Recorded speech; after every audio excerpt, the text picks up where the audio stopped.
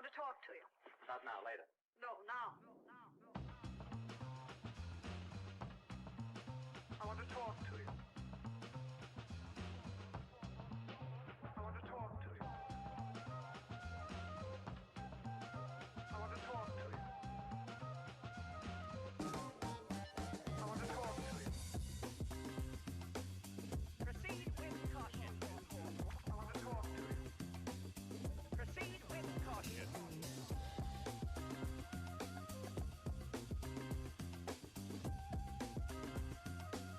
I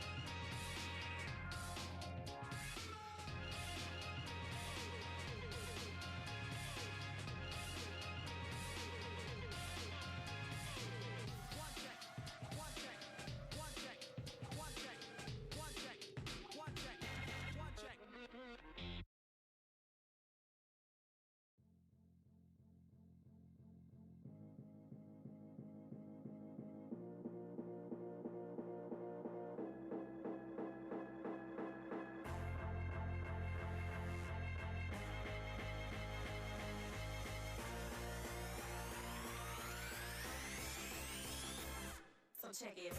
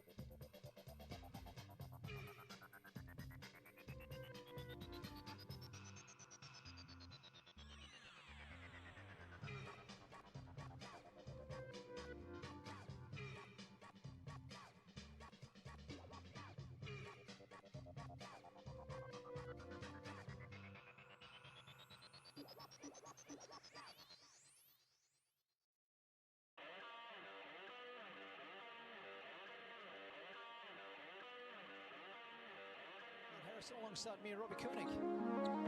It's courtside. William will go to him if he's ready. What he can hear us.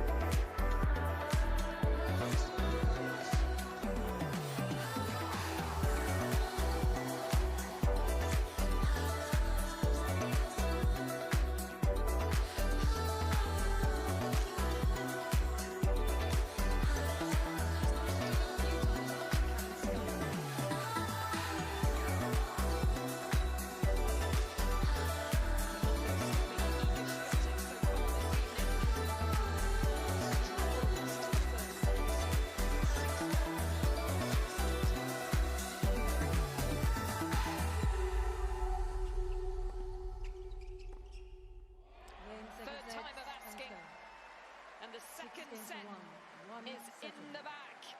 And that is the biggest winning margin in a set for...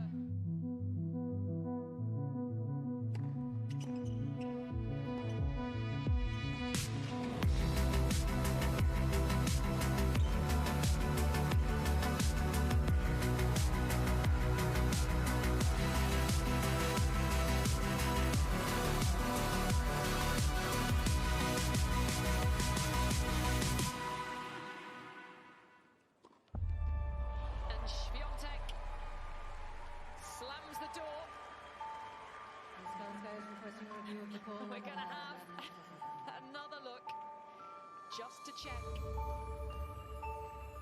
These computers don't get it wrong.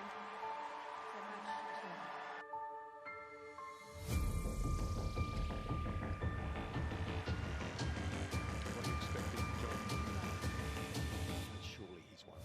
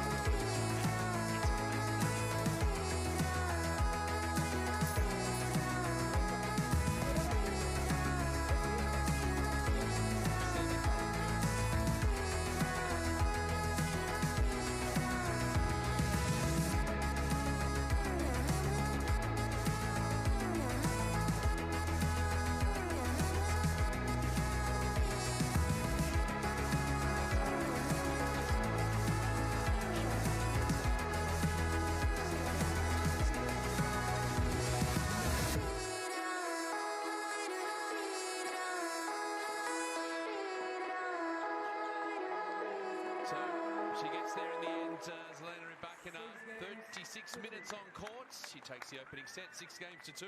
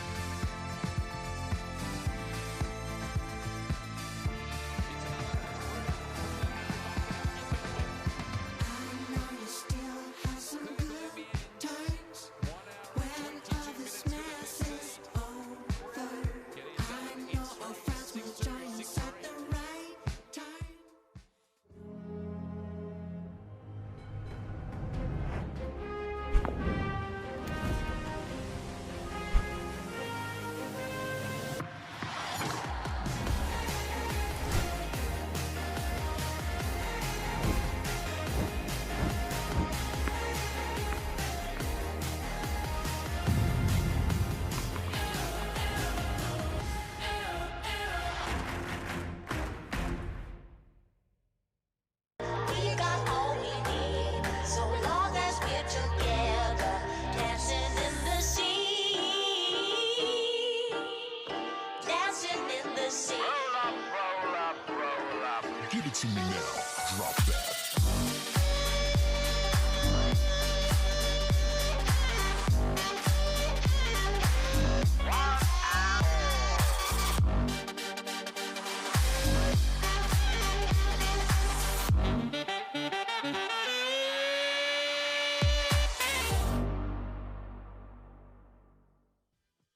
We're at the beginning of another beautiful day here for the Australian Open animated down at Melbourne Park. A lot of tennis on the cards. It's going to be good because we're also nearing the nitty-gritty end of the men's and women's singles here. And, it wouldn't really be the Australian Open without a couple of Aussies. And that's what we have left. We do have one Australian in the men's singles, one left in the women's singles as well. And so we were coming back through the history books of the Australian Open and, our mark on it as Aussies.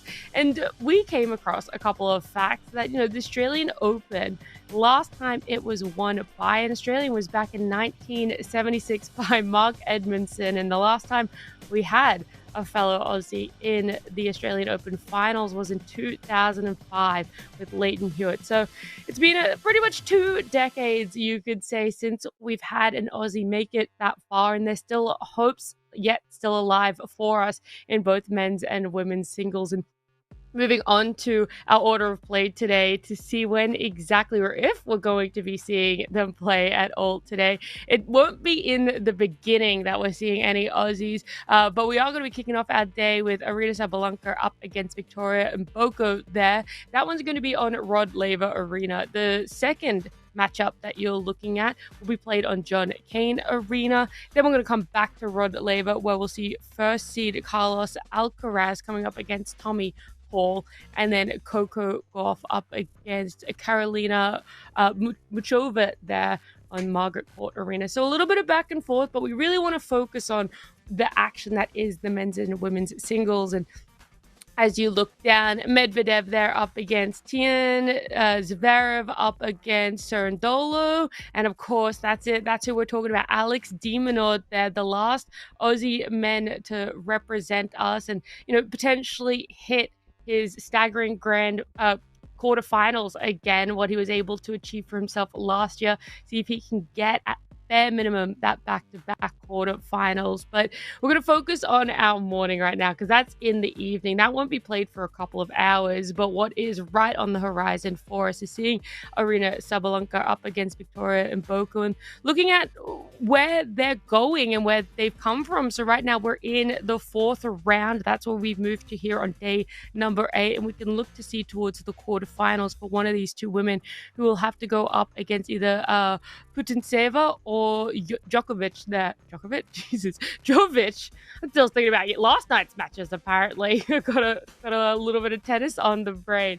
But with the Australian Open Rod Laver Arena, we can see them standing in the wings, Sabalenka and Boko there. The craziest thing about this matchup is not the fact that you have someone who might be able to upset Arena Sabalenka, but the way Victoria Mboko has been playing, you would think she's a veteran at high level Grand Slam tournaments, but this is actually her first Australian Open event. So debuting here, making it to the fourth round, and now having to look across the court from herself and seeing, world number one Arena Sabalenka there, who's been able to win 2 Australian Opens for herself in the past. So someone who's extremely new, someone who's extremely veteran and experienced here, but both of them doing so much to earn their place here. And we're going to have a look back at exactly what they were able to do to get this spot in the fourth round.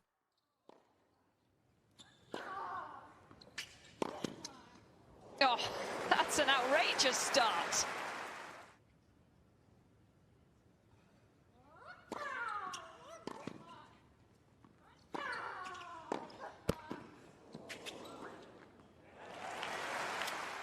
Recovering from the brightness when you toss the ball up.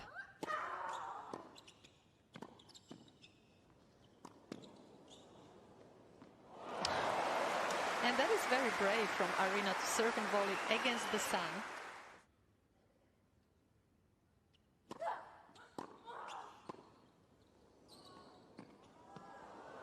Not up. Just the lightest of touches, and Sabalenka seizes back the steering wheel.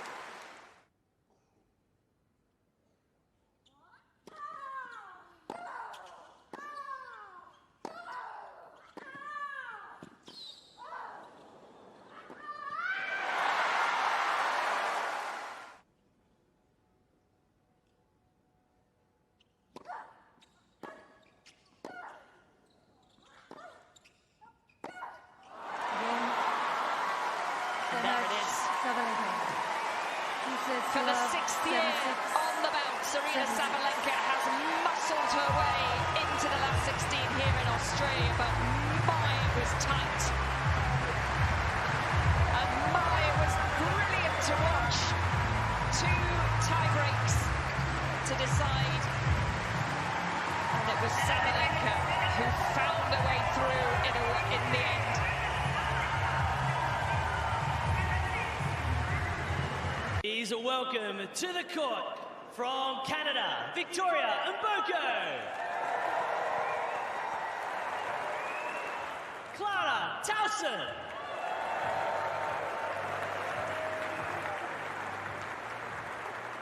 which one you choose? Ayo. So now is the moment to begin? Yeah, you can do it. Very good. Ayo. You receive? Okay, let's do a photo with her facing that way, please.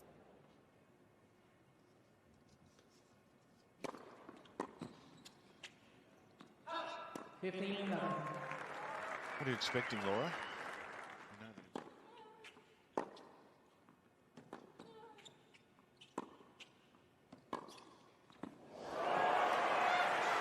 You have to hand it to Towson. Some of the forehand.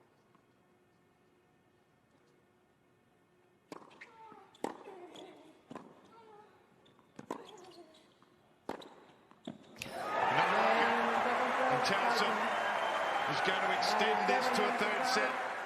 Where that kind of shot making lasts the entire time.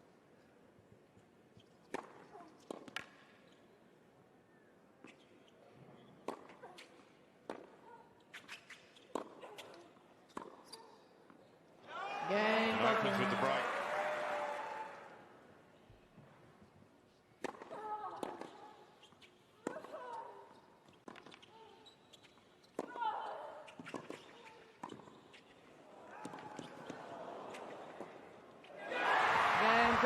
The rising star continues her ascent. Mboko through the fourth round of a Grand Slam for the first time.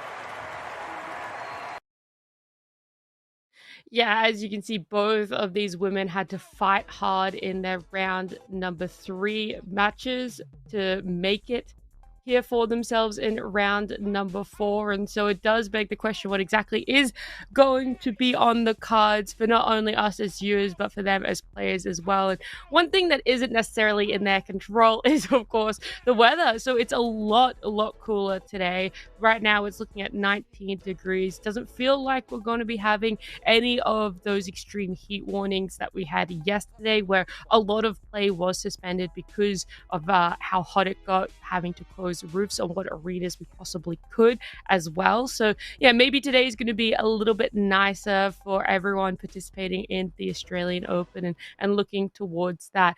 Now our players are warming up, getting ready into this, and while they are, I was looking at Victoria Mboko. We've already talked about how this was her debut as well here, but world number 1 Aryna Sabalenka was talking about her and described her as an aggressive player that likes really heavy shots, and even said herself that she's excited to face her for the first time. So someone she hasn't been able to get any practice hits with. They've never really seen each other on the court in any capacity, whether it's competitively or even just as a practice couple of hits as well. So it feels like it is a lot of uncharted territory for everyone going into this first matchup today of the Rod Laver Arena. And Sabalenka loves her grandmother's cooking, looks forward to her pancakes when she's away from home.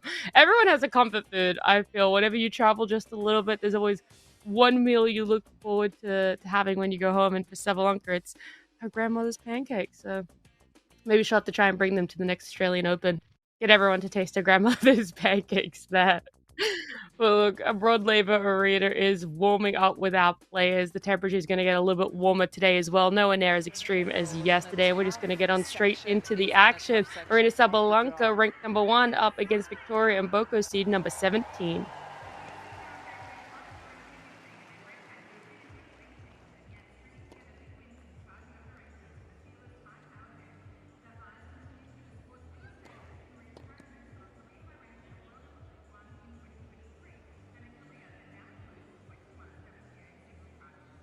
So players just going through their final stages of the warm-up, and we'll just take this opportunity to join courtside. We have Isla Tomljanovic joining us. Isla, it's wonderful to have you courtside. I know you've been up close and personal with both these players, and a very warm welcome and a good morning to you. Thanks for letting me join, guys. I definitely have the best seat in the house. And conditions, can you give us a little bit of an indicator, because it's completely different to what we saw yesterday? Yeah, I think the fact that the sun isn't out and most likely won't be, I think it's going to slow things down, which might favor Aryna a bit more. But, I mean, she's so comfortable on this court.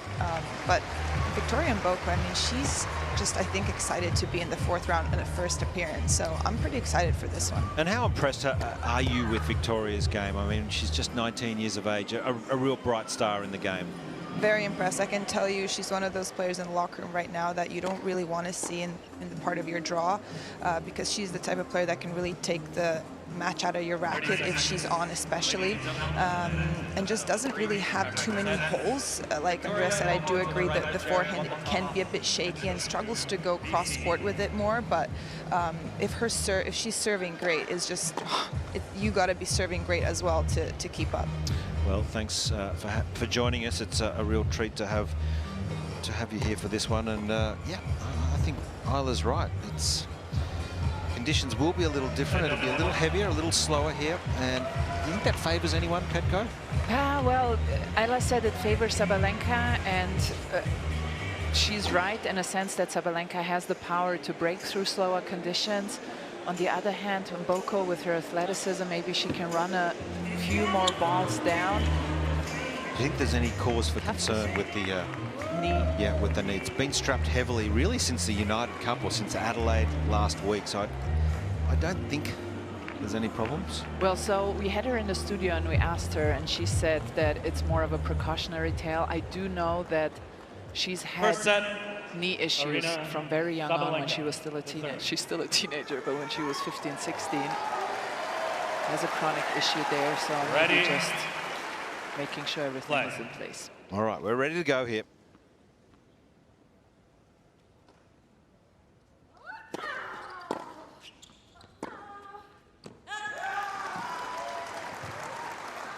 Love 15.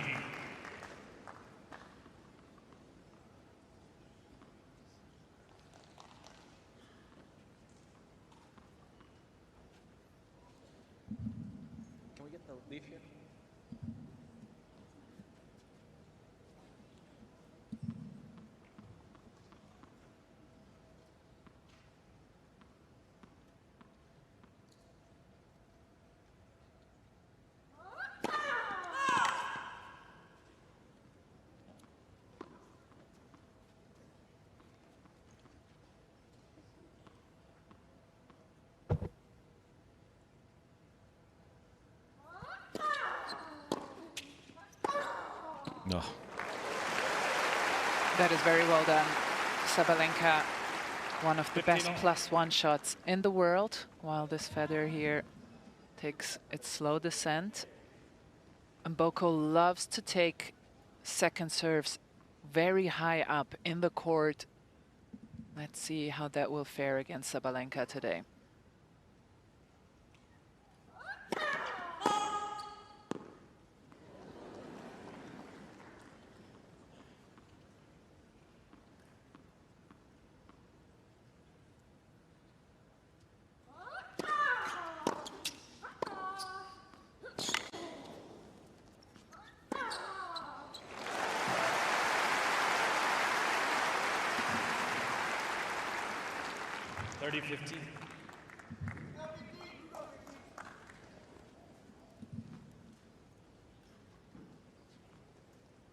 Now that's what we're going to see, a fair bit of athletic ability from Victoria today.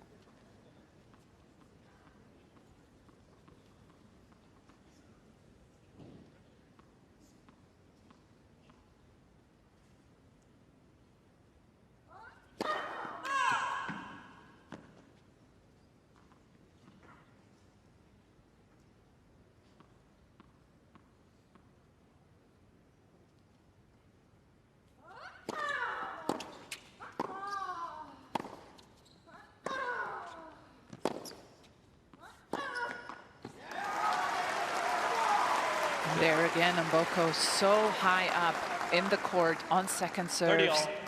Not afraid of at all, even against the world #1 who has the best numbers when it comes to second serves won. Be very interesting to see how this one plays out.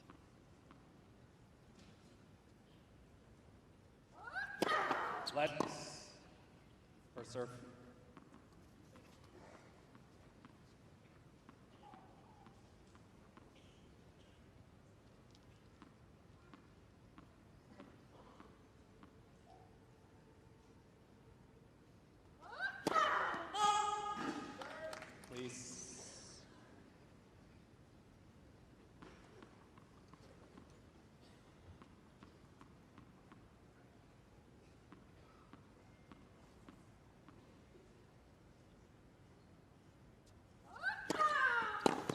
Yeah, you can see she's directing a lot of traffic all to the forehand early here to Mboko.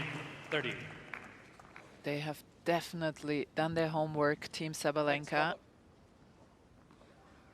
Probably have watched what Osaka did well in the first set in the Montreal final, what Krejcikova did well, Andreeva.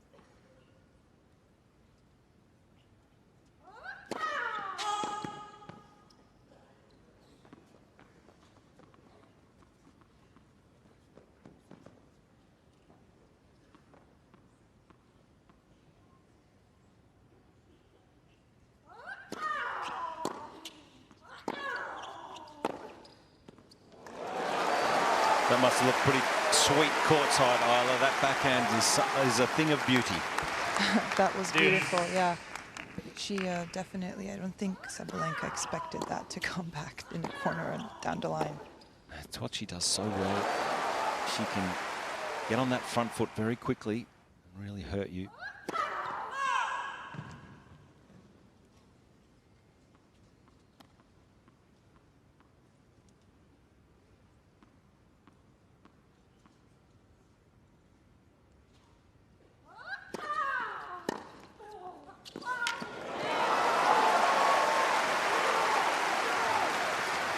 First break point. Advantage, Mboko. Just certainly loves the center stage. One of these young players that bursts onto the scene and immediately seems comfortable in these big moments. Sense of belonging.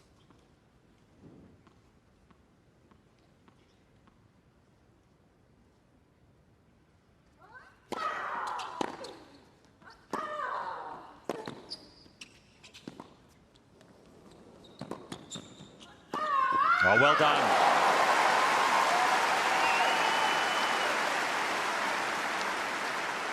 That was a great point by Sabalenka. I held my breath when she drop shotted Mboko because she has one of the fastest steps forward.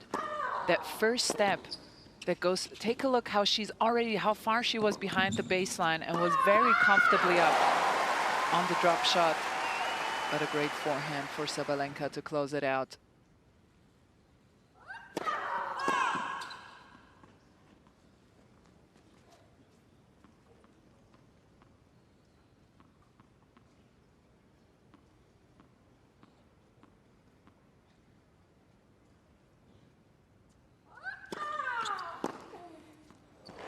She's so good on second serves.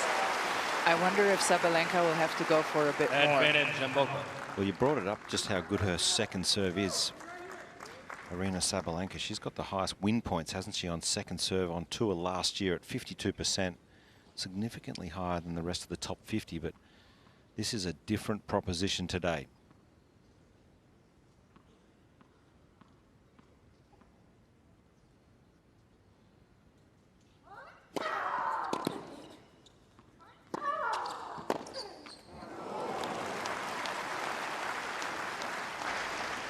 Also, Sabalenka did signal to the team like she's not maybe too happy with her string tension, and saw her coach maybe having a few rackets ready. So we'll see, maybe her rackets are a bit too tight for today's conditions. Yeah, we've seen that a lot with players coming out, and after the first couple of games, they're firing rackets back to the restring, and just the conditions changing. Yeah, this year has been particularly challenging in that regard, from 40 degrees to 20 degrees within hours. How many rackets do you think these players would have on court with them each? I would say 6, and then we saw men probably more. Men probably for a best of 5 format 8. Oh, well done from the world #1. Faced a couple of break points and has got herself out of trouble here. A good start to this women's singles 4th round, and there you see it. Just sending one back. Takes about 15 minutes to get a racket strung here, and then she's bringing out 3 fresh ones. So yeah, a lot of them just sort of start the match and get a feel of what that condition potentially looks like, and then they can send them back to the stringer. How many kilos or pounds, Ayla, did you go up and down, or do you go up and down when the temperatures change? I would say up to 1 to 2 kilos, but to be honest, I'm not too fussy. I just try to make it work unless it's really off. It's difficult enough out there, isn't it? Sometimes some players make it really overcomplicated.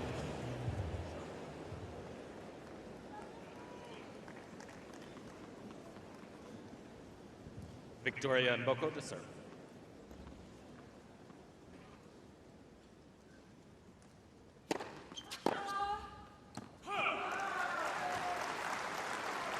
$15 left.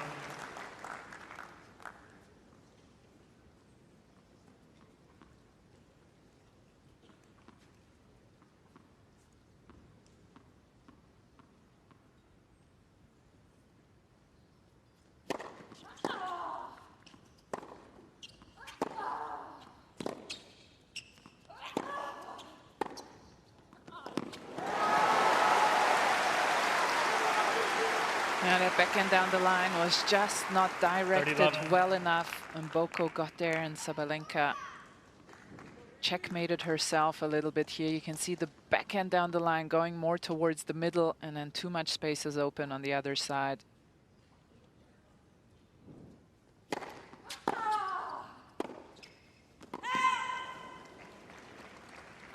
$30-15.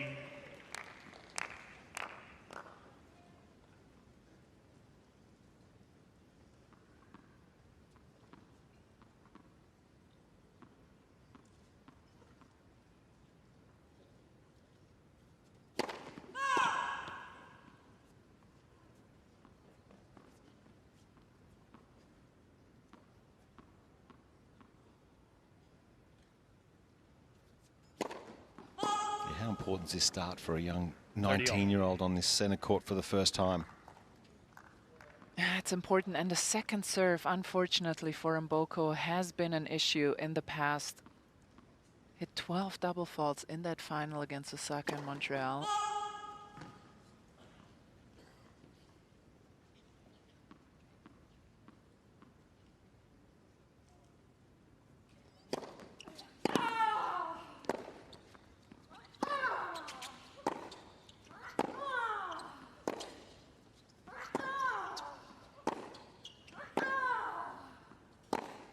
Wow.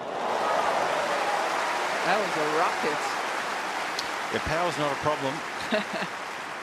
But I also love the placement. 30. It wasn't only the power. Sabalenka can handle power, but she got short here, and then look what Mboko does. Goes onto the short point in the court, opens the angle. That's power and finesse combined. Game. So that'll settle the nerves if there were any at all.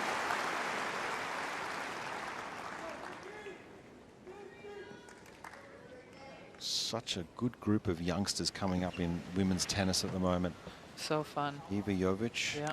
Mira Andreeva, yep. Victoria Mboko. I'm probably missing a couple. Isla, can you think of any other youngsters? Of course, Coco Gauff, just 21 years of age. Yeah, we don't talk about Coco because she's been up there for so long already.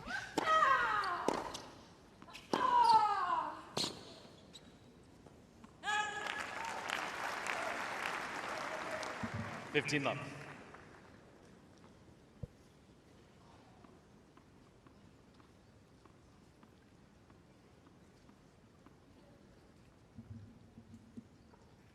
Behind the court, seats quickly, please. Thank you.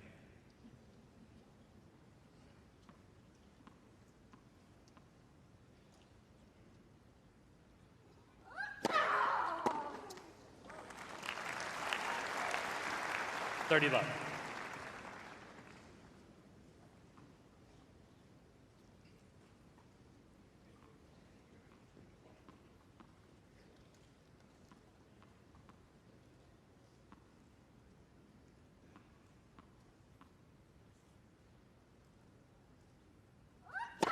Oh.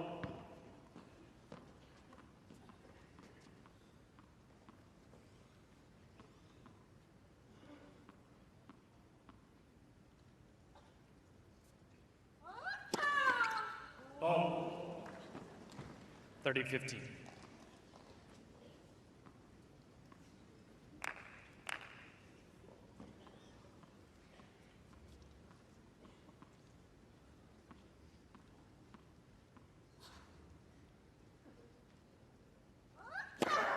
Yeah. This serve, I mean, if you turn back time 3 years ago, she could barely make a serve. Remember, she went through this really difficult patch, and now she's come out the other side, just worked so hard, and it's such a weapon of her game.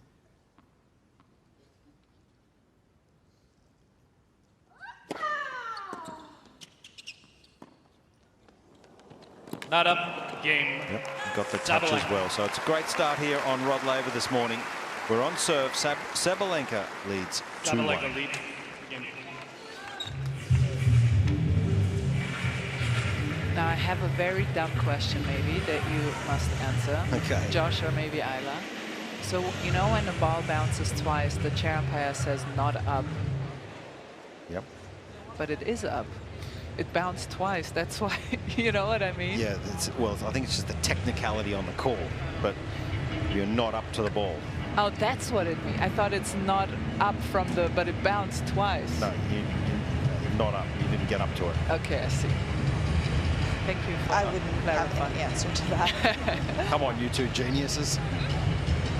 The IQ is very low right now in the booth. It's early in the morning. We're just warming up.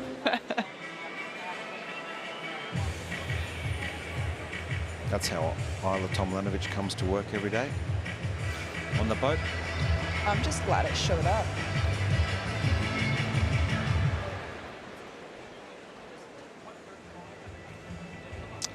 That's the way to do it, and that's how you want to get dropped at the front door here at Rod Laver Arena. Time. And what a start it's been here. Much cooler temperatures, just around 20 degrees at the moment. Very pleasant conditions for the players, for the fans. on what promises to be another wonderful day here at Melbourne Park.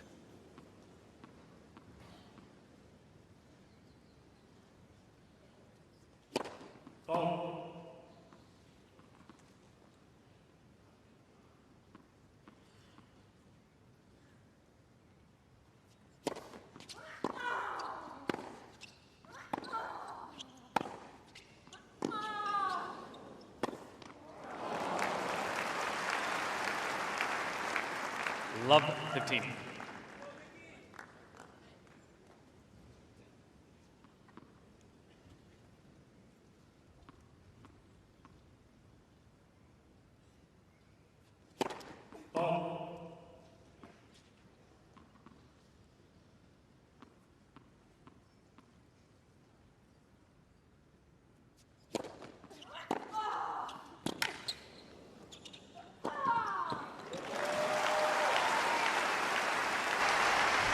I'd say if there's one thing I Love think 30. Sabalenka can exploit a bit is throwing in a bit more variety, like we saw with that slice. I think Mboko still has a bit ways to go to learn sort of how to handle that.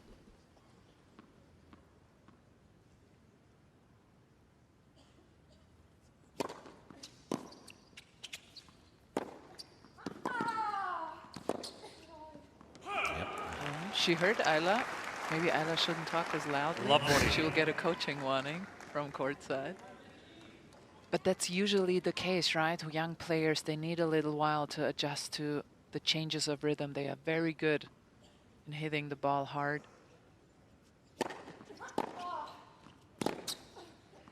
That's a perfect game from Sabalenka. She strikes early here on Rod Laver Arena.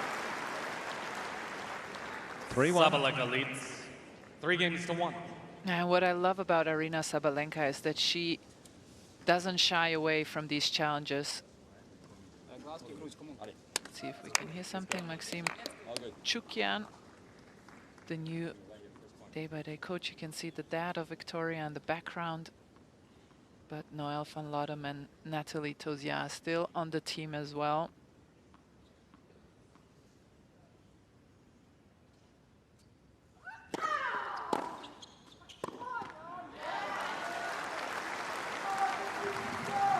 Love 15.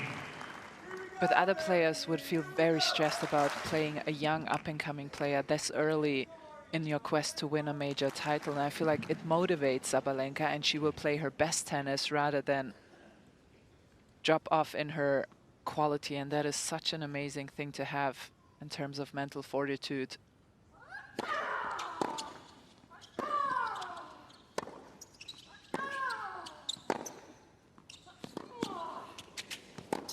That's so good.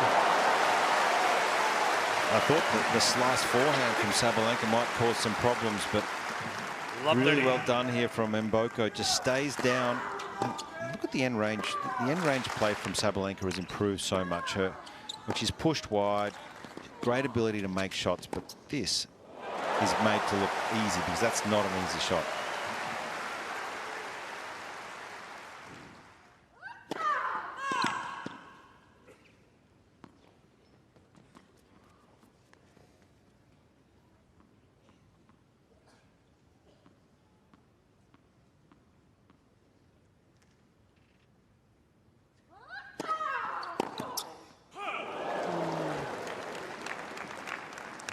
Fearless. 15-30. Doesn't make it this time, but never afraid, Mboko.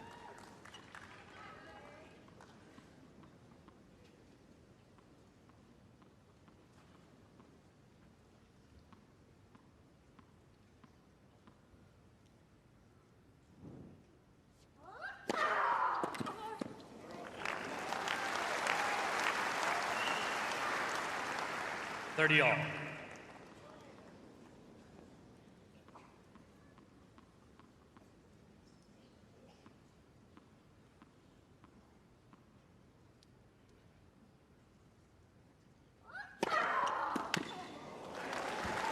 She's got some good rhythm at the moment.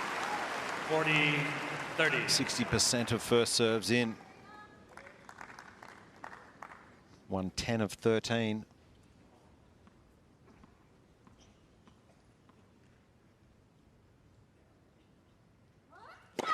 Led. First serve.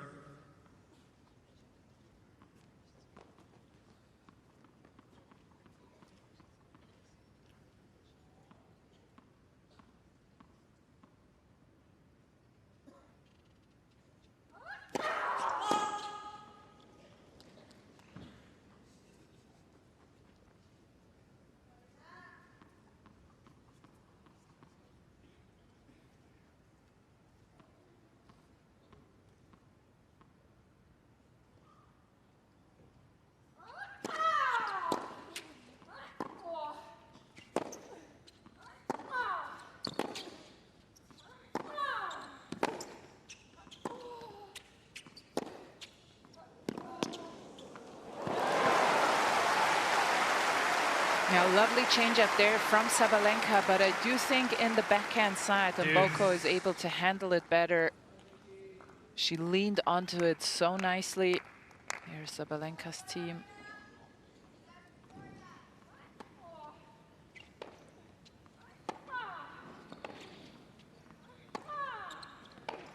This right here was the change up with height, but into Mboko's backhand, and she took over.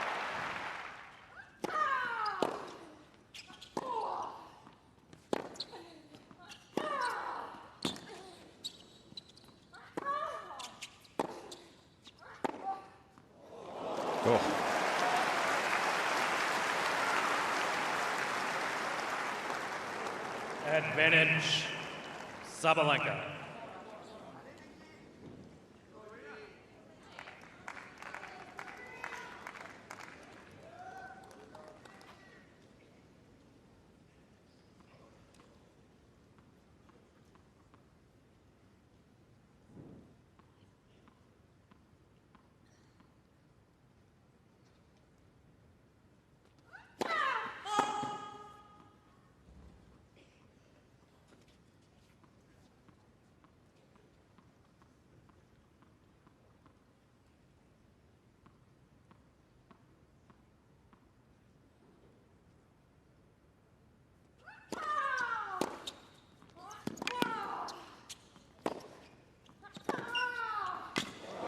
Scintillating from Arena Sabalenka.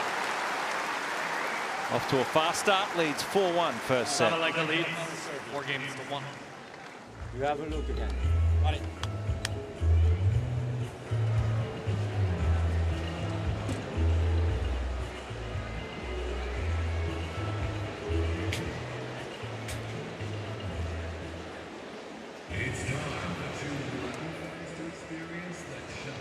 Huge crowds just strolling through the grounds here. You can sit back on some of the reclining chairs and just watch the big screens from many different locations here.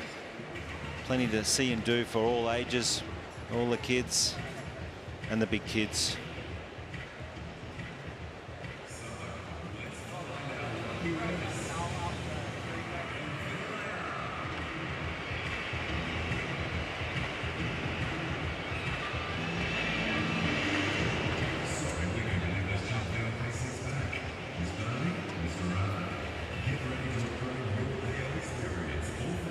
Time. Well, it's a great site, isn't it? One of the best sites in world tennis. Such an iconic stadium, Rod Laver Arena, where some of the best matches have ever been played. And you can bet your bottom dollar over the next week we're going to see some unbelievable tennis as we get down to the pointy end of this year's Australian Open.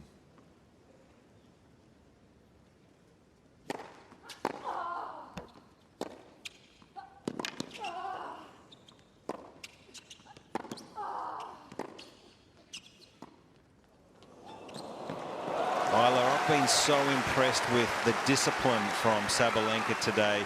She's come out with a strong game plan, but her execution's been perfect. Yeah, and also you don't see many players that are not fazed by Sabalenka's power of shot, and Mboko is not at all. And when she has a ball in the strike zone, she actually goes for it as well.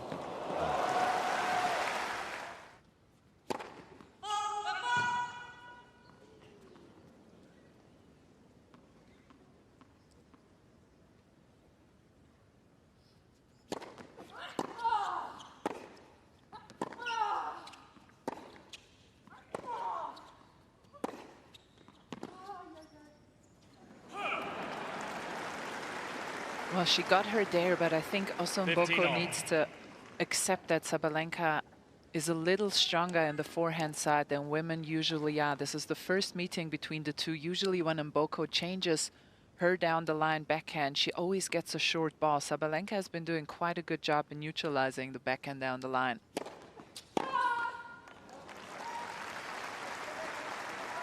30-15. Sabalenka just has that core stability and those strong legs that can withstand some of that power.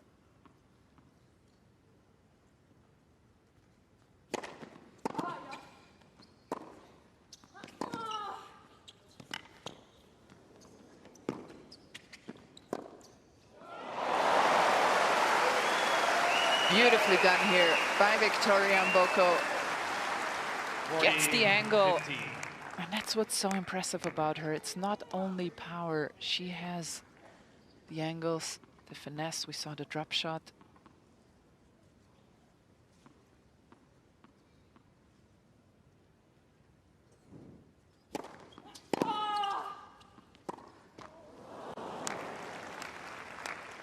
I think something Mboko hasn't maybe encountered yet is that Arena makes you play that extra ball no matter how great your shot is.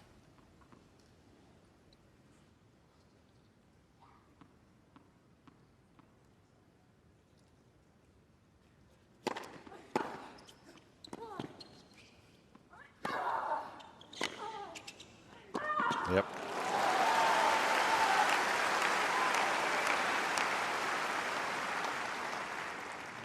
Again, just peppering that forehand side. I thought it's tactically great awareness. Yeah, peppering it without being too obvious about going only into the forehand.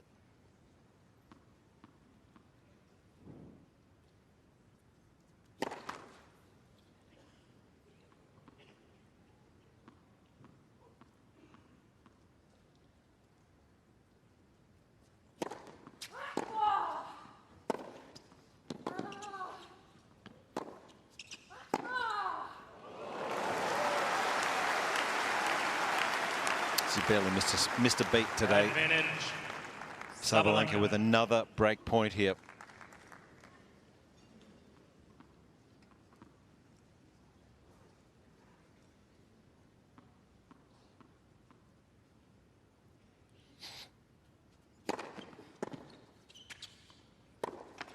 Game, Sabalenka. Disappointment for Mboko, but it's been a red-hot start to this fourth round for Arena Sabalenka. 5-1. Well, and if you have asked yourself, what does it do to Sabalenka to have such a tough draw very early on? Well, this is what it does to her. She plays better, she plays bigger, she goes for more, she loves the challenge, and her serve is up by 14 kilometers per hour compared to the rest of the tournament. Yeah, that's a huge number, and especially given it's not overly warm and the conditions are somewhat slow at the moment. So that's a big shift in serving numbers. Let's first serve.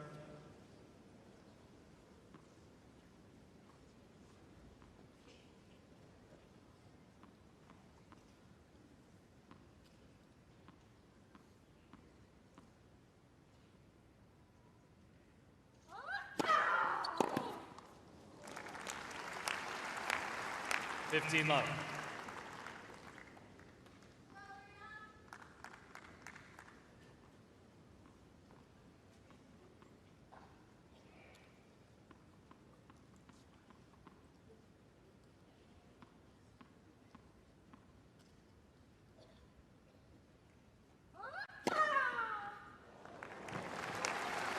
It's third ace of the match. 30 love. Arena's fitness trainer on the left there, Jason Stacey, would be very happy with what he's witnessing so far.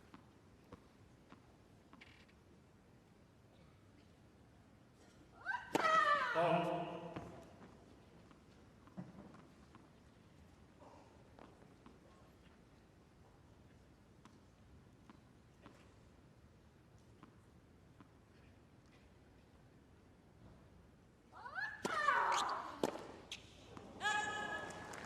$40 love.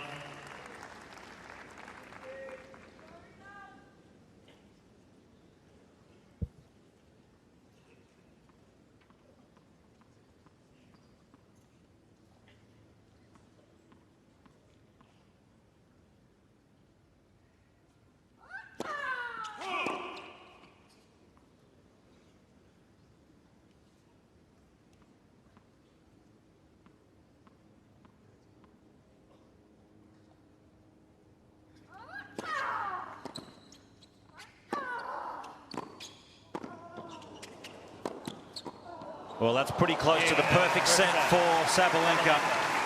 Does not get any better. Races away and takes it 6 games to 1.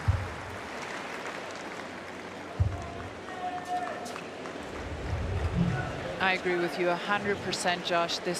I didn't even think Victoria Mboko played that badly. Yes, she could have done a few things better, but not many. This has been a picture-perfect set from Aryna Sabalenka. The only thing, the first serve percentage could be a bit higher, but we showed that she's going for a lot more, so that will just have the first serve percentage drop a little bit. 15 winners to 4 unforced errors, Josh.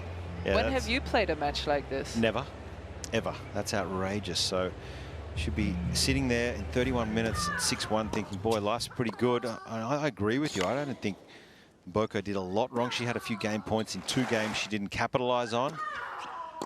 So let's just see what she can conjure up in this break to start the second set. But overall, Sabalenka has been perfect, been disciplined with her shot selection on it. On end range, she's been very good at not trying to overplay, keep the ball in play.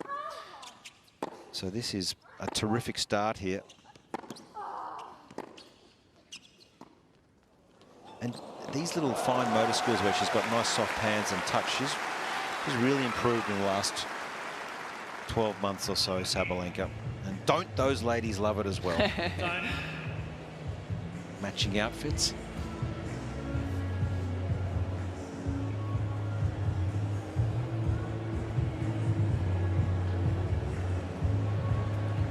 Yeah, some Sabalenka fans in the stands. And don't they look fantastic? They really do. The Clyde, I wanted to say, I just slipped into my German tongue. The dress is a very nice one. Suits Aryna well with the bold colors, as bold as Aryna's mentality. New balls.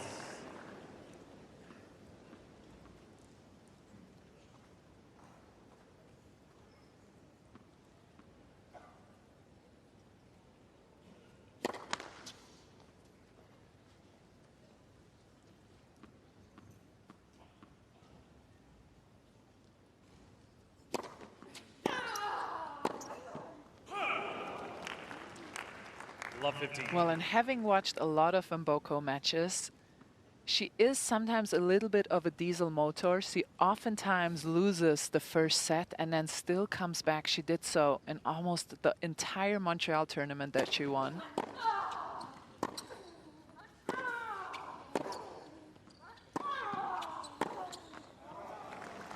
It's just a daunting task if Sabalenka continues to play this well, Josh. Yeah, she's just got to come out with as much energy in the start of this second and do everything to dig those heels in to try and stay on the scoreboard, stay close, try and create some pressure that way.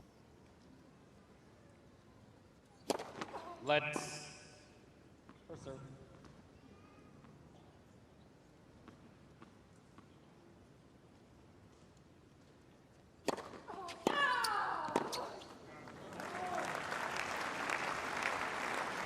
Love 14.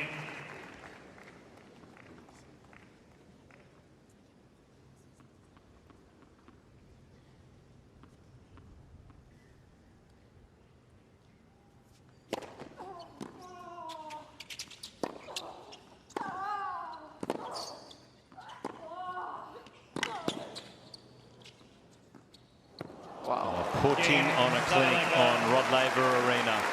Sabalenka with another break to start this second set. First game, second set.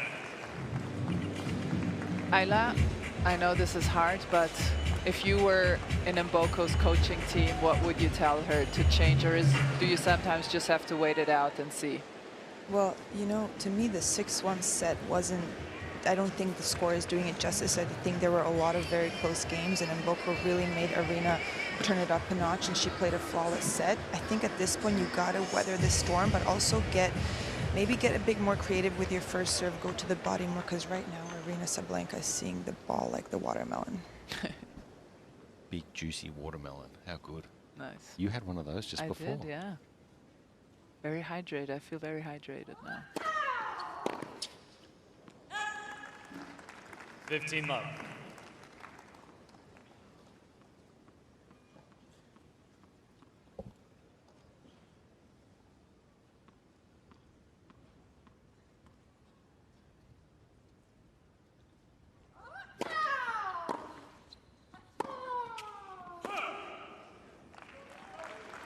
15 all.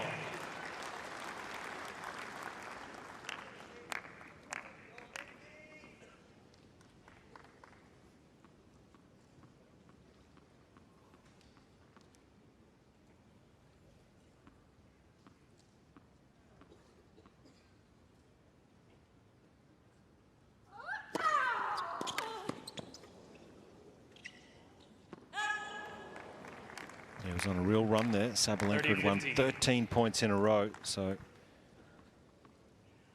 just needs to try and halt the momentum a little bit here in Mboko.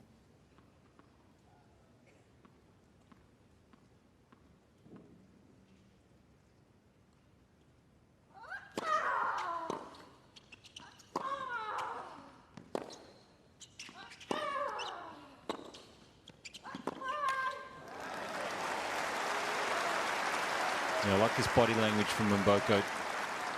You're right, she's played a lot of three-set matches. If you go through the list of her scores over the past 12 months, she's got a really good win-loss record in 3 sets. Yeah, she lost the first set to Rybakina in the semis of Montreal, saved match points, came back, won.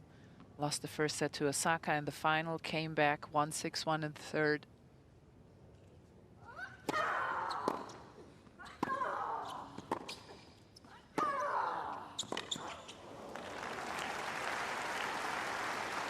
To see that demeanor from a young player, 40, to still 30. be pumping yourself up when you're down a set and a break, even when you're up like that and you see your opponent doing that, it doesn't feel good. It shows that they're a fighter and they won't give up. That is very true, because I'll be already on the floor crying. Be booking your flight home. Yeah, I would already You'd be thinking about be motioning to my team like, okay, this is it, guys, let's wrap it up. Game Sabalenka. So the roll-on continues. Sabalenka leads. World number 1, Arena Sabalenka. Very impressive. Oh, yeah. Very impressive performance from her. And I do think that part of the issue for Mboko is that I've seen so many of her matches where the backhand down the line creates a situation that she can do something with. And today, Sabalenka has been able to neutralize that backhand down the line of Mboko's. She gets good depth off that, good height, and Mboko has to start all over again. And that's where she's just a little bit confused. She hasn't played that type of player yet that is so strong in the forehand corner.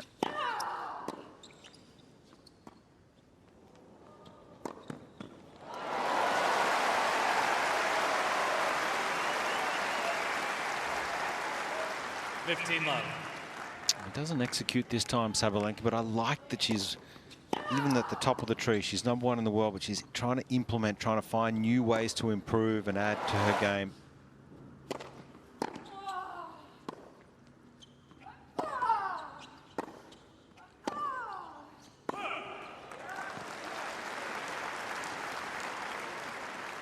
Love.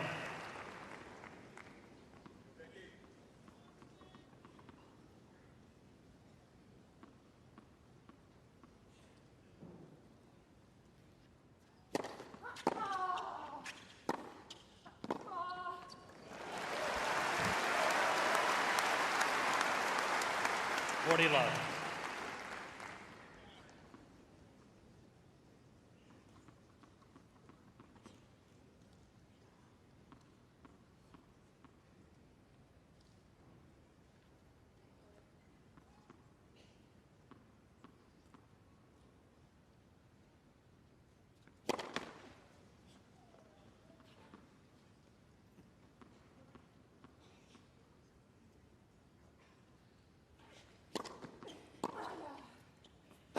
Game Mboko.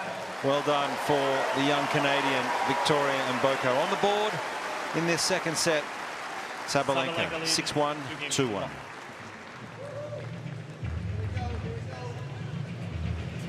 Well, Josh, and we talked about the placement from Arena Sabalenka, as how she's slightly targeting the forehand of Mboko more. And this is what she does so smartly. She doesn't overdo it. She just picks her targets very well. We have a graphic here from bolt 6. 47%, I counted 12% that go through the middle, also more onto the forehand side, because players usually try to play forehands from the center of the court. she wins most of the points that go into the forehand, but she doesn't do it too much. So Mboko can park a bus on the forehand side and just remain there. And that is what is so great about Sabalenka's strategy here. It's not too predictable. Gee, you've been busy building that graphic. Busy little bee. I like it. Get you a girl who can do both. Yeah. Well done. Spreading the court.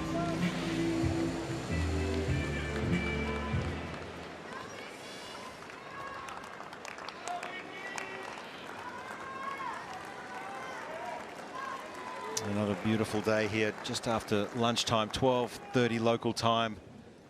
And Arena Sabalenka has just been so impressive from the start.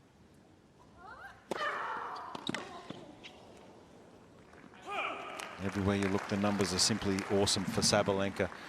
65% of first serves in, winning nearly 80% of those. 16 winners.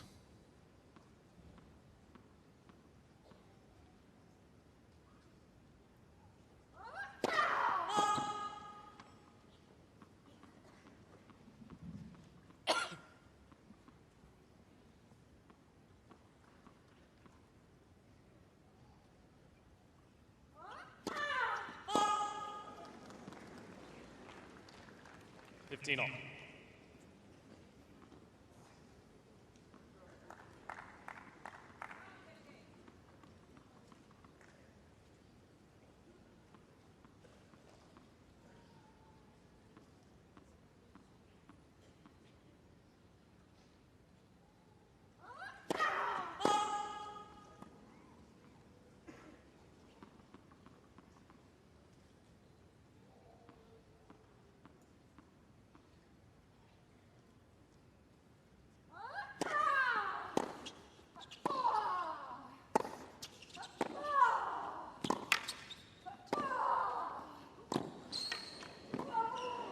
Oh, great stretch volley.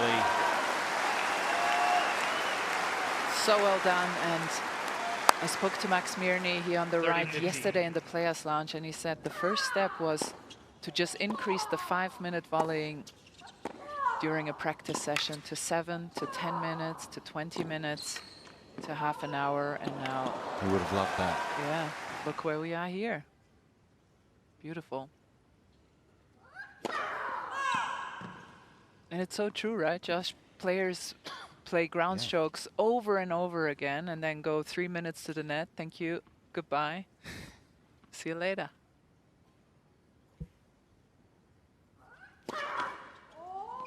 No, that's right. You typically, in an hour session, you might warm up 15, hit 10 or 15 minutes cross court.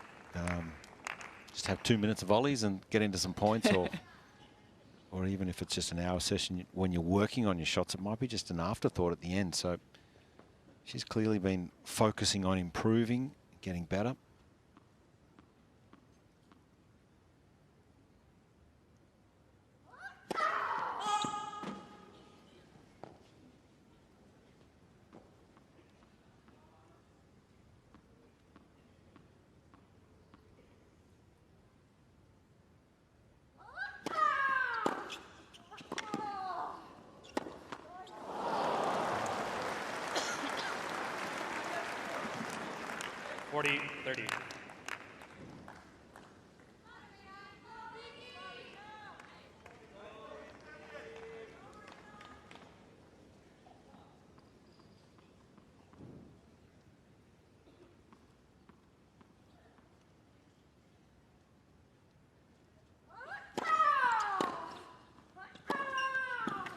Yeah, really well done again from Arena.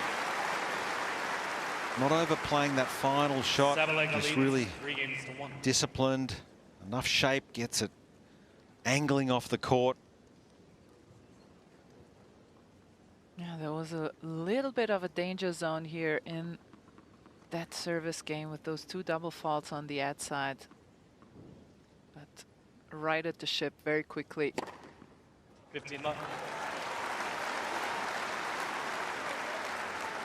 And that's the one thing we haven't seen so much from Victoria Mboko. This is her first ace, and she can hit a lot of aces when she has a good serving day. Haven't seen that so much from her today.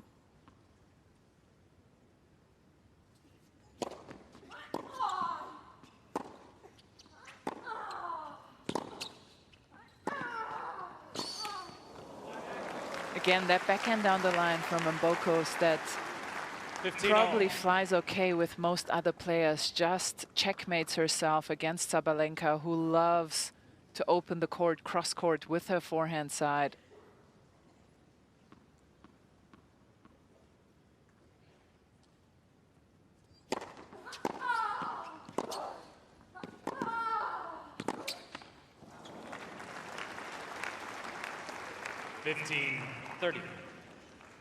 I also think Mbokos has hit many really good serves, but against Arena, they just come straight back deep to your feet. So I think she's just feeling like she keeps having to hit an even better serve.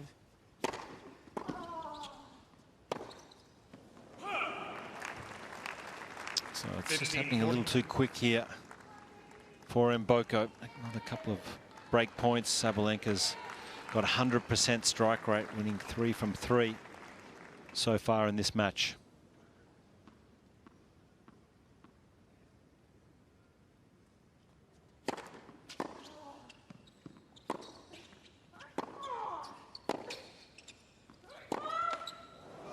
Oh, and he just clips the tape. 30-40.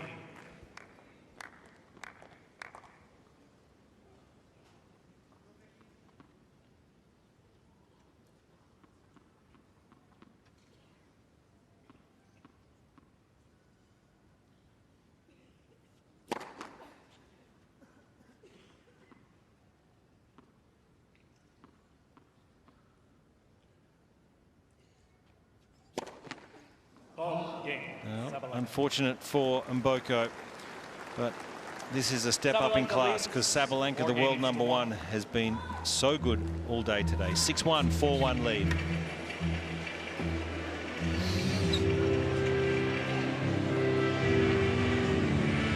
Can't tell you how impressed I am. She's been super in every department today. I thought this would have been a real dangerous match, and I just can't believe how well she's played for a 4th round, and obviously feeling so good about her game at the moment. I agree, Josh, and here is the classic ritual for Sabalenka team, a little riding, not on the wall but on a face. And this is, I talked about it at the top of the game, but this is what I love about her. 90% of the players would have been, not scared is maybe the right word, but would have been hesitant about playing such a young, good player. Time. I like Cain. Well, you can see on the other side, he copped one in the eye when they were warming up, so he's bounced back.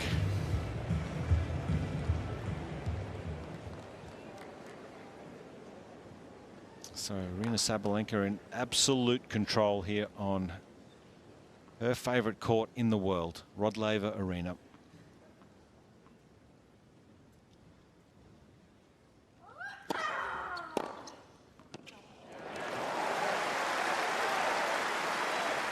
Well, the learning curve is quick, isn't it, for a young player, though? Like, we can fast forward time, and in 12 months, I'm sure, when we see Mboko, she will be a lot better player as well. Oh, I saw it with Iva Jovic. I called the match between her and Jasmine Paolini at the US Open, where it looked like a girl was playing a woman, and 3-4 months later, Iva Jovic takes out Jasmine Paolini.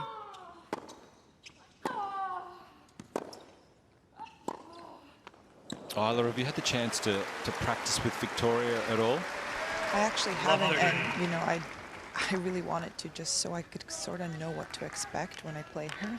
But she's definitely at the top of my list because I've heard her ball striking is, you can really feel it. Yep, absolutely.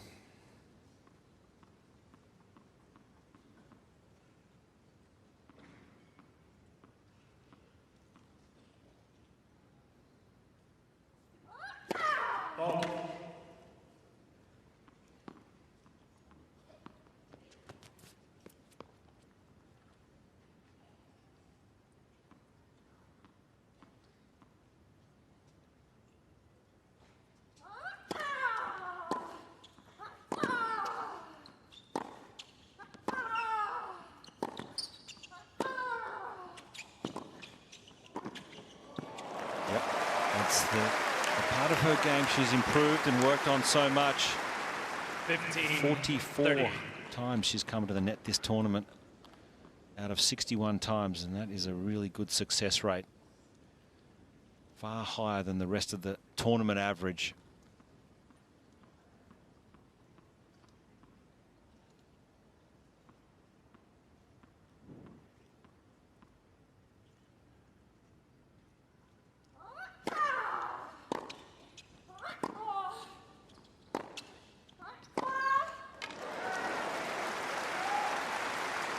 Here's a couple of breakback opportunities for Victoria and Mboko.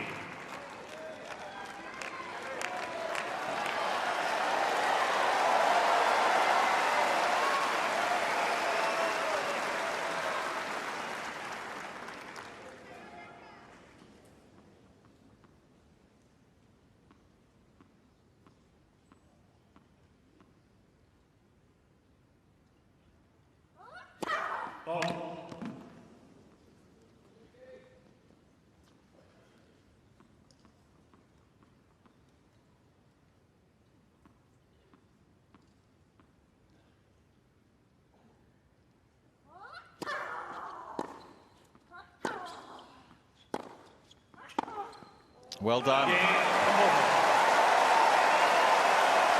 little bit of a boost in confidence for the Canadian here on Rod Laver Arena. Sabalenka lead 4-2. And Ayla mentioned it before, the demeanor of Victoria Mboko is so impressive for such a young athlete out here on Rod Laver for the first time.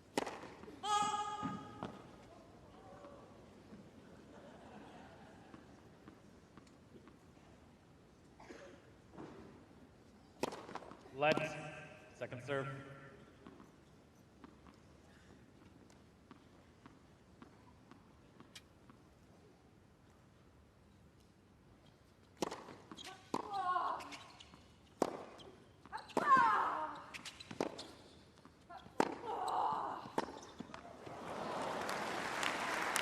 Does the little things so well, Sabalenka. She holds that baseline and takes the ball so much earlier than most players, and throw in the fact that she's got so much power. It's such a weapon. Puts her opponents under so much stress early in the rally.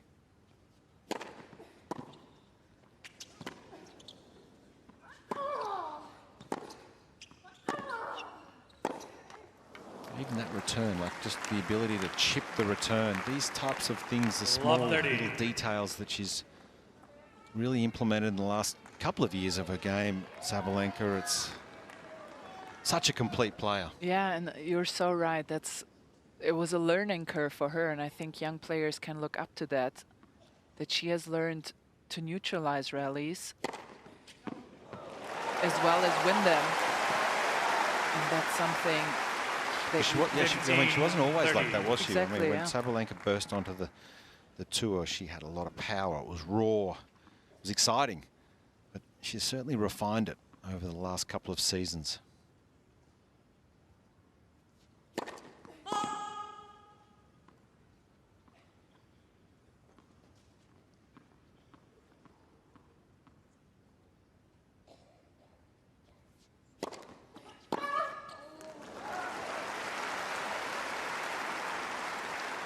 Yeah, but this is the first phase of the match where Sabalenka is giving at least a few unforced errors away.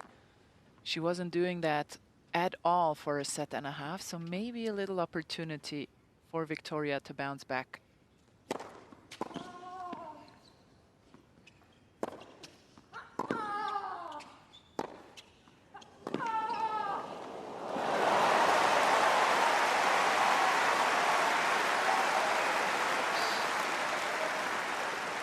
(40-30).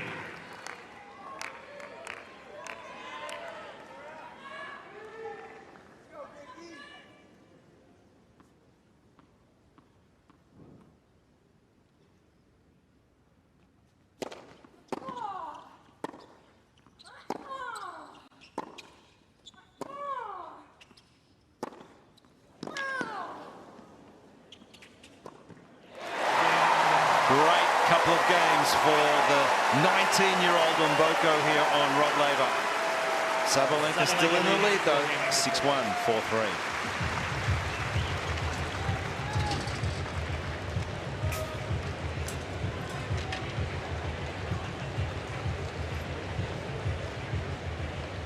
Yeah, great look at Victoria Mboko here. Just so athletic, free-flowing, balanced. And the rate of improvement will be quick. I'm convinced of that. Got to remember, these are all firsts for her. First on Rod Laver, first time in the main draw of the Australian Open. The learning curve is massive, but she seems pretty comfortable here on this big stage.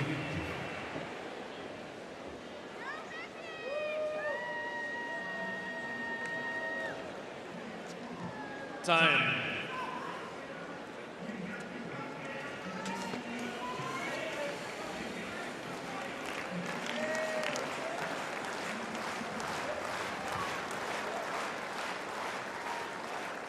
Aryna Sabalenka. Thank you. Players Plenty are of ready. fans in the stands here. Has got herself in a good position. 6-1, 4-3, but just a little bit of a fight back at the moment here from Mboko.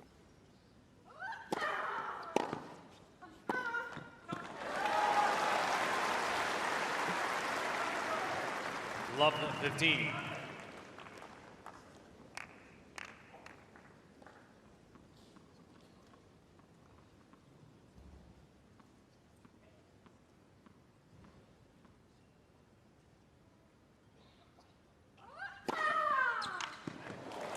That's such a good serve, isn't it? We're fortunate enough to be in the bunker right behind 15 Sabalenka, all. and her ball toss is so consistent. Gets it straight above the head around 12 o'clock on a clock. That's what the serving technicians would call it, and just at full extension.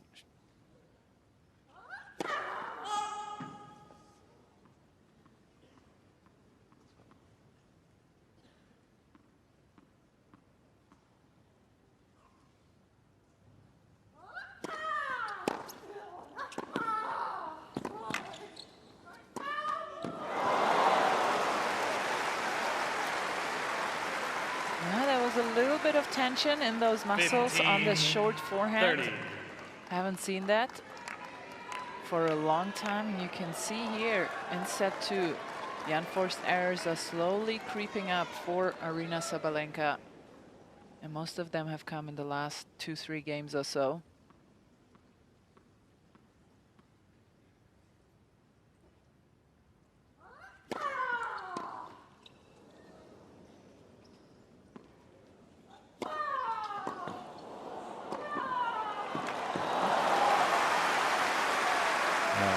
That was not that easy. 30 all. First the smash. This one here. This is not an easy shot. And then just a high forehand volley. Sometimes you can pull that volley down into the net. So she really swung through that beautifully and kept going forward.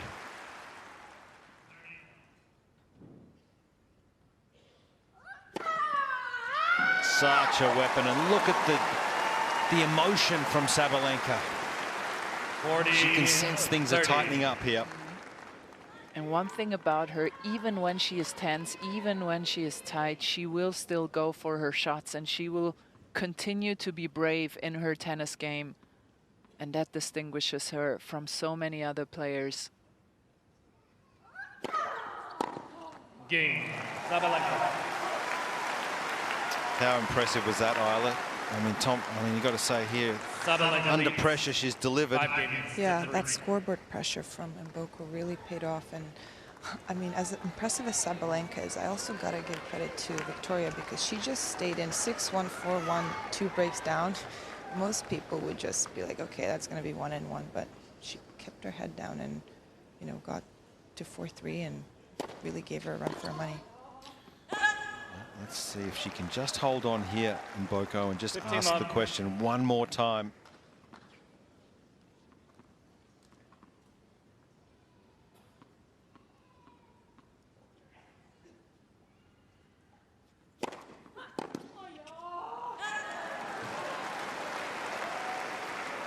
Dirty love.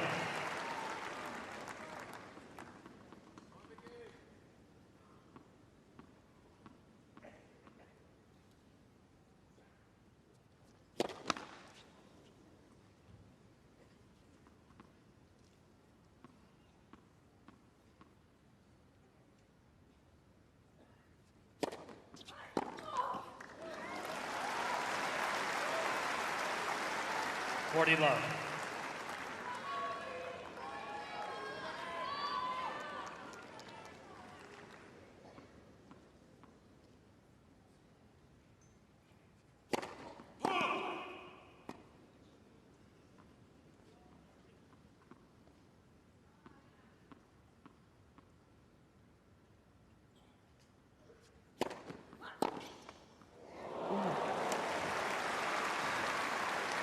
Not sure if she wanted that exactly, 40-15. but we'll take it, yeah. I think her face is saying no.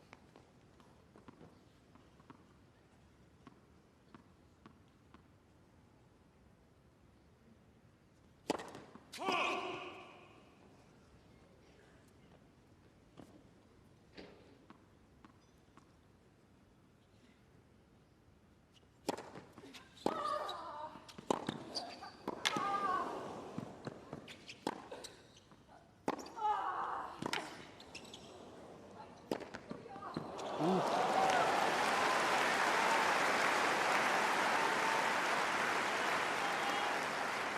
Forty, 30.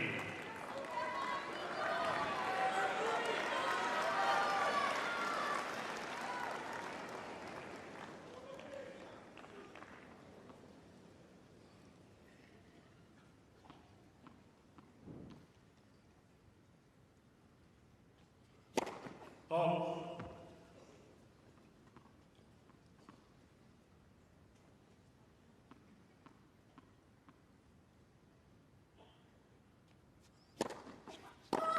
Game. Well done here from the teenager Mboko. She's going to ask the question because Sabalenka will have a chance to serve for the match. Sabalenka leads 5 games to 4.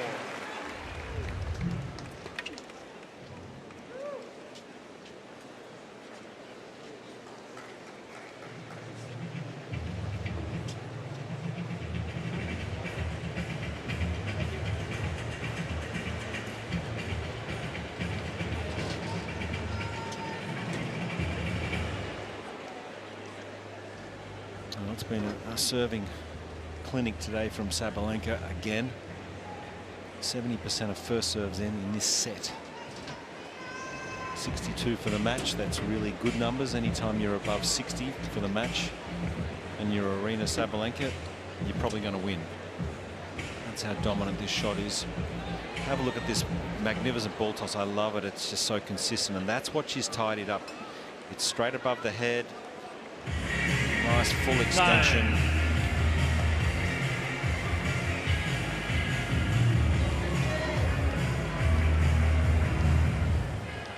So it's Arena Sabalenka serving for a spot in the quarterfinals of the Australian Open. Thank you.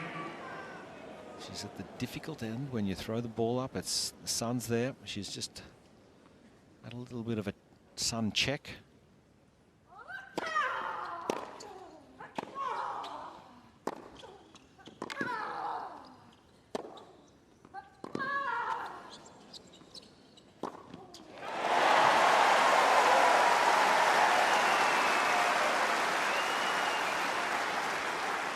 Love 15. Not giving up quite yet. Beautifully constructed. What a competitor she is.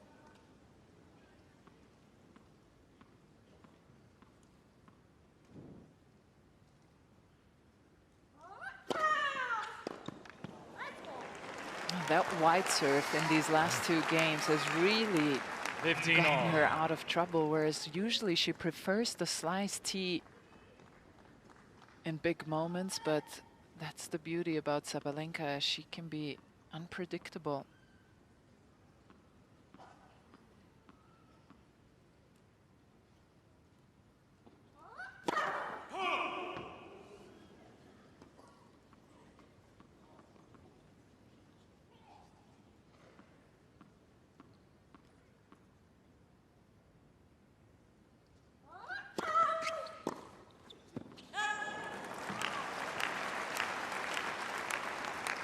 $30-15.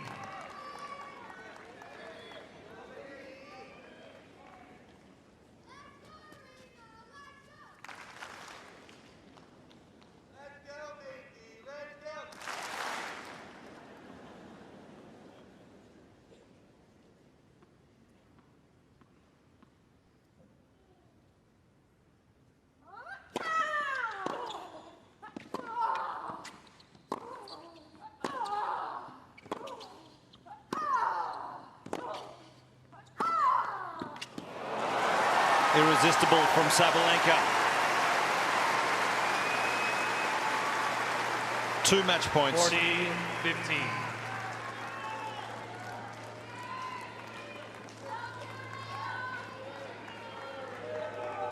Thank you, please.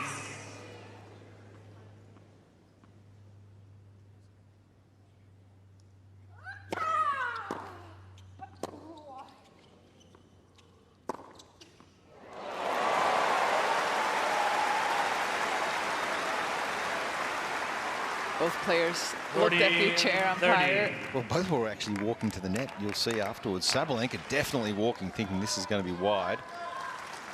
Just gets the line. Yeah, it's well in. Well in.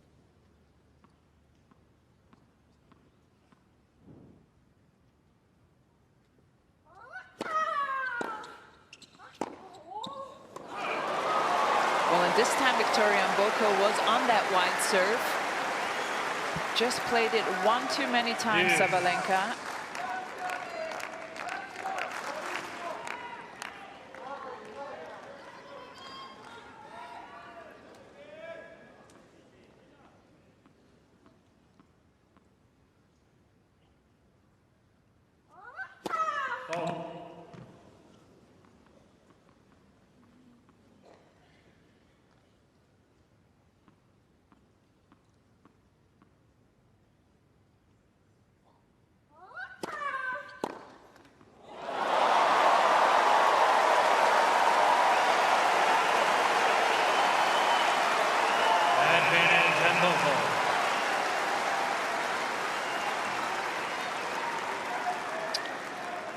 Fearless.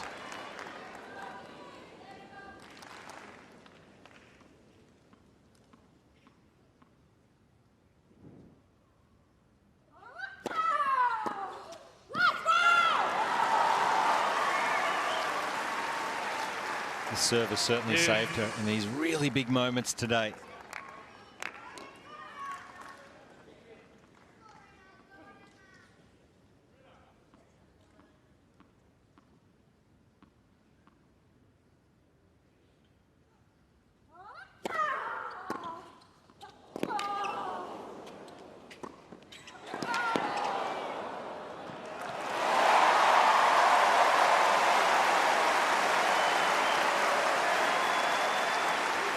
Advantage, Mboko.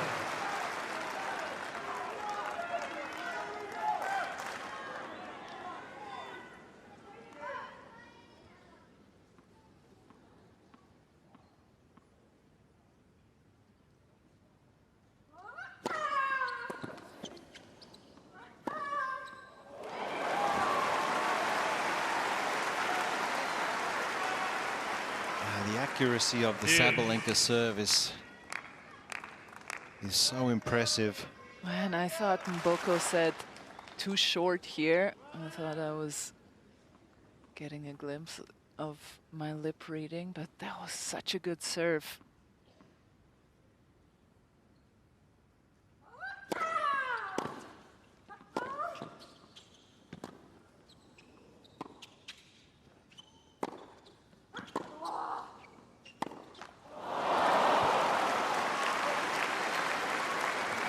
Advantage, Sabalenka.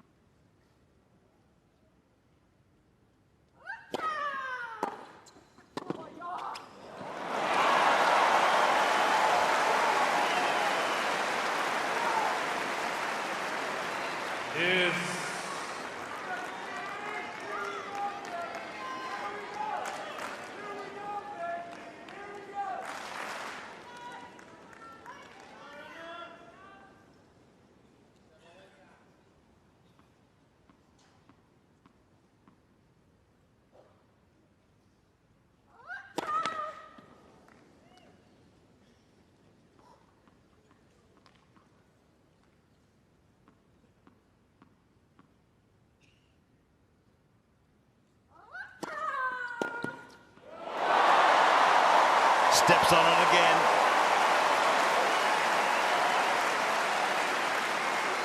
Advantage, Mboko. What a competitor this young woman is here.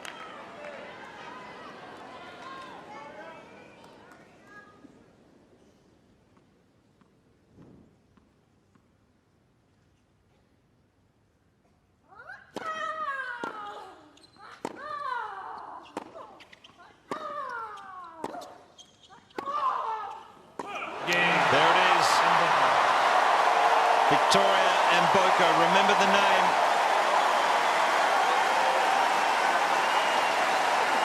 Back to 5-all. 5 game ball.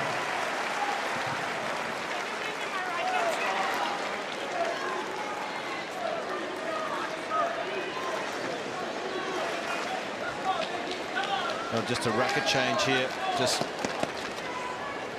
firing back a couple of new ones. Yeah, you can see that, Isla, couldn't you? Yeah, you can also feel the tension from this last game. Sorry I was quiet because I was just really enjoying it, and you can feel that this crowd wants to see more tennis. So I could feel maybe the crowd was cheering a bit for Mboko in that last game, just wanting to extend it and see a bit of scoreboard pressure.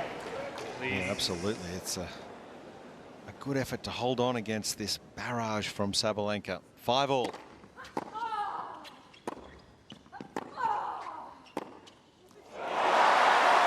And to be fair, ladies, Sabalenka didn't do a lot wrong.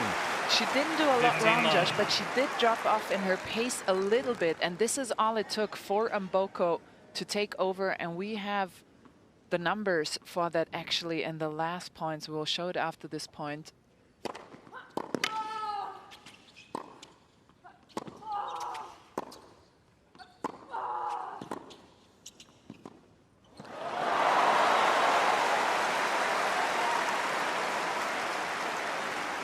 And here it is. You can see actually by quite a bit, almost 20 kilometers per hour, Sabalenka's forehand speed dropped off in the last 10 points. And that's all it took for Mboko's to pick up a little tension in the muscle. It's very normal, even for the best in the world, when you are about to serve out a match to get into the quarterfinals of the Australian Open.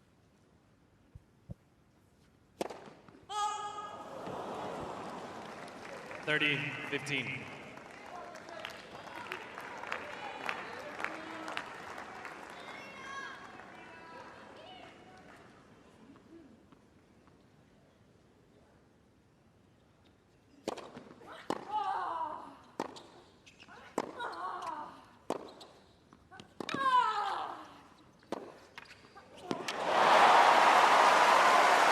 Gee, there's a shift here on Rod Laver Arena.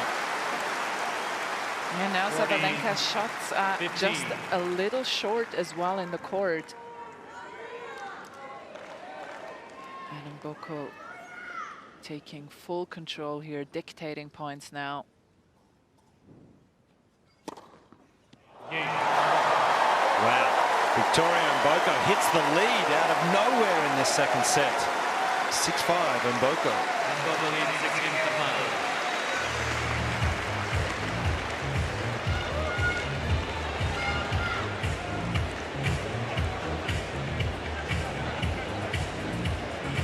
Well, if you're surprised, you shouldn't be, because this young lady is one of the best competitors on the tour over the last 6 months.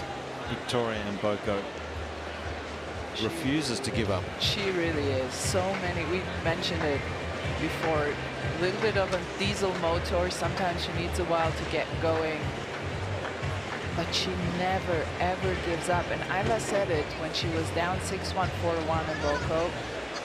She still looked like everything was okay. She still believed in herself and still believed she could turn it around. And that way you at least give yourself the chance to turn it around. Whereas if you give up on yourself... Time.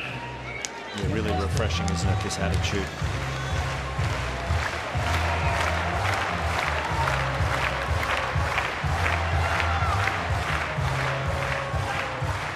So now the pressure swings squarely back on Arena. Sabalenka here was up 6-1, 4-1 serving, and has had 3 match points so far. She served for the match, couldn't get it done. And we're now at 6-5 in Boko, second set.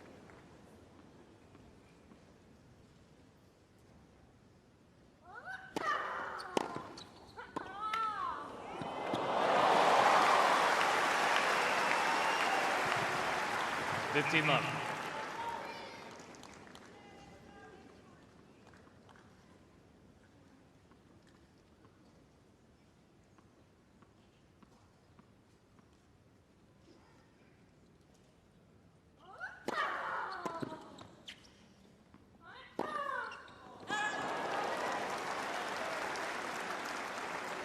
15 all.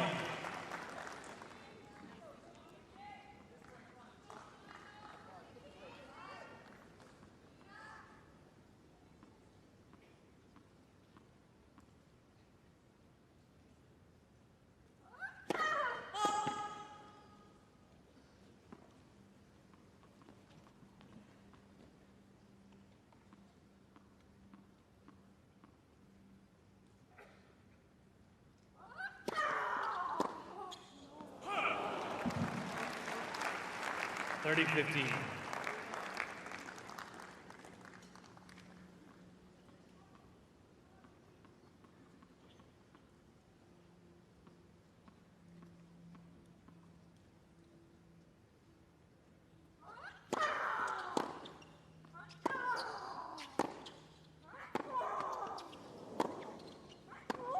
Beating her for pace here.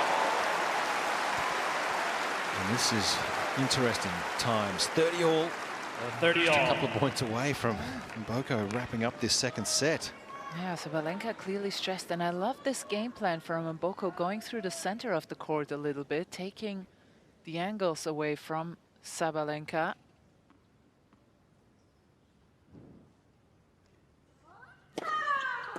Oh, champion response from the world number one. 40-30.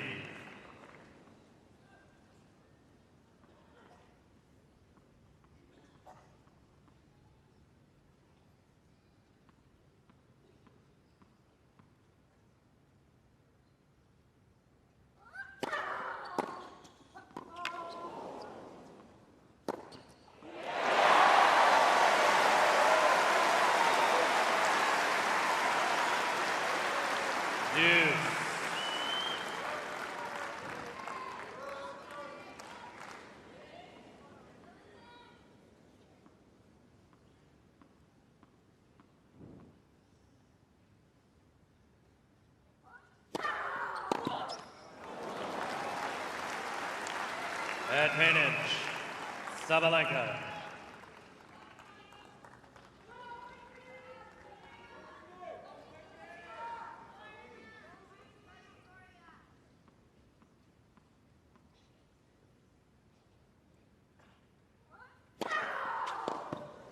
Oh, it's the serve once again here for Arena. 6 games all. Tiebreak.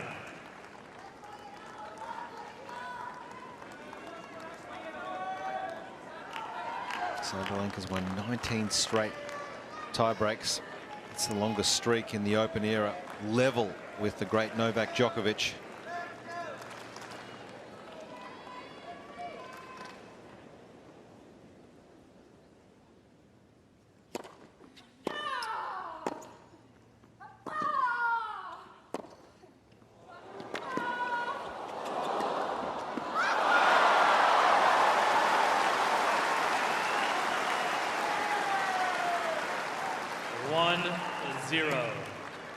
Sabalenka.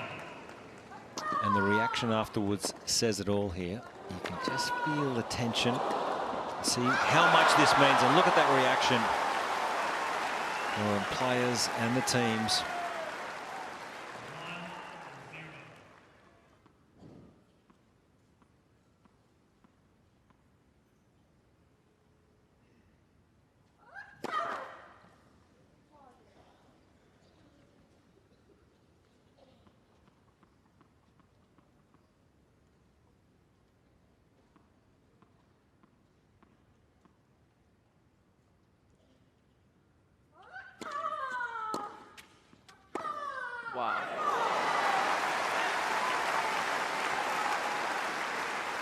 2-0, Sabalenka. The momentum was firmly on Mboko's side here.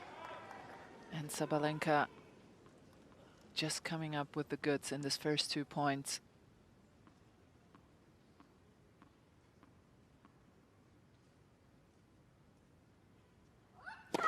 Let's first serve.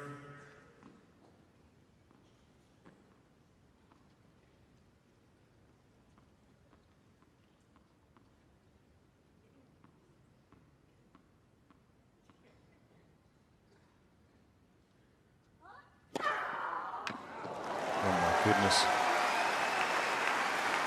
The serve. 3-0. I know I can't stop talking about it, but it's been so impressive.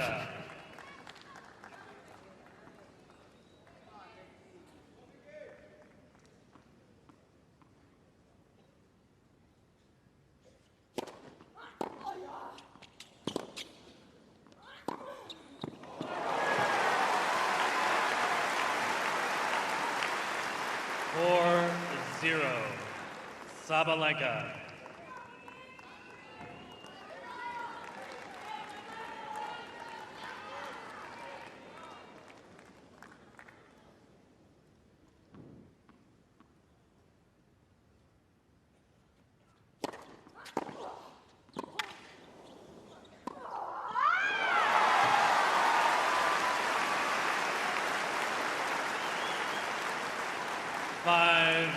Zero.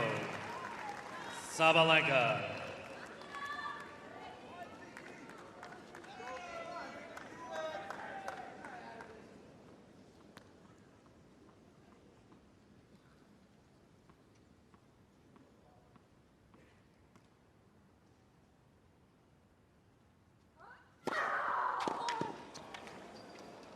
Well, there's a reason why she's won 19 consecutive tie breaks at Grand Slam. That dates back since 2023 at Roland Garros in the semi-finals, and she has not put a foot wrong in this tie break. She has just been absolutely perfect. This is a stunning display of mental fortitude and courage under pressure from Aryna Sabalenka, facing Victoria Mboko, who really found her best tennis here in the end of the second set.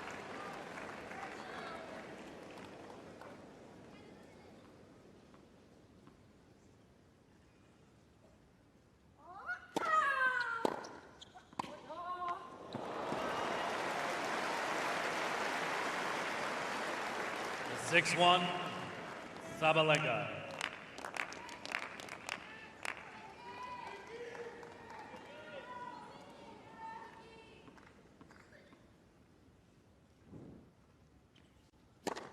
Let's first serve.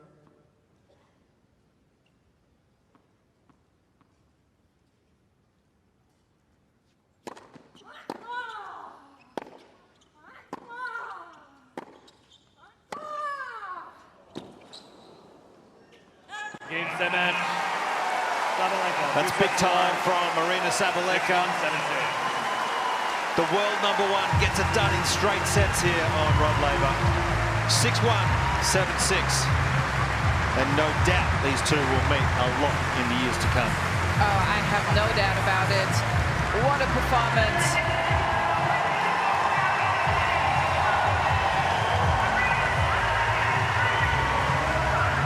Such an impressive stance after Victoria Mboko started her comeback. In the second set, Aryna Sabalenka was up 6-1, 4-1 before Victoria Mboko put the power engines on. And this was a glimpse. Well, it might have been straight set win here for Sabalenka, but it was definitely not straightforward. That second set had a lot on the line. It was extremely intense as well as tense between both the players, but Victoria Mboko just putting on a beautiful show here despite not being able to stay in the Australian Open. A lot of firsts for her, a fantastic debut that people will be remembering for a while, and herself no doubt as well. But with Sabalenka getting the win there, 6-1, 7-6, including tiebreakers. She does move on to the quarterfinals, a place where a lot of people expect a first seed to be, but who will be her opponent, that is yet to be decided still. Putintseva up against Jovic there. That one's going to be coming up in a little bit over on Cain Arena. It's not yet started, so we're going to take a little bit of a break because our match here on Rod Laver Arena for the men's singles also is not ready. So we'll be back with you guys when the singles actions for the Australian Open is ready to continue. The world number one today.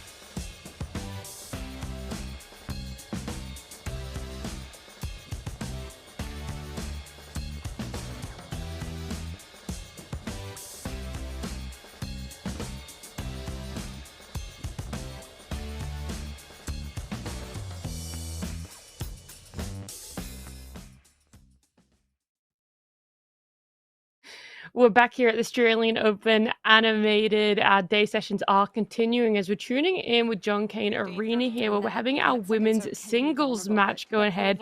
Is Putintseva up against Jovic. Winner will be facing up against Ariana Sabalenka in the quarterfinals. Often yet, that's still a part of her game that she's developing.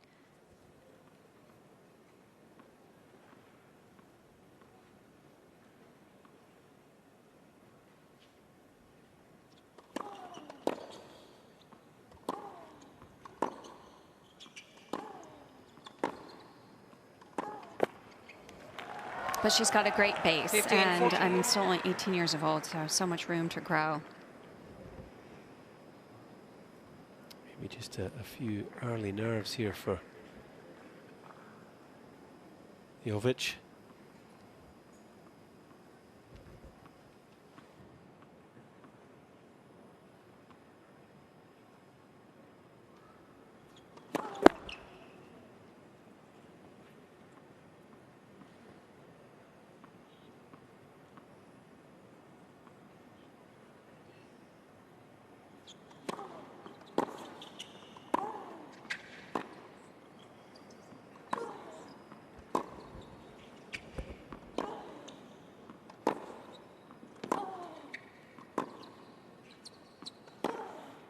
Yeah, really positive hitting there to save the first break point.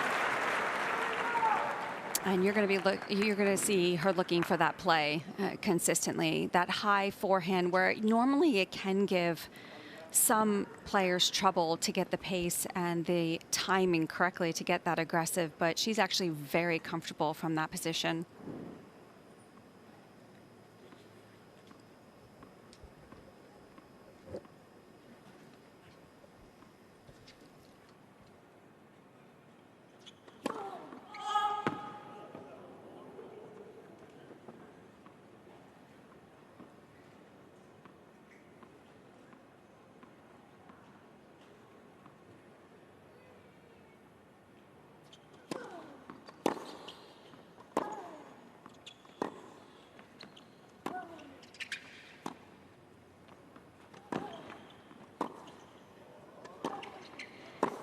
Putintseva really mixing things up, but Jovic had the answers. I mentioned Jovic can be a brick wall, but Putintseva can be as well. So I think we're going to see a lot of long rallies there. Jovic had to hit 2 or 3 extra shots to be able to stay in the offense. But Putintseva tends to use that high lob pretty often. There's Tom Gutteridge in the white cap, the coach of Jovic.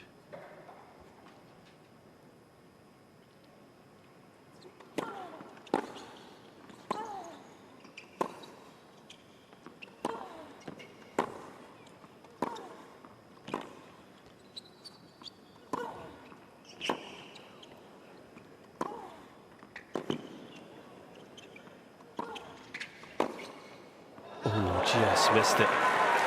Jovic also traveling with physio, Isabella Icon, and her mom, Yelena, is in the back of the box as well. So nice little entourage as she makes this run here at the Australian Open.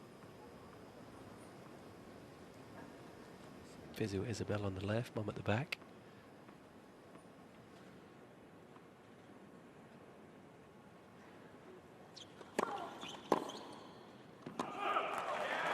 Game, yep.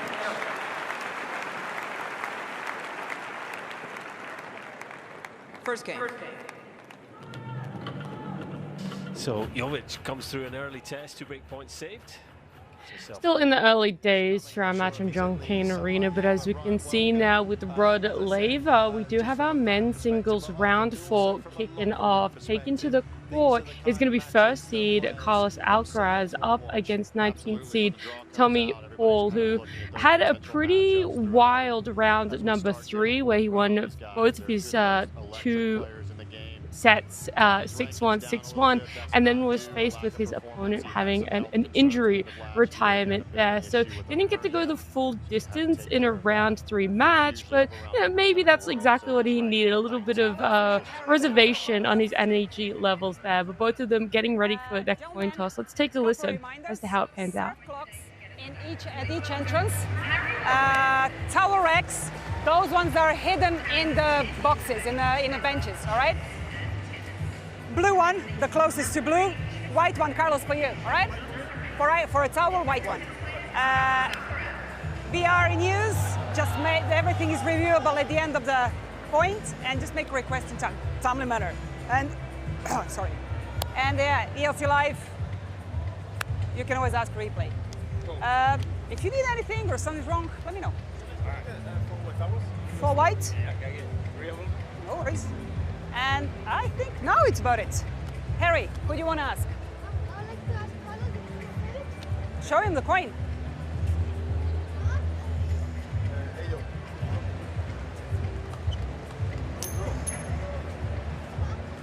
Yeah. Receive? Yeah, and a couple of photos, please. That way? That way? Yeah.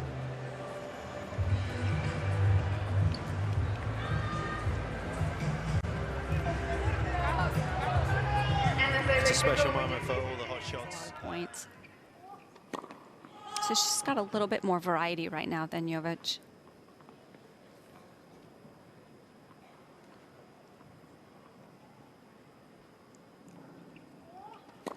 Let second serve.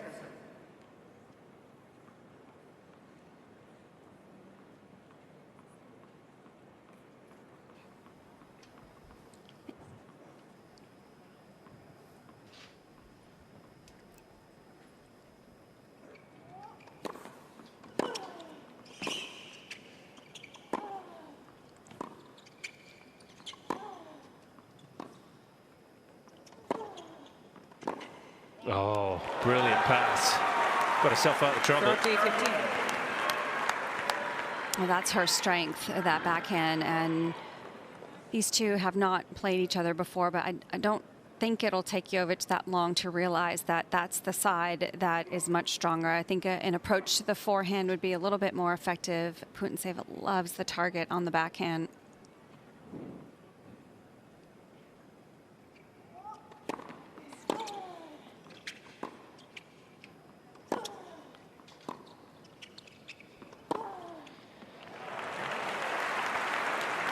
She feels like a player to me that's always looking to make something happen. She wants to be aggressive. She likes being on the front foot.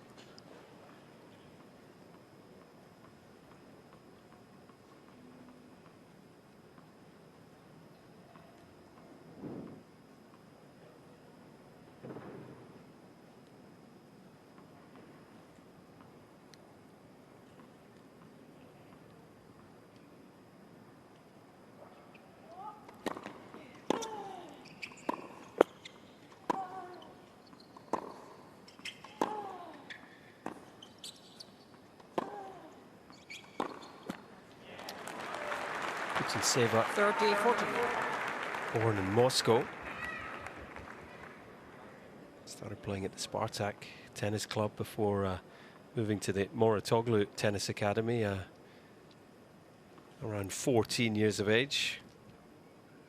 Started representing Kazakhstan in 2012. And just like Jovic in the opening game, facing a break point of her own here.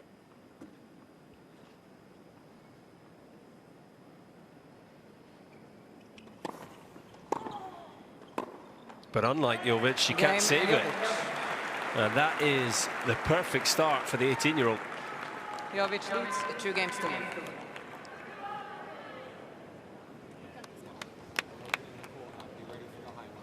Jill, it was that aggressive hit, you know, taking the ball on that paid dividends again. Yeah, she loves doing that. And just taking a look at their path to this 4th round, Putintseva had to work a lot harder, been on the court over 2 hours longer than Jovic.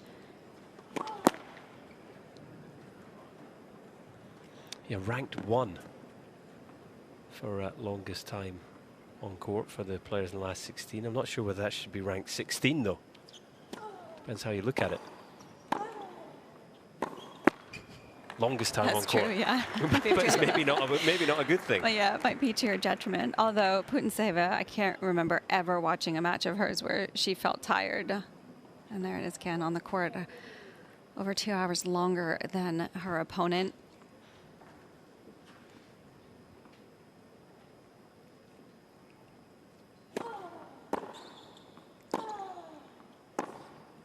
Is that enough to be a problem? I don't think so. Like I said, I don't think I've ever seen Putintseva lose a match because she ran out of gas. Yeah. I mean, she can stay out there all day long. And that's one of her best shots right there, backhand down the line.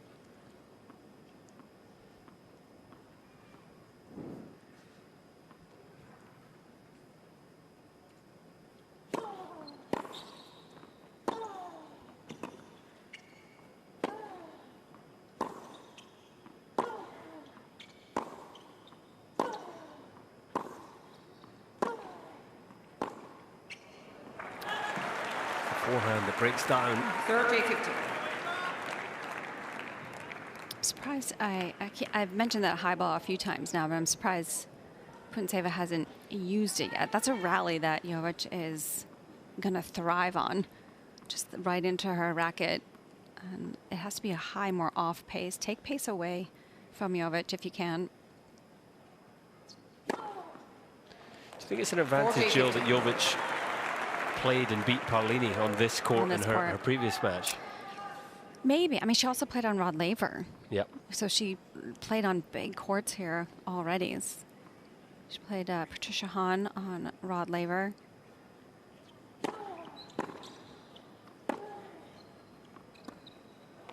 Trying to mix things up, but cuts it a little too fine, and it's Jovic who strides to her chair after the perfect start to this fourth round match.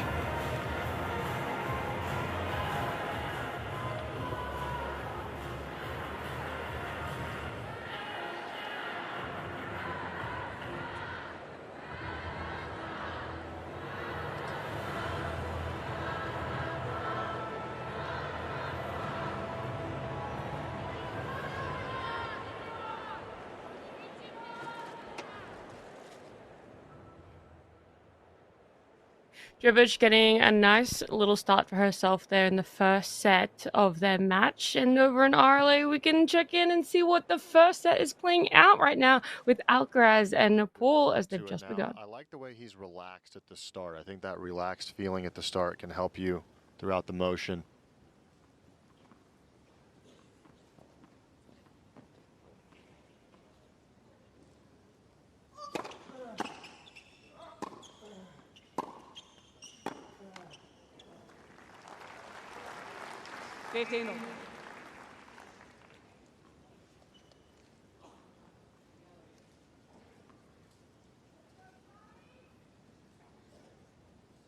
Let's take a look at this start here early on.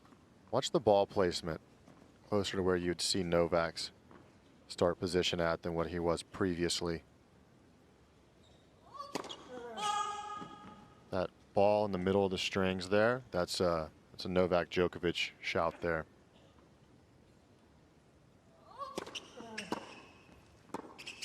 There's the game plan. Yeah. 15-13. You have to get forward, but you have to get forward at the right times. Carlos passes and moves so well.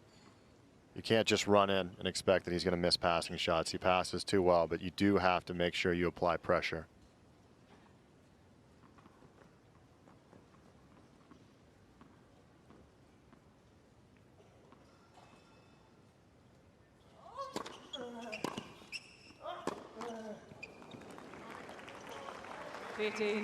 Just trying to settle in here, Carlos. He'll know that this matchup's one that he's got to be ready for. So early deficit on serve. Tommy starting out well.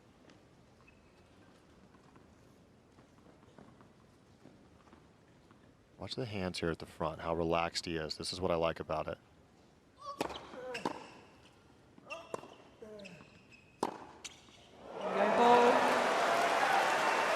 That was the perfect returning game. Second serve, jumped on it early, surprised Alcaraz, got an opportunity because of the quality of the return to take the backhand down the line. You're going to see a little bit more of that.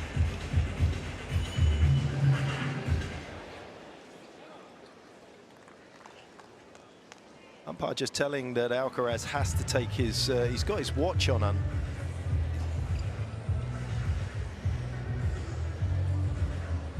Oh, I tell you what that is. That's you're not allowed to play with a Whoop watch here or anything that monitors your kind of vitals or anything else. So that's what was happening there.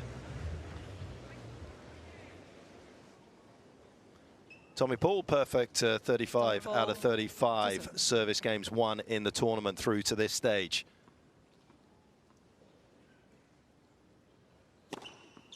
He's also been on court less time than anybody else through to the round of 16. Yeah, he was under an hour the other day when Davidovich Fokina had to pull the plug after 6-1, 6-1 opening 2 sets.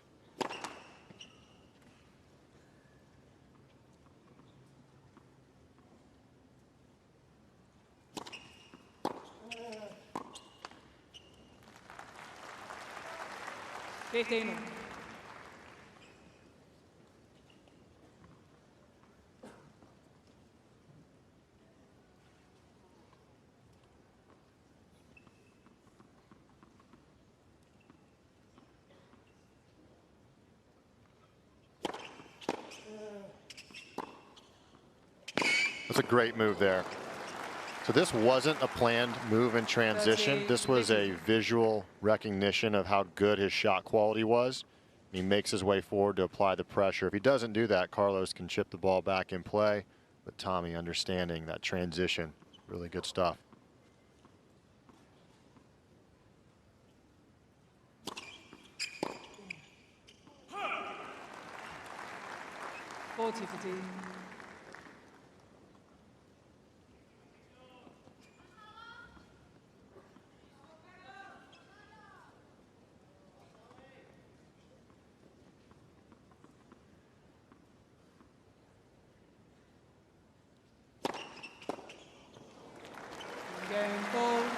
Such an impressive start.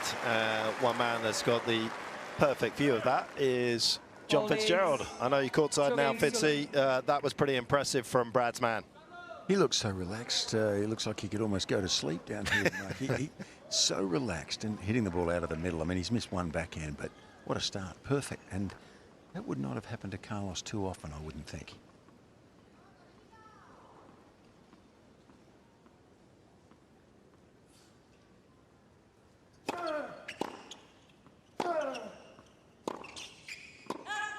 One of the hardest things to do against the great players is once they do drop serve, they often break back. Carlos has dropped serve 4 times and now 5, but previously had managed to break back on a couple of occasions straight away. We saw it with Djokovic last night when he went down 3-1 in that 3rd set, instantly got the break back.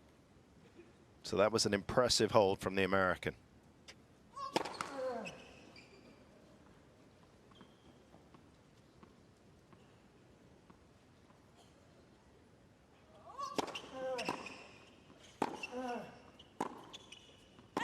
Carlos Ryan quickly into a fast second serve after what had happened in the opening game where Tommy had jumped on a slow second.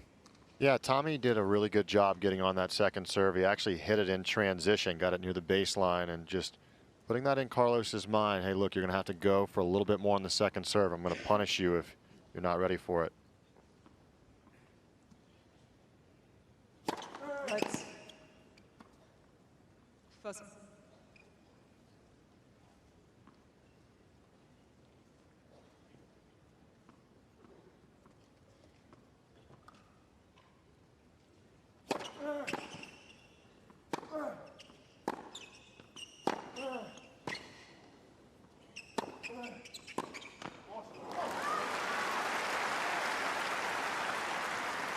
Sometimes you can see Carlos's focus go in and out, but this start here, he'll be right to business early on. This is going to capture his attention the way that Tommy's come out the gates. He knows that he can't have those ups and downs that he can recover from as easily in a matchup like this.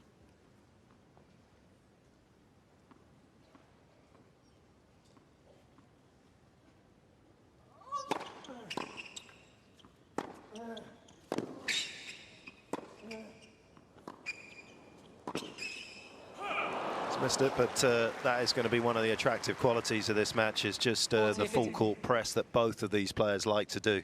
Yeah, it's a really good move, but I think that volley miss, it kind of shows what both these guys have the ability to do. You can't just comfortably put a volley into the open court, because there's always that fear in the back of your mind that these are two of the best movers, and especially closing space in the court when they're out of position.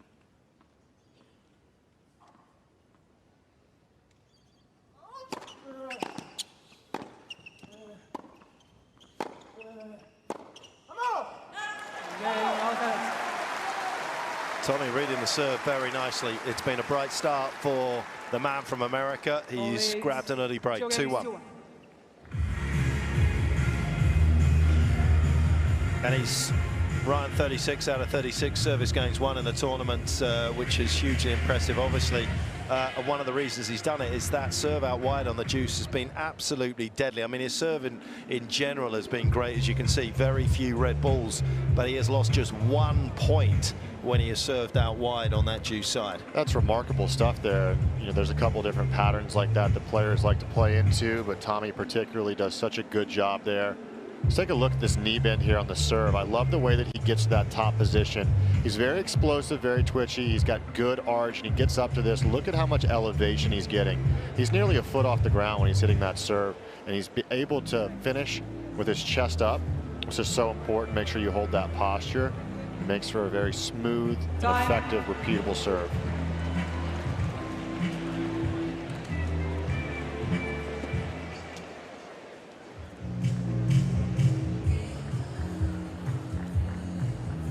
Started to feel his abductor around Roland Garros. That was ended up sort of taking him out of play after the US Open.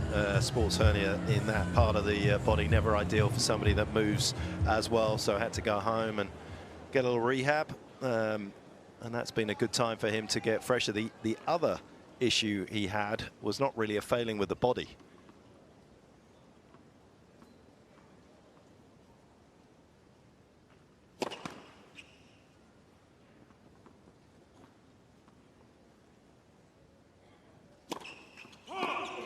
Lost his bag in Madrid. He took a day off after losing to Jack Draper. Didn't go back to the courts.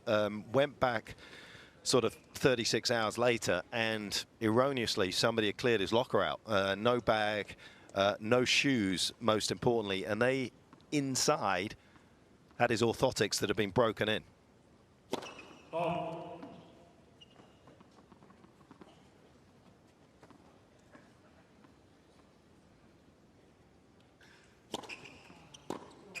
And anyone that's used orthotics knows that you kind of want to gently break them in over a period of time, not kind of necessarily full ball, but he had no choice. Got back on the practice court, and after a day started to feel a lot of discomfort in his foot.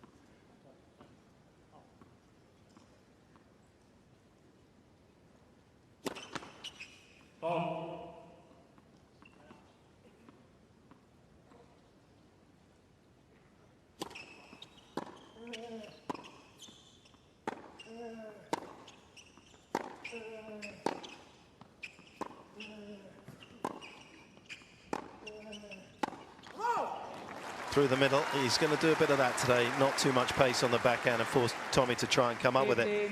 Still played in Rome, did a great job actually. Made the quarters there, lost to Sinner, played an unbelievable first set against Jannik. The Italian turned it around.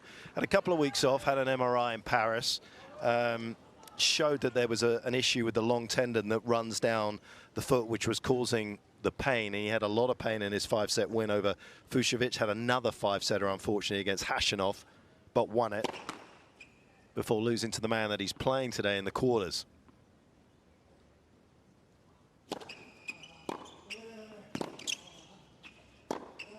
That is sweet. You do not want to give that avenue up for Alcaraz to explore with the backhand. No, and just Tommy's first serve percentage dropping a little bit in this game, giving Carlos an early deficit at love 15 with a double fault. And then, as we said a minute ago, Carlos, he understands that he doesn't need to have any of these mental lapses in this match. So he is straight away in transition. I love the body weight transfer through that backhand. First serve still abandoning him.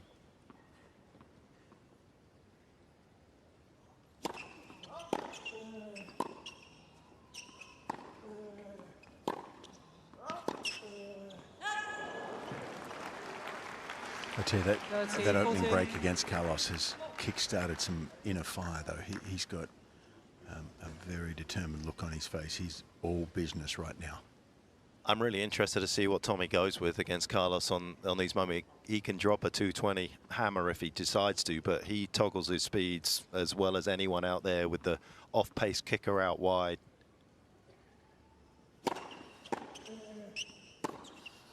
That's a great move there. That 1540 point was a big opportunity for Carlos because Tommy has the ability, as you said, to understand how to serve, how to set up that first ball. Really good base here. I love the way he's in transition. That body weight and that freedom with the swing. It's a great setup.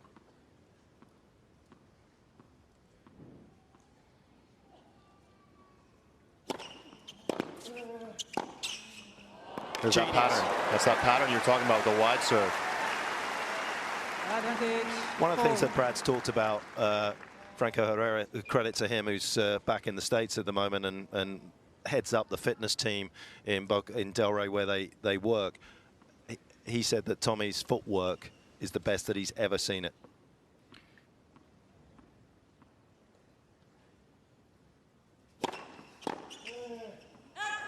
That's a great hold there from Tommy, fighting down 1540. There's the coaching corner there. You've got Hugo Armando on the left, Brad Stein. He's been with them for a long time. They've done a great job, their tandem. And as you said, Franco back home, he's done an excellent job. He works with Tommy amongst many other players. He's done an excellent job. Well, Pablo Oso's over here from that particular sort of nucleus of players. Of course, Ethan Quinn, he was out there last night. Brian Garber and Brad supporting him on, came up short against Menchik in a couple of tiebreaker sets in sets 2 and 3.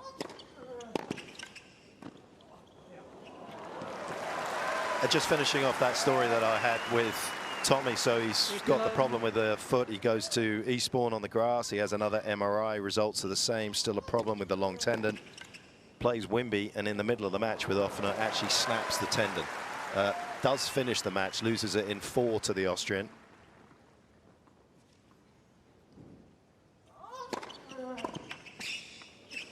The doctor he saw back in the States said, that's a bit of self-care, Tommy. He said, because if you'd have come in it with it as it was, I would have snipped it anyway.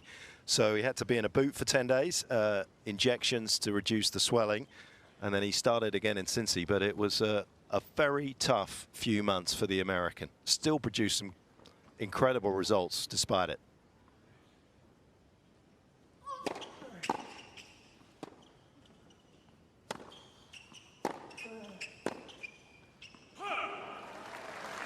Well, he's really done a good job of growing and maturing through his career. Early on, early stages, he was a little bit scattered with this focus, and he's since become one of those guys who you just expect to bring it with whatever he's got on any given day.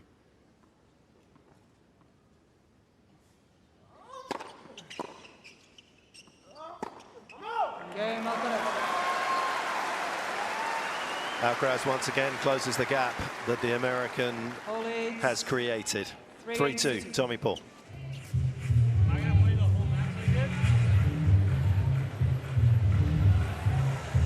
For Tommy, it almost reminds me a little bit of how Novak was early on in his career with a different issue.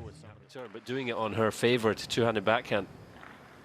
It was a little bit more slice on that serve into the body and just got stuck a little bit. Couldn't get away from that ball, so really pulled up off that backhand.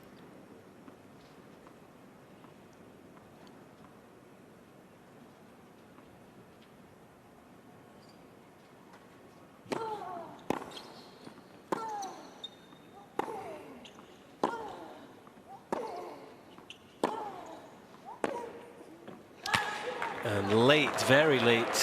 40, 30. And the racket goes for Putintseva. The frustration now just starting to boil over. This is what can happen for the Kazakh.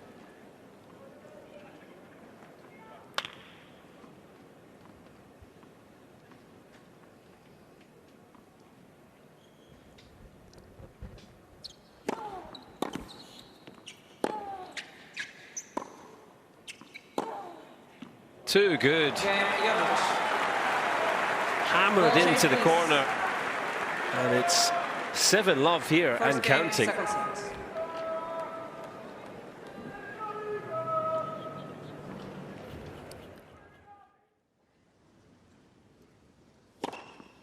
15 love. Well, Fitzy, I can see you courtside there. You've got that umbrella, looking a little Osaka-like with that umbrella right now. What's the temperature like on the court? It's very pleasant, really. I mean, the sun on the playing surface would make it a fair bit warmer than where I am, that's for sure. But nothing outlandish at all, Ryan. I think pleasant enough.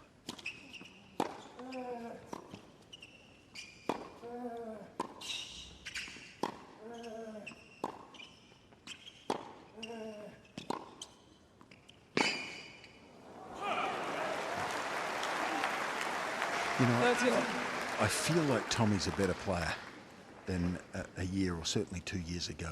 He looks more confident, more relaxed. He looks like he believes in his own ability more. And gee, he's timing the ball well. I mean, he gets overpowered occasionally, as everyone does with Carlos, because when he really rips it, Tommy's been catching a few a bit late. But when he's got enough time, out of the middle.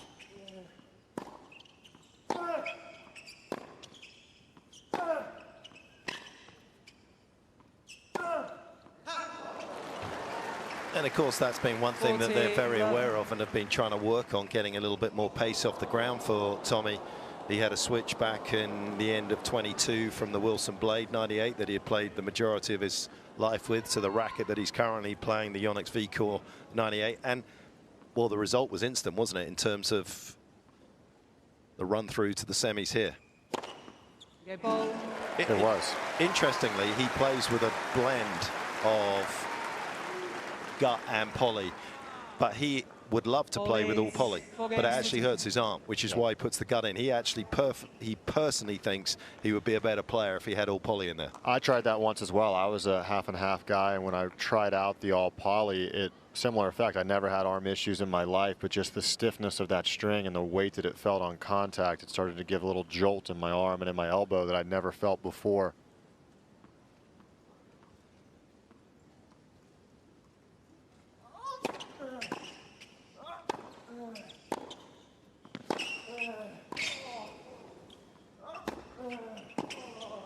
Oh, so that means the trajectory of Tommy's racket is a little flatter because of it, right?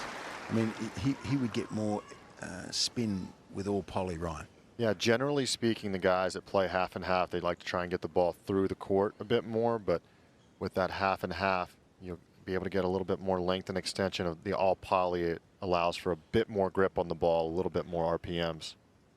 Easier to volley with the half-half too. Oh. Fitzy, you strike me as a guy who played with all gut. Am I right there? Yeah, you know my vintage well, Ryan. Yes. Look at this beautiful disguise on the drop shot there. It's all about holding that until the last minute. Even Tommy can't recognize it. Oh.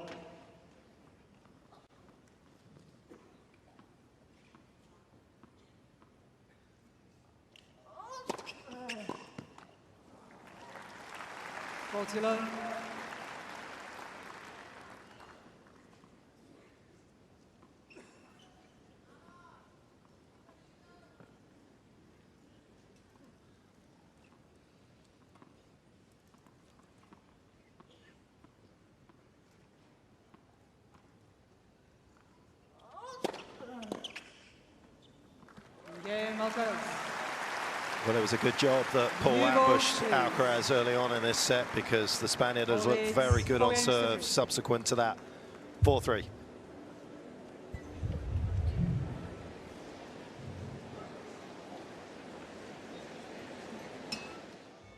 What of a derby match in the quarterfinals. Jill Jovic and Sabalenka, who plays the winner, both represented by the same agency, Evolve, run by my fellow Scot, Stuart Duguid.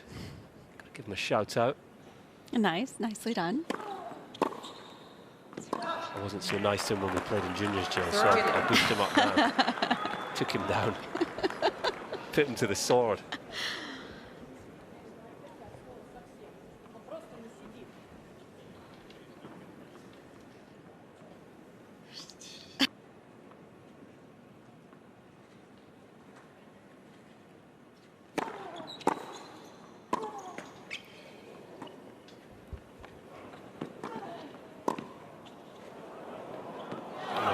Mixing things up there, but not the execution, and looks to be losing belief quickly here. Yeah, exactly. Yeah, I think that was more of just trying to not know what to do in the rally. I mean, I liked the idea of a drop shot, but she didn't do it that convincingly.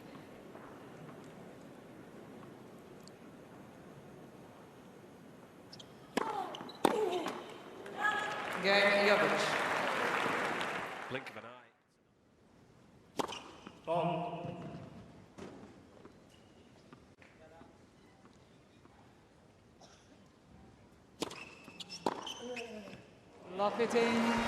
Fitzy, we saw on that side previously, Tommy, he had to adjust his toss a little bit. Is there a sun element right there at the side that Tommy's into right now? There always is. From this angle, I can't tell exactly, but it wouldn't surprise me. This is the time of day.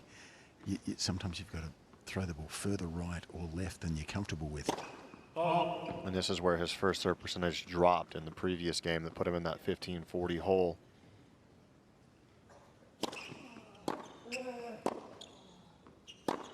So good. His court positioning there was everything.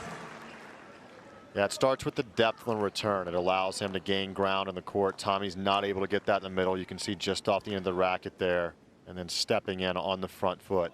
And he's able to go in either direction. We saw this a moment ago. He went down the line for the winner, and he's got that in both directions.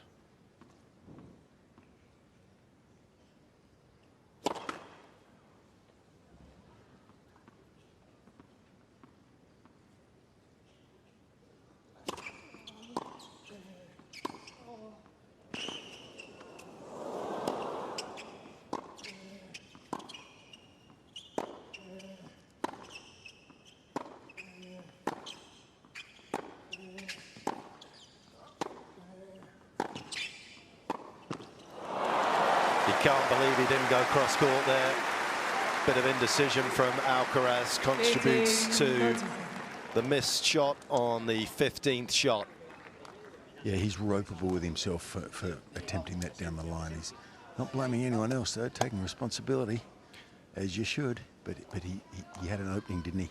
Some good numbers here for Tommy off the ground. Just quickly, you can see there he has found a little bit more pace, as we were saying. He's kind of in the mid-range for the elite players out on the men's tour. That's a nice uptick. He's going to need all of that.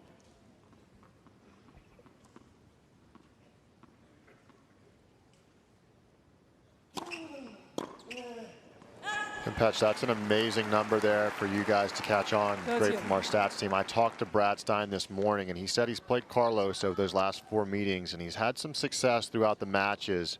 And throughout those matches, when his ball speed, particularly on his backhand, has dropped, he's been playing a lot of defense, way too much defense, and that was a point of emphasis for them today.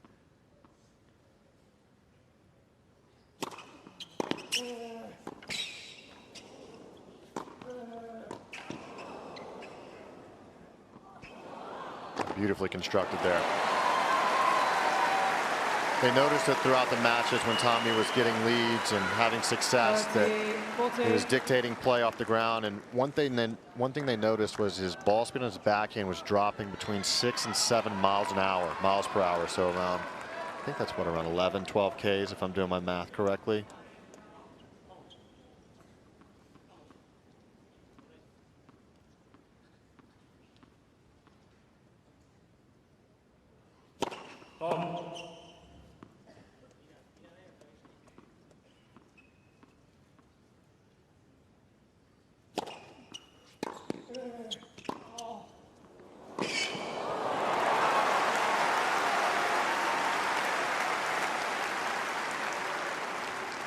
Yes.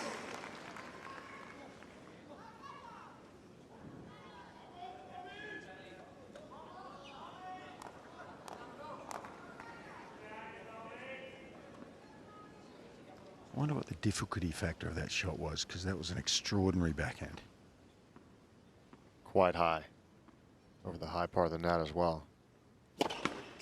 An on-break point. Incredible shot.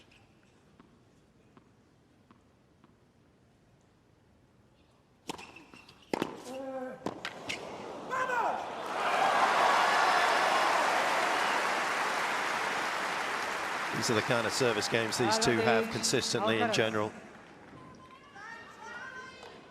Well, not to overstate the tension out there, but this has the seriousness of what you would see in a semifinal stage or even in a final stage, just the way that these guys are both kind of coming at each other with that focus and discipline early on.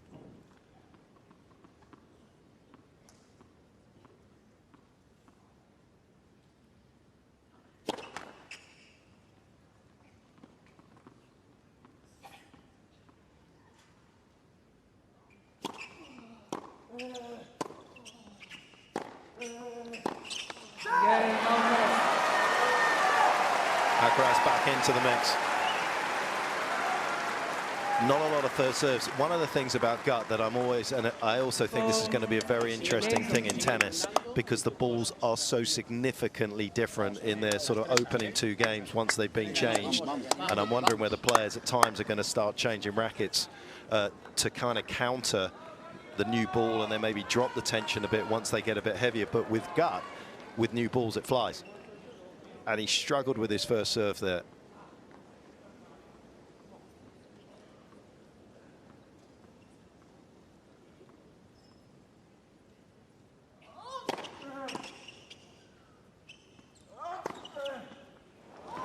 Well, down that end, looking at the sun, that's been both occasions where he struggled a lot with the first serve percentage. He's down below 50% now in the match.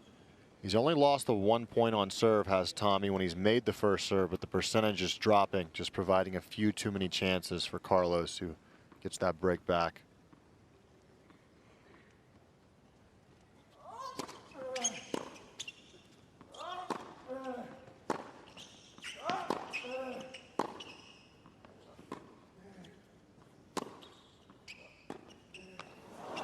Well, that was extravagant, the way he hit the slice, not the fact that he was in the slice, but the flourish on the follow through there, a little unnecessary. Yeah, that's the creativity where he does so much special stuff. Sometimes just a little bit less of that can actually work to his advantage.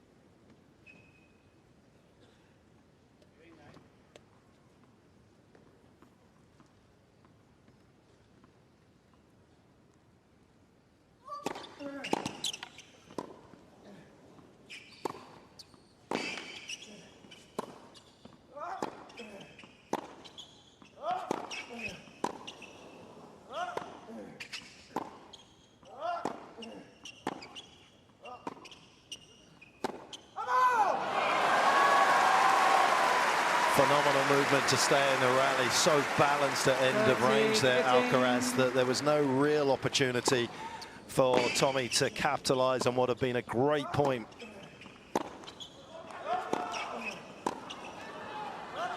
.167 on that forehand in the middle of the rally. That's a lot of heat. Understated as well, wasn't it? Yeah, such easy power. It makes it look so smooth.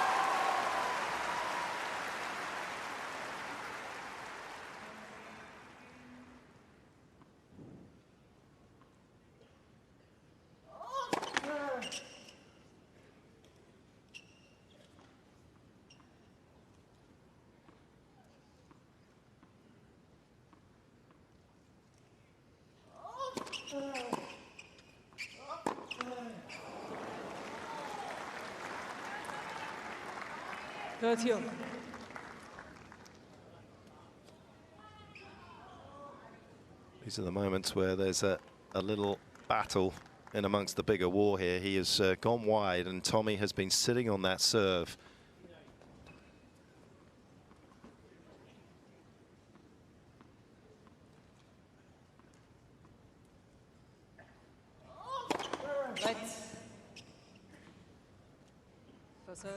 Would have been his quickest serve of the day. He was looking for a fairly cheap point there, Alcaraz.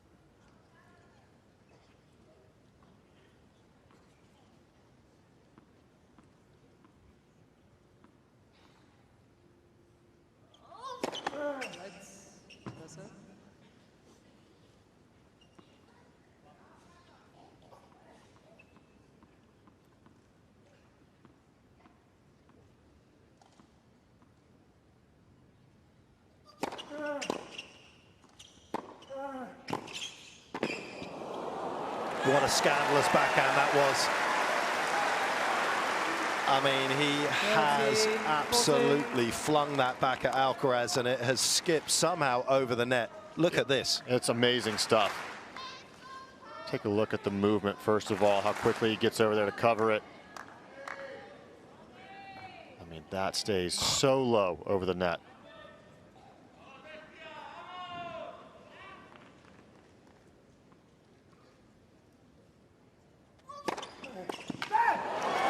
Good response there.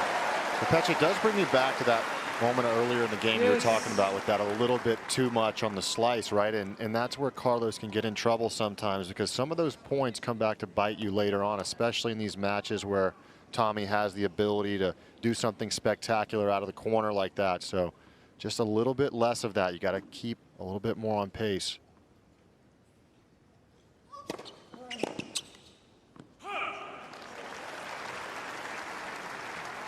Advantage, Alcaraz.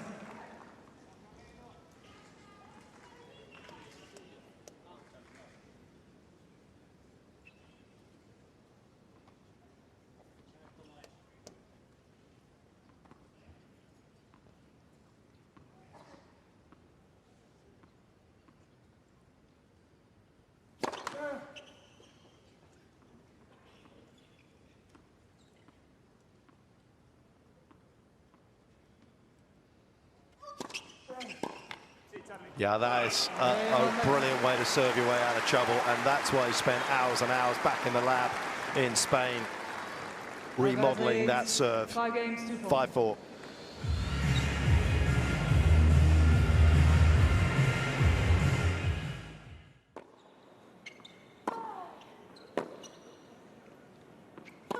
She's a little too short with that one, but she's definitely got something to work with now, a solution. Yeah, she's understanding what's working, absolutely. And she's trying the right things now. I think in that point from the first shot from Jovic, it was so deep that it's tough to just loft that one and get the depth on it that Putintseva needs.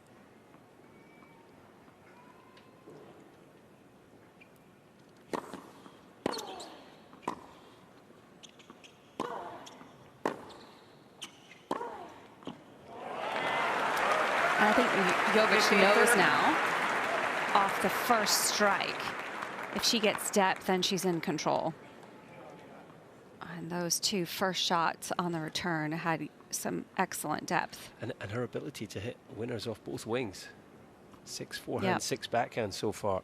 There's no safe place on the court here for Putintseva.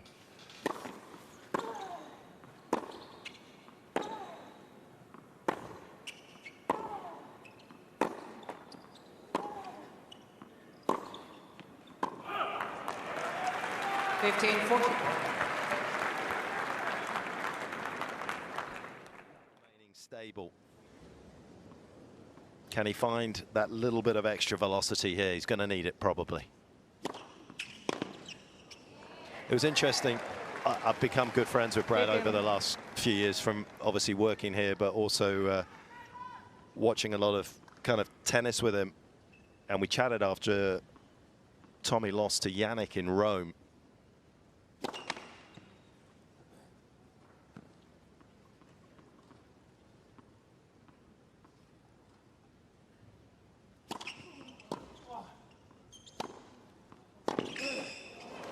And Tommy's backhand after what was an outstanding opening set, lost about 13 Ks in that match early on in the second, and Jannik just took advantage of it. And also Jannik has the ability to lift. I mean, he can get up into the mid 130s off both wings at times when he decides to sort of let it fly, and that's when it's tough for Tommy to stay with these guys.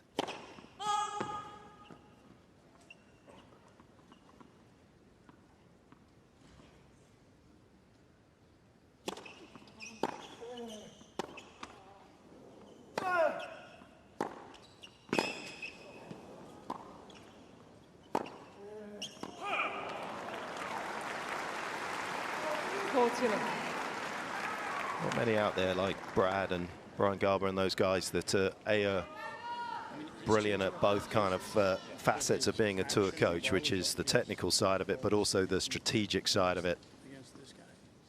Knowing what to say and, more importantly, knowing what not to say.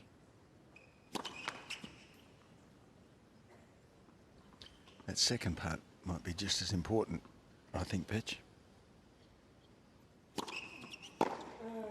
That's beautifully done there from Carlos. And yeah, Fitzy, just to kind of piggyback off that, 14, timing about delivering the message is everything. Obviously, Petch, you've coached a lot of great players. Fitzy, I know you've coached amazing players, been Davis Cup captain yourself, and just reading the moment when you feel that they're going to be receptive to the information. Sometimes you can have the right message, but just depending on timing, it might not land home.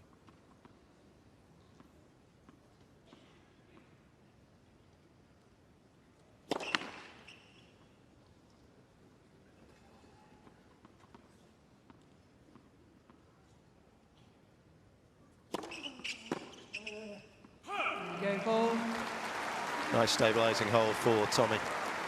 I'm really starting to notice a trend here of how comfortably he's holding down this end compared to the other side.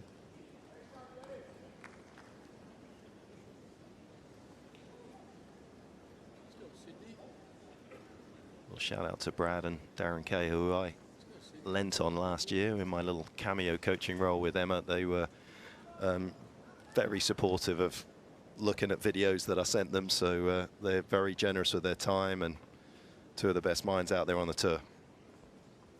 Two of the best players on the tour, locked at 5 apiece. No daylight between them right now.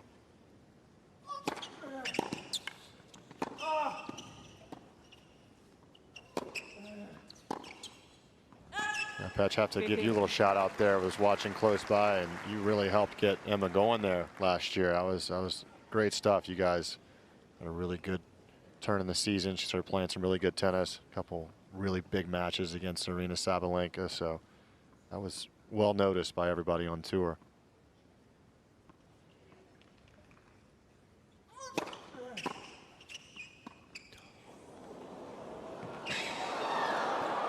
No way.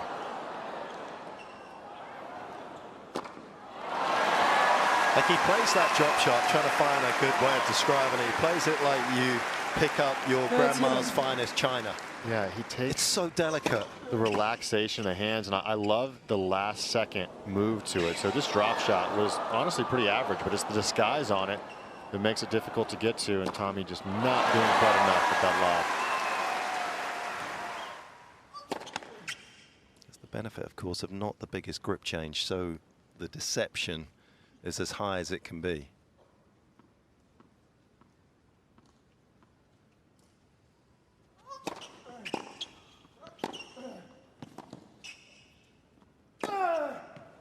It's just awesome.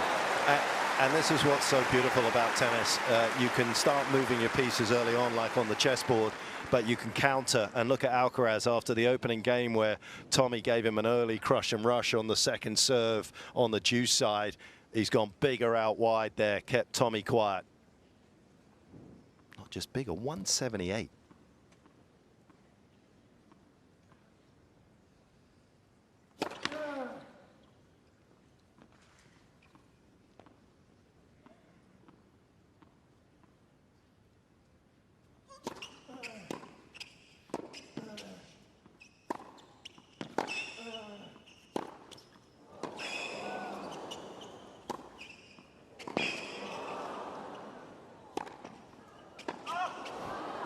Oh, yeah. You'll have to wait to run to the changeover, Carlos.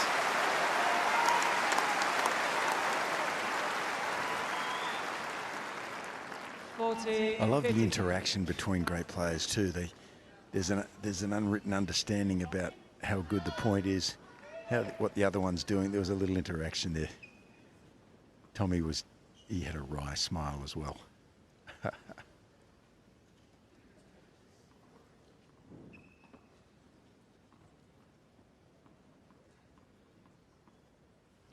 It's a sign of mutual respect too for me.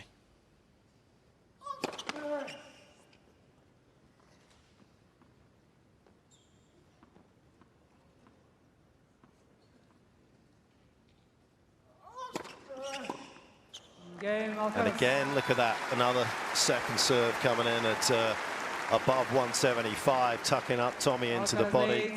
6-5. Alcaraz the first to 6.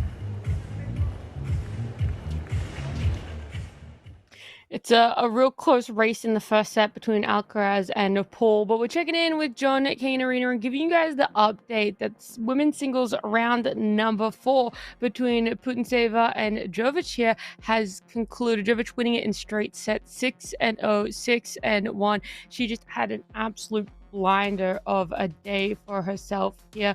Looking at it, a couple aces under her, getting able to get so many points out of the first serve as well, and really kind of securing most of her points in this matchup from the earlier back and forths, and not going for too long of a rally at all. And now she's going to be facing up against Sabalenka in the quarterfinals, having to face down world number 1 in a couple of days, a matter of moments, really, it feels like, with how quick this Australian Open is going. So big congrats to Jovic there, and Putintseva making it to the 4th round, still a magnificent feat. Probably not too happy with how this match played out for herself, but either way, it was a joy, even though we only got to check in with it briefly. But we're going to head on back, continue more of the singles actions. As a Rod Laver Arena, we need to decide who is going to be taking that first set between Alcaraz and Paul.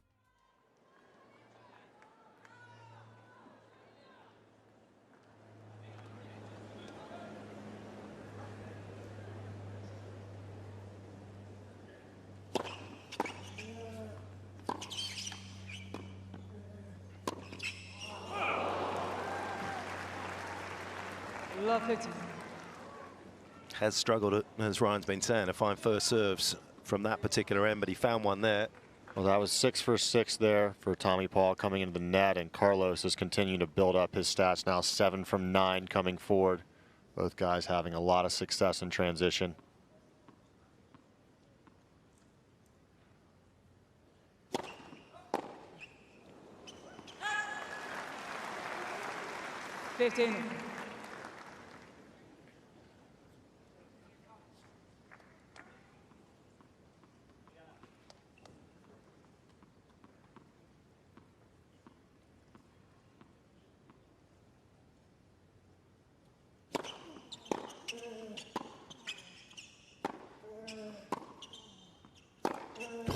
Showtime. Showtime at the most crucial time, and that is why so many fans have gravitated to this sport, because of Alcaraz. This is just a rocket. Yeah, so far in history, no one's hit that better. I don't think that he flattened that out incredibly, and the racket head speed is faster than probably anybody. That you don't see that too often. It looked a little like Delpo, didn't it? It did. That's a great response there from Tommy. Obviously, it can be a little bit intimidating when someone of his stature plays a shot like that. It can carry into momentum. So just professional response there from TP. Brad doing his job on the side there. He knows his player needs all the support he can get.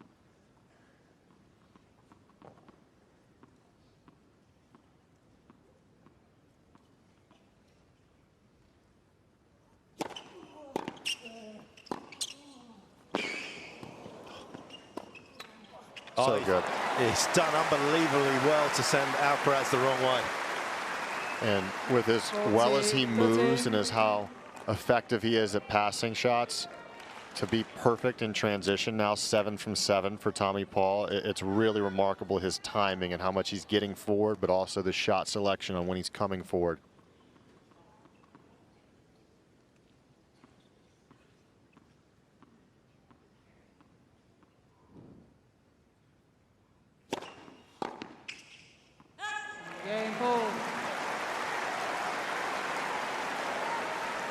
It was a bit of a scare. It was a little bit of a skirmish. But it's a scramble to safety and an opening set breaker between these two. Well, you can see over the last 52 weeks since the Australian Open 2025, Carlos is nearly 70% in tiebreakers. Tommy a little bit more, 50-50. Just shows you his ability to lock in and raise his level at the most critical moments. Carlos has that extra gear.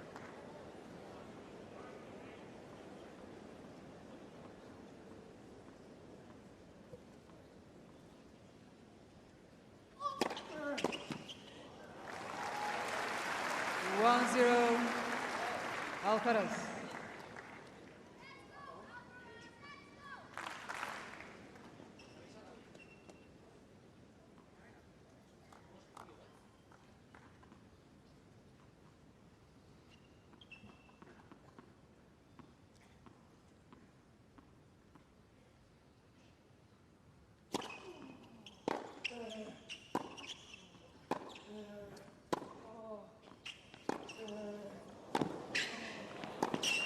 Well, he's got a little fortunate. Both players kind of stopped mid-rally there, thinking that ball from Paul was going to go wide. Somehow stuck to the line.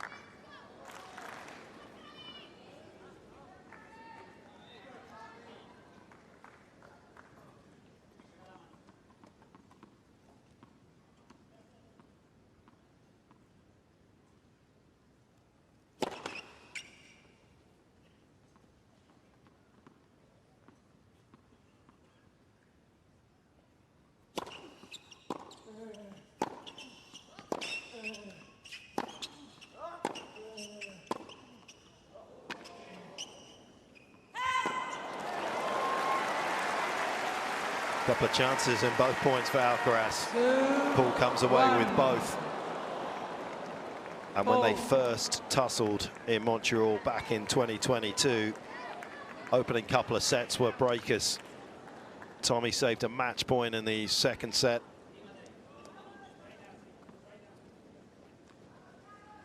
This one equally as close.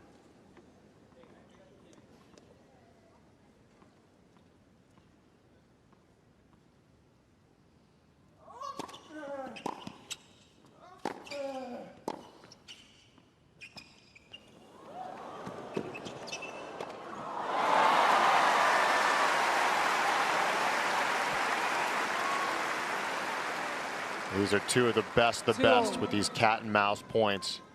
Such good movement. Tommy had the placement there, but just couldn't quite get it over the outstretched arms. And what an athlete he is. I think he's underrated as his ups and spring. Carlos, he can get up there with the best of them.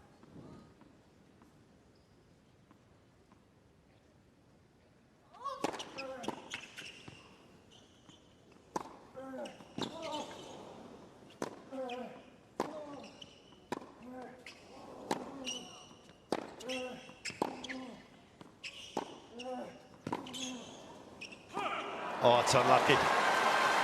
What a beautiful performance from both, exhibiting perfect 78-foot tennis there, right to each other's baseline. Oh, it's beautiful stuff. And Fitz, you're sitting right there courtside. Carlos with some intensity. What are you sensing out of him in his camp right now?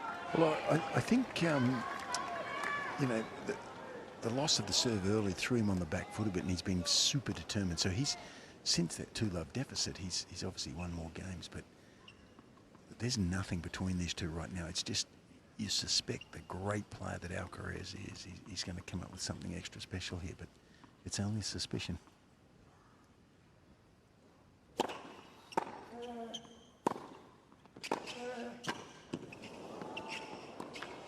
He's got him. He is. Oh, it's gone long. Didn't need to be that good. Tommy had totally closed the net down.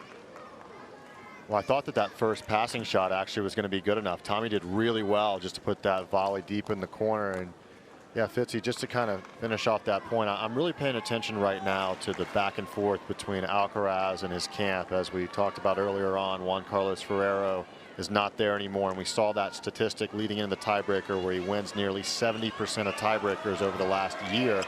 So I want to see if in these crunch time moments, if he can maintain that level of success in these critical stages without the presence.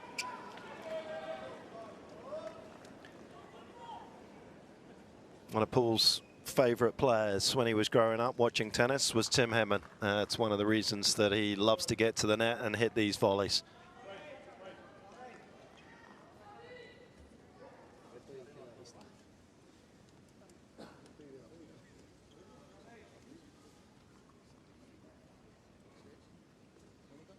Yeah, there's something happening above us. I'm not sure if it's a spectator that's fallen ill. It does sound as though that is the case. It's way up. It's way up towards the back wall. Actually, it's. Yeah, I would say it's a medical issue. It's tough to see. They're going to stop, I think, for a moment. Yeah, we just heard the chair saying it is medical. Gee, it's way up in the shade. So it's certainly no one's exposed to the warmth up there, but. There is a medical going on up there. So let's give them a little. This looks like it might take a little while. Well, it's hot. You've got to stay hydrated out here. Even in the shaded bits, it's still very humid and very hot out. Yeah, Cicek just telling the players just to idle the engines at a very difficult moment for both players to idle the engines. Carlos just manually pulled the umbrella up over his head, just trying to stay cool himself. Yeah. They're just playing a sport, though, aren't they? It's important to get this right up there. Yeah, for sure. Yeah, well, we all know that, but it is a difficult time for the players in a tennis sense. Gee, it looks like it might take a little while here too. And also, I mean, from just a purely tennis perspective, as we wait, Carlos will be feeling as though there were a couple of those points that Tommy managed to hold on to on serve that should have been his. So even though he is still... We've got. I think the medics have just arrived. I think, but it's a long way up there, though. A good chance of taking this opening set. 3 apiece, perhaps should have been 4-2 or maybe even possibly 5-1, as we see Jerry Armstrong on the right of your picture there. Jerry heading into a little bit of a tapered retirement coming soon. He has been a stalwart of the tour for decades now, has Jerry. Such a good guy, Jerry. I got a chance to talk to him. I talked to him for a long time at the ATP finals this year, and he was talking a little bit about that, all of his years, looking back on his legacy. Of course, Craig Tiley down there with him.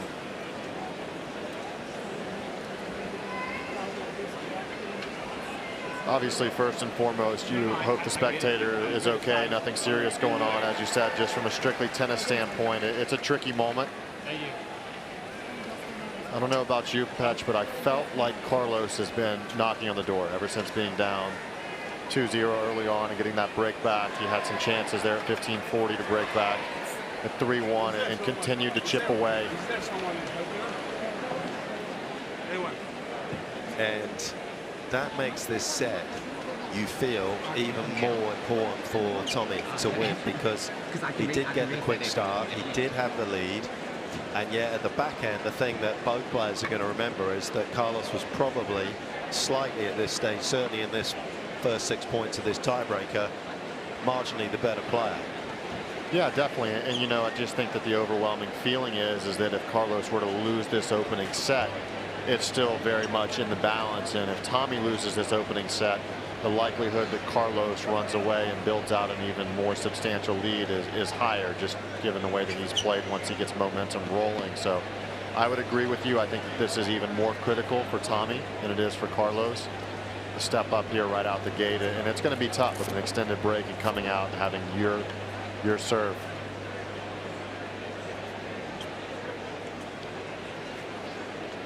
Take a little look at the 360 view of these players. Beautiful stretch. Look at the balance. Look, it covers so much ground in one step. That's the most important thing. Tennis, you hear it so many times. Small steps, small steps. But if you can move with big steps and efficiently and predictably find where the ball's going to be, you are going to cover ground a lot swifter. And that is something that Alcaraz and Tommy are extremely good at. Roofs are open today. Obviously, yesterday was a difficult day for everybody in terms of the heat stress index, and the high mercury will be around that level, and those decisions on Tuesday here in Melbourne once again. Well, the way that they navigated yesterday as well from an organizational standpoint was just beautifully executed there. You know, having them start a little bit earlier, getting so many matches on and going, and the way that they were able to get so many matches done. This tournament staff is no stranger to how to handle any adversity. They do it with the best of the best.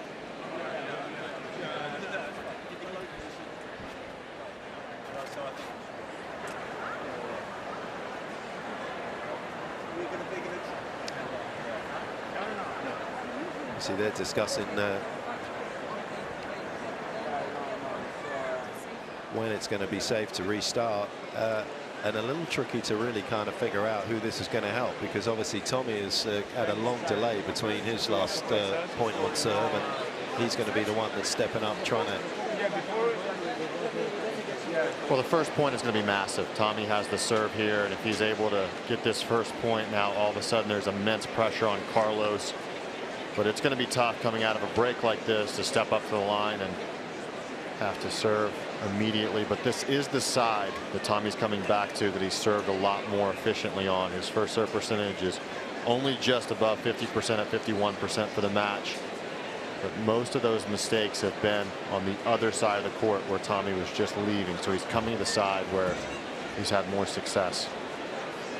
Interesting that neither player have gone to their camp to have a conversation. Yeah, I'm not sure the rules here if there's not an official break if they're able to go over there. I don't know if you're allowed at this stage. Like you said, it is interesting that neither one have gone over. Maybe neither guy feeling like they need. I mean, it feels like if there is an official rule, it's kind of a crazy rule because, you know, we've got on-court coaching and we've got an official break. It's like the rain coming down and you can go over there and have a conversation with your team. If they've both been held away from their respective corners, it's interesting. Or both players may be just so mentally in the right spot that they feel as though they don't want extra information that's potentially going to confuse how they feel at this particular stage. Well, Fitzy said it a moment ago, and I think we were all in agreement, knowing when to say something and when not to say something. You know, at this stage with both guys seemingly going all right, responding well. I mean, how well did Tommy respond there in that 5-6 game when Carlos hit that 177 Ks forehand, I believe it was, to put himself up 15-30, and Tommy just stepped up, delivered an ace out wide, and got right back on it.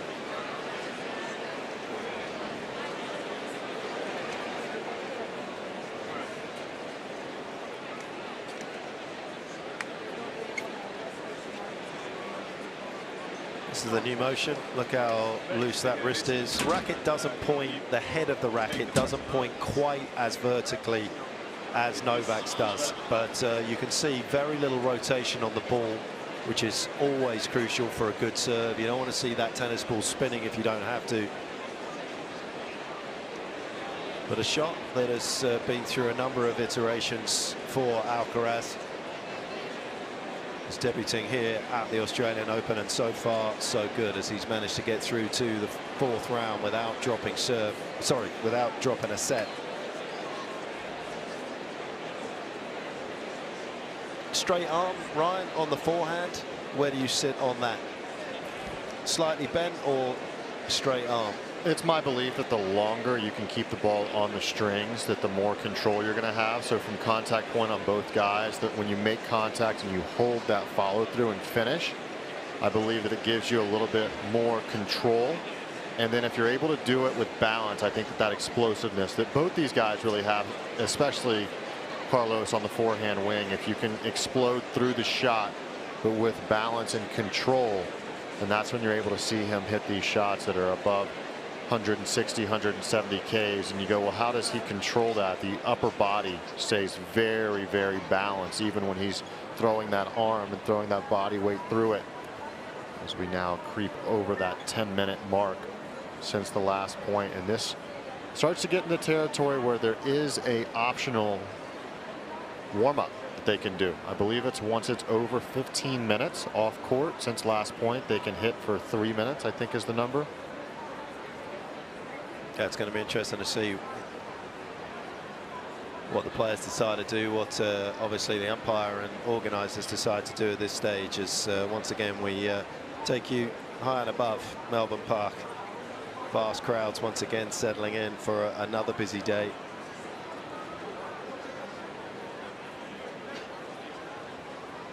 And every time you come down south for the month of January, there is always something new in these grounds that they have thought of, that you don't know where they conjure up a new idea to keep the fans entertained. And it is certainly entertainment here, and tennis in equal measure. So Petch, I want to ask you here, because we're getting close to that 15-minute mark. If I am correct in thinking that there's a 3-minute, I think let's try and see if we can listen in here, Ryan. Maybe that's exactly what Jerry's about to talk to them about. Yeah.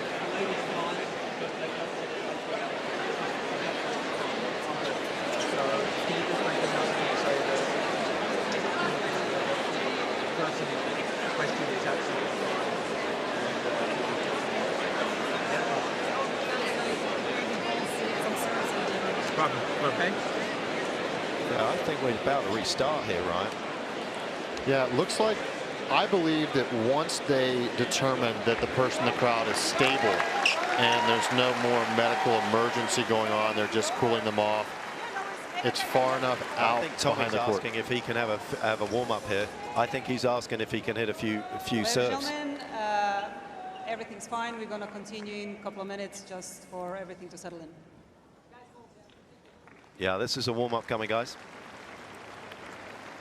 Right decision, I think, for the players, that they get the opportunity here rather than going in stone cold after dealing with that. It's also a little bit of emotion for them to deal with. When somebody's not well in the crowd, they'll be a little bit concerned. Yeah, and Petch, I think the person concerned is on their feet, I believe, and they're exiting slowly. Yeah. That's good news.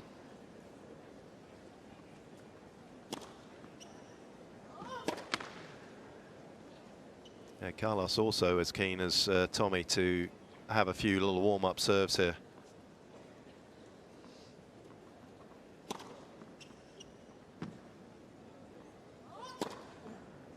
Almost feels as though the slate's wiped clean, doesn't it? You've got this kind of rhythm to a tennis match where you've been serving wide, you've been kicking, off-pace, body, and it's kind of all coming together, and it's kind of a living thing in the middle of a match. And then suddenly you have a 15-minute sort of stop, and it's almost like it's a hard reset, factory default setting of the match, and it's almost like anything's back on the table. Yeah, Petch, how much are you paying attention to the other side of the net, which serves they're practicing right now? If I see Tommy go hit 6 wide serves, I'm like, is he trying to get that honed in, or is this deception? You can outthink yourself. Yeah, you can go, well, he just hit 6 wide serves, and then he gets up there and he hits one down the tee.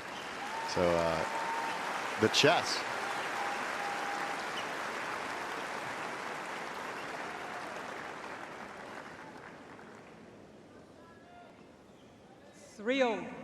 Critical moments in this opening set.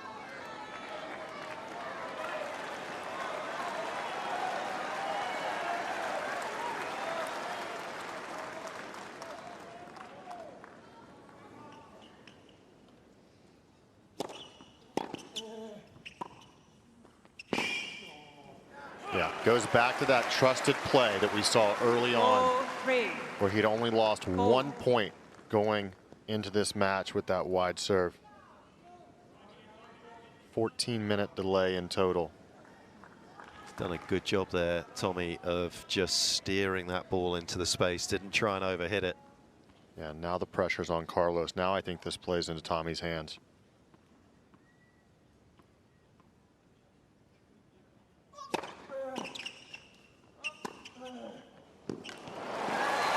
That was classy and very clean. He made this look easy. This was not easy. If you look at the level of height of the ball when he had to strike this forehand, it was well below the net. Exactly right, Ryan. For most of us, our heart would have been in our mouth there. He made that look so easy. It was a fine margin.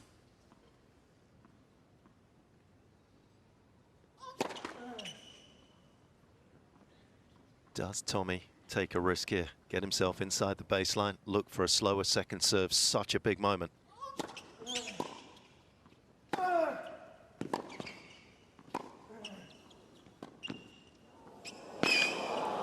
Genius, absolute genius. 5-4. Boom.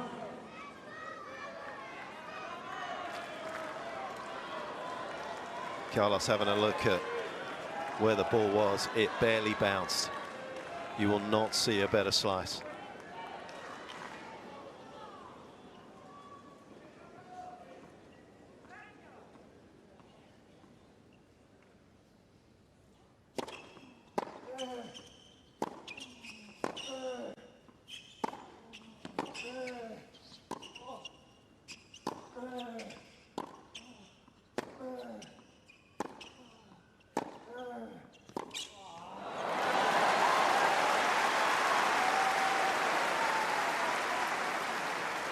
What a response from Alcaraz. So mature for his age in terms of what to do at the right time. Opens the court up nicely there. Now Tommy, does he go back to that wide serve that's been so effective throughout the tournament?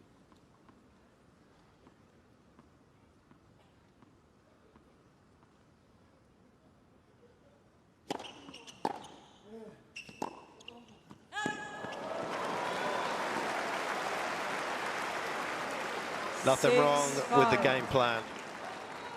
Just missed the execution.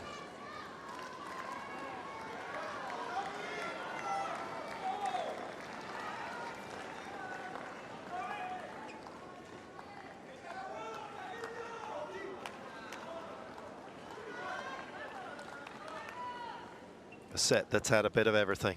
Could be Alcaraz's.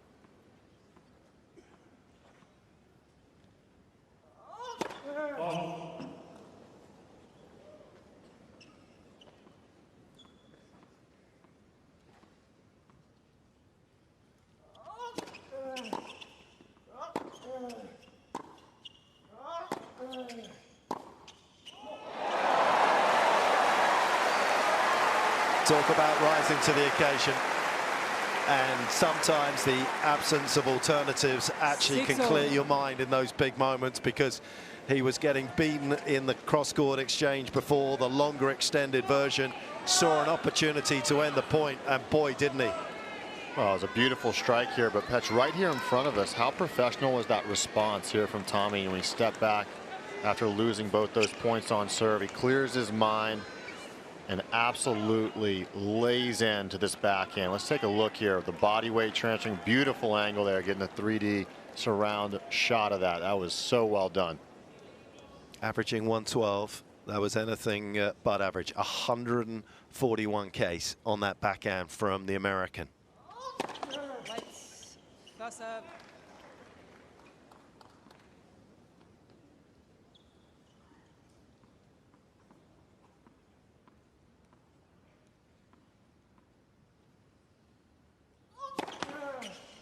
Let's pass up.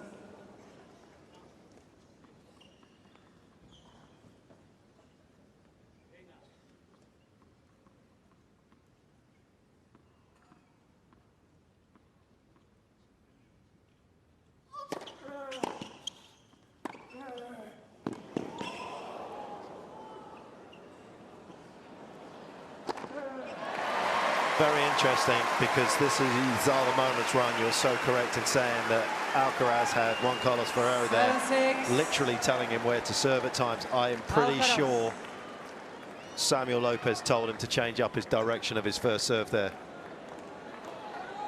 Have a look at this. You don't often see this in between shots in a rally. He had enough time here. Tries to cool off the hand and snaps that away. Nice little reaction there. Just looking at the bench shows his relaxation in these crunch critical times.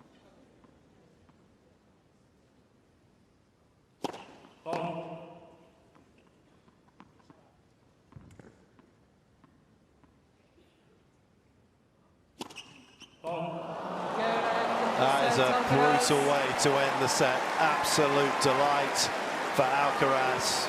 Tommy brought so much to the proceedings. 7 games, 2-6. But it is Alcaraz who takes it on the breaker.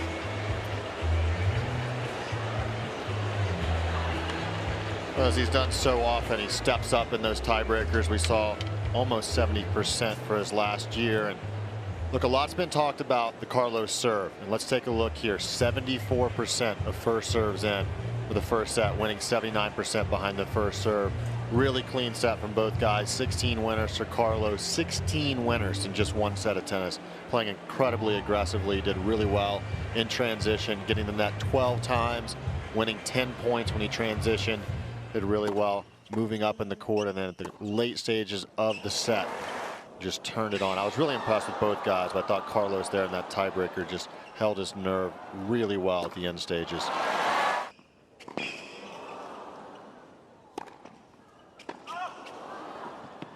Don't know whoever was in EBS editing the highlights, but it would have been a tough first set to have condensed into a few great shots, because there was so much to admire from both ends of the court.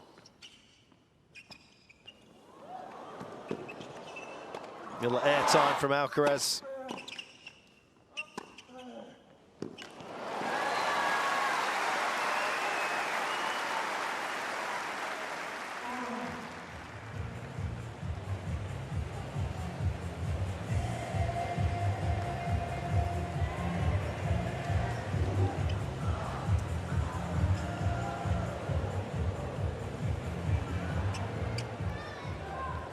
Does make a difference when you win the opening set. Alcaraz 14-2 here at the Australian Open. When he's lost the opening set, he has not managed to turn it around at this particular major. 0-2. Long way back for the American.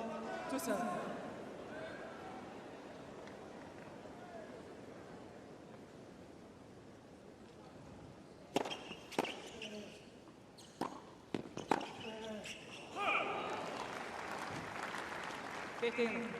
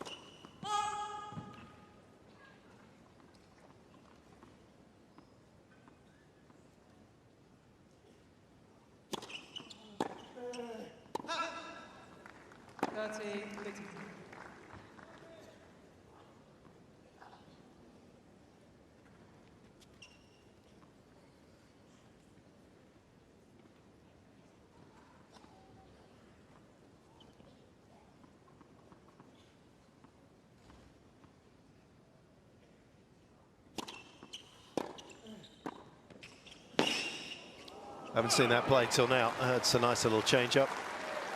15.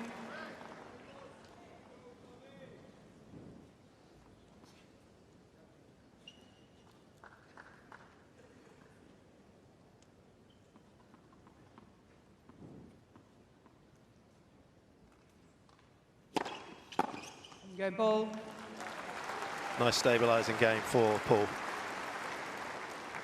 Needed to get an early toe hold. It looked as though the intensity of the last set perhaps just left Alcaraz for a second. He'll probably mill around at the changeover for a bit longer than normal just to get his focus back before his first serve of the second set.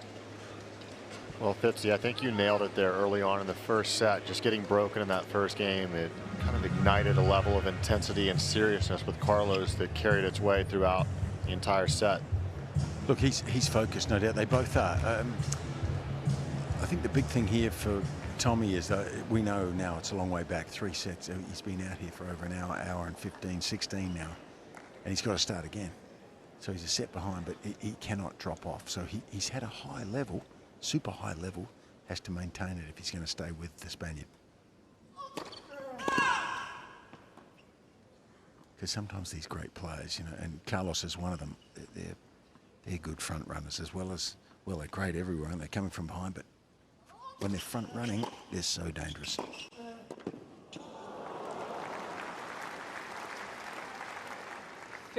Saw just a little quick chat between Tommy and Brad before that last point, and then Tommy hit that return and came on in. I wonder if he was kind of nudging him to keep moving forward whenever the opportunity presents itself.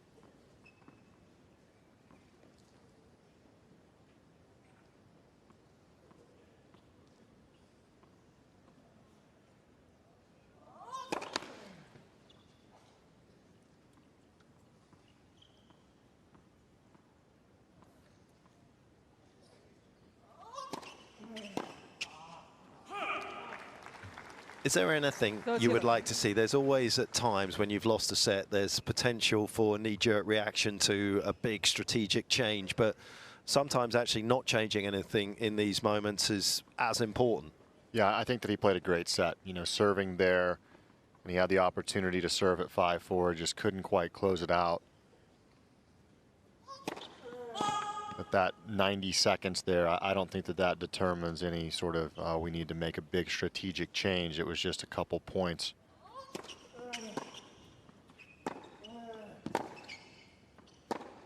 At the very end of the set that he couldn't quite execute as well as Carlos.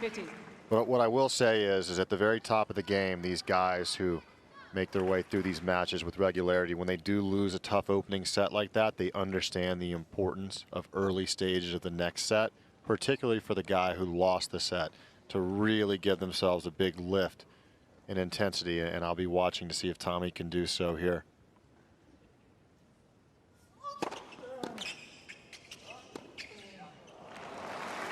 For me, Patch, what it does is two things. Number one, it shows the opposition that even though you lost that set, that you're still there and that you still believe, and that that wasn't just the end-all be-all for the match, that I'm still here to be present and coming at you for the rest of this match. And it also shakes off and puts to bed any of those negative feelings that you might have had toward the closing stages of the previous set.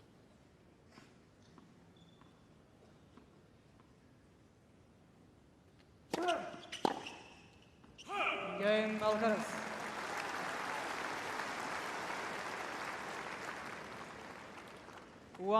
In terms of time in the office today, that felt like a pretty good and needed service game for Alcaraz, not just to take any kind of early detour in this second set away from the intended destination. He would like a clean kill today if he can get it.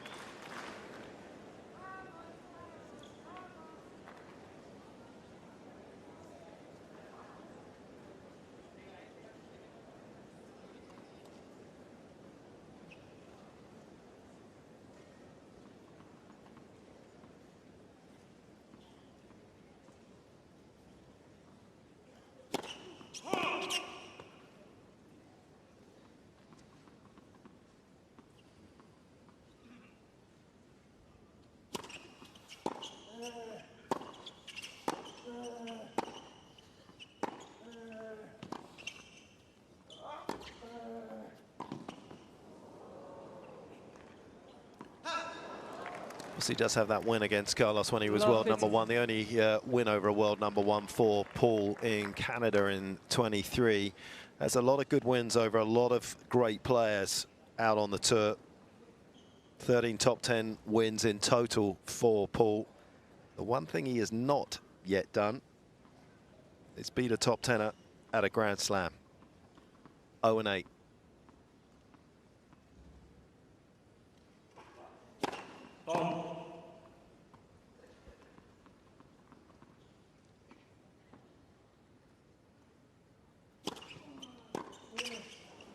It's a big miss there. Tommy, early stages here, set number 2. 15. Just a couple of mistakes as he was trying to settle back in, and that's an opening there that Carlos won't be happy to give Tommy the opportunity to level. You can see there, that's exactly what I meant. He knows that was an opportunity missed.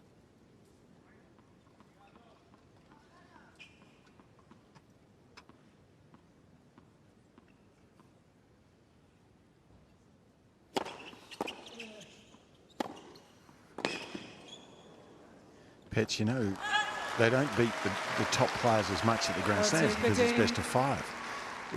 And you know that. I understand, we all do. It's exponentially harder just for the viewer out there to beat these guys over 5 sets than it is over 3. You have to maintain for a lot longer. You can't shock them and you know, a quick 2-setter.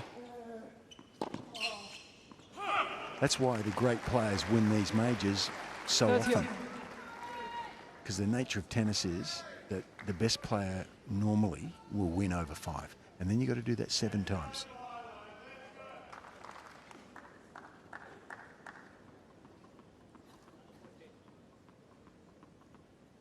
Carlos has already done that 6 times in his career.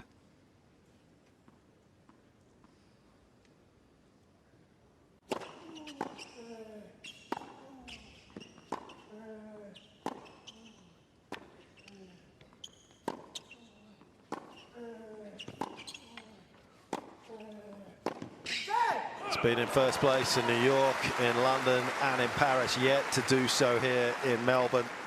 This could be his year, and this is most definitely his moment to take a stranglehold on this second set.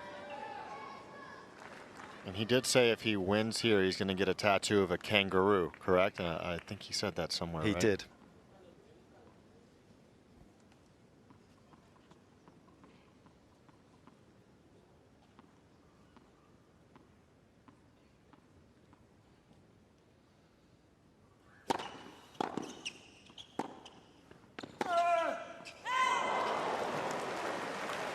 Well, he's got away with one there. Didn't do near enough with that approach shot. Yes. And left it right there in the wheelhouse for Carlos, who now will definitely be feeling like he's missed a chance here as he missed that second serve return, and this is not a passing shot that he misses very often. The quality that Tommy brings to the net, though, I think also forces Carlos to have to try and hit the pass a little bit harder, which possibly contributed to the miss. People that are less expert at the net than Tommy, I think he feels as though he can just carve it around them.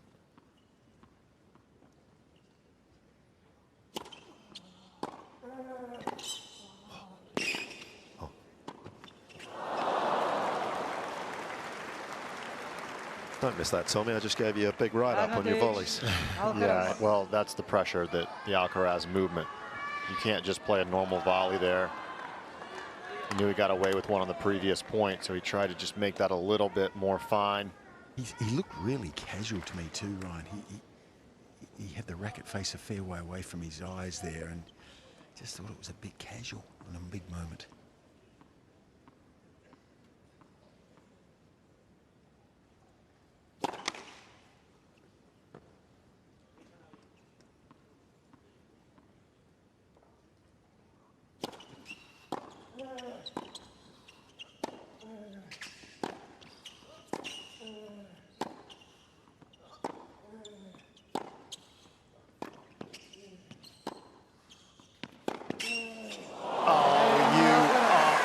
World. You're the best in the world. Please.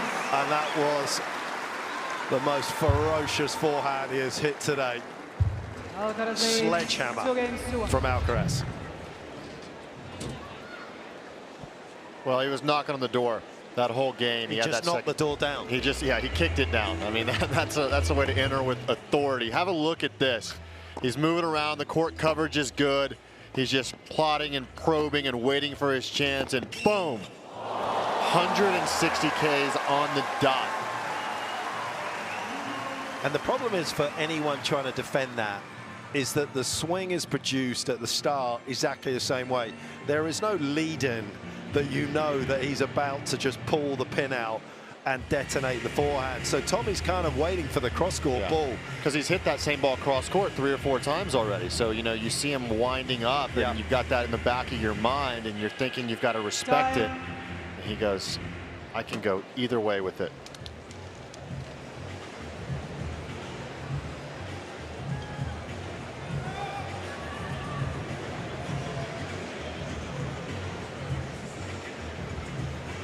Everyone taking a moment to savor what they've just seen. There's always something from an Alcaraz match that just allows you to kind of gawp in awe at his skill level and his ability. And that was it right there. Devastating blow for the American. But a shot that would have beaten everyone.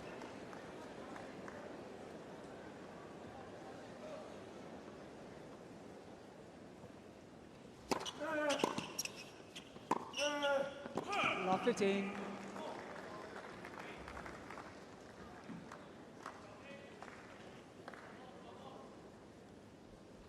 New balls here, and that visibly carried further through the air.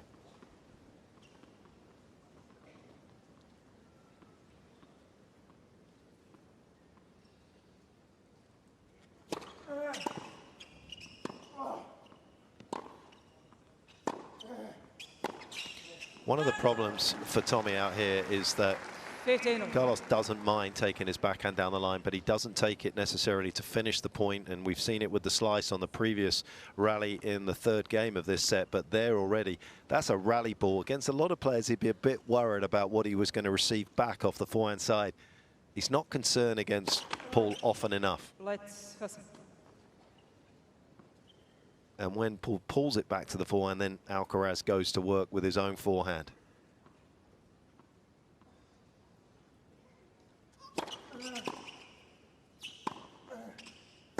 And that's why you're seeing the errors here from the American. He is trying to inject pace, but it's just a lot harder for him to do and keep control of the ball.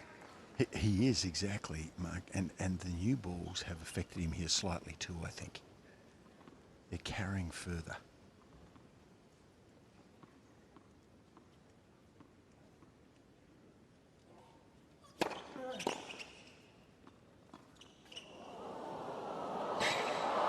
It didn't actually look that good a drop shot, and yet somehow he's come away with a point, and hopefully Paul hasn't hurt himself in the process as he tried to slide for it. 40-50.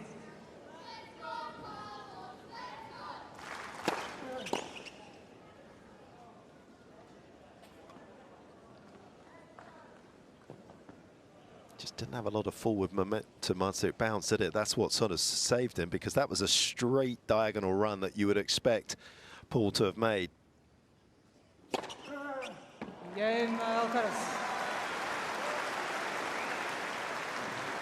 He's not going to hit an extensive catalogue of aces. That's his first for the match. 3-1. But he pulls away from Paul in this second set, 3-1.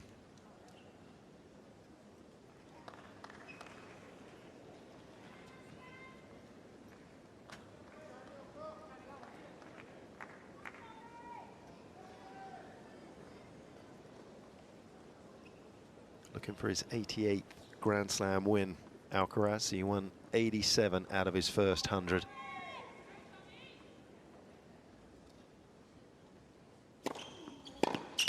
Oh, and that's why that is unplayable. Well, I think this is why he's so devastating once he gets that set lead, as you said. And look at the forehand winners count, up to 12 now. I mean, he's hitting that forehand anywhere and everywhere at the moment. When he starts to roll, that confidence builds. You know, as you said, he's got the most firepower in the world.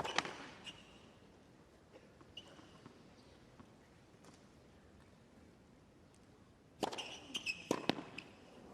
think the general consensus is amongst the locker room and most in the tennis world is that when he's switched on and engaged, that his level, when he starts to really turn that up a notch, it can be absolutely unplayable. There's people who, you know, even Jannik Sinner sometimes when they're playing can only just watch at times with what he's doing. The Lou Hode of the modern era. Is that right? 30-15. You have to give me some Lou Hode stories there, Fitzy. There's plenty of those about how good he was. Yep.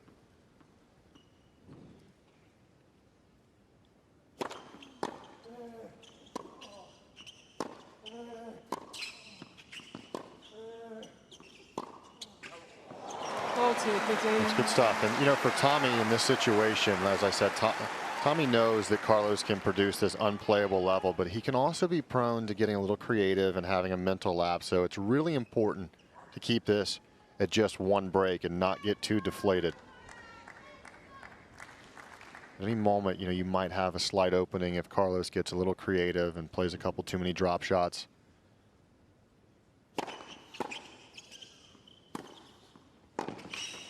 Game, ball. Good pressure applied in that particular game. Alcaraz, I'm not sure if he thought it was a let or serve was long, but the game will go on no longer. Paul wraps up his second game of this second set. Well, let's take a look here at that Alcaraz forehand. He's been so dominant with it, and we saw in that break point, Tommy was covering the cross court, and this is why on Tommy's forehand placement, he's going pretty much even variation, about 40–46%. There's no real variation, but look at this. Big discrepancy here with Alcaraz going after the Tommy Paul forehand side. He builds this up, he sets it up so well. We saw that blistering forehand down the line with the court open, and the reason being is because he's put it in Tommy's mind that he's peppering that forehand side. Then the most crucial moment, Tommy's expecting it over there. He fires it the other direction, court's wide open, set up beautifully by Carlos Alcaraz. Great job from our team with noticing the patterns.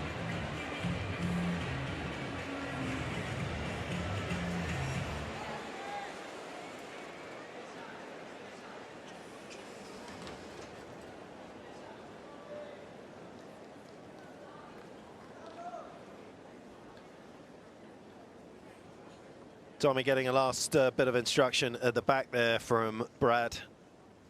Alcaraz primed and ready to push on.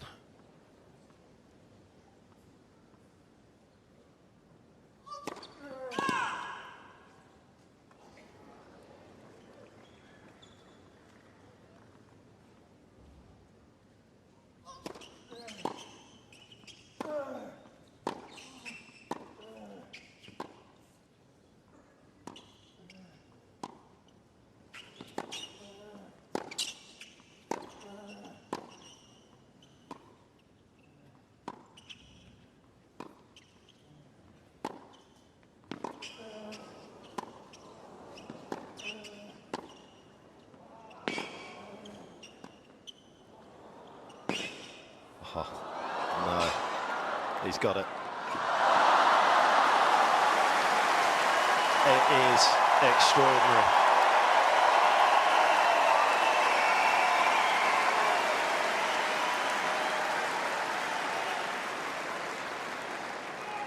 Both guys throwing so much variation. You saw excellent use of the slice here. Tommy backs him up, tries to exploit the drop shot, but Carlos's movement gets up there, and then at the very end, the re-dropper. Always a great play when someone drop shots you if that drop shot is open in return.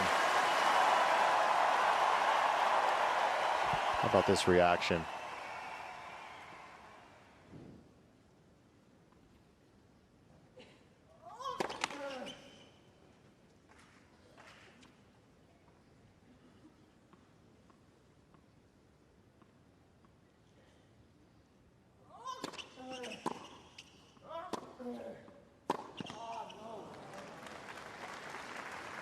Taylor.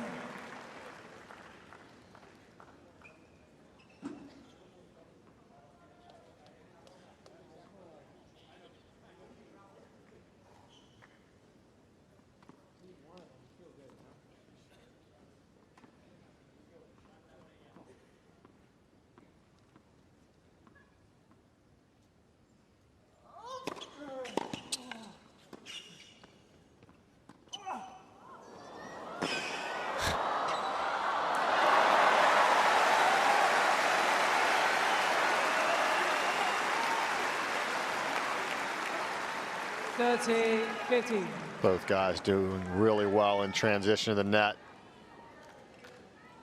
Just getting Carlos moving a little bit, trying to test those legs.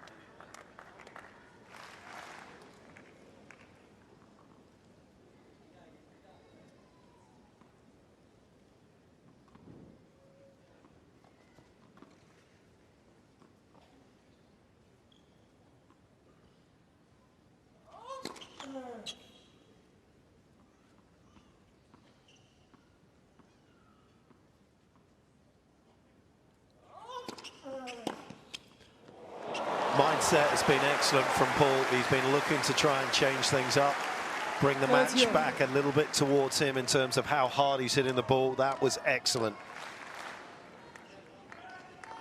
Well, he's been very aggressive with that backhand return, particularly on the second serve return. Gonna have to do a little bit more of that. He continues to find different areas to try and be aggressive.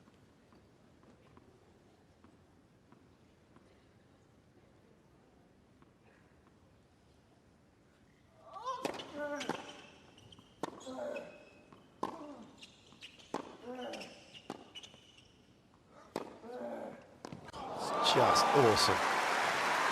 The footwork to get in position there was absolutely magnificent. 40.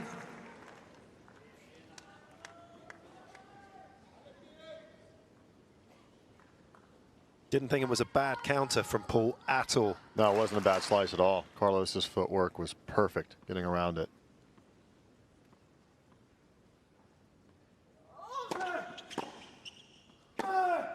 That is a statement. That is an absolute statement, those last 2 points. Alcaraz leads 4-2. And not to overstate what's been happening over the last hour and nearly 40 minutes now, but watching this right here, this is the first time throughout this week that I've been watching Carlos, and it looks like he's rounding into that form where you see him winning majors. I think the first few matches he was working his way in the draw, kind of working through a couple things, and right nice. now, yeah, can you imagine? Just ticking over to the round of 16.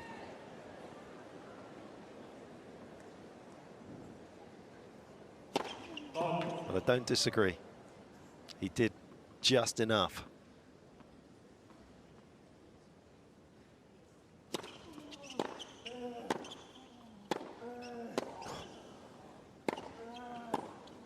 Well, if you consider that he's getting better every match, and that's what he normally does, you wouldn't want to play him in a final, would you? That's when they bring their best, but that was some of his best, wasn't it? What a collection of forehands there.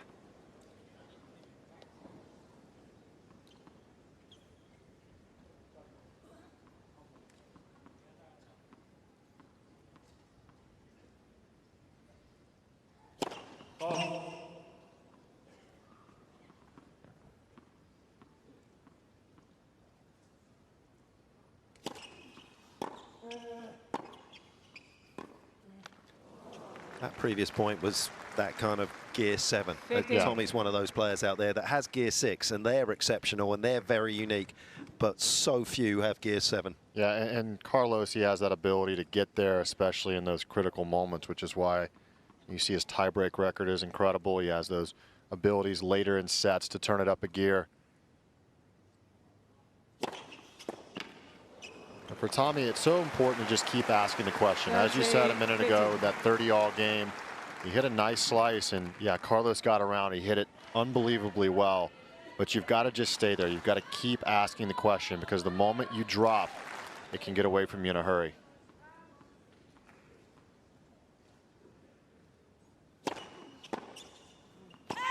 $40-15.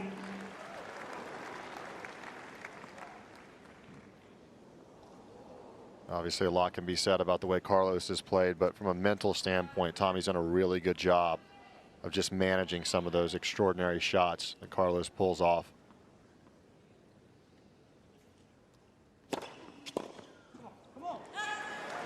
Yep, all the plaudits Paul should be having as well from not just his coaching bench, but also everybody else, because he is tailgating Alcaraz in this second set effectively so far.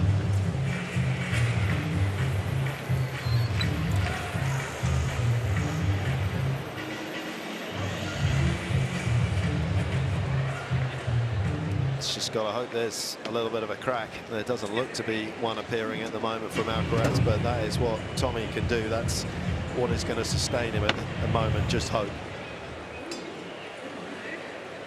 Well, he's got to stay aggressive on second serve return. We saw a beautiful second serve return strike at 30-15 in the last game. But for Carlos, his second serve points won. It's been continuously ticking up ever since he started adding a bit of speed on it, a little bit of variation going in the body. So I want to see if Tommy can continue to take it to Carlos on that second serve return.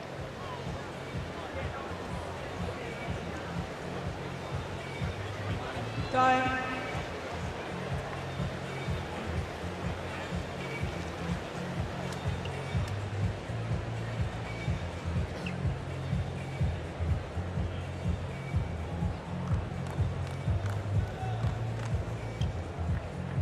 Smooth, serene progress made in the second set from the world #1 to this stage. Can Paul create a little bit of turbulence?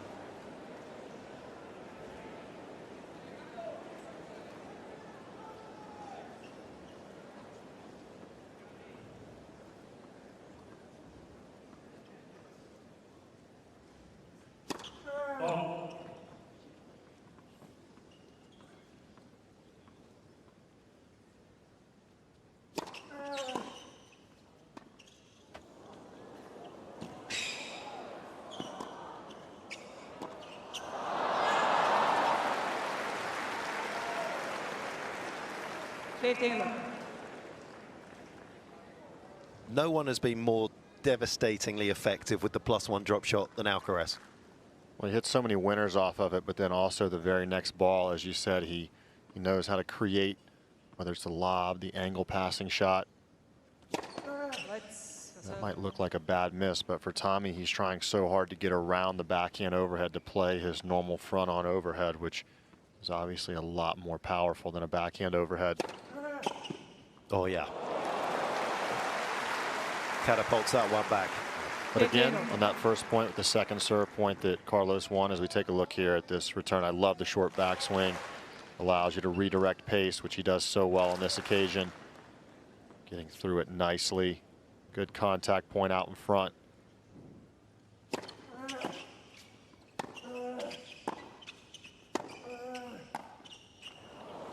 Going back to that first point, the second serve again. Varying speed and location, tying Tommy up in the body. Using really good speed and spin variation for Carlos on the second serve.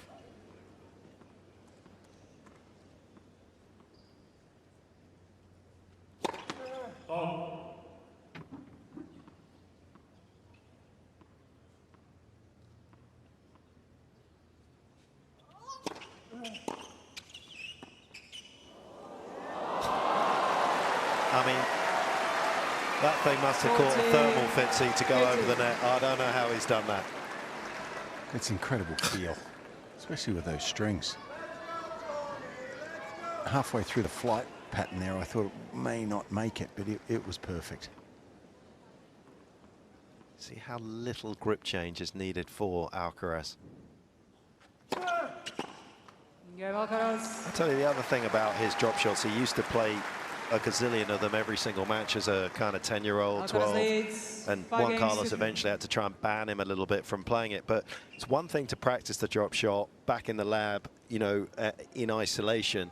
But what that has done for him, as you just said, Ryan, is he played so many.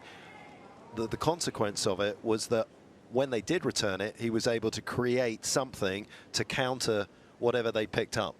And he learned how to keep the hands relaxed, which is so important because he's so comfortable playing it on big occasions. I mean, we saw him play one in the late stages of the first set tiebreaker and executed it beautifully. And he does these sorts of things. And I mean, to me, I don't know how you guys were, but I was thinking that playing a drop shot, you know, in a critical stage like that was a little bit of a bailout. But he doesn't use it as a bailout. He uses it as a weapon.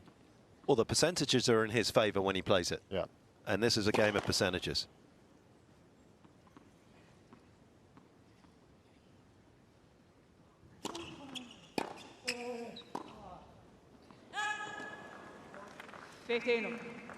And the other thing, clearly, that has a big impact on his opponents is that they then have to cover the drop shot potentially, so they stay closer to the baseline than they would like.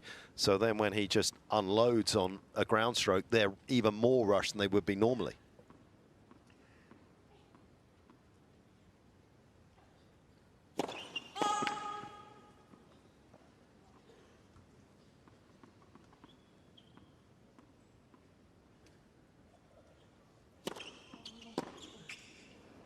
Both of you guys have coached some incredible players, so I want to ask you both this. How much do you think the court sense and instincts on the court can be taught, and how much of that is just in your DNA? You can teach it. You can teach it, but you've also got to let them play. You've got to let them have the freedom to lose.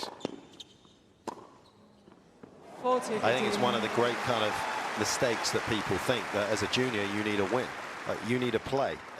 Don't worry so much about winning, because if you can then come out of the back end of the juniors with a skill set like Carlos's, you're going to win on the main tour, which is the only thing that matters. And he had to fail in order to get there. Correct.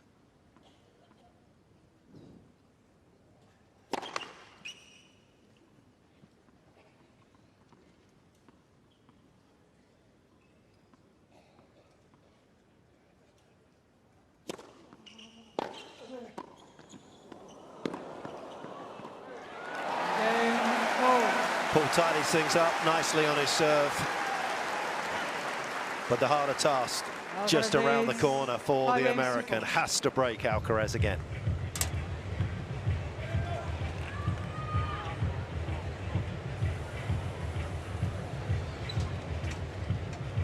It was a good move here from Tommy, recognizing that Carlos had gone way back on the return. Just understanding that's a good chance sometimes. So when guys go way back on the second serve return, in order to get depth on the ball, you have to also get net clearance, height above the net. And if you can catch them at the right time and you catch that ball as they're attempting to hit it high over the net, that can make it for a bit more comfortable volley from a higher position. It's all about timing with that move.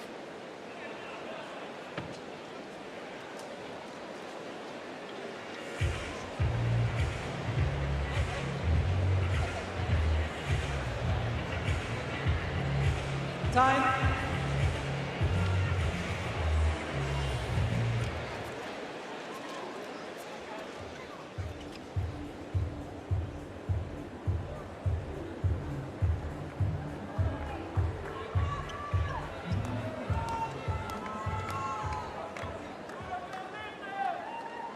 Alcaraz serving for a 2 sets to love lead.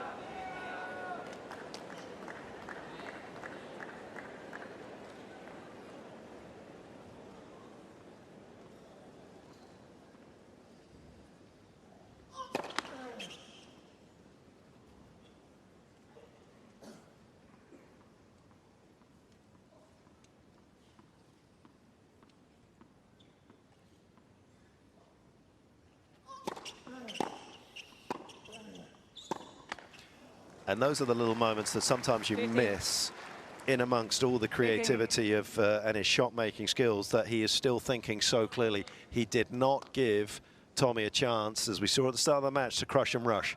Tommy was looking to creep in there to take that second serve on. Alcaraz's serve kept the American at bay.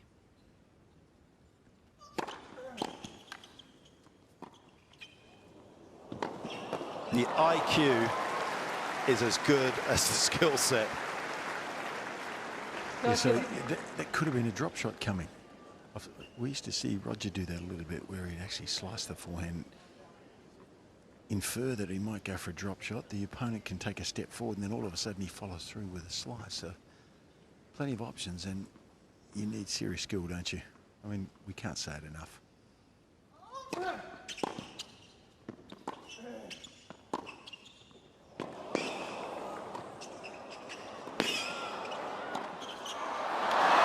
That's been the area where Paul has been most productive up at net.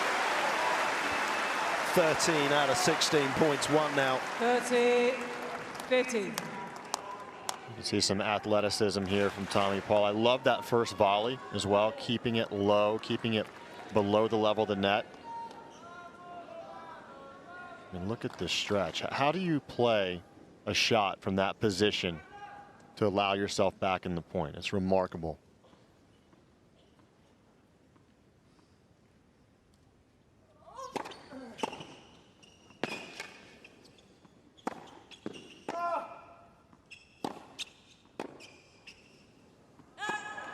Such a good return there. He's using that inside-in forehand return on the ad court really well.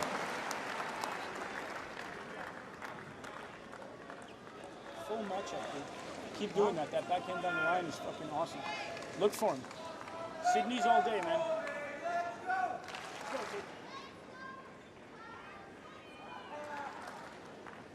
The message wasn't wrong. Alcaraz with some deep breathing techniques down this end, calming himself down.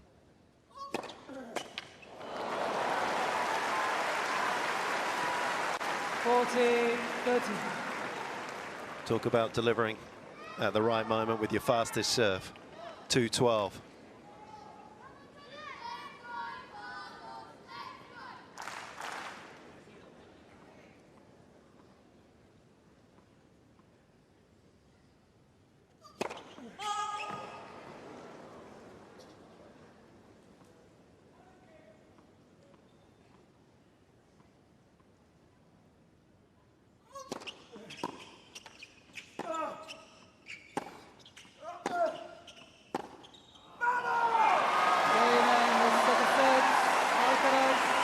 The reaction tells you how vital that was to him, as the Spaniard captures the second set and leads by 2-0.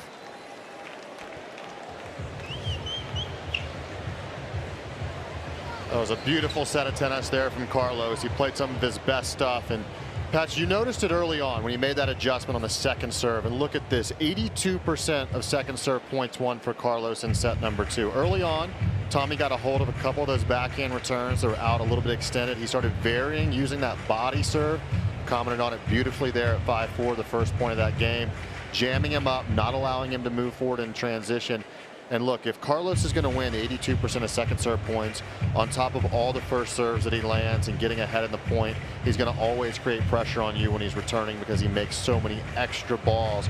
You've got to try and do better on the second serve return if you're in the TP camp.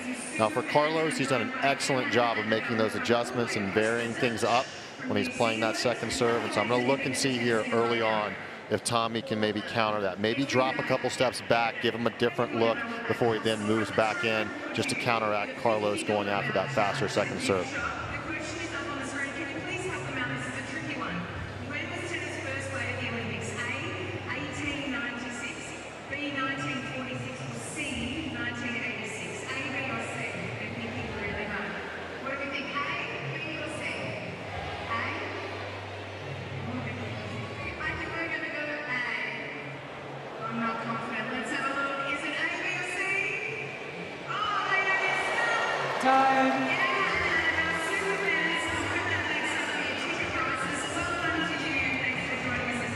That's a good trivia question up on the screen there at the end of that second set there, Fitzy. When was tennis first played at the Olympics? Well, it wasn't, I guess, the modern Olympics. 1984, it was a non-medal sport in LA. And, of course, 88, Seoul was a medal sport again. But originally, I guess it's way back then. Yeah, the first time it was ever played at the Olympics was 1896. What city was it in? You were there, weren't you? There you go, Patch. Now you're becoming really obvious. Oh, man. You fell into it.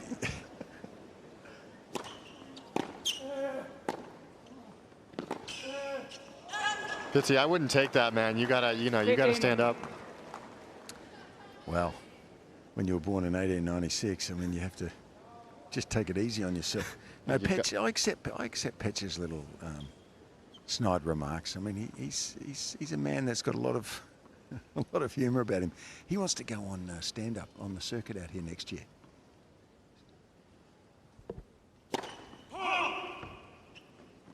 He's not far wrong though, Ryan. That's the problem.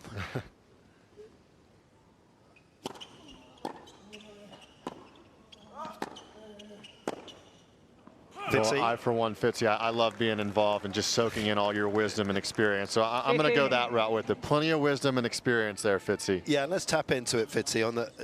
I feel like Tommy. Yeah. Brad sounds like he wants more space, which is going to give him a bit more leverage, which is going to generate more pace. And Fitzy, I feel like that is his only opportunity here, and he's got to try and kind of contain the number of unforced errors that will come with him taking bigger risk. Yeah, and that's been caught between a rock and a hard place. What he's doing now, as good as it's been, and it has been, it's not winning. So if he drops off at all here, it's going to be over quickly. He's got to maintain at least that level. And yes, I think you've just got to take a bit more risk. But with that risk, sometimes there'll be reward and sometimes there'll be unforced, well, there'll be errors. He's playing the best in the world. Pretty tough to stay with him. Yep. Well, his first serve percentage again down that end is starting to drop. He's 1 for 4 now to start this set.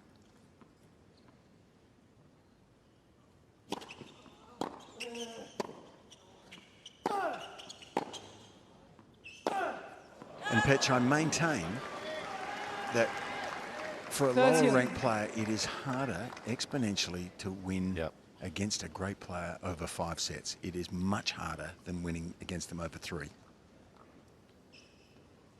Well, Fitzy, one of the rare occasions I disagree with you here, so I'm going to have to give my my counter to that.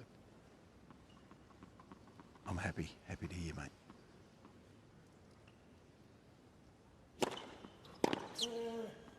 I don't believe that Tommy can start to swing bigger and out of his comfort zone and win this match. I think that Carlos plays too many balls back in the court in order to do so. I think that this is more about chess and counteracting some of the adjustments that Carlos has made throughout this match.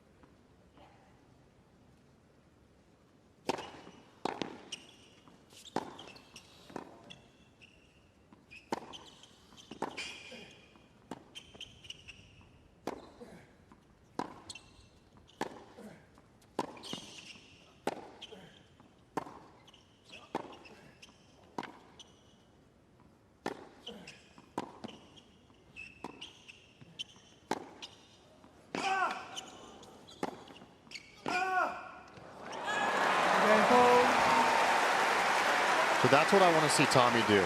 Rather than trying to swing a little bit harder than he can control, I think that he's got to reestablish that he can hang in there with his shot tolerance. I think that if he starts swinging a little bit too big, that plays into the hands of Carlos. I think that if you can move him around and establish that quality again, making sure that he knows that you're still there, I think that that's when it can get a bit frustrating for Carlos. And then the other adjustment, as I said, I would like to see him take a couple steps back on return. I know that he wants to step in on the backhand return, but right now Carlos isn't giving it to him. He's not letting him from that forward position.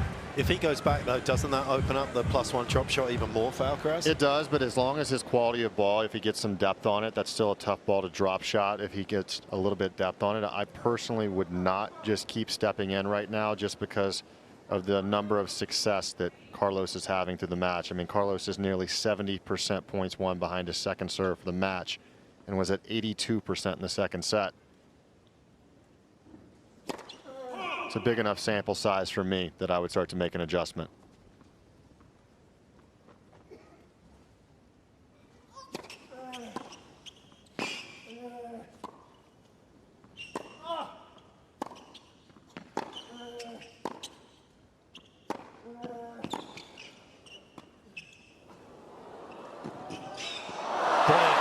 Brilliant riposte. Gee, that was quick, by the way. He's a good athlete, isn't he, Tommy? He was very quick up to that one. Love 15.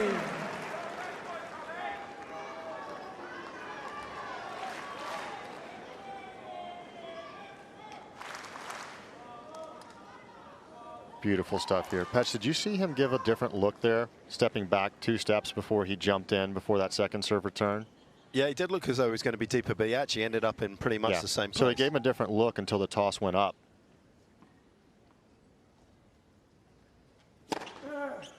And that actually baited Carlos. Did you hear that, Fitzy? I missed that pitch. No, just the net, I think. Yeah. I didn't hear it.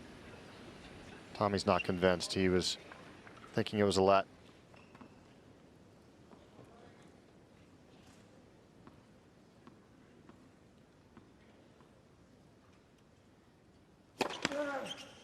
Let's see if he does it again. Tommy, he stood back a couple steps and then he waits till the toss goes up to make that move forward.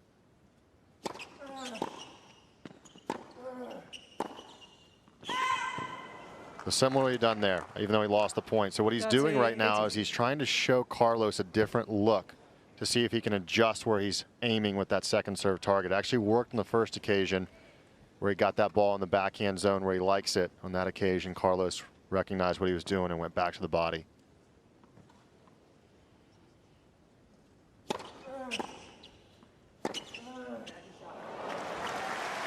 The hard thing for Tommy is not a big spinner of the ball.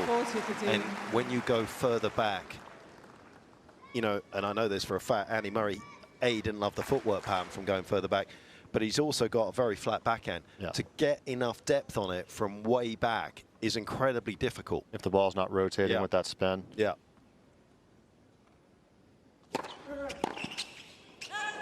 Game Alcaraz. New balls, please. There's a lot going on out here. It's not over yet. One game. It's a big and difficult obstacle to get past is Carlos Alcaraz in these majors. But Tommy trying to throw a little bit of something different at him there. Yeah, he's been spectacularly good. There's no question about that. As I said, 87 match wins in his first 100 matches at the majors. Only Bjorn Borg doing better than that. The most wins in his first 100 career matches did Alcaraz than anybody else. 75. Roddick was second best at 73. Most wins in his first 152 matches. 117. Johnny Mack at 113. And he was the fastest to reach 275 match wins as well, Alcaraz.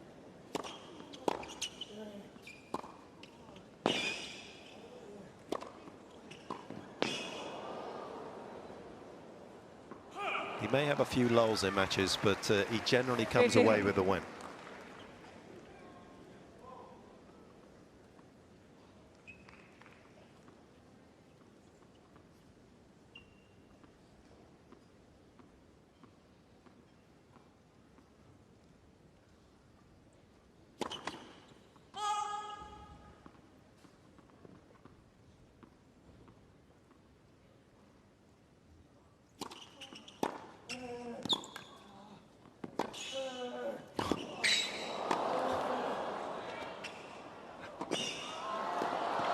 Every millimeter of the court hit. Talk about taking your opponent coast to coast. 15. Well, he's just asking him the question again and again. Sideline to sideline, moving him. I mean, this is like doing a fitness drill. Go singles line to singles line and back again. What about the technique on the volley to finish that off? He's versatile.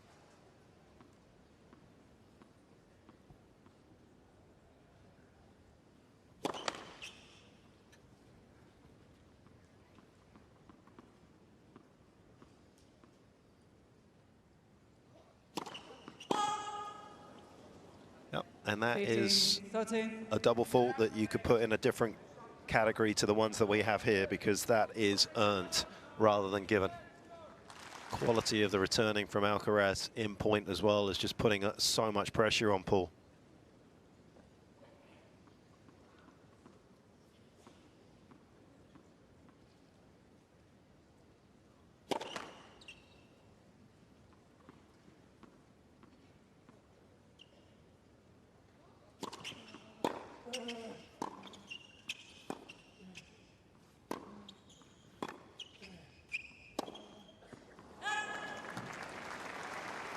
Sometimes just struggles when he wants to generate pace, 14. Tommy, of squaring up the racket face, the strings to the ball. And there's been a number of times, even in the last game, he got away with a rally where he didn't time the ball quite as cleanly. And you can see there, once he goes to force it, just occasionally doesn't flush it out of the middle.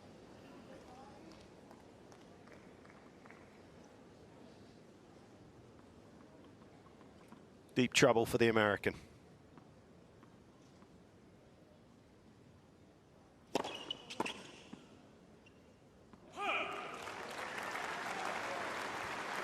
Thirty, 14.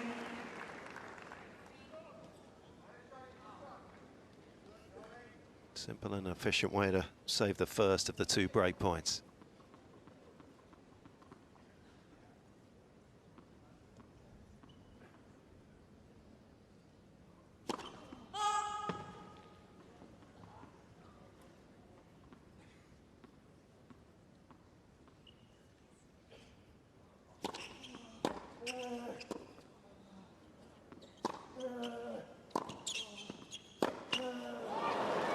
That's a big reprieve.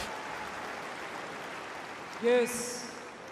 Yeah, I thought he was going to line up that forehand down the line again. It looked like he had a little space there, but trying to go back behind Tommy. That felt like a potential match point.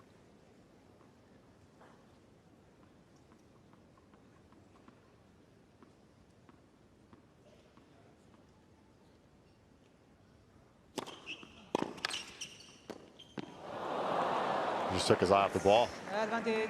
Yeah, and we've got to remember that he didn't play an awful lot of tennis after Wimbledon last year, and I think as much as it was a nice reset for him to be fresh for the second half of his career, there's things that have changed in terms of no track work now, trying to keep the pressure off the joints. This is a big step up. It is, and he played really well for the first set, and I mean really 2 sets. He hasn't played badly at all. Obviously a couple moments he'd want back, but you know, Tommy had a really interesting press conference quote a couple years ago here when he played the semifinals against Novak, and it was one of the most true things I'd ever heard, but he said it in a different way than I'd heard a lot of players play. They asked him if he played badly in his match against Novak.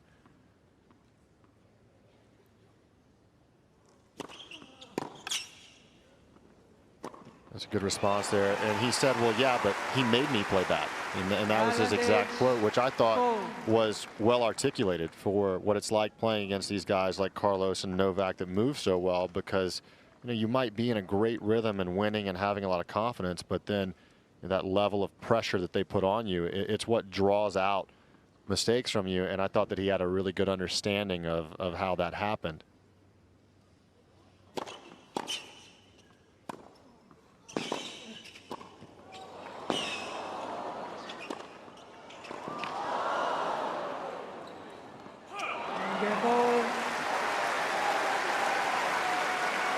Well, who knows? Maybe in a couple of hours when we're looking back and we're deep in a 5th set, that missed forehand from Alcaraz will be the moment we'll be talking about. Paul hangs on for the time being.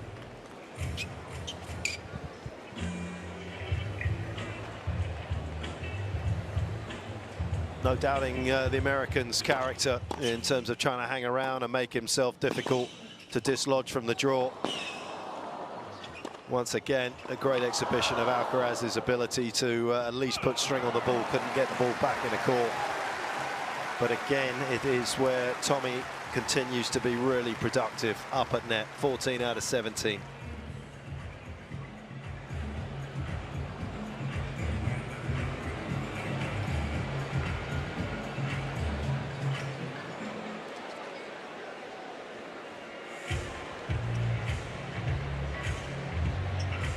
Time.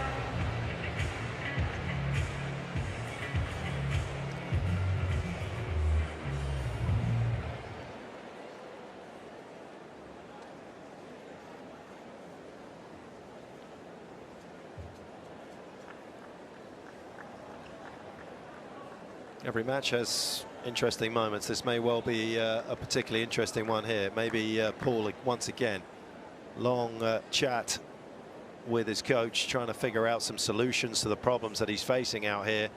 Maybe just capitalize on a little bit of disappointment here for Alcaraz, who probably should have broken in the previous game.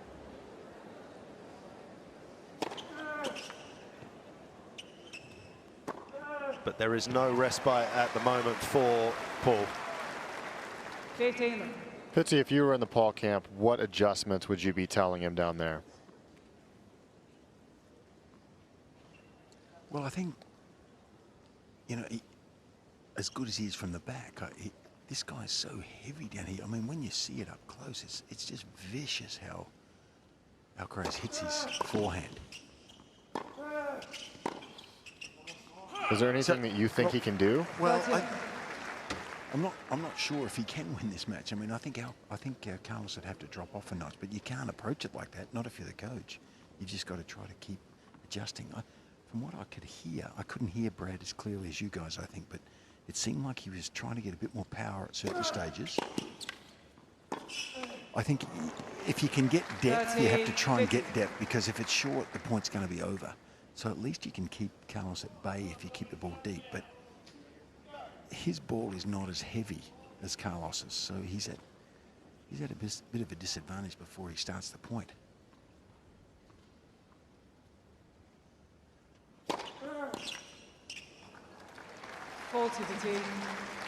It's always tough to run that kind of opinion up the flagpole, though, Fitzy. You're 100% right, though. There's no question that Tommy needs a bit of help from the other end of the court.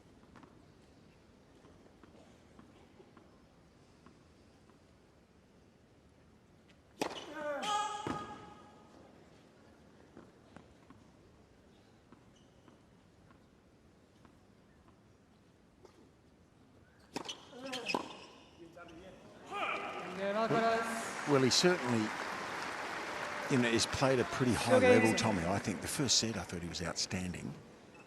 But to maintain it for 3 or 4 sets is another question against this power. And Carlos has been dialed in from that 2-love deficit. He's been dialed in the whole way here today. He's gone to a bit more of a level. You talked about him getting better each match, and from what I've seen, he certainly has. So yes, he probably needs a bit of help there, Tommy, from him, because rankings don't lie sometimes, do they? You know, honestly, everyone was a bit worried when Roger left with his style of tennis, the way that he played, and wondering if we'd ever get a tribute act. We didn't get a tribute act. We got an original reinvention of Federer's classic style in the shape of Alcaraz. He is somebody that plays all-court tennis, and it's as good as anything that we've witnessed in the past. I agree with that. He is like a new version of Roger to me. There's probably, I think Roger still holds up on the grace side, but Carlos has, he's got more explosiveness. He's incredibly explosive from the ground.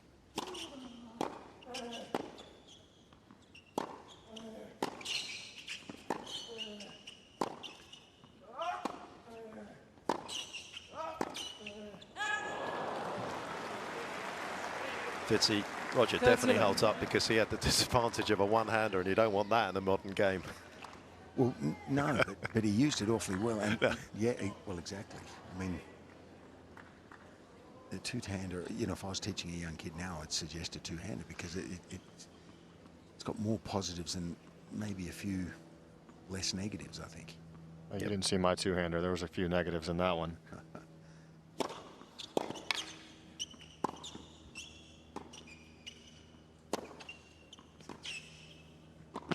Well, the difference these days, isn't it, that the two-handers have got a good slice.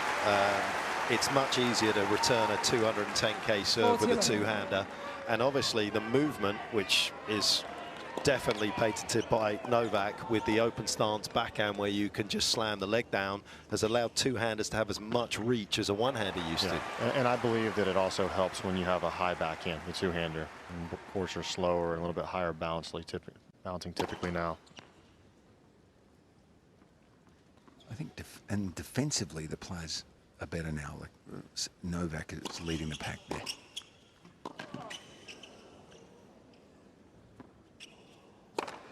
So that return right there is case in point. One-handed backhands a lot of times they have to chip that high one, and Tommy giving a little smile there at the Alcaraz. I mean that.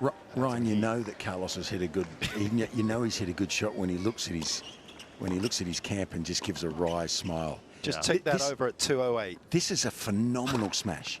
That got from A to B so fast. 208 on an overhead there. That wasn't. I mean that's a joke. Have you ever seen an overhead hit that big? No. I don't think so.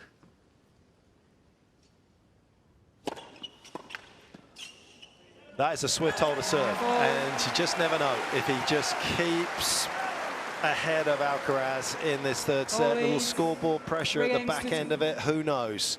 Paul, 3-2. There's a little sign of annoyance there from Carlos after that.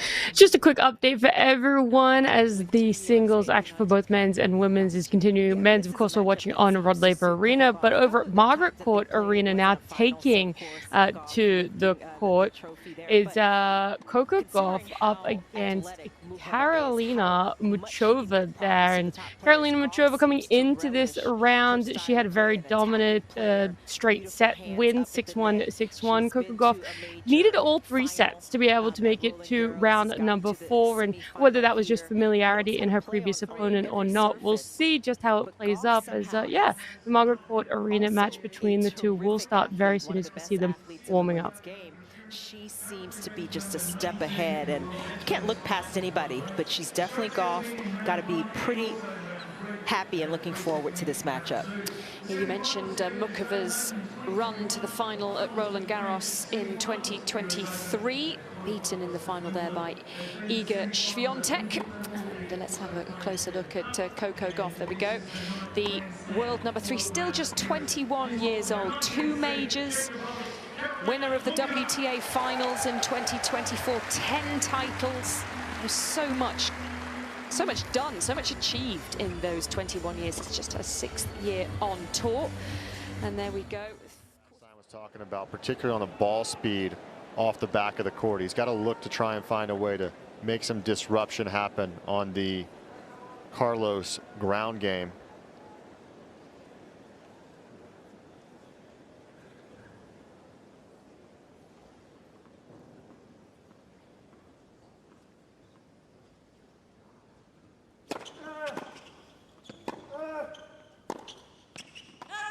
And Brad talked a lot about particularly the backhand wing for Tommy and some of those things they focus on. Now let's take a look here in set number 3. You can see a visible uptick off the backhand wing for Tommy Paul as he's trying to hang in there in these baseline rallies. Definitely a concerted effort there.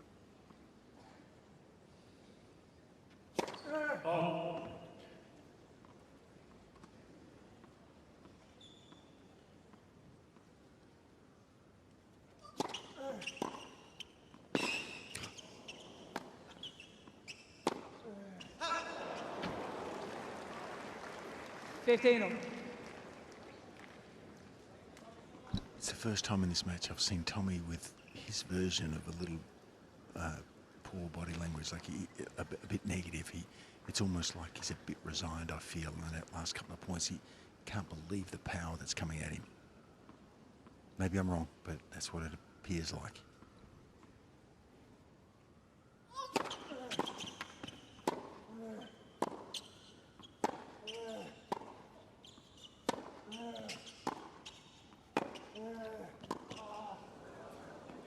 It's good striking there. Little nod of approval, recognizing he played a good point. Carlos matched him strike for strike.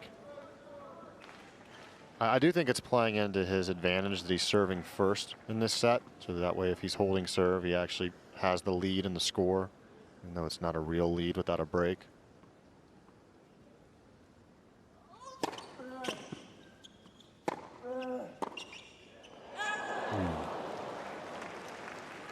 You expected to make that? Well, he did, but you know, it's hard to make a normal shot when the ball's coming at you like a hand grenade. And normally, yes, he'd make that, but he wouldn't have been rushed quite as much as he was there. It's a tough gig.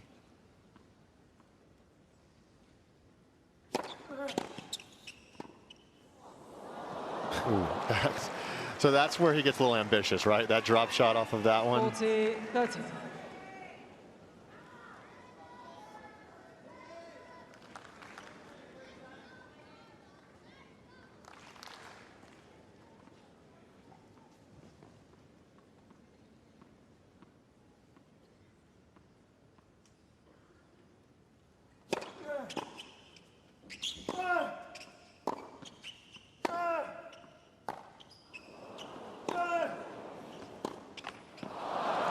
Couldn't quite capitalise on.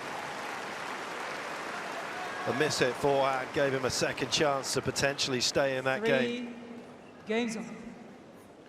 So Fitzy, with the body language you're recognizing there, do you think that that puts Tommy in kind of a spot here where it could be susceptible to be broken?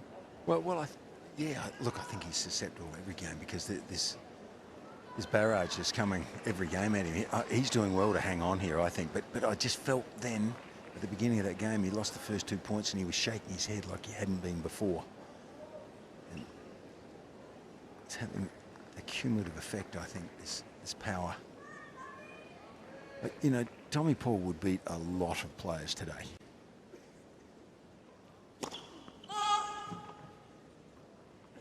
I'm just not sure he can win this one.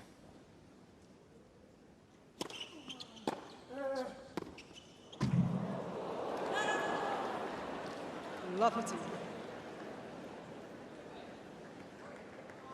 I reckon he's going to have a good year, Ryan. I hope he does. He's a fantastic guy for the game, Tommy Paul. And I'd love to see him get a real run, a deep run in one of these majors.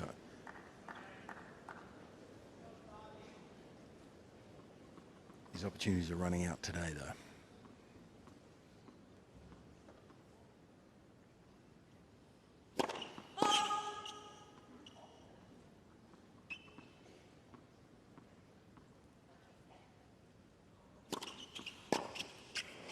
Great second. And good recognition that he's been struggling to protect his second serve in this second set. Just 3 of 10 prior to that particular point. Needed to do something different.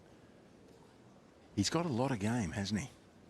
He's got a lot of options. I mean, Brad's always talked about it. He said he wants him to play in the same way that he would imagine Picasso playing tennis. You know, not pattern, you know, just being creative, improvising at moments, a bit like that. That was instinctive. 30-50. And there, a little more determined look as he drops the ace. 7th one of the match, first of the set. Still doing really well behind the first serve in the set, though. 12 from 13. First serve points won, despite only the 1 ace. So he's setting himself up in an offensive position.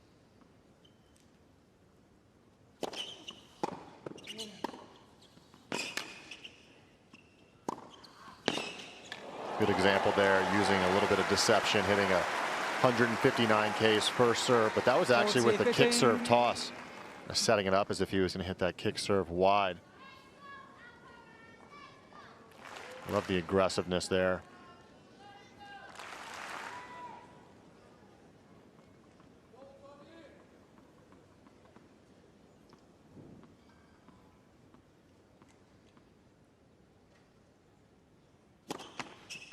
Let's hustle.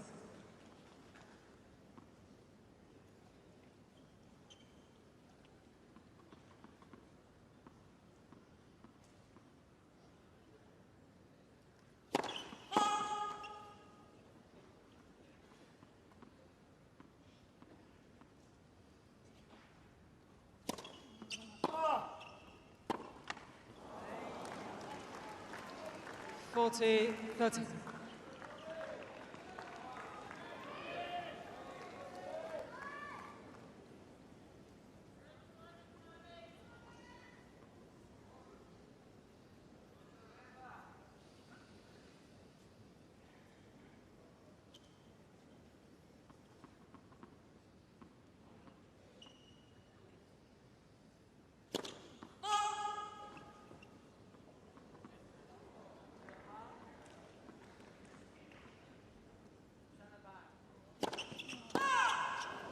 But that was unfortunate. I don't know whether Tommy caught that, but somebody said send it back as the ball had jumped up in the back into a spectator's hands.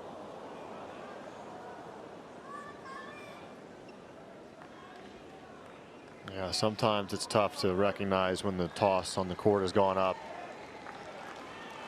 But it can be disruptive if you hear something, it kind of startles you in the middle of your motion.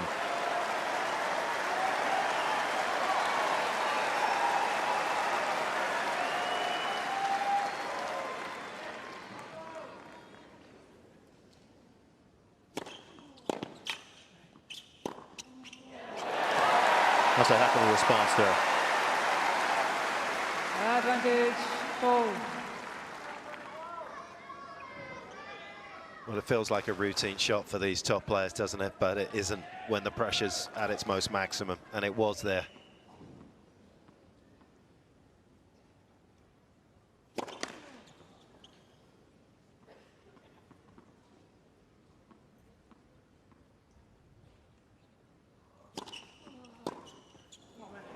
Little loose return. Good body language too, Pets, there. Yep.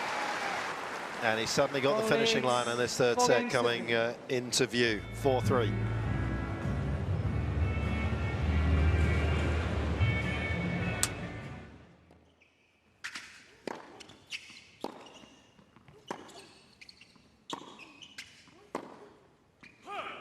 She's never taken a set off Coco Gauff, but had a very straightforward 6-1, 6-1 win in her round 3 match against former semi-finalist here, Magda Linette, in round 3. Said that was a welcome, quick victory after a tough 3-setter in round 2 against Alicia Parks of the USA. Led for service.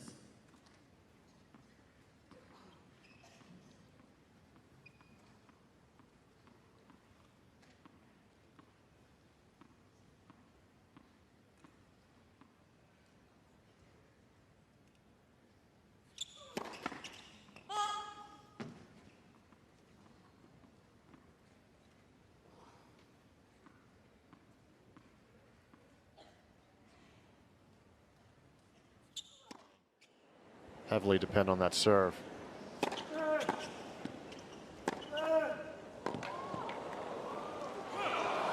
Yeah, the +1's so good from both players behind the serve. Only dropped 2 aces in this third set combined.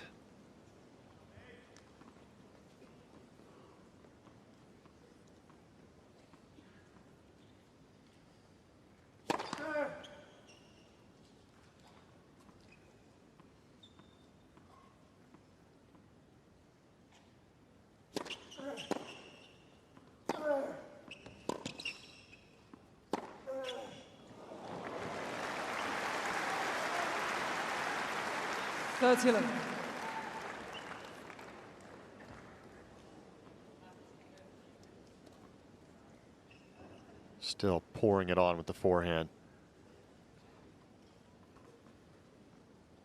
18th winner off that side.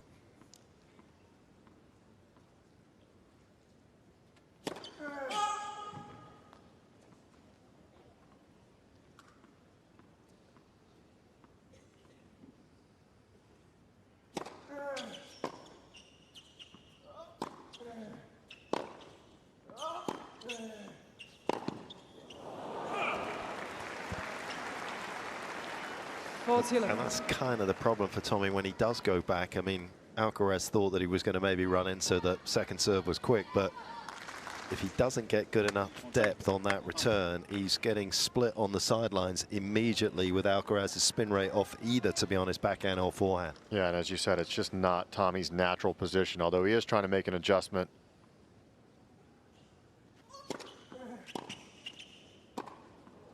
Game, Alcaraz.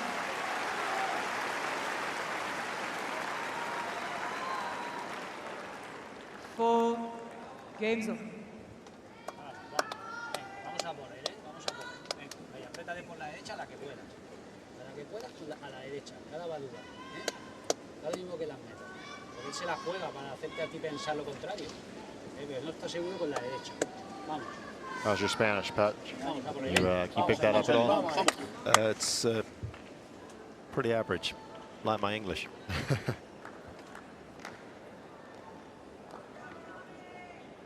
I mean, this all really revolves around Tommy making first serves here. If he can put in enough first serves, he can get himself to 5-4.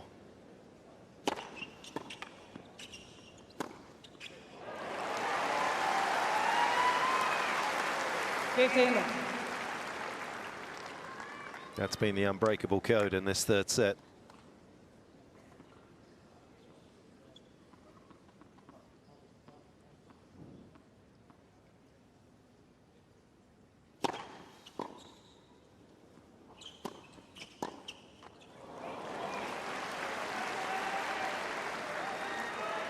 Third ceiling.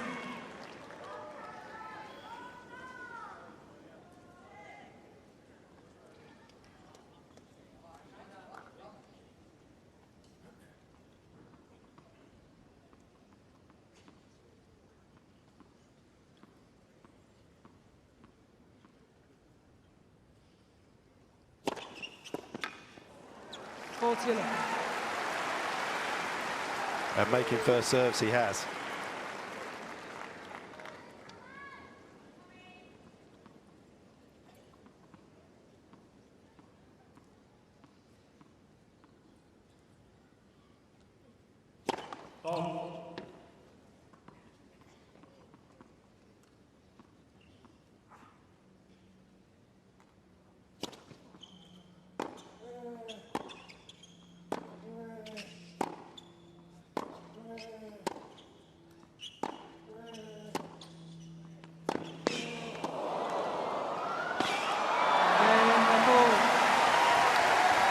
That really gives him a little bit of momentum as he heads into the 10th game of this third set for Paul.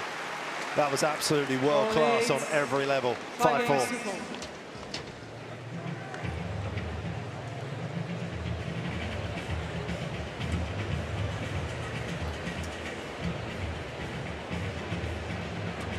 Well, so much can be said about how well Carlos has played throughout this match, but I think that Tommy's done a good job of just continuing to stay there.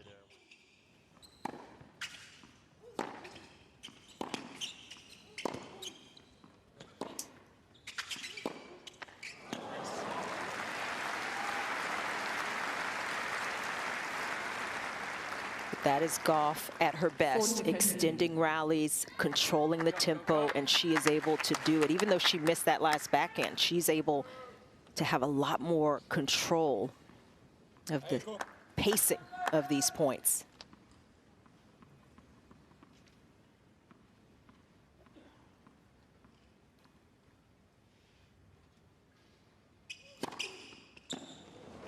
Goff's serve looking very solid at the start of this first set.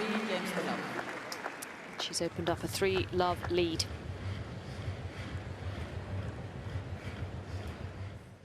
Intricate rallies. Alcaraz has obviously got the upper hand, but there is no room for error now for the world #1 in the third set.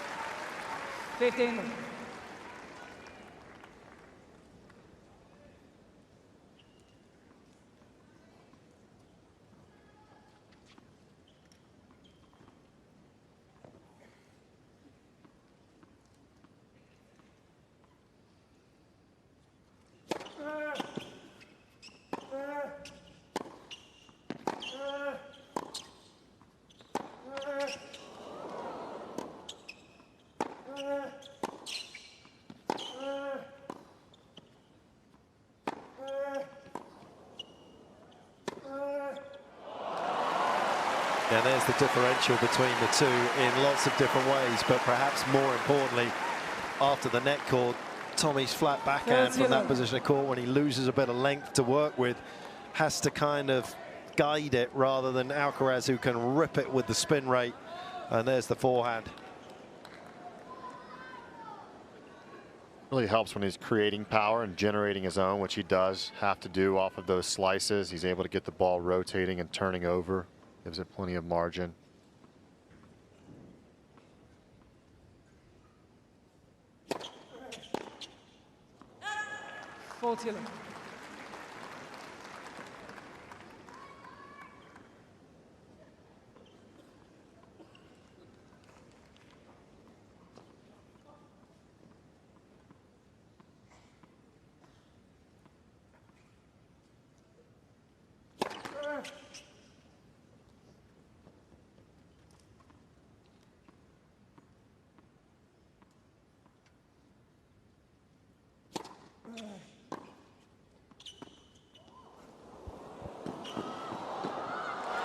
Just never tire it.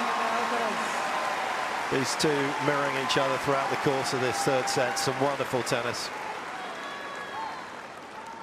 At times more extravagant from this man, but equally exciting. Well, it's so deflating. I mean, it's such a hard run to get there. Tommy's done it about 20 times in this match already. And Carlos does such a good job of following it in, even when he doesn't hit the outright winner. It's just such a simple ball to the open court.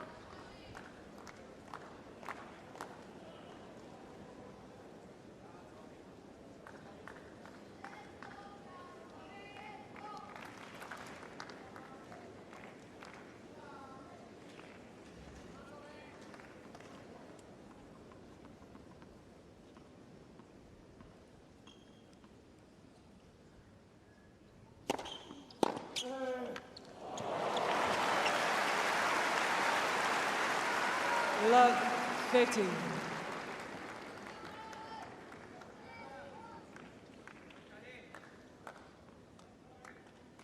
This is where he's so good at digging in and playing some of his best tennis. He did it in the opening set.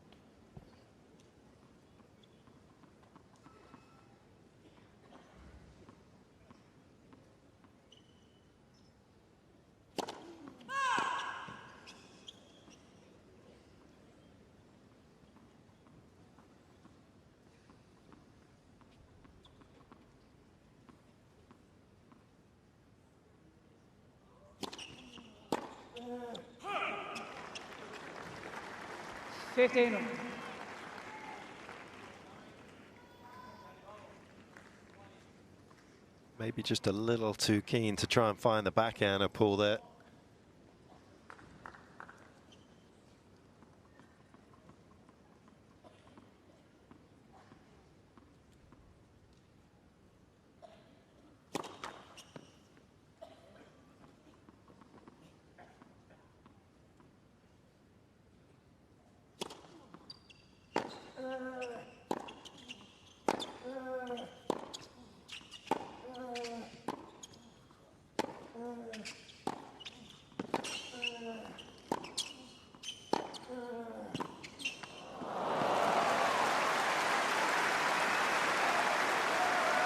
Did everything right in that rally, the American, but Alcaraz comes away with a point. 13.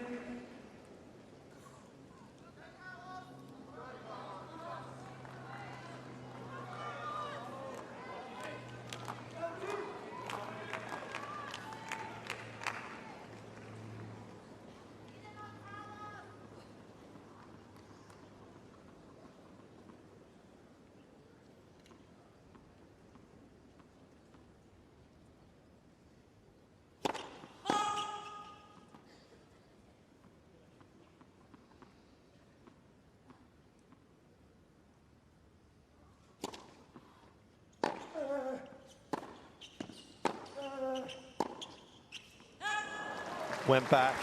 Tommy decided not to serve and volley against the deeper position. And Alcaraz, who has consistently looked for a few more forehand returns on second serves at this year's Australian Open, gets exactly what he wanted there and now, which are a couple of break points.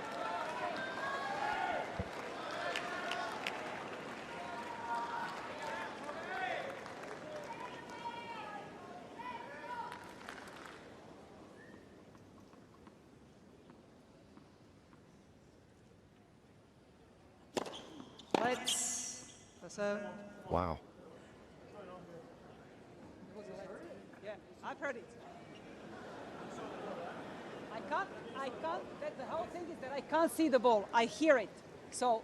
Yeah, my reaction is that there was a fair For bit me, of clearance for there me, on it that went one. like this. Well, both players high. looked up at her simultaneously, which is usually a pretty big indicator. And you can't have a video review for net courts, which I think you should.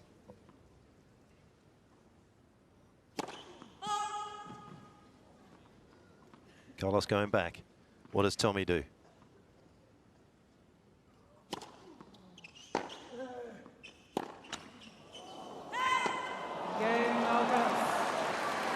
Unfortunately for Paul, he cannot find the forehand to keep Alcaraz at bay, who breaks at the most opportune moment and will serve for a place in the quarterfinals once again here in Australia.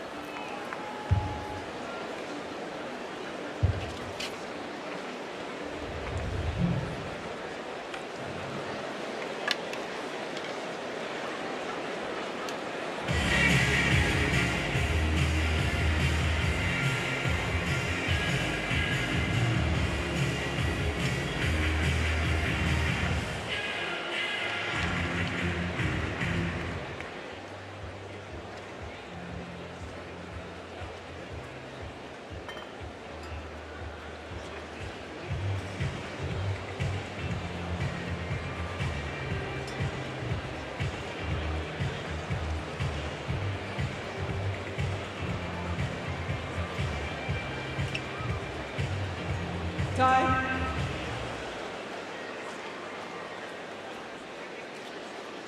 Two watch, right? Two watch.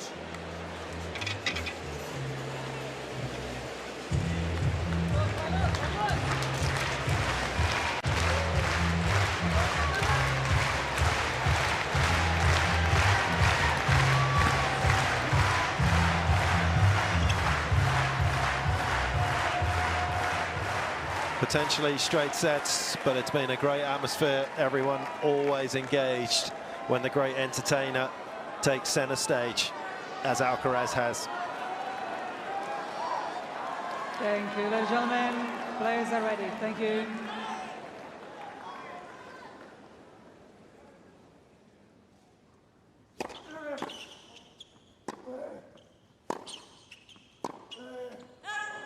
Promising start for the American. Well,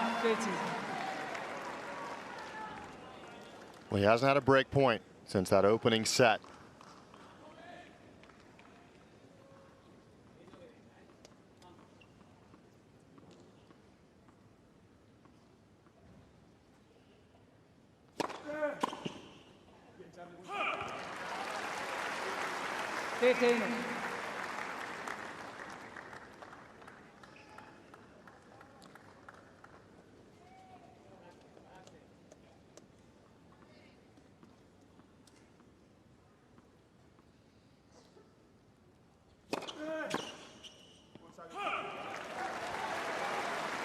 Let's see, 15.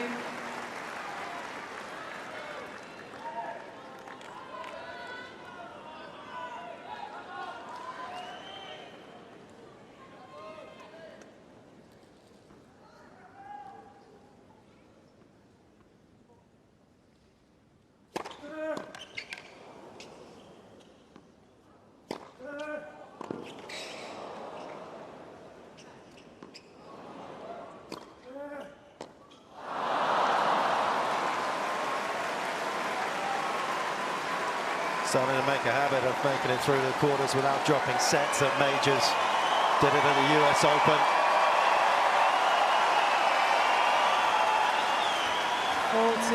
15.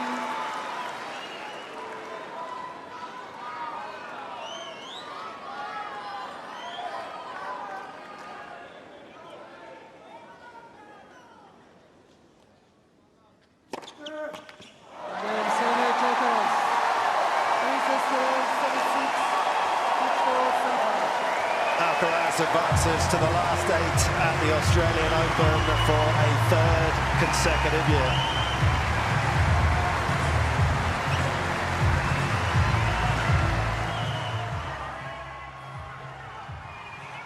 A beautiful display of tennis from both Alcaraz and Paul. That is now 4 rounds where Alcaraz has not dropped a single set in the Australian Open. He's been forced to tiebreakers a number of times, but what just a beautiful run it has been so far for himself, now making it into the quarterfinals. Unfortunately for Tommy Paul, he won't be able to make quarterfinals as he did last year at the Australian Open, now exiting out at round number 4. But to come up against world number 1 in Alcaraz and put up the sort of fight he really did was just a phenomenal display. And we can see Alcaraz looking to either face Bublik or Dimonor, who will be playing later today. So he kind of gets to sit back, relax as much as you can, knowing that you're going to have to face up against one of those two in your quarterfinals matchup. And we're going to look over towards Margaret Arena, which is still in their first set. We could be seeing Coco Gauff win it, though, here, as she is up 5 games to love.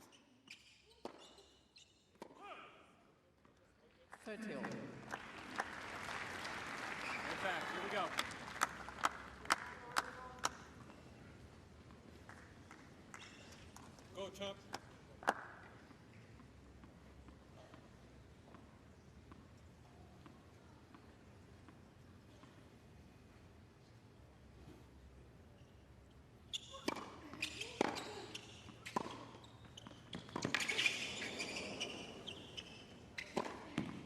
Oh, great defense from Gauff, but Mukova puts away the overhead and now has a chance to close out her first service game of this match. Great running from Gauff.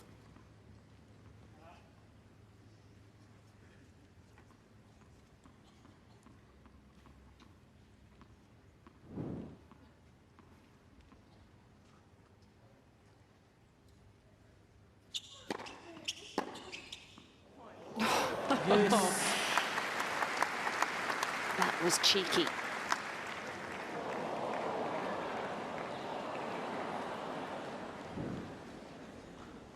Hey, cool.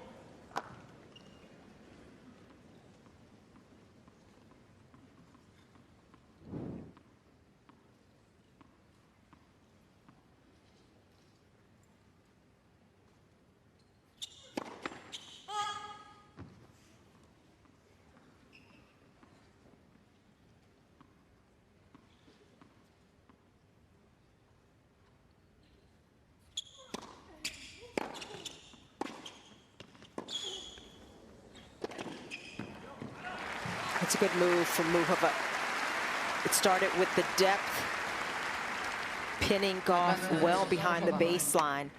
And that's where Mukova has to try to get to a bit more often, shortening the point and using her skills up there at the net.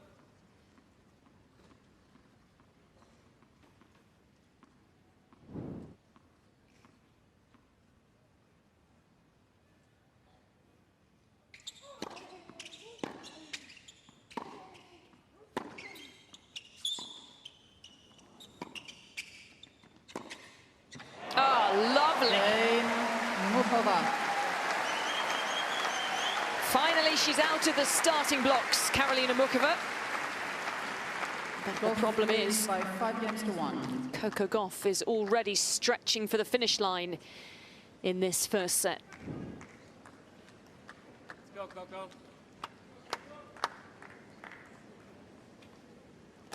This was a much needed hold for Mukova just to settle in. Flick of the wrist. Give herself a little more positive energy here.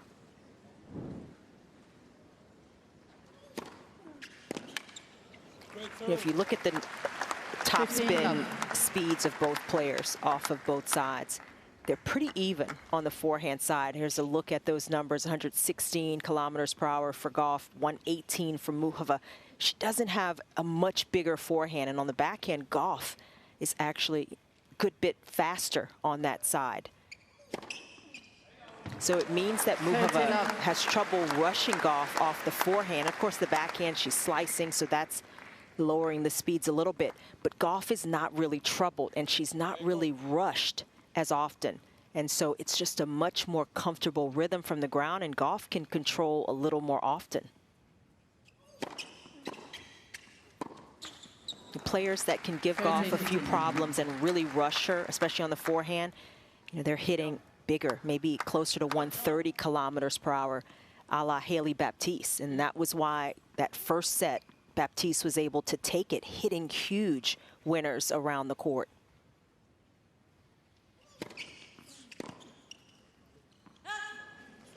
They're coming back to win the next two sets, 6-love and 6-3. Well, she figured it out, Goff, and she's not going to go away. She's going to play very evenly over the course of the match, and the consistency became a problem for Baptiste. Not a lot of players can hit that big and be consistent over 2 out of 3 sets. It was a real way, wasn't it, to roar back into that round 3 match.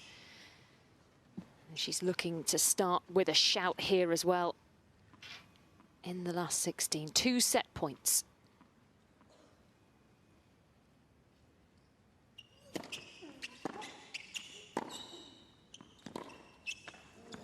Yep, sending a signal around the grounds, Coco Gauff.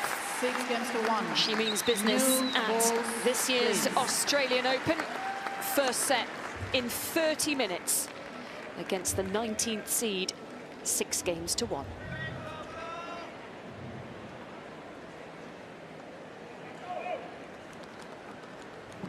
This is a fantastic set of tennis from Gauff, and she started out ready to play, and that was key. Got the early break.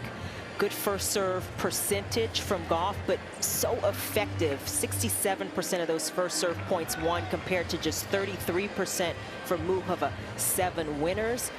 Very clean, even differential between the unforced errors. And Gauff, with how well she served, did not face a break point. Was able to capitalize with a couple of breaks herself, and in the end, you know, made that first set very routine.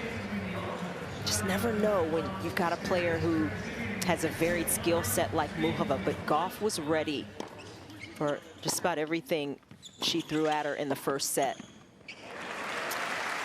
And as we saw on the screen just then, the winner of this last 16 tie will face either Elina Svitolina, 12th seed, or Mira Andreeva, who play last on the Rod Laver Arena this evening. Already through to the quarterfinals from this side of the draw. Arina Sabalenka. Time. Beat Victoria Mboko, the 17th seed from Canada, the youngster, in straight sets. Then Eva Jovic beating Yulia Putintseva. Second set. 6-1. Muchova to serve. So has Karolina Muchova got a comeback in her. It would be her first comeback against Coco Gauff in their 5 meetings. 15-love. First things first, Muchova has to find a way to start winning points when she has the balls in her hand. Winning more points behind that first serve, at least getting better setup for her second ball.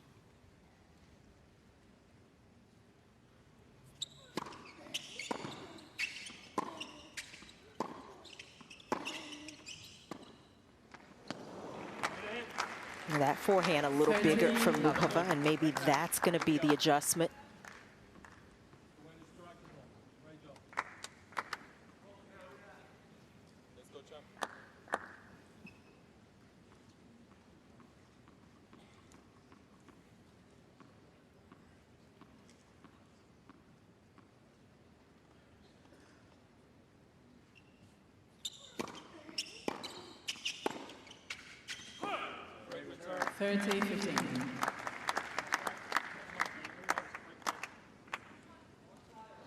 Lots of positive noises coming from the Gauff camp.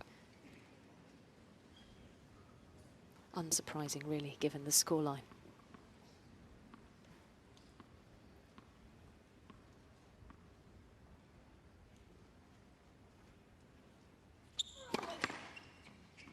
Left for service.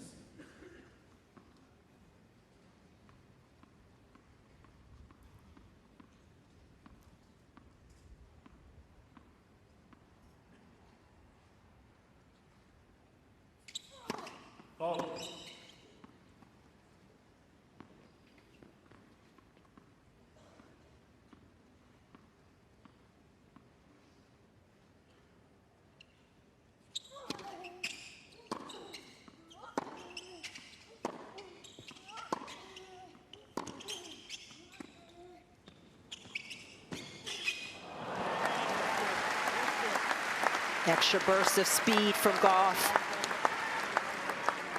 And also good court awareness. Held that forehand just long enough to go the opposite direction from where Muchova ran to.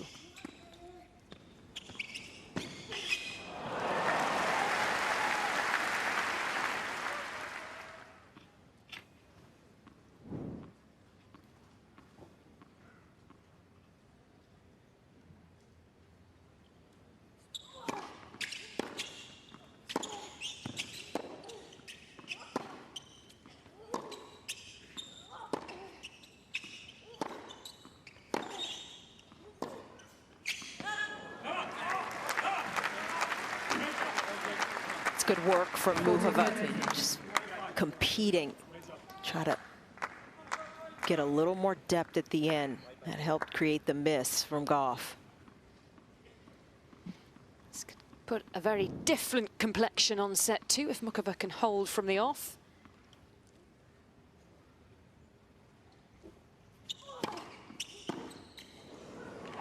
Which she can. Big clench of the fist from the Czech player.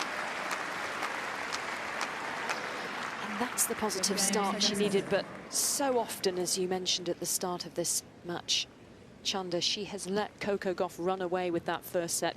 The second set has been competitive, but already Gauff has hit her stride. She's found a rhythm.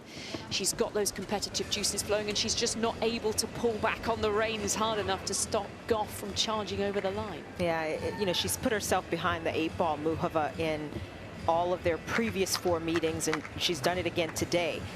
Holding serve to start the second was not what she was able to do in the first, so obviously already off to a better start.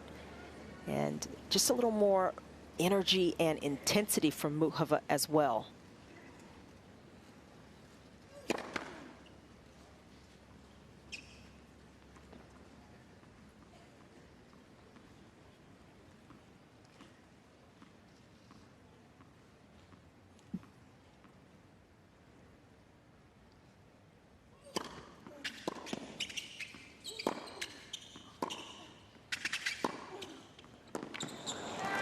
Kind of talked about some of the numbers, Gauff's strengths compared to Muchova's, and you know, for Gauff, she is #1 WTA top 50 in terms of first serve return points won. She's #3 in second serve return points won. Again, the strength of Muchova's game is her serve, and Gauff can negate that so often when they have played.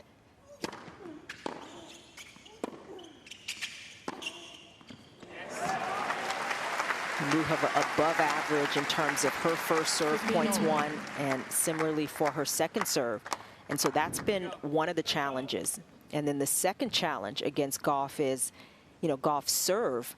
That's an area that some players can attack. Her second serve is an opportunity, but it isn't against Muchova. Muchova has not been able to take advantage of that.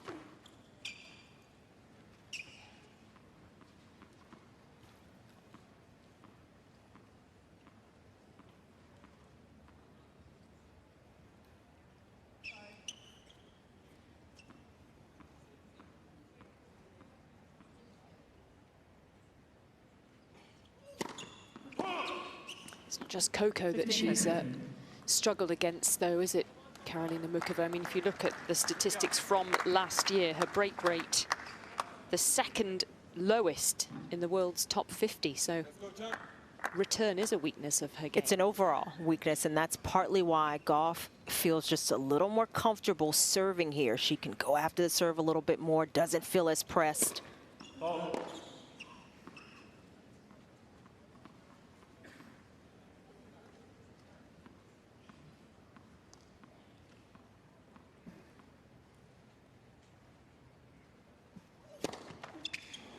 That's 2 double faults in a row, though, for Coco Gauff. And a couple of break points for Karolina Muchova. Rare chance at a look-in for the Czech player against today's opponent, who's beaten her 4 times.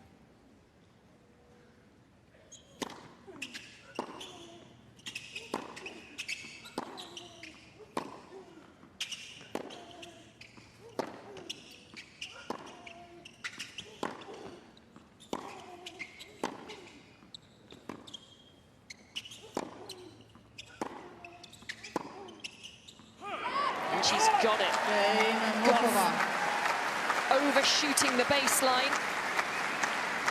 A break of serve for Karolina Muchova right at the start of the second set.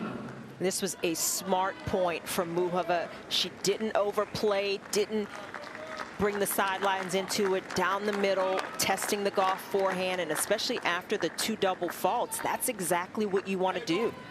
Allow your opponent to try to play their way out of trouble. You don't give it to them. New coach Sven Grunewald happy with what he's seen so far in this second set. Now the challenge, of course, is to hold serve against one of the best returners in the game.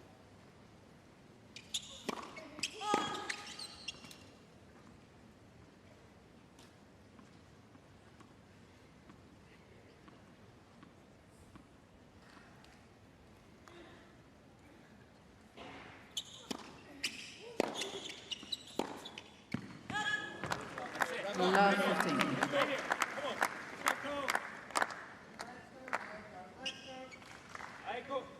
A warm day today, ball moving through the air.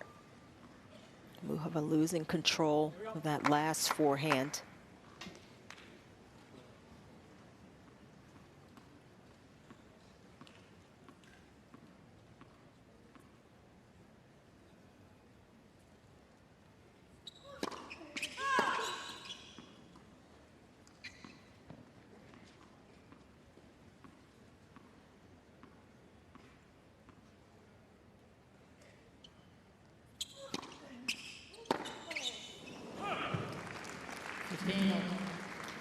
So much cooler though, isn't it, today? 22 degrees. Did you see the close-ups of the ball kids yesterday? It was so hot they couldn't put their hands down on the court. Had to put their hands on their shoes instead. Well, and this time yesterday, the roofs were closed because it was so hot. Play was stopped on the outside courts.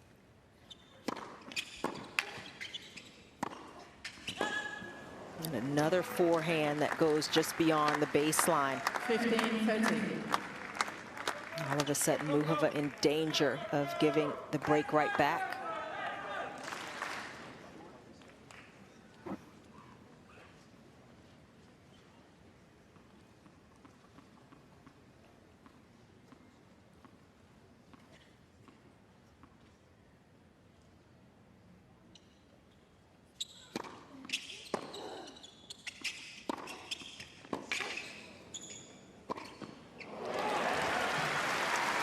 She could do anything with that racket, Muchova, and she had a couple of options.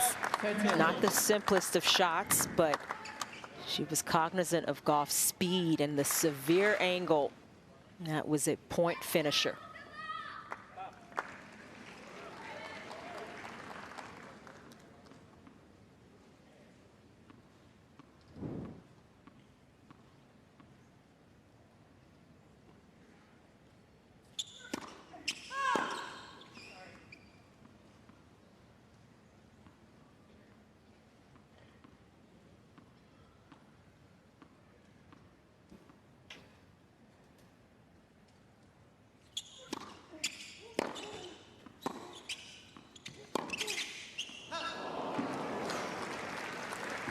Just 40-13.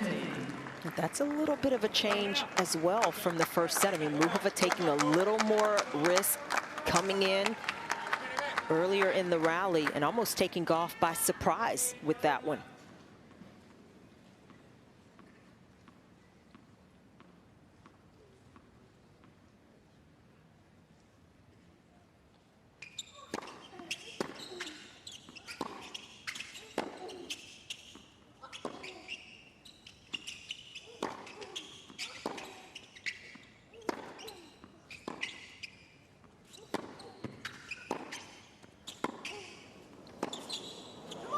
That's brilliant from Coco Gauff. And the difference in Goff's footwork, just a little quicker with it, the little steps to get into position, to lean on those ground strokes, little additional speed, and Muchova not able to control it.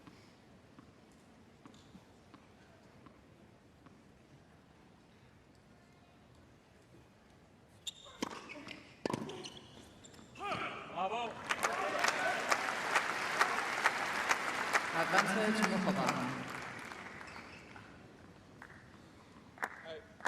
Range up. Here we go.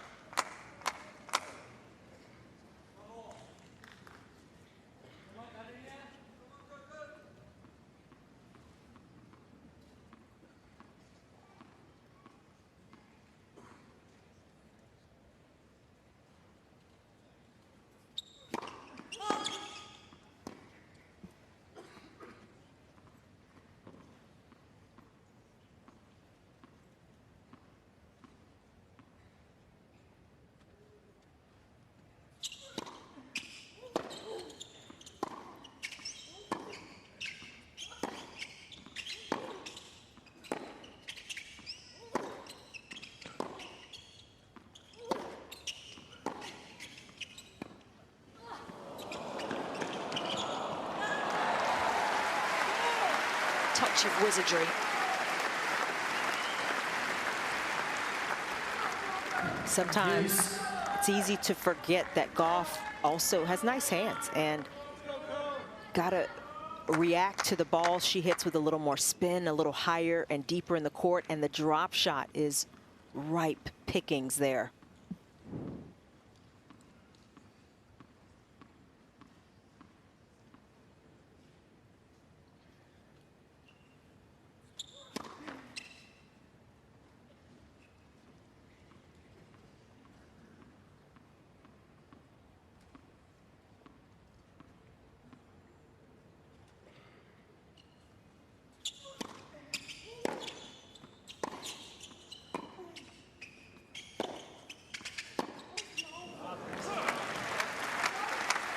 This is another big moment for Muchova. Maintain the break, keep some of this momentum. Able to shift things here at the beginning of the second set. Gauff trying to shift them right back.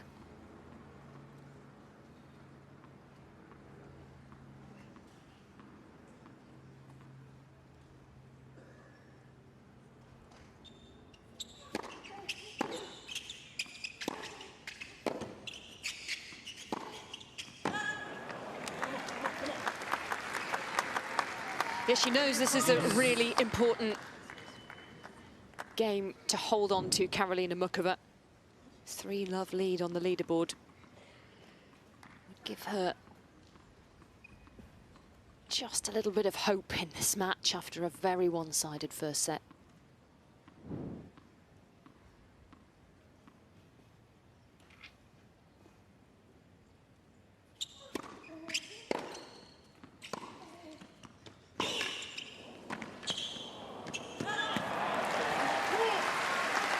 But instead, it's Gauff who's pressing to break back. Advantage, Gauff.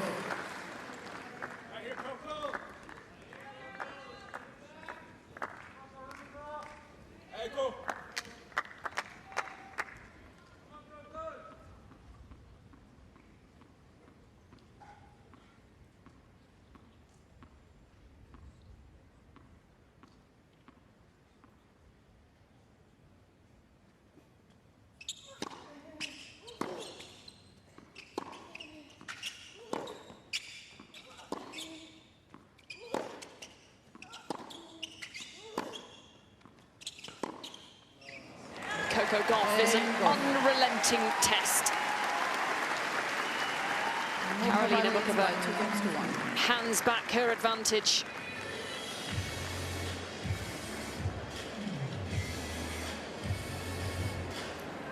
Coco Gauff never says die. Her attitude, her approach to each and every point, it is constant pressure, and Muchova's feeling it. Certainly that last game, Gauff just wearing her down, not giving away anything easily, and Muchova having to play every single shot completely, and just a couple of misses there in the end. And all of a sudden, this second set has shifted right back.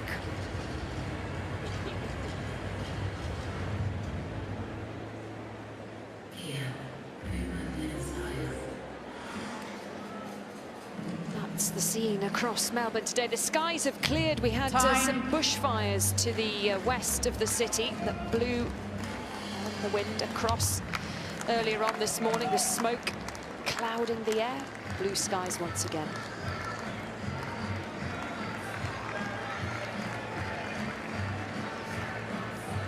Back on serve in set 2 after that very one-sided set 1.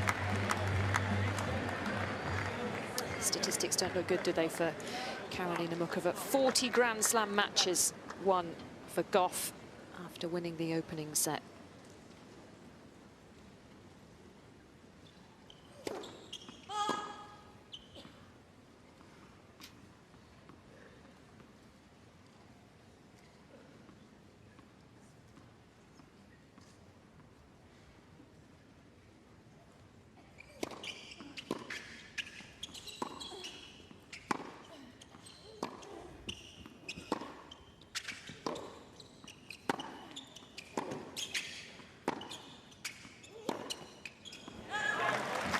So Gauff has got that break right back. But here's a look at the comparison between Muchova's first set speeds and then the second set, the first few games. It's why she was able to get the break, get that 2-love advantage. Forehand up 5 kilometers per hour, the backhand a couple of kilometers per hour.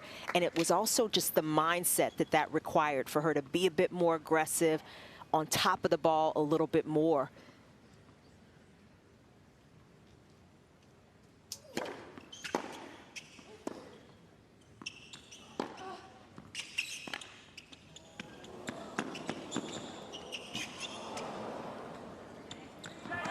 That's good work from Muchova.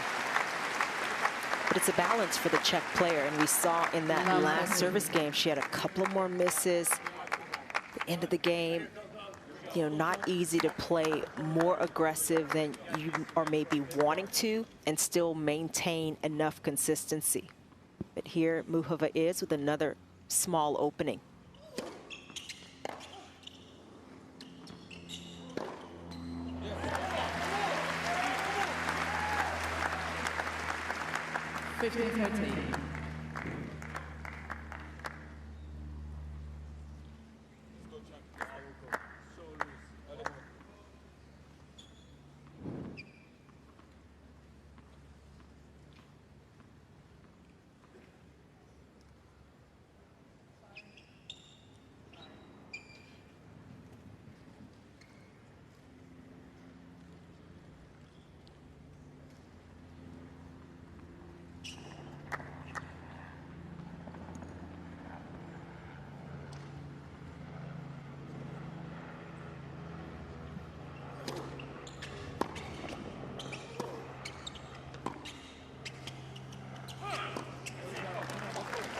Yeah, that's a shot that Muchova is playing for positioning, maybe trying to put Gauff in just a little more uncomfortable position to hit the forehand. That's not a shot you want to miss wide, and it just floated on her.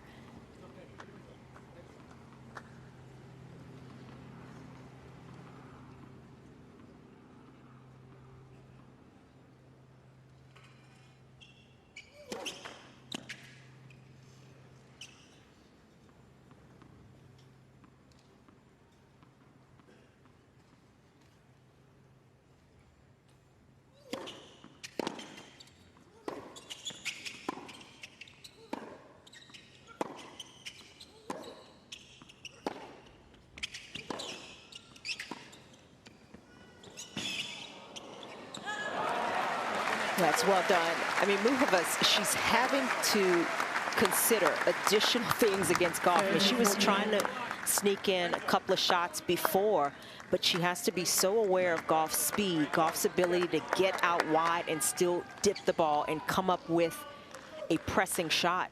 And so waiting an extra shot or two to move forward. So Muchova just hesitates slightly because of it. Break point, though, for the 19th seed.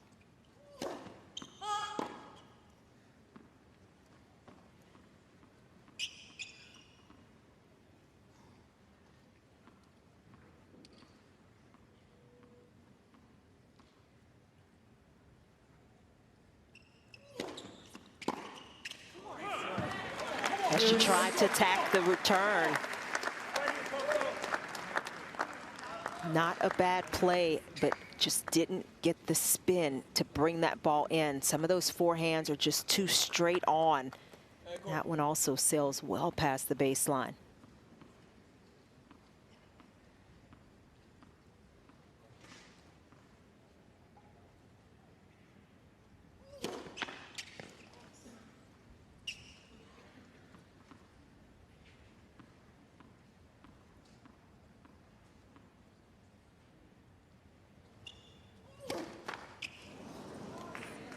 Advantage, Muchova. So in her last service game, Gauff had back-to-back double faults that gave Muchova break points. Another double fault here for another break point. Serve's been looking really solid, but big pressure points. It's let Coco down the last couple of service games.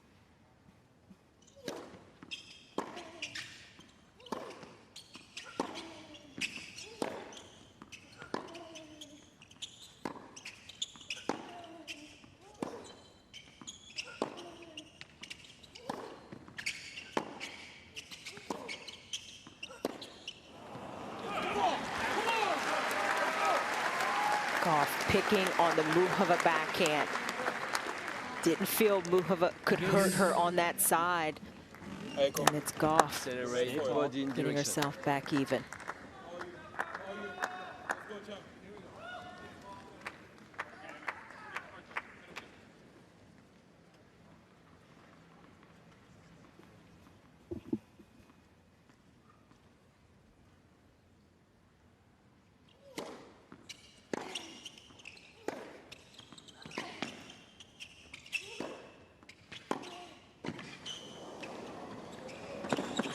Oh, well done, Karolina Muchova. This feels like a key battle in the fight for the second set. Advantage, Muchova. And Muchova has earned herself a third break point, getting the motors firing. Following this ball in, putting it behind Gauff, out of reach. Can she take this opportunity?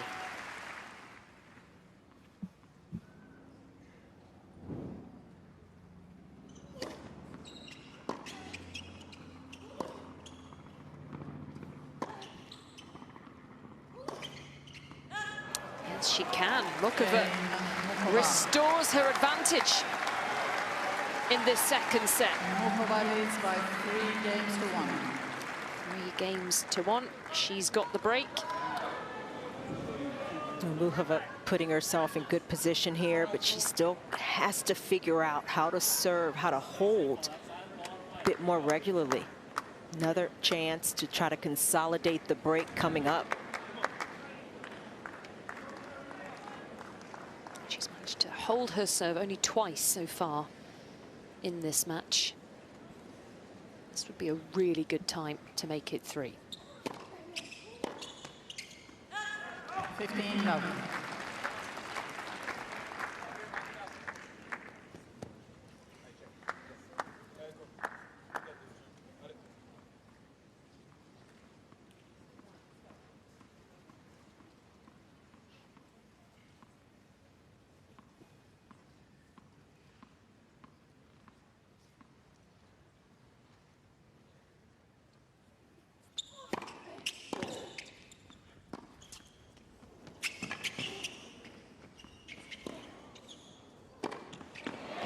Coco so fast, so deft. 15-0. Plenty of time to get to that drop shot.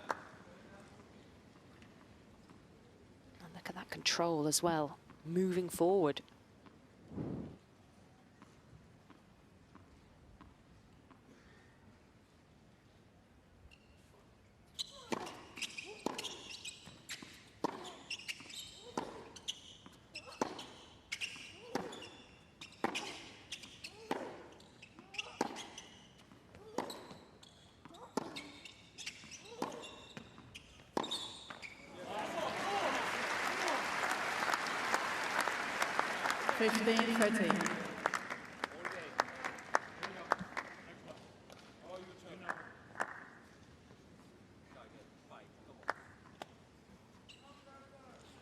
Coco's mum, Candy. Her dad will be somewhere in the vicinity of the court. He can't watch in the stands. He'll be watching on TV in the gym or the player area, somewhere else.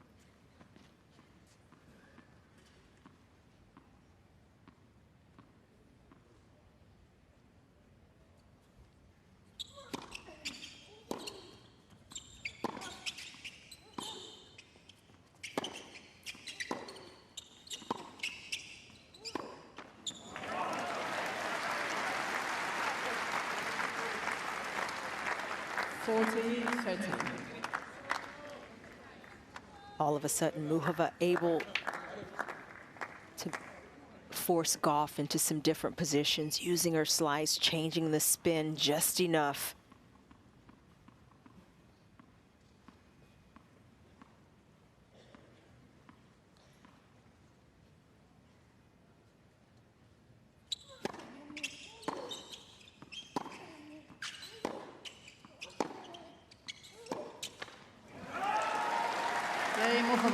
Look at that for a scoreline. Much more comfortable for Karolina Muchova. Holds serve and opens up a 4-1 lead. It's almost like she had to hold serve. Well, a bit of a reversal so far in the second set on the Margaret Court Arena, but our action continues over at Cain Arena as well. Two new players taken to the court here.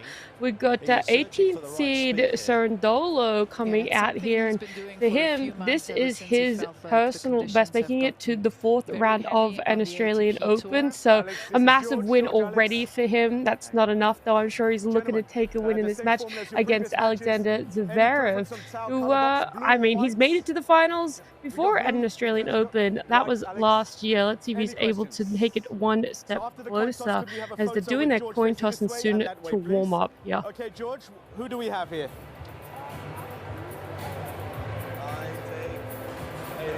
Ayo. Ayo is scored, and it's Mark Edmondson.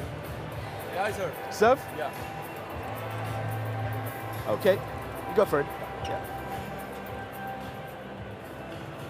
Well, a lot of times in tennis, when you're up against a great server in Zverev, the opponent might want to throw him into bat early to try and catch him when he's cold and grab an early break. Over Coco Gauff.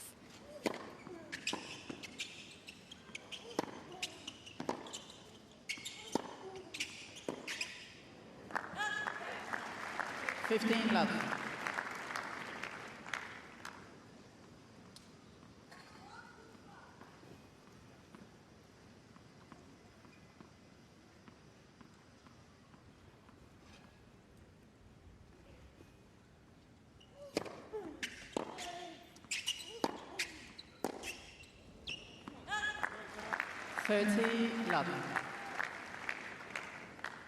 Muchova has been trying to target Gauff's forehand a bit more. Gauff very comfortable targeting the Muchova backhand.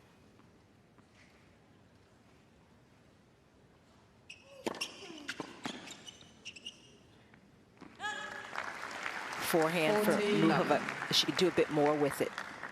A little more versatility in terms of her pace, the angles that she can create.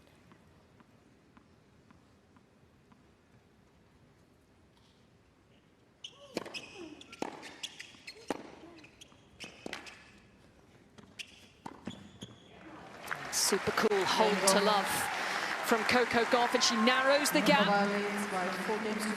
Turns the heat up behind Muchova once again. Well, here's another challenge for Muchova, because it has not been easy for her to hold serve in this second set. And minute and 13 seconds for Goff's hold. Ball's right back in Muchova's hand. And she's got to maintain her focus here.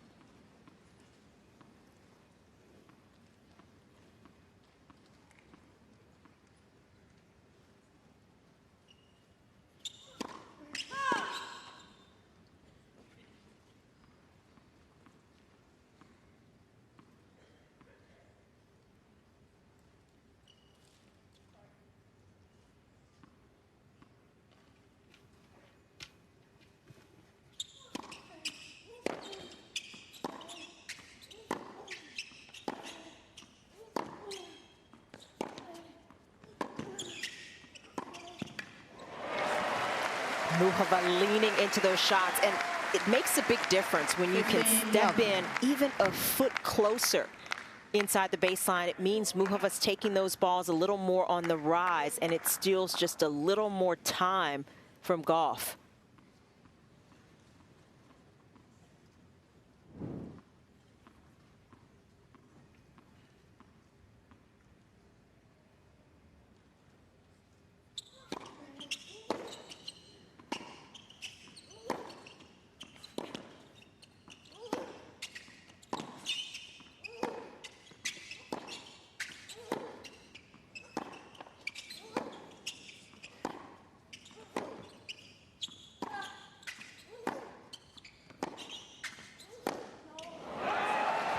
And that point, a real indication of the difference between the first and second sets here. I mean, Muchova much more active with the footwork, working to not give up too much ground behind that baseline, and it has resulted in the difference now in the score line.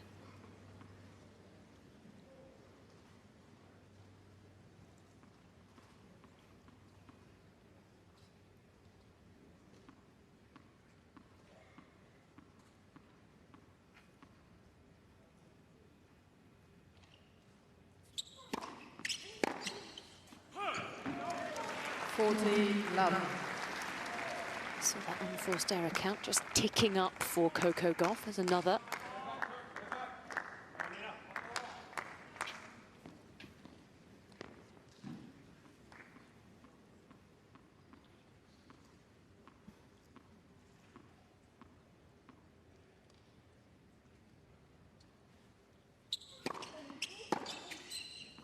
And a good response from Karolina Muchova, answering Coco Gauff's hold to love with one of her own, and she's a game away from taking her first ever set against the world number 3.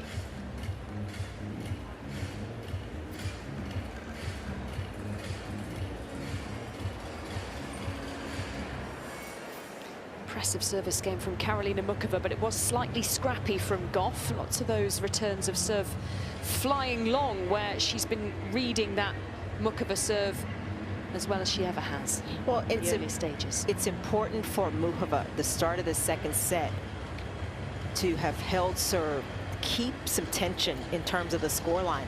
Anytime a player can get a big lead, they can swing away a bit more freely. That's part of what Gauff was allowed to do in the first set. In the second, it's just been different.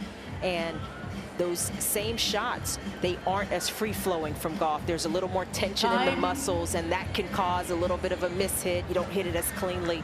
So it's been a very different set of tennis from Karolina Muchova.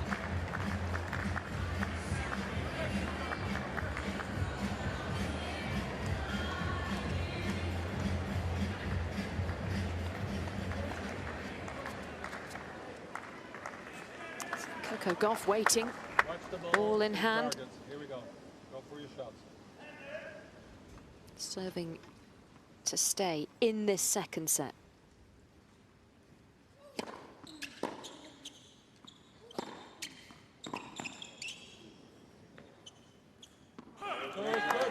Awkward time of day as well, isn't it, Chanda, where half the court is in shadow, half is in the bright sunlight, and you find yourself moving in and out of the sunshine.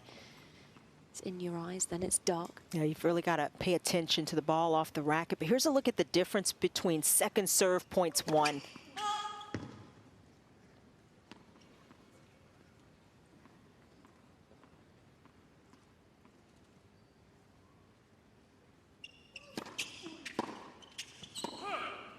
She missed that second serve, but she has been doing a better job of keeping pressure on Gauff. Second serve return points, 71% of those won here in the second set for Muchova compared to just 17% in the first set. And we talked about that being a big area where Muchova hasn't been able to take advantage of as much when they have played in the past, and it's what happened in the first set as well. But she's made some real adjustments here.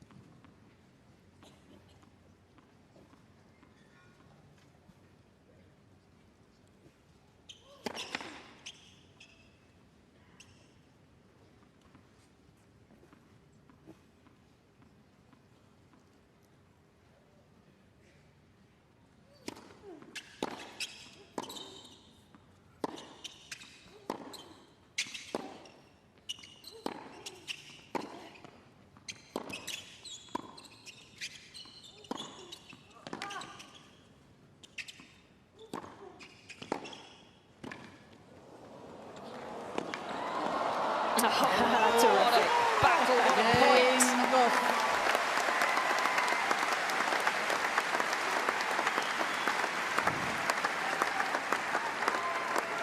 Muchova leads by 5 games to 3. Gauff staying aggressive in that rally and up at the net, staying with the volley. It was dipping quickly. It was not an easy ball.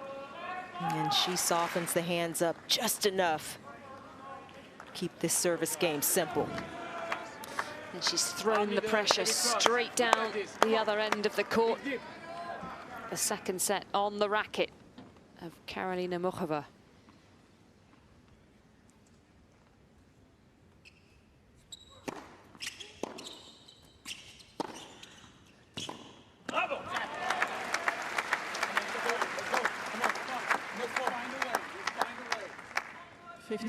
This remains the area for Muchova to continue to focus on. Her serve, how to play effectively behind it. Taking a little extra time here. First couple of points of this game.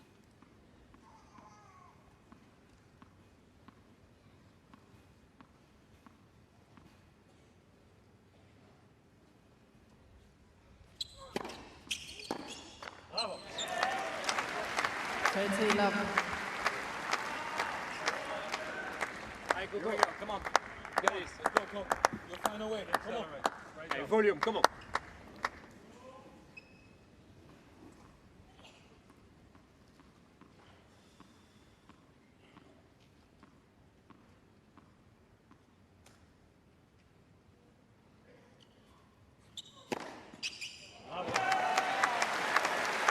She's gone so often wide to Gauff's forehand in this second set. That time changing it up at just the right moment. Clever tactics and 3 set points.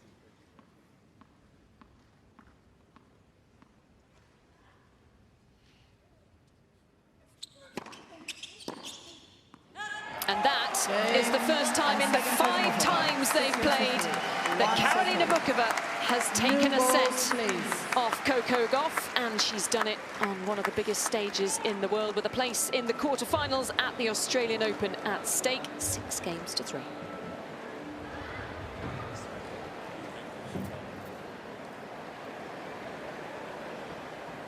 This has been impressive from Karolina Muchova after nearly getting shut out in the first set. A complete turnaround. It started right at the beginning of the second, where Muchova was able to get one of the 2 breaks that she got in the set. The first serve, though, that was a huge difference. She was more effective behind the first serve, winning 67% of those points. Also holding her ground behind her second serve. Those are the strengths of the Muchova game, and she settled into a better rhythm, was able to be more aggressive.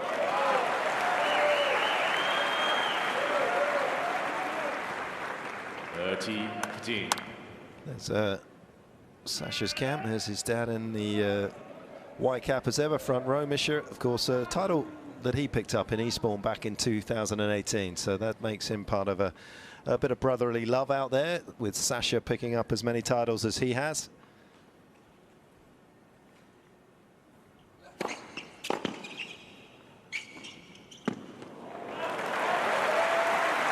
Francisco's brother, and also won Cordoba back in 2021, so he's part of his illustrious list alongside Emilio and Javier Sanchez, Adriano and Claudio Panatta, John McEnroe, who's here, Pat Mack, G. Mayer, Sandy Mayer, Tom and Tim Gullickson, who have been siblings that have picked up ATP Tour titles.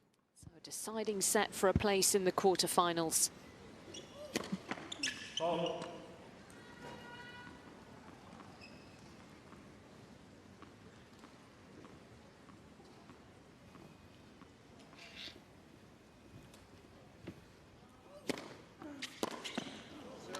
If you think about how Goff played that second set, she didn't do a lot wrong, but some critical moments early in the set after she broke back.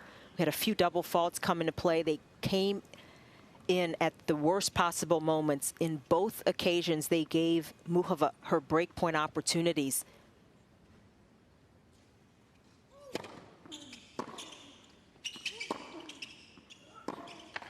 And they also seemed to just shake Goff's confidence slightly. And Muchova, at that moment, right in the teeth of the second set, was able to take more control. So I think Goff, if she can get off to a good start here, she will be in very good place. I mean, she hasn't played a bad match at all. Bad set, I should say.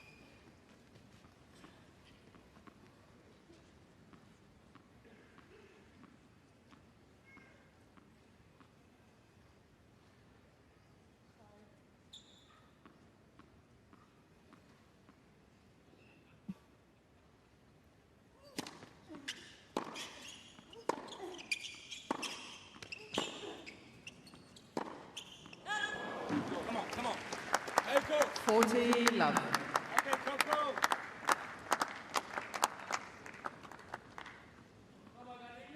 Oh, you top. Hey, go.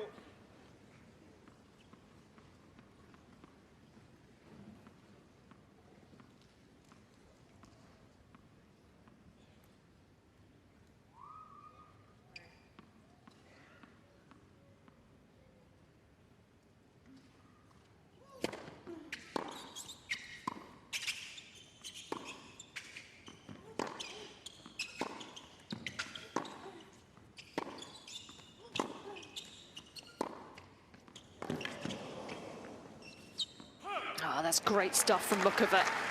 Finding the lines. 40-15. For Coco's 2 major championships, Muchova has a pretty impressive Grand Slam record. No titles. So often she's found herself at the deep end of the second week. Oh.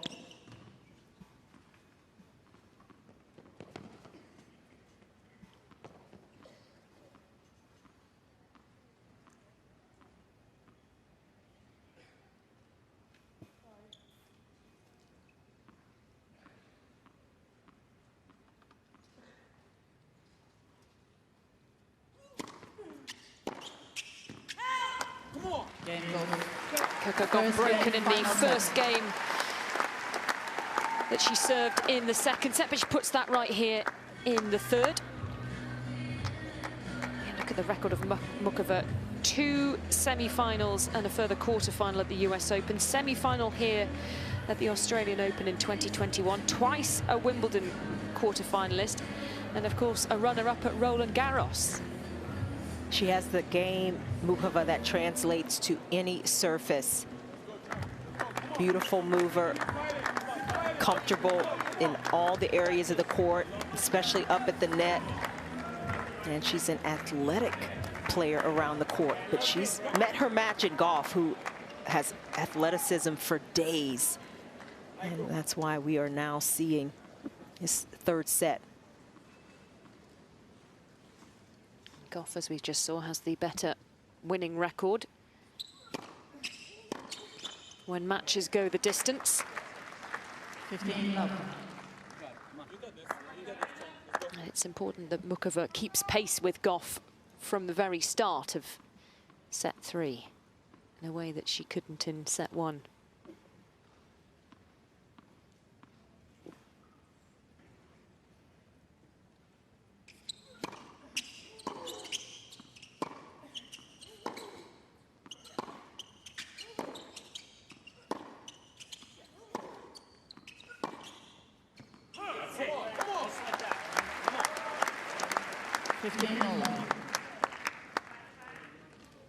It's one of the areas that Goff has had success with, testing the Muchova backhand, changing the pace, keeping depth on the shots, but forcing Muchova to try to create from that backhand side.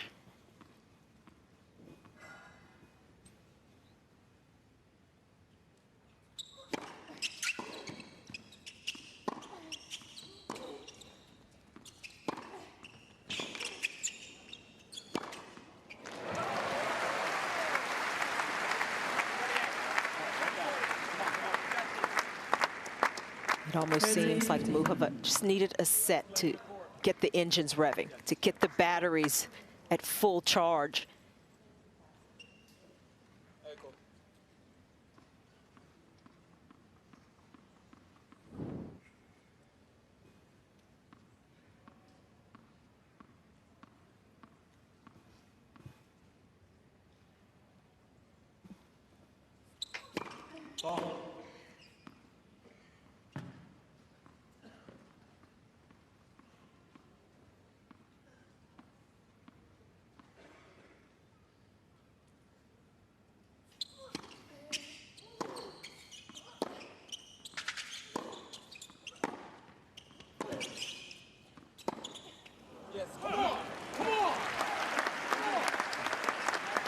Hey,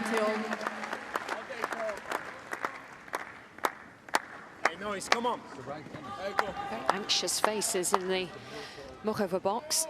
You're so tough, come on.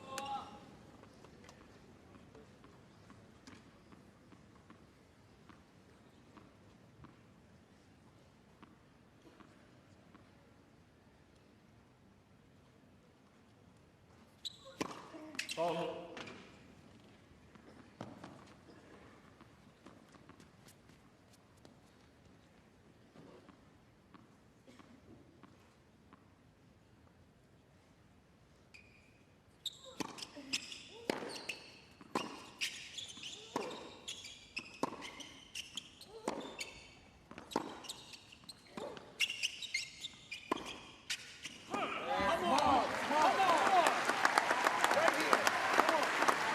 Goff is looking bloodthirsty here. Well, she settled into that rally, Goff, and just refused to miss, forcing Muchova, almost daring Muchova to try to do something more.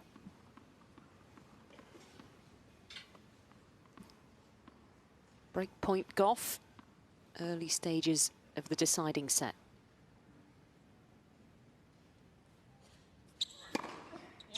Oh, what a serve. Yes. Couple of aces for Muchova now, and what a time for her second one. It couldn't have come at a more crucial stage. Does not want to be giving Goff a head start here.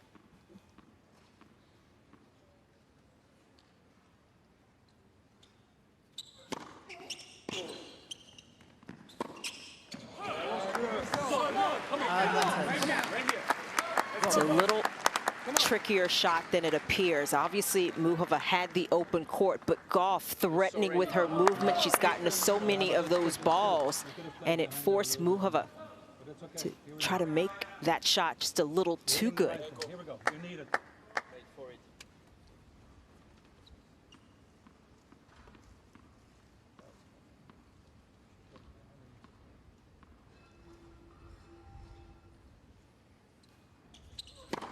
Oh.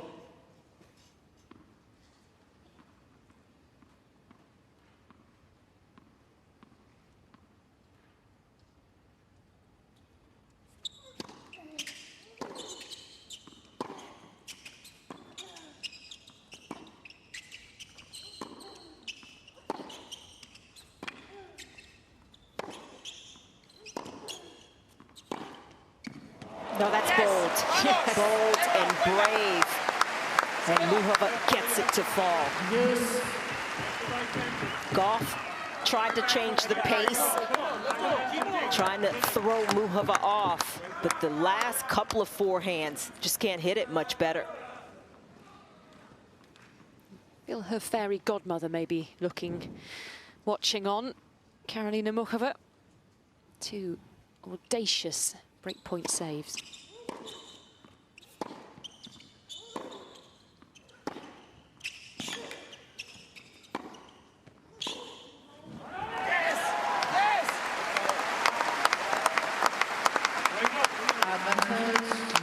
She's a smooth customer around the court, Muhova, but she's been able in the second and now this third set, beginning stages, to generate just a little more pace. Still getting control of her shots to get another game point.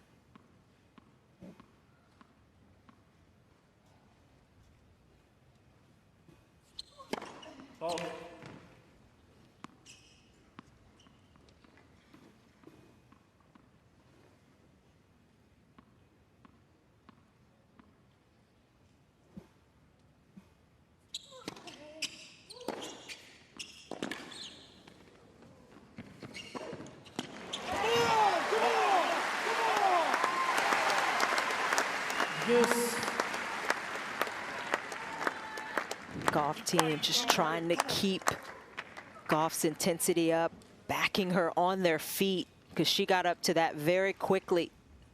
Also had to quickly come to a stop.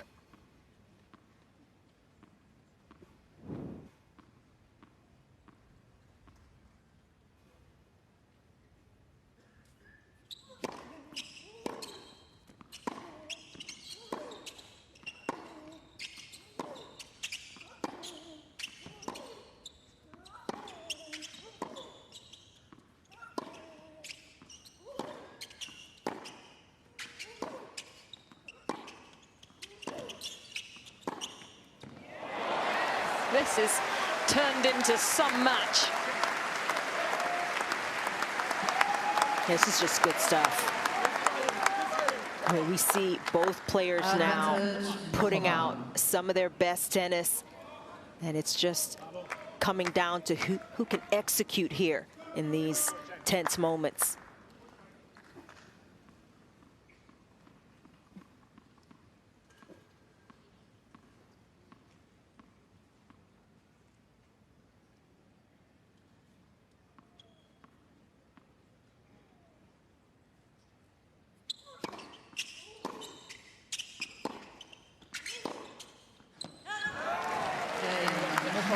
Muchova gets it over the line. Get back. You did everything great. Keep fighting. Come on. Sets off in the sprint for this final set. Holding your position. You claim the court. You claim the court. Here we go. Big targets. Watch the ball. Keep it simple. But you claim the court. Here we go.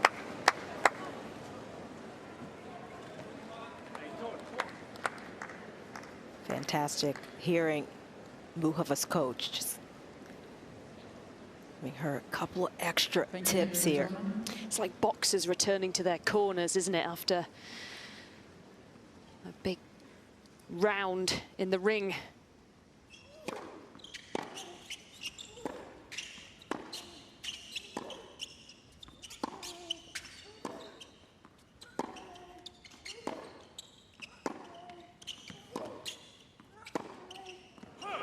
And when Gronefeld says, you play the court, take that to mean don't let it play you. You're acting on the ball, you're deciding where you want to hit it. Still give yourself big lanes, big target areas, but no hesitation.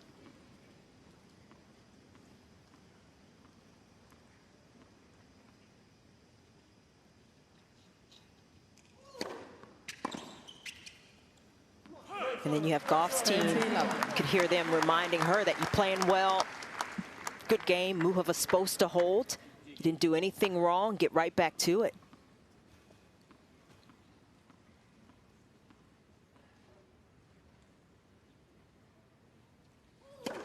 Light for service. It's almost as if they didn't want Goff to get too introspective. Yeah, don't get too down on herself, you know, losing that that return game.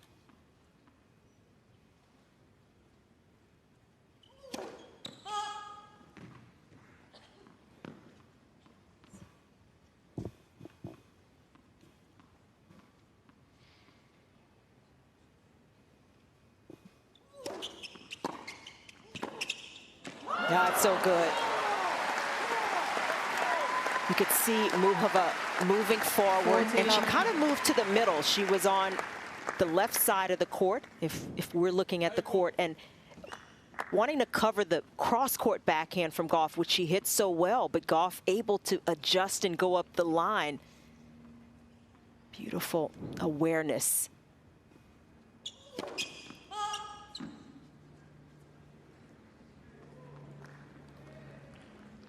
Please.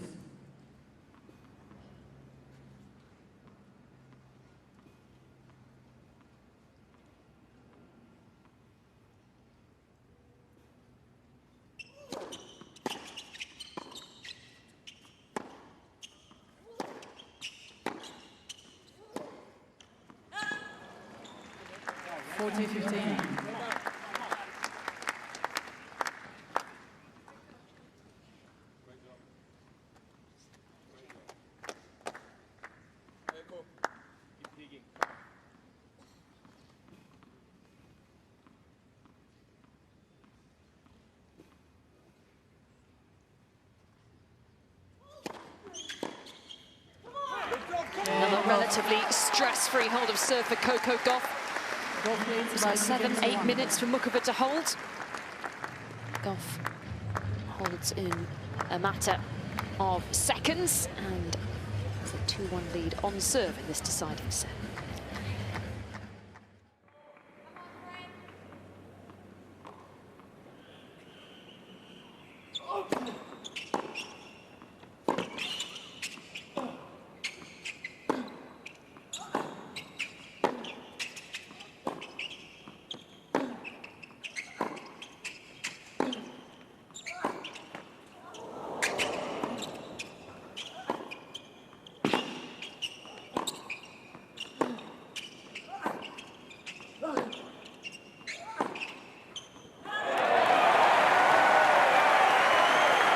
This is great hitting, great playing from both players. I love that Cerundolo is not afraid to stay in those backhand cross courts, just keeps it very solid there and forces Zverev to change up the line. Yeah, because he's quite bent with the two arms when he goes through, it's not as easy a change for him to go redirect down the line, because he's got a little bit of a tendency to sort of overuse the left arm to drag the ball back to the middle rather than being pure through the line.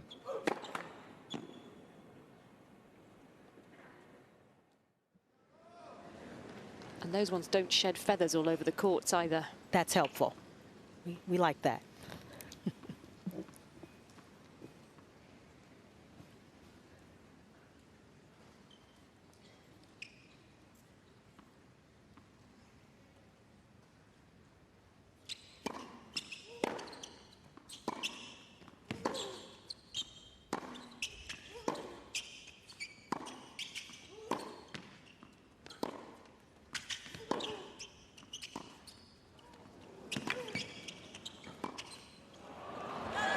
Goff is looking to capitalize on her great strength here, her ability to wear down her opponents and break serve.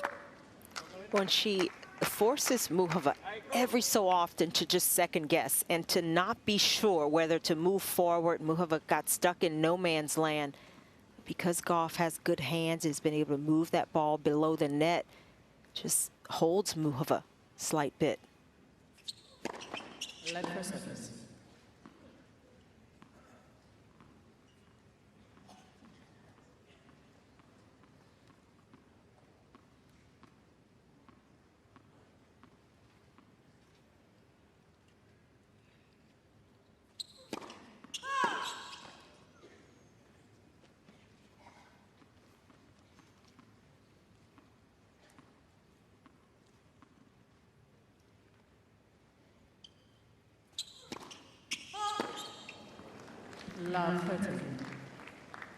That's only the first double fault of the match for Karolina Muchova. She serves very few double faults, number 2 in the top 50 for fewest double faults last season. And the first free point that she's given away in that fashion to Goff this match.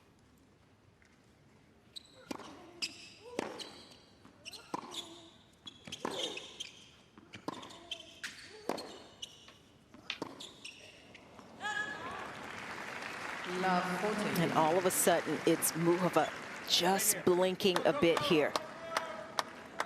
Literally.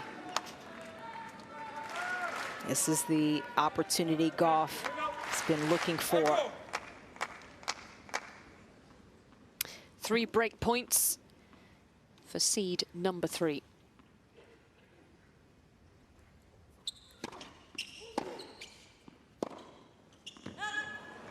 She gets it at the first time of asking. Big breakthrough for Coco Gauff. Just a disappointing service game from Karolina Muchova, who's done so well to raise her game, to make adjustments, to test Coco Gauff. It's a tame way to lose serve when the match has gotten so competitive. And at this stage, both players were neck and neck, but Gauff now able to relax just a little bit more.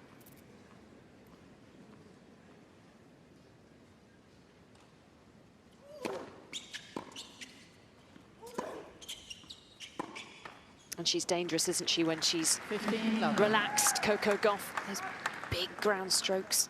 Well, and she can relax a little bit, but, you know, not go down on her intensity. And that's part of what makes Gauff so difficult to beat down the stretch and in these third sets.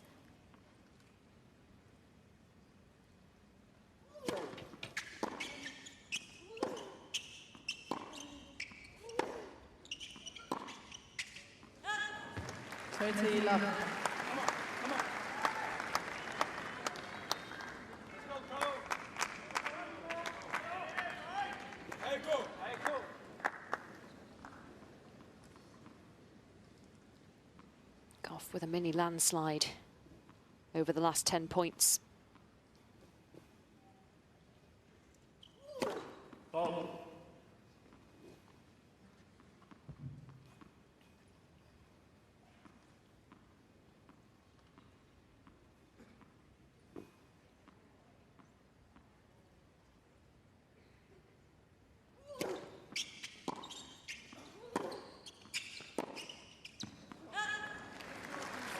Gauff's average first serve speeds dropped slightly in the second set. And in the third set, she is back up.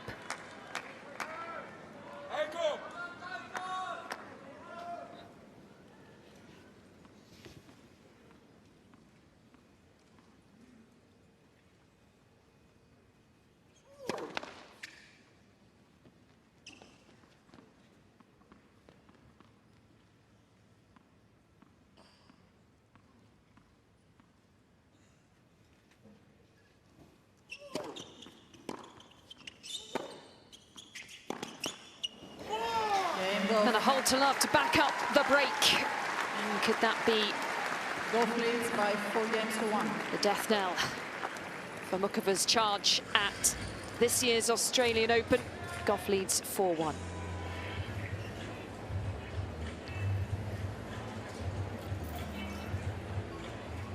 This has been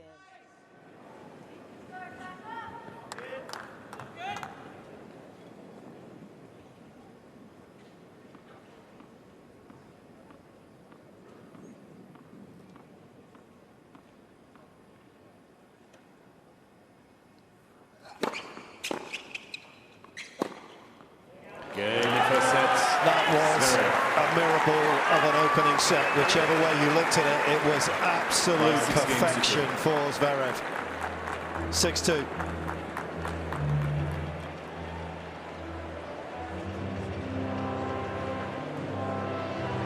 And it doesn't come as a surprise. Sometimes when you're watching players build a run through a tournament, you're, oh, that set came out of nowhere. That did not come out of nowhere. He played just that well in the 4th set against Norrie, and he has absolutely lit it up again. He is, and the serve numbers are absolutely astonishing. Josh Eagle touched upon it. This guy is serving plus 210 Ks an hour at an 85% first serve range. That is unplayable numbers. Even if Cerundolo somehow managed to hold his serve, this is virtually unplayable. He's a +1, 11 winners to 9 unforced errors. This was a flawless performance here in the first set. Let's see if he can keep it up or if Cerundolo will have an original idea how to turn this around. Or maybe Josh Eagle has one after we look at the highlights.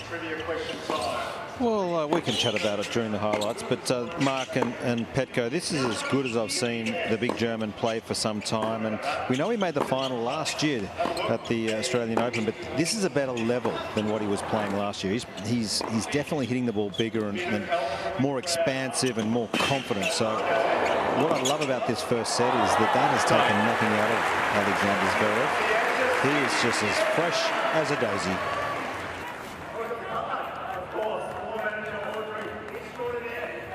Zverev looking to reach his 5th quarter-final here in Australia. Second most successful slam for him after Roland Garros, and you can see why.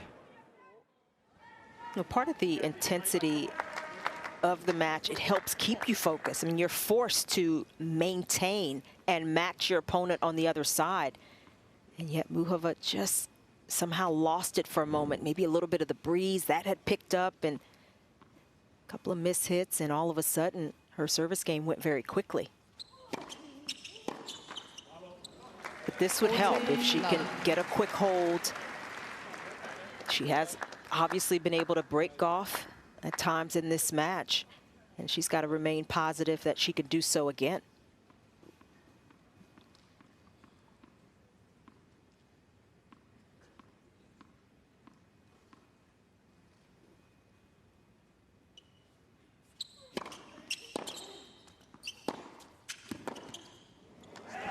Good under the pump from Karolina Muchova. She grabs onto the coattails of Coco Gauff to prevent her disappearing out of sight. Actually, the same position, a little bit more up. And if you don't see it, if you don't see it, just go for one target. One big target to the forehand. Just confirmation of what Muchova has been doing differently, standing in just a little bit more, going after those returns. Reminder to give herself big target areas.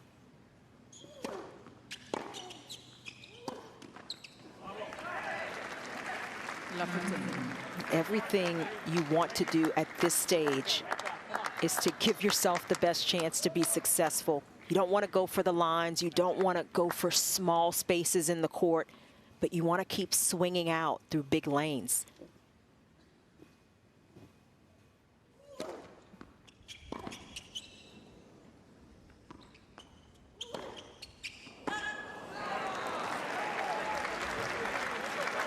Now the pressure, a little bit of the stress right back on Goff.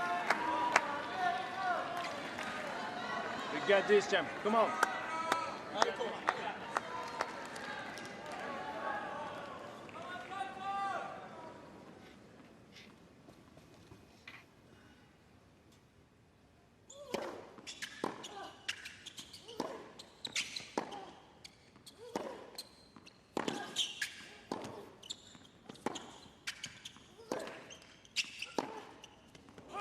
Oh, she just missed it. She saw it, she wanted it. Saw the lane, but it just tailed slightly away. And that was a big point for Goff to just dig into this game. Unforced errors per set for both players. Just a slight bit higher for Muchova.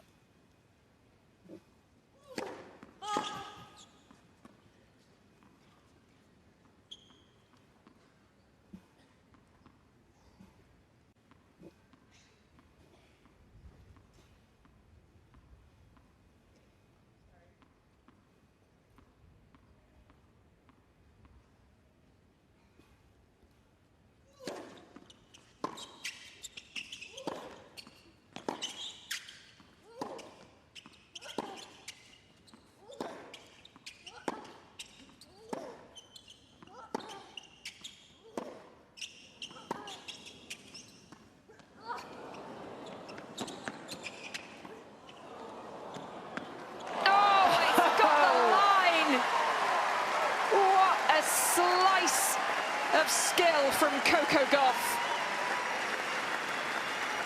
And that was a brave point from Gauff. First, the drop shot off the forehand, and Muchova got up to it, but how did she get that one to fall right in front of the baseline? It wasn't on the line, was it? It was well in. What a stunner.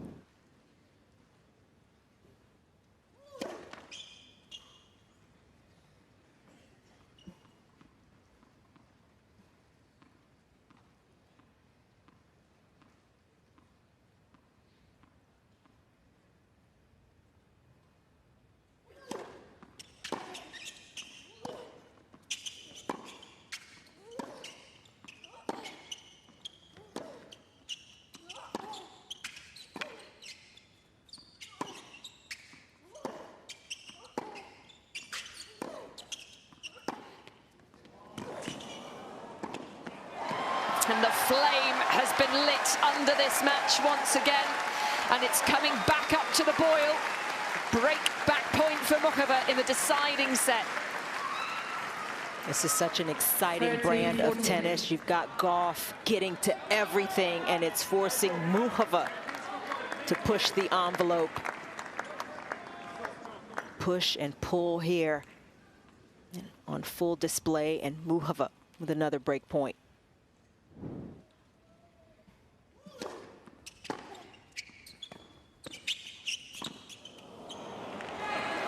Yes. Trickery from Gauff, confounding Muchova on the line.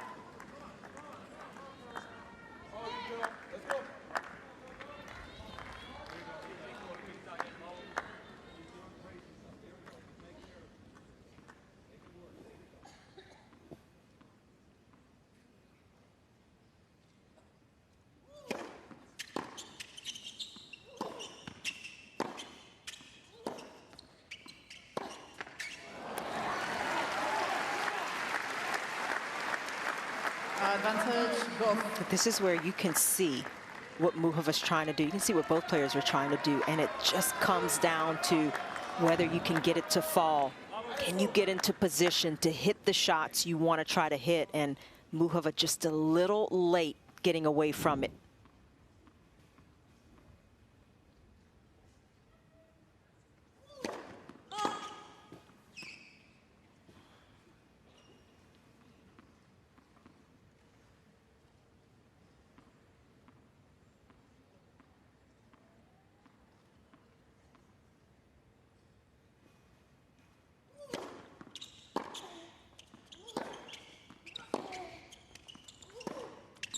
Oh, yes.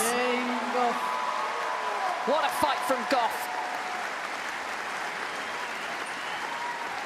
A game away from 3 quarterfinals in a row in Australia.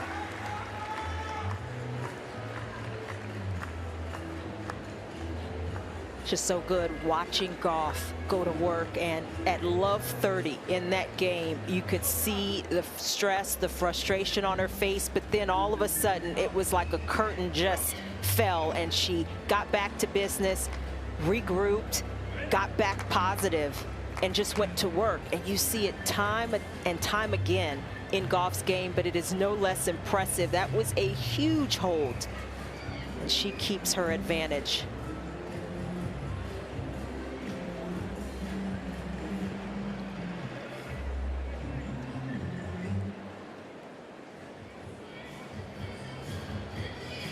Time.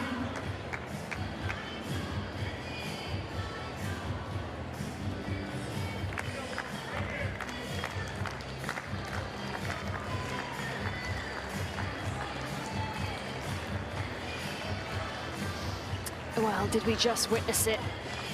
The moment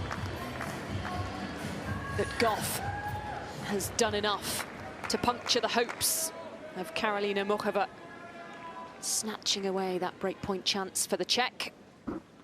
Muchova must hold serve here.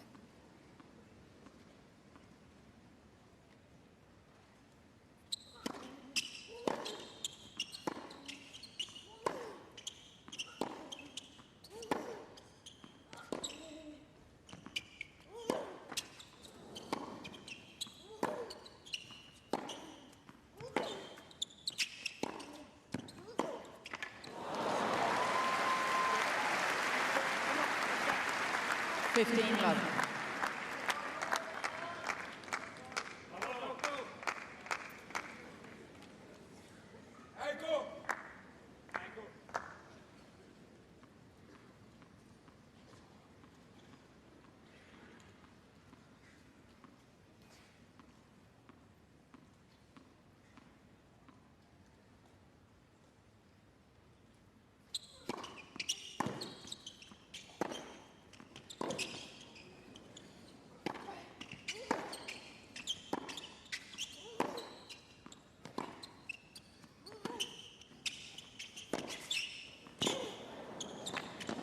Oh my goodness. Oh, what incredible skill. Well, the forehand for Muhova, I mean, that must have caught just a bit of the line right there. And she's still able to come up with a difficult volley on the heels of it. Deflection off her boot straps.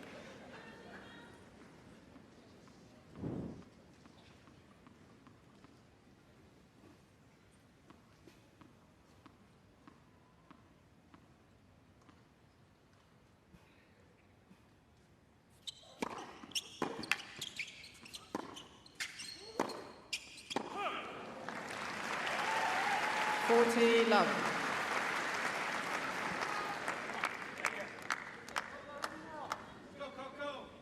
Right here, Jack.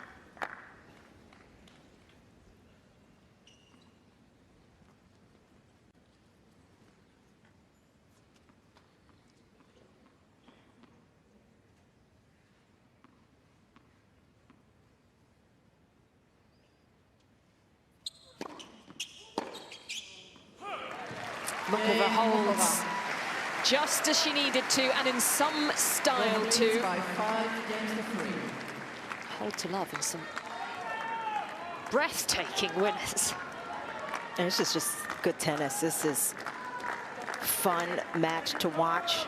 The back and forth, the tense moments, and you know it's right back on Gauff, who does have the match on her racket. Can she put it to bed?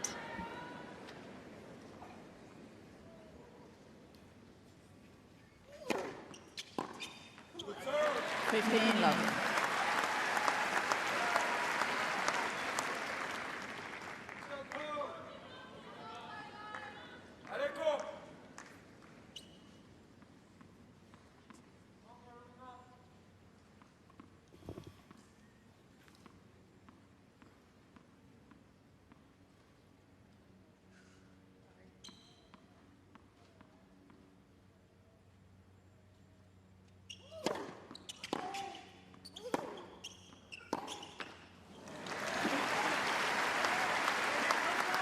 Love.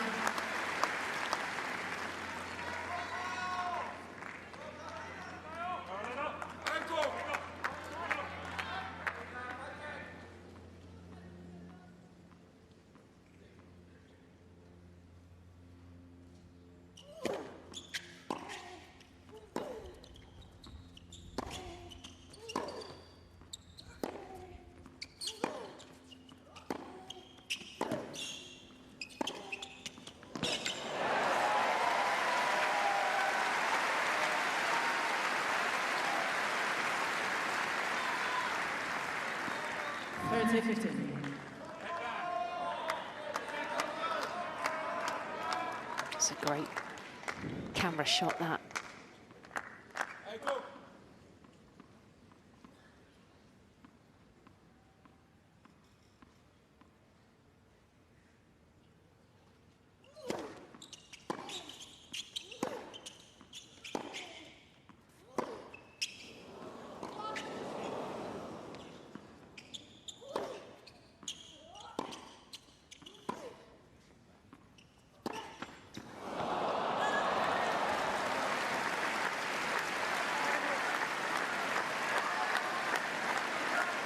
Decisive clip of the net cord denies Mukova.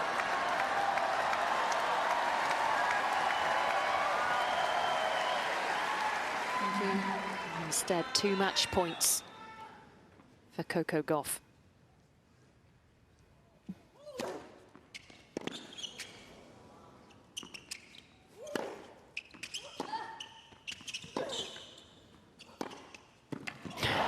Mukova's not done yet. I think the crowd's happy for that as well. I mean, they are on the edge of their seats, and rightfully so. This has been enthralling down the stretch.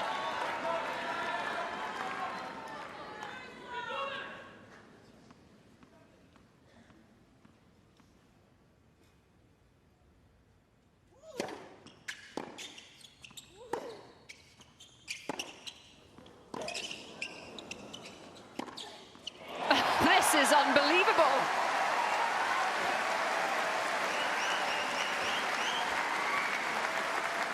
Yeah, give the girl a standing ovation. 2 match points saved.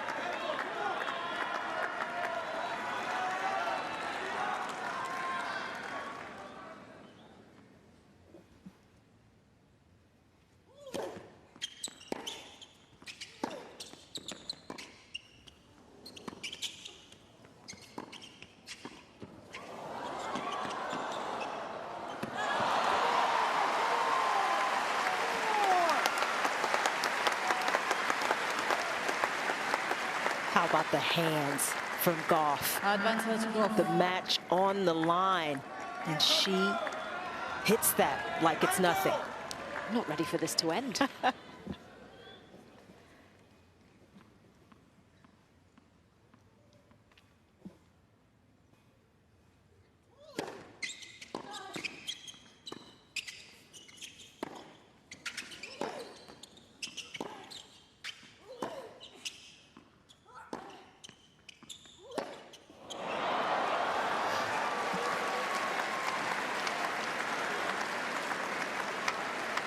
Yes.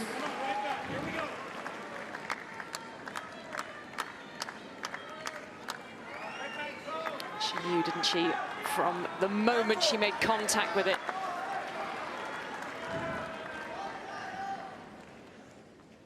Third match point come and gone. Oh.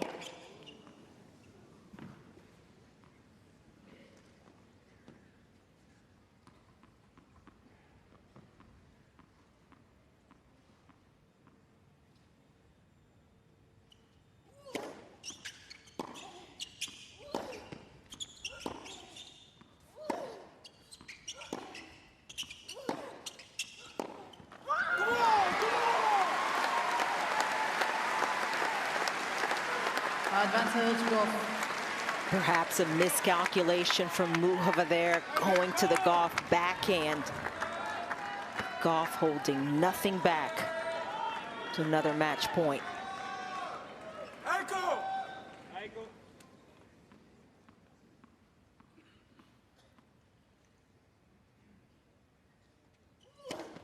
Leonard for service.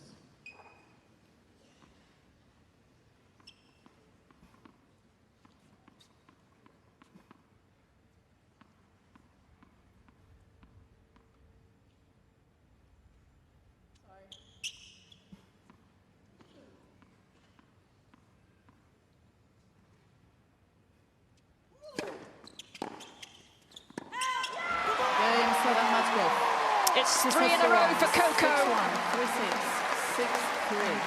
A hat-trick of consecutive Australian Open quarterfinals, but boy, did she have to work hard for it. The tightest contest of 5 between these two. The closest that Karolina Muchova has come to beating her nemesis. Just shy of 2 hours. It really truly was a test of endurance for both of these women there. Coco Gauff got the first set in about 30 minutes, 6-1. It was looking like this was going to be all hers from the beginning there, but Muchova really fought back. She had an amazing set number 2, and that's how we ended up with such a thrilling set number 3 and a conclusion in that way. And yeah, now it's 3 years in a row for Coco Gauff making it to the quarterfinals at an Australian Open. I'm sure she's hungry to be able to prove herself in that next round there. And of course, a lot to be said there for her opponent. She still doesn't know, though, exactly who Gauff is going to be going up against. It's either Andreeva, 8th seed, or Svitolina there, 12th seed. She's going to have to wait a little bit longer as they don't play for a couple more hours there. It was an amazing match, and we're going to keep the amazing tennis going as we head on over to John Cain Arena. Look at the men's singles. Set number 1 went the way of Zverev there, and now we're looking at game number 4 in our second set, and potentially a bit of an even set here.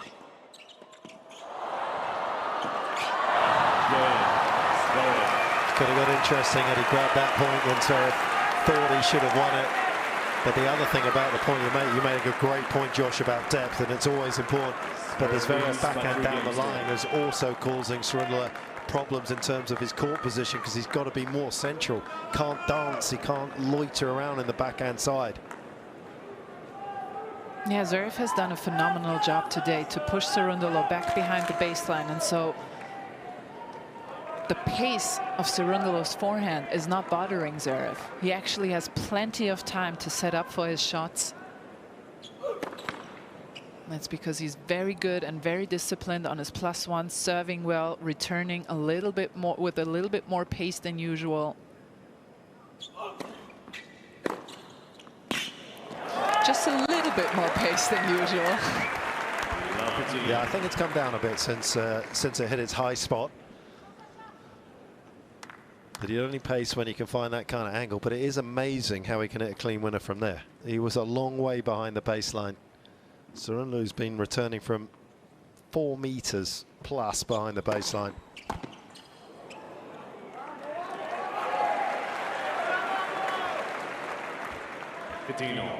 Well, and I did go to a practice session of Zverev at the United Cup in Sydney, and I did feel like they were working on the forehand and swinging more through the ball rather than brush up on it.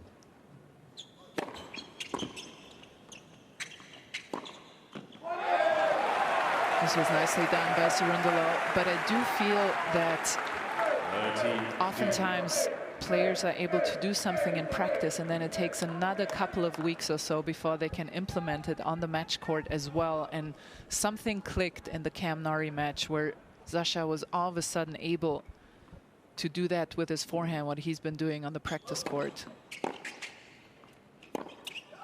That's a shot he's got to find.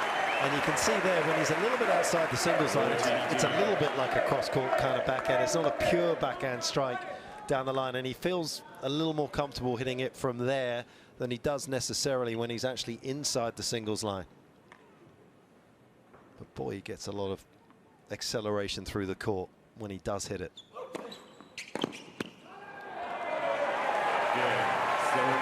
Couple of good first serves into the German forehand, extracts some errors, keeps himself in touch.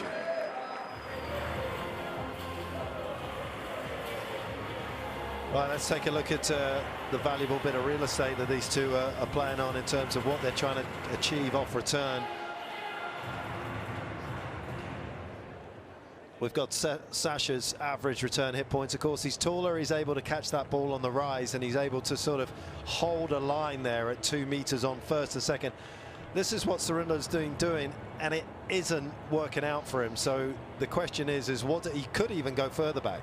He could go further. The thing is, you can return as far back as Cerundolo is doing, but you need to find depth. If you decide to do this with the levers that his opponent in Sasha Zverev possesses, you just expose yourself because you are so far back behind the baseline. You give a short ball, and it's Zverev who takes over with the angles. You either have to go in closer or you have to go back further so you can swing at the ball and find some depth.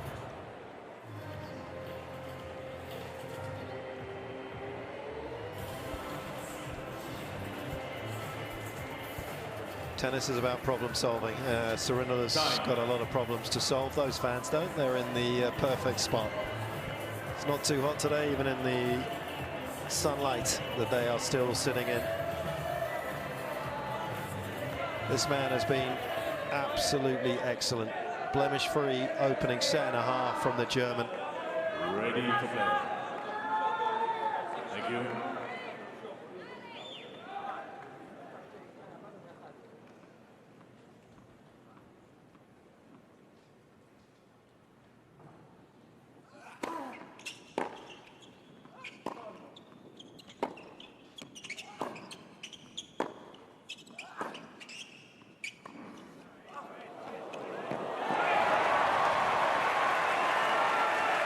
Executed it so well. There's a lot of disguise, and of course psychologically when you see Surundula set up for a ball like that, there's a temptation to kind of take a step back to absorb the power, and it takes you just a little bit longer to get going.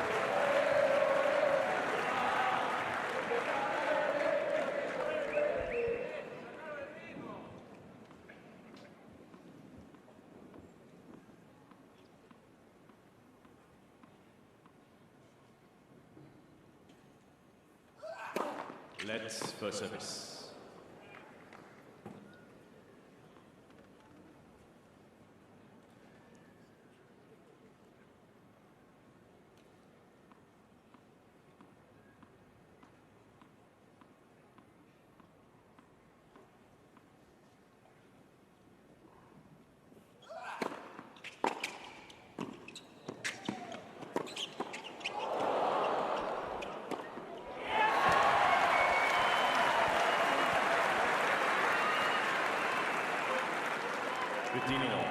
Well, it wasn't the best serve and volleys of all time, but that doesn't matter. Here's Misha Zverev, who had one of the best volleys in the world when he still played, his brother and the dad on the left side. But the important thing is Surundula will now think about the return in the next few shots. So this is an investment that you are making.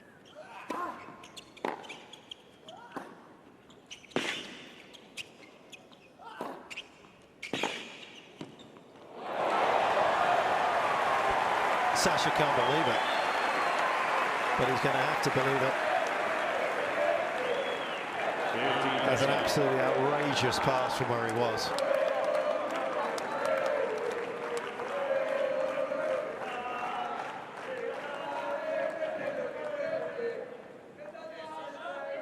Thank you. Players are ready.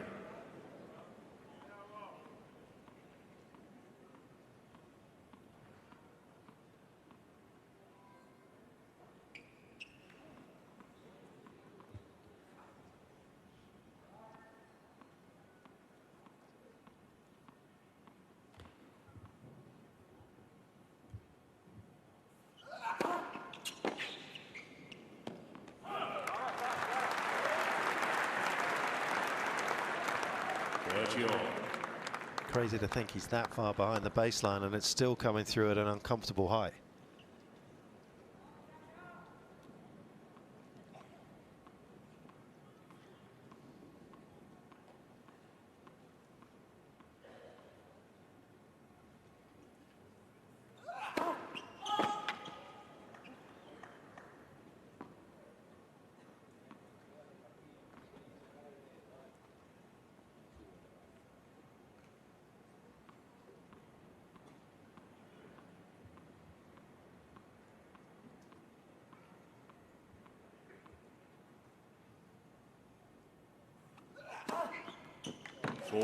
I love that serve. Not necessarily just as a second, but as a first. I sometimes feel like he serves too fast out wide, and when you serve hard, it goes deeper in the box. I almost feel like he could hit a 170 first serve, find it three-quarters of the way up the line, and just get it carrying away more often.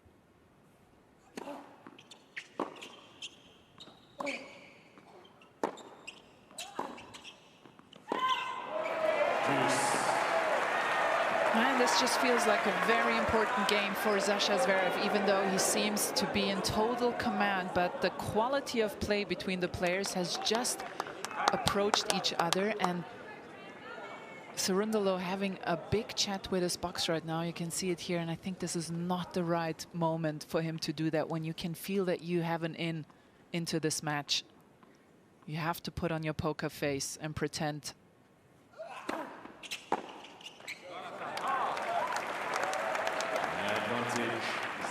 Sasha also having a little bit of a grumble down the other end to his brother about the racket. He's banging the string with his hand as though he's dissatisfied with what's going on with that.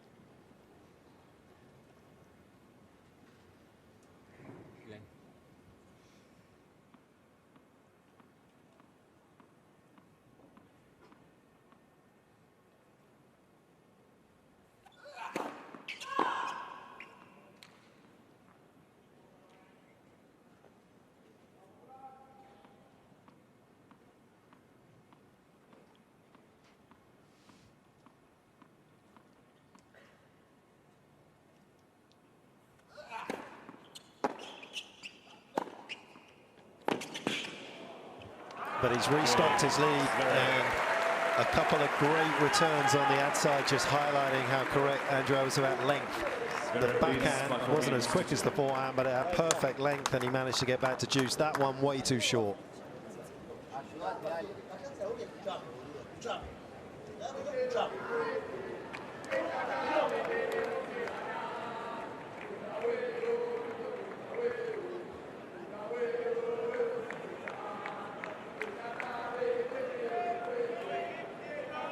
Ready for back.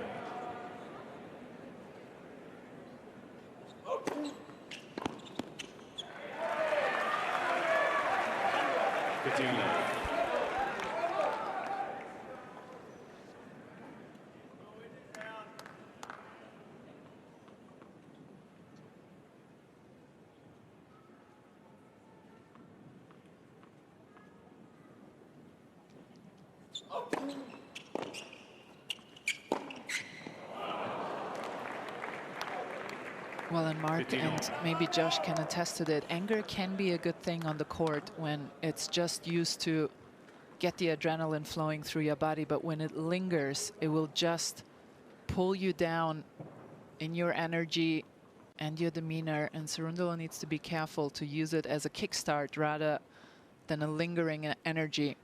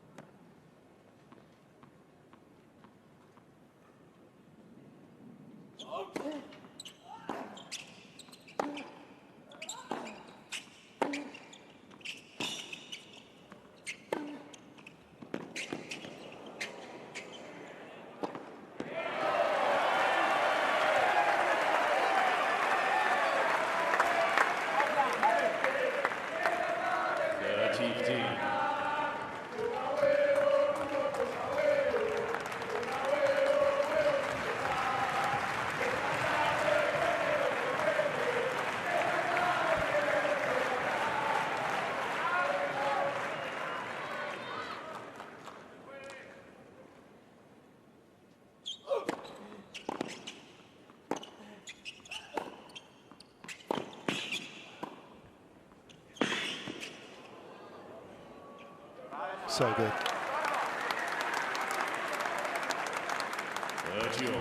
When his forehand's working as well as it is, there's no real area of neutrality for you to hit the ball into. It really isn't, but you know what I'm most impressed with, and that might sound weird, but it's his returning. He's never returned this aggressively, and he's not taking crazy risks, but he's hitting good depth and just a bit more pace than he usually does. Let for service.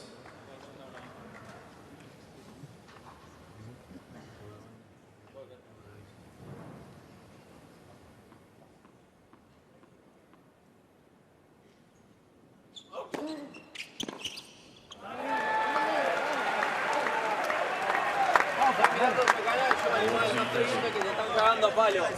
Yo no estoy viendo el que se están cagando a palo, estoy viendo el que el Cerundolo todavía no empezó a jugar, ese estoy viendo.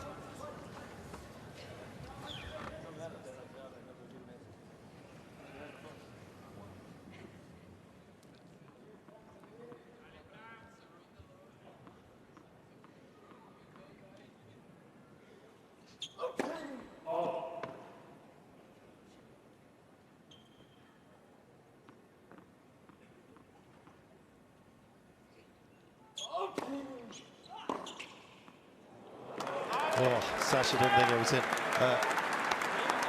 From what I gather, they were saying, Pablo was saying, just hit the ball. Hit the ball. Was it? Hit the ball harder, quicker, and closer to the lines, and don't miss. Right? I think Francisco wants his money back. Well, honestly, what else can you say? Zverev is playing unbelievable tennis. There's a reason he's #3 in the world. There's a reason he's made 3 major finals. Sometimes, as the opponent, all you can do when you're playing the great players, you have to wait it out and see whether their level drops or not.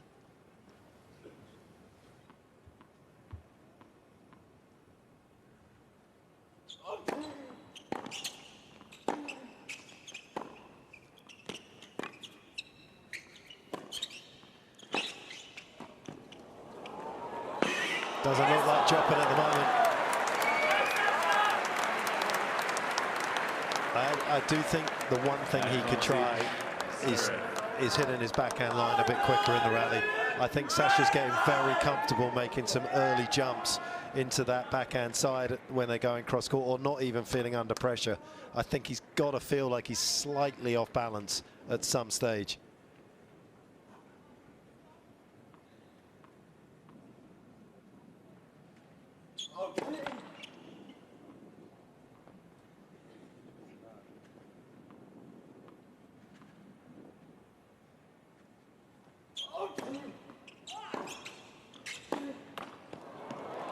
But as you can see there, it's not his most comfortable shot, and unfortunately for him, that drifts out, and Sasha drifts ever closer at 2 sets to love lead. Leads by 5 games to 2. Zverev looking to be taking that second set there, although they do still have another game to try and decide that. We're checking in with Margaret Court Arena now, as well as we're seeing Lerner Tien coming up against Daniel Medvedev. So Medvedev in his previous round had to go all the way to the 5th set, was able to close it out for himself, making it to the 4th round, whereas Lerner Tien a little bit easier. Yeah, tiebreakers in the first set, but ultimately was able to win it in straight sets for himself. So Lerner Tien already hitting that back-to-back 4th round from last year's AO, this Australian Open for himself as well. And Medvedev, I'm sure, making it to the quarterfinals would only be the first step, and what he's hoping is a win for himself here at Australian Open. World ranked number 29, playing here as the 25th seed. The left-hander, 4th round last year as a qualifier. His best Grand Slam performance. Got his first Grand Slam win and then defeated Medvedev in that 2nd round. 10-point tiebreaker in the 5th. 4 hours and 50 minutes, finished at 3 a.m. University of Southern California. Runner-up in the Australian Open and US Open boys. And just in 2023, that's how young he is. It was just a moment ago that he was playing like we are seeing at the moment, all the kids.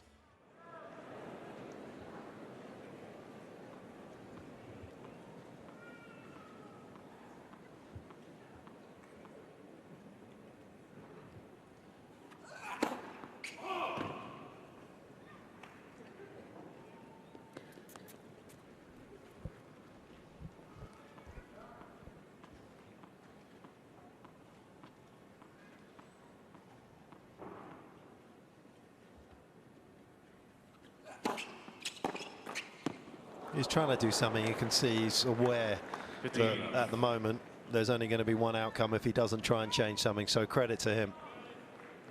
Yeah, much closer to the line there on the second serve return, trying to flatten out the backhand, put a bit more pace on it.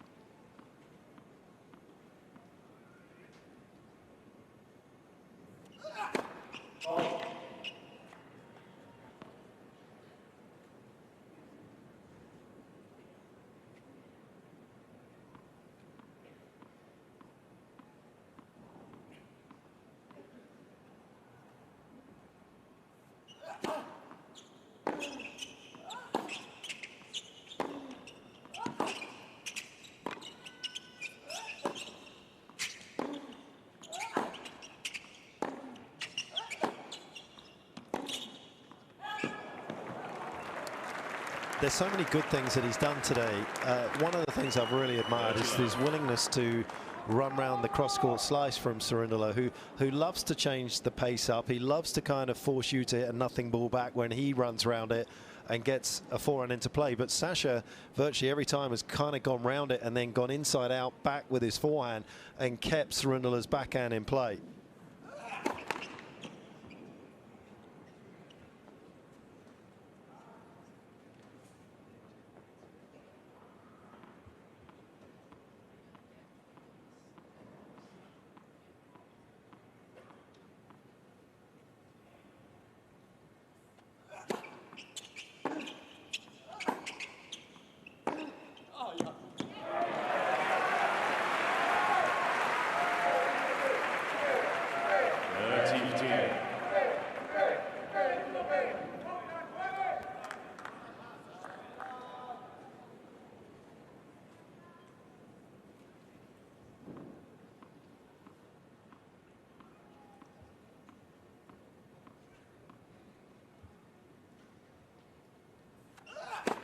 Let's for service.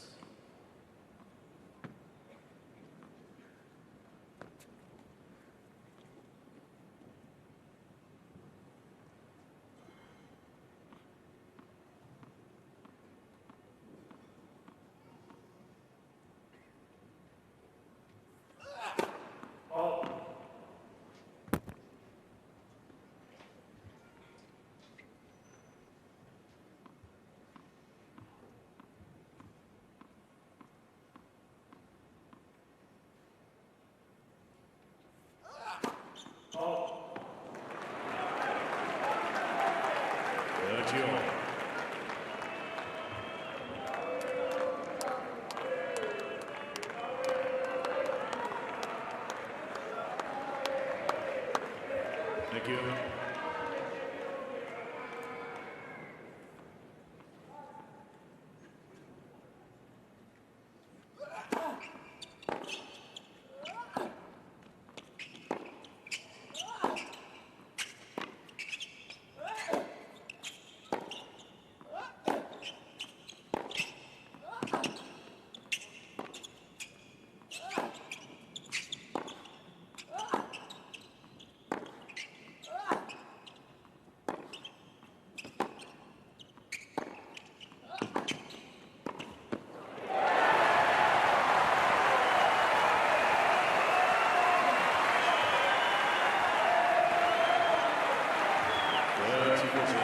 That is very well done by Cerundolo, and it's so important to make these investments here at the end of the second set to have a good start in the third, if it goes to a third. And one of the few times where Cerundolo was able to win the war of location and position, was closer to the line than his opponent.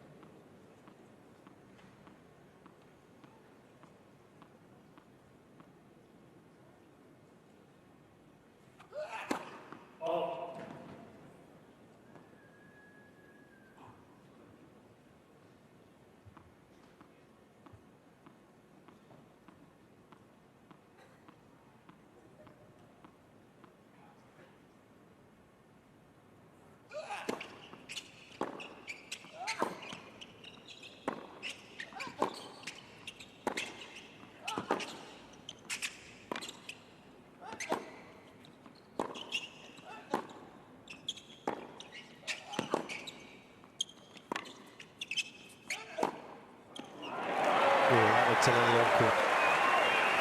Well, but the reason it's awkward is because Cerundolo is now taking the ball a bit earlier, and now Zverev doesn't have as much time as he had up until now, really.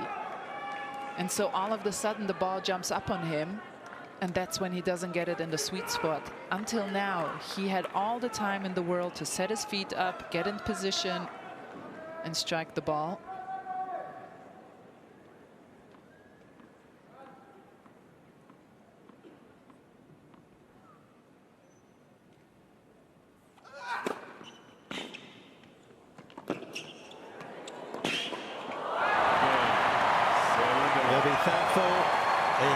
insurance break.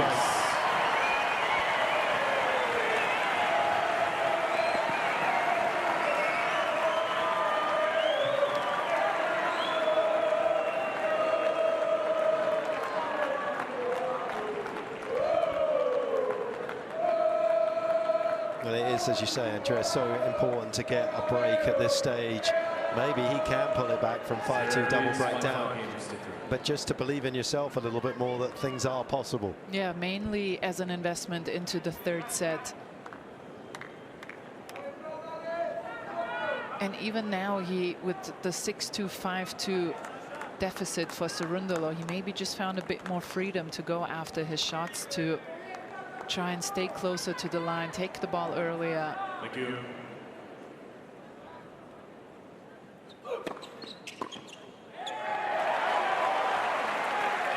Continue.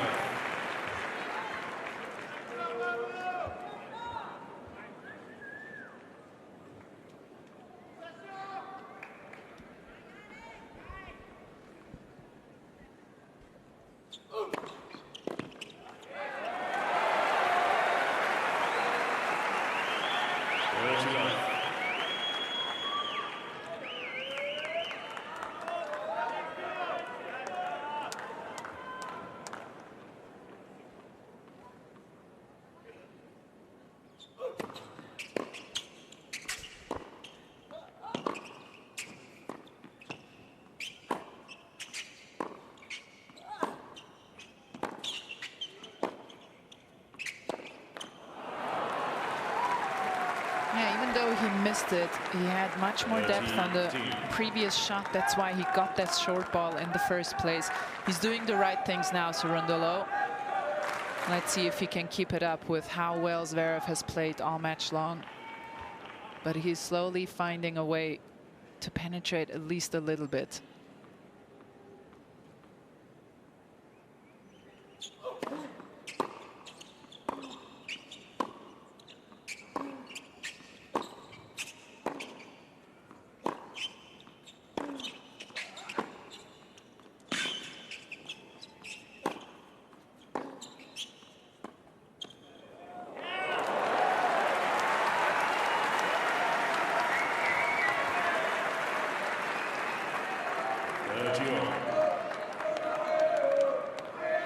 It's interesting to me how far Sasha goes and ends up. He hits a great shot there, don't get me wrong.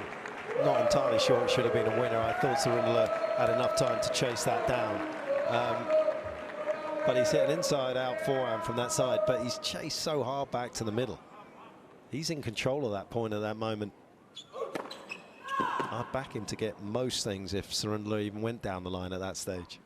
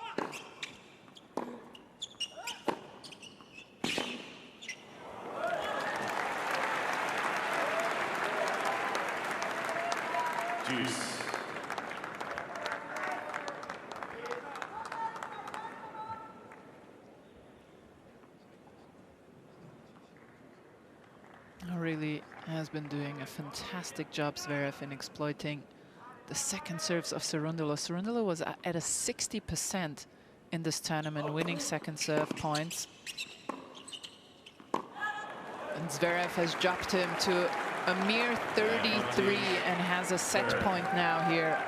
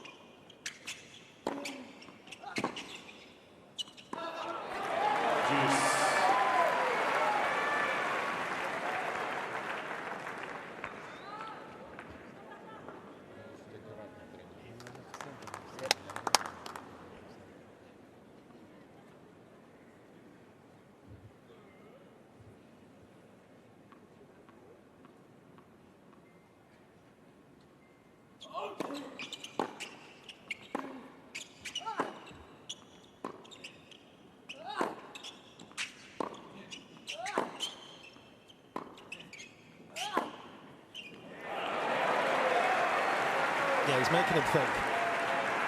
And that's half the battle, whereas before it was kind of subconscious and he could just do whatever he wanted. But as Andrea's been saying, more pace from Cerundolo's racket, better court position.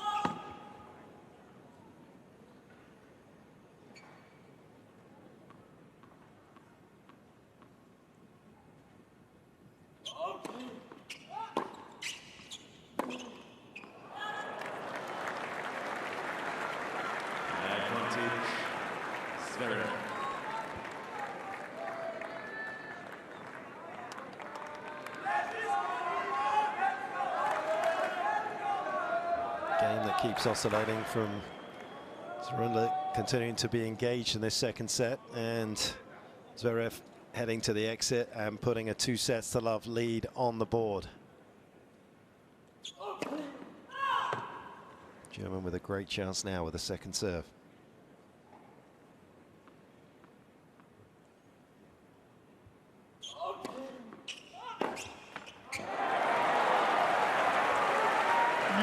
Just a little more passive than how he has returned throughout this match. Just let the ball drop, didn't fully swing through.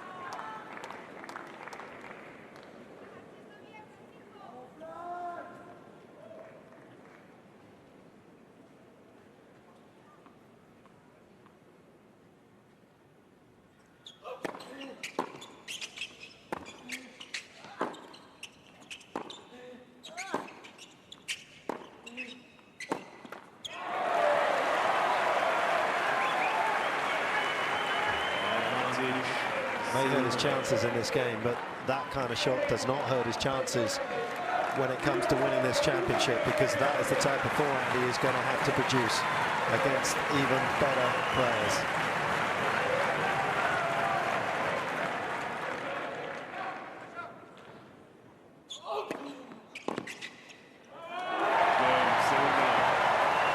Great arm wrestle between these two in the 9th game of the second.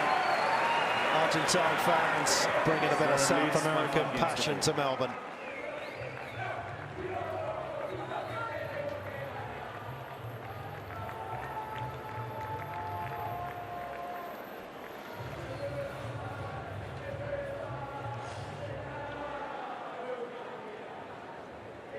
Done a good job there, because not only has he played better, which has impacted proceedings out here, Cerundolo, he's forced Zverev just to come off that kind of pedestal of perfection that he had maintained for the opening hour and a bit of this particular contest. And despite the lead that Zverev has, there may well be just a couple of doubts now swirling around in his mind as he looks to try and close out this second set. And if nothing more, Cerundolo has managed to extend this second set to almost double the time that Zverev wrapped up the opener.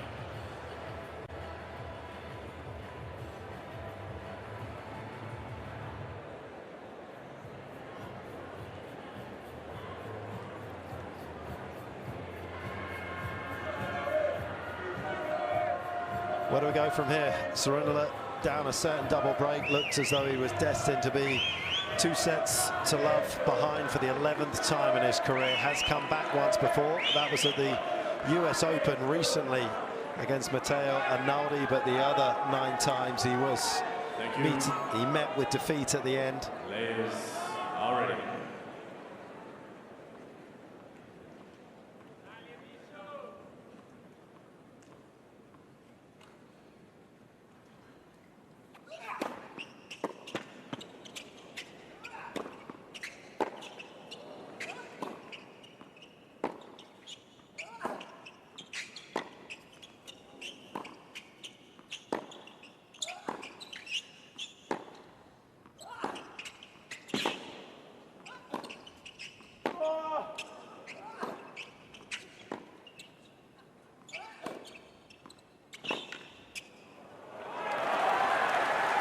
Great effort from Surundala.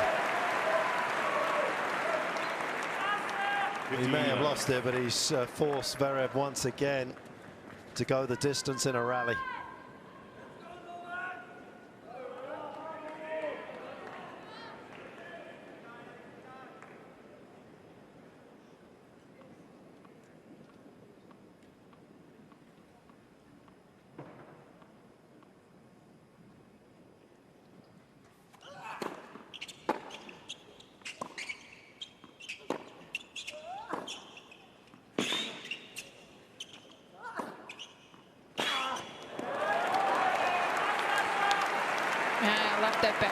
Zverev. I did feel the last 10-12 points he did get a little bit back into his passive pattern.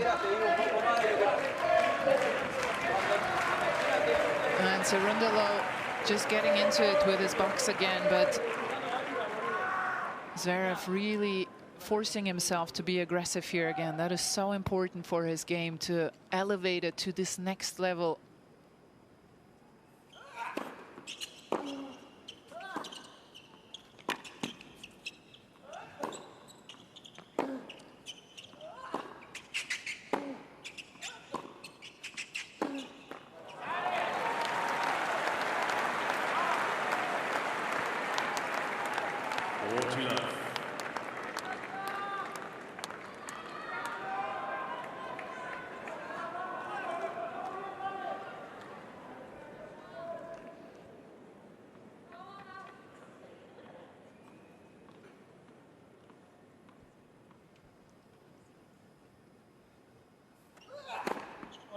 Game, second set. Fifth ace. The second set in the bag for the German. On course for a place in the quarterfinals once again in Australia.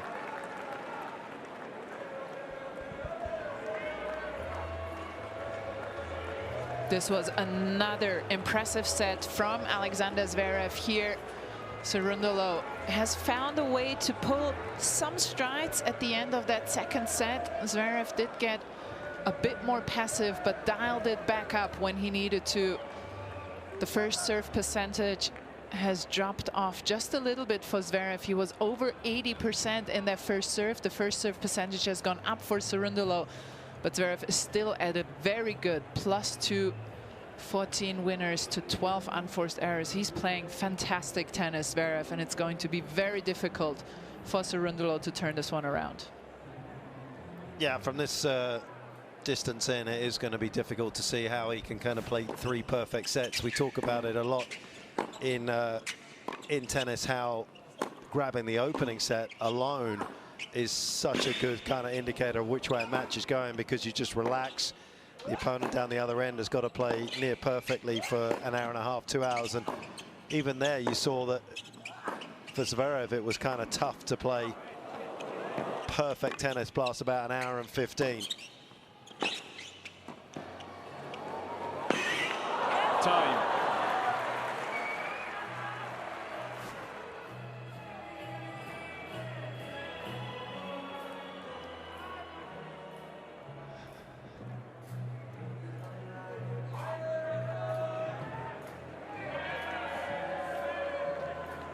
So far, so good for Zverev. What can this man do to turn around the tide? He showed some good resistance back end of that second set. But he's still got to win 3 sets to get through to the quarterfinals here in Australia.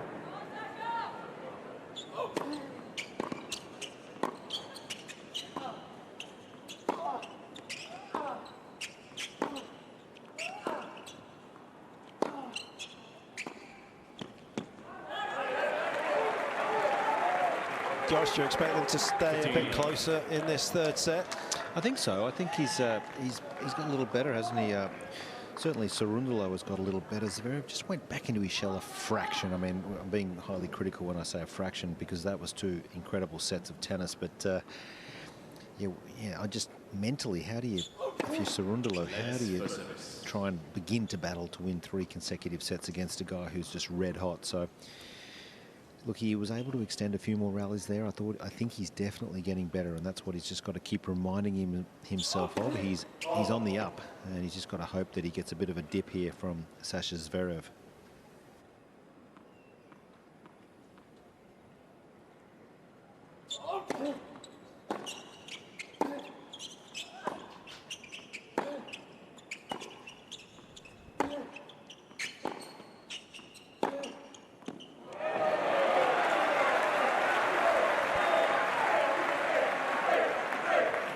Well, he's found the blueprint to be successful against Zverev. Whether he can produce this consistently for a sustained period of time, we're about to find out.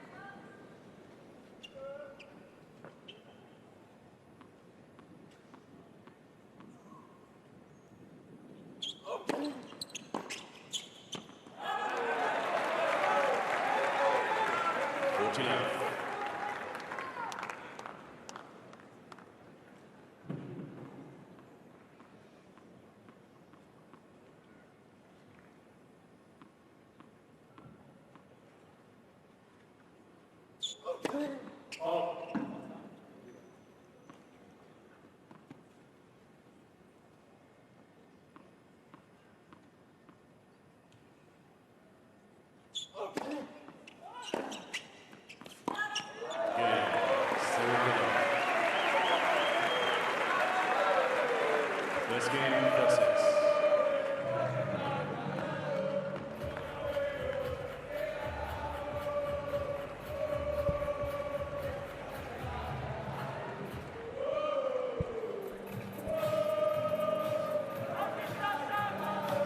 Experience and the scoreboard on Zverev's side at the moment. Cerundolo's never been to the quarters.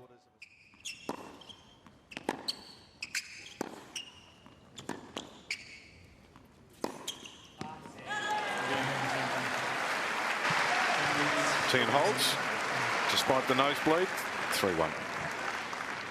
Guys, there's not too many players that Daniil doesn't feel confident that he can out-rally in just his normal tempo. But in this matchup, he actually starts to swing a little bit above his level of control. He's travelled this particular distance before Cerundolo at Roland Garros. A couple of times, in fact, lost to Holger Rune in 23 and Djokovic in 24. Played a superb match against Novak.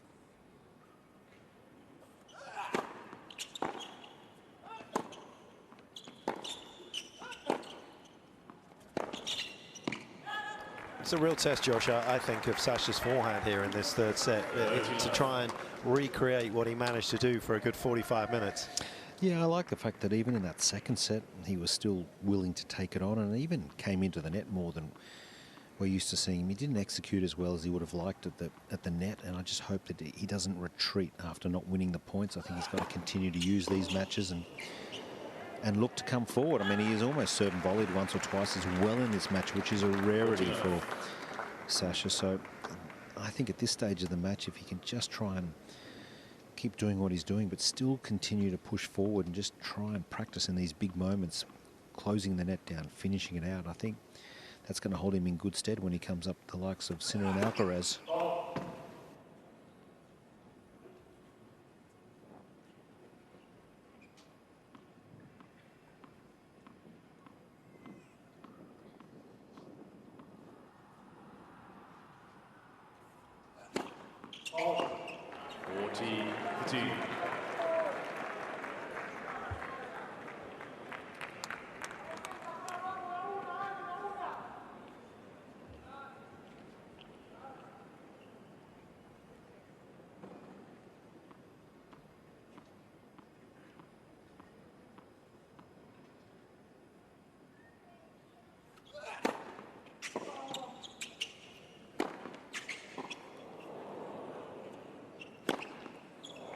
That's an impressive overhead.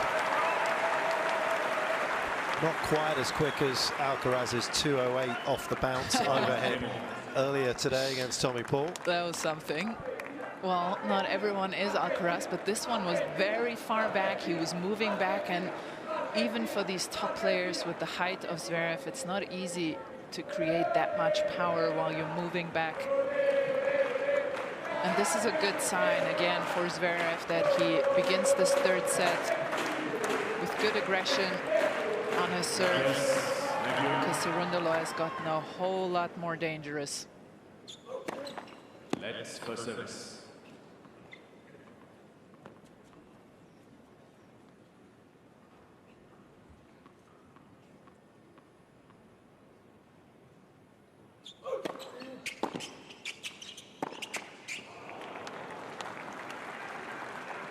Probably sitting just below the red zone in terms of how he's operating here, Cerundolo. I have seen him play as aggressively as this, but I do feel as though he's going to have a game or two where he's suddenly going to miss a handful of chances, and suddenly Zverev's going to have some opportunities.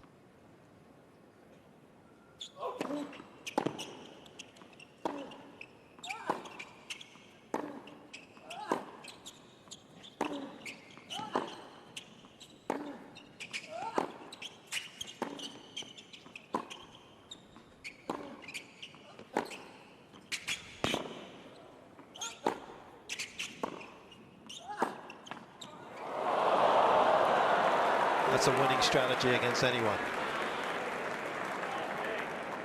Love touching. That was how I won matches.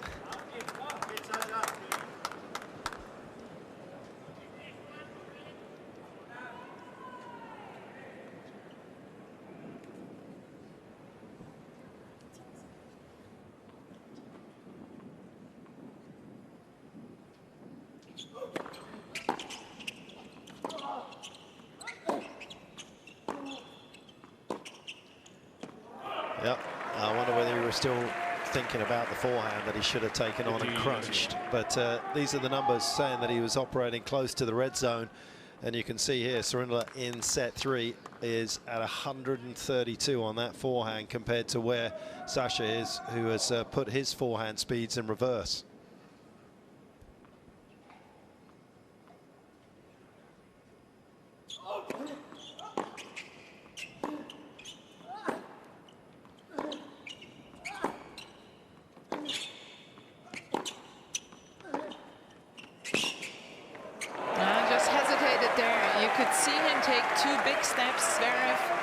To get to the net and then decided against it last moment. That gave Cerundolo the opening for the backhand cross court. And isn't it interesting, these numbers, how matches change despite the scoreline? On the scoreline you can't see much change, but you can just feel the shift in the air, and Zverev needs to be very careful.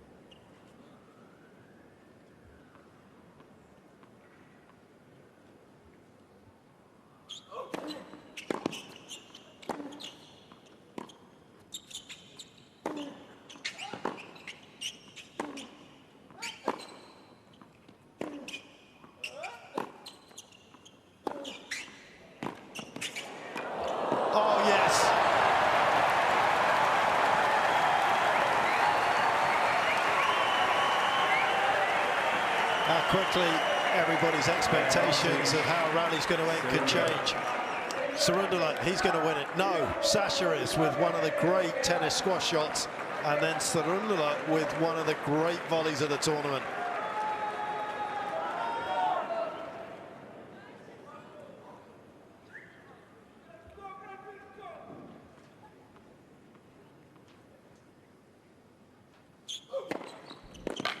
And he backs it up with a tremendous serve. Huge hold from Surundula. 2-1.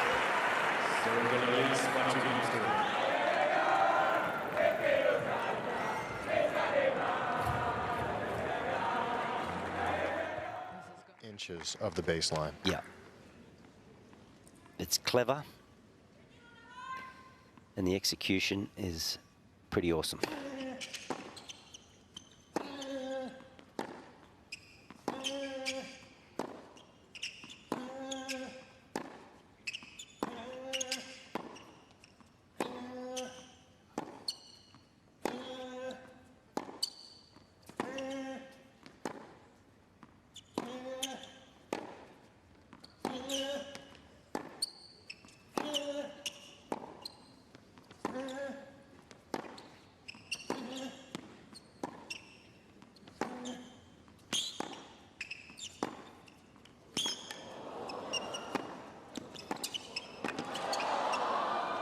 Oh, it's missed.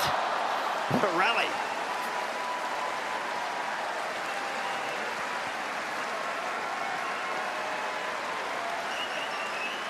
Well, it's taken the best 30 minutes, just ticked over now to have a trademark long and entertaining rally. 30 all.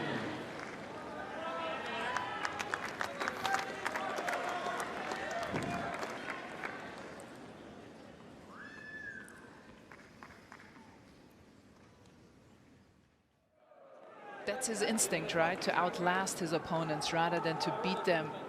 And you can see him battling with himself to get himself to want to beat these players. In the meantime, Cerundolo is mainly battling with his box and Pablo Cuevas. Not sure he's going to win that fight, by the way. I saw Pablo on the court.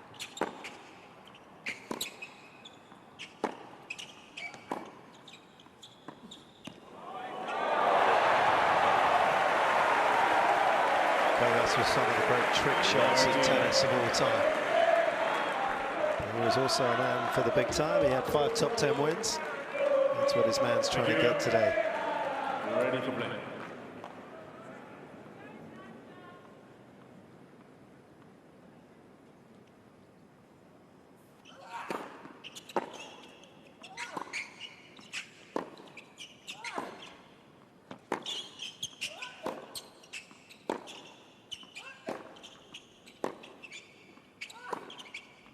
That shot has been absolutely perfect. Every time he's gone inside out backhand, he's won the points. So it's so good. And what I love is that on a backhand, usually many players just swing right next to their body. And take a look at the left arm of Zverev. It goes forward before it goes up and over his body. That's what gives him the power, the precision. It's just a perfect technical shot in all regards.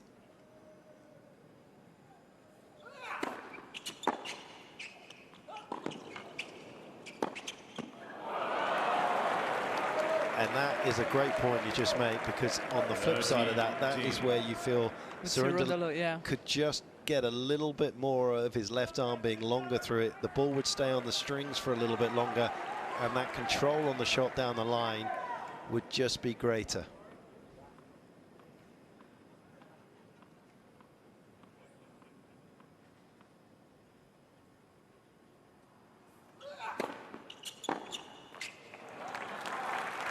At one point could flip this set. 40. Suddenly 15-30 feels a lot more different for Sasha as he's trying to push on and get through here in 3 straight sets.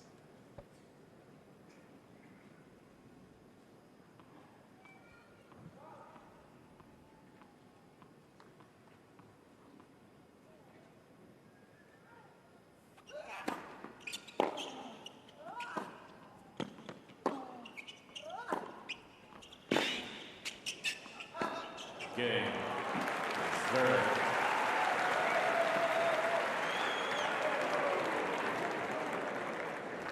Two games all.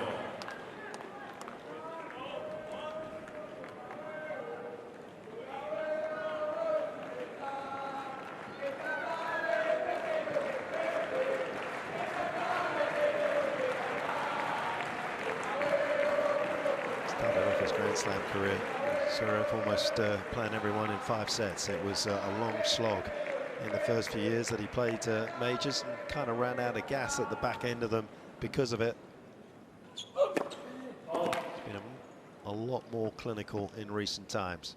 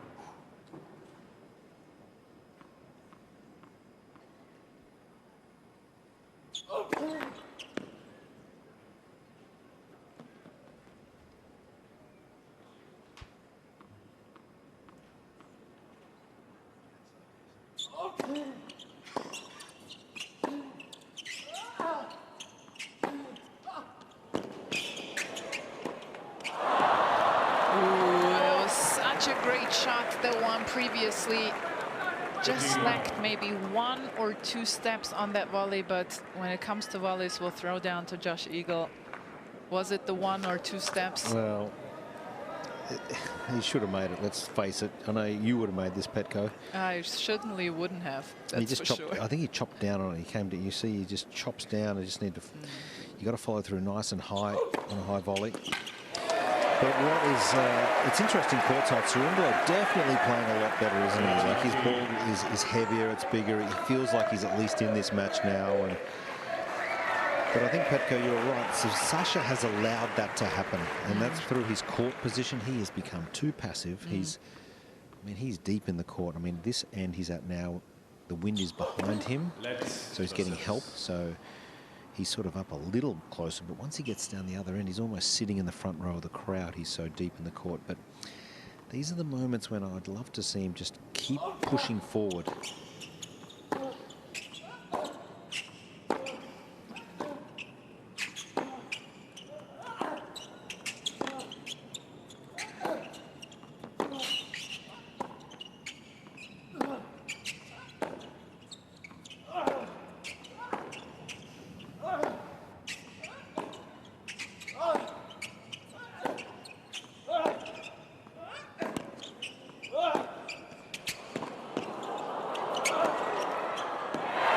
Ridiculous. That is so good from Cerundolo. And a couple of times in this rally, you saw him run around and get onto that forehand, and they are loving it. But Sasha Zverev just a little too passive. He is allowing Cerundolo just to play his own game style and have a look and sit back and relax and enjoy that forehand, because that is a thing of beauty.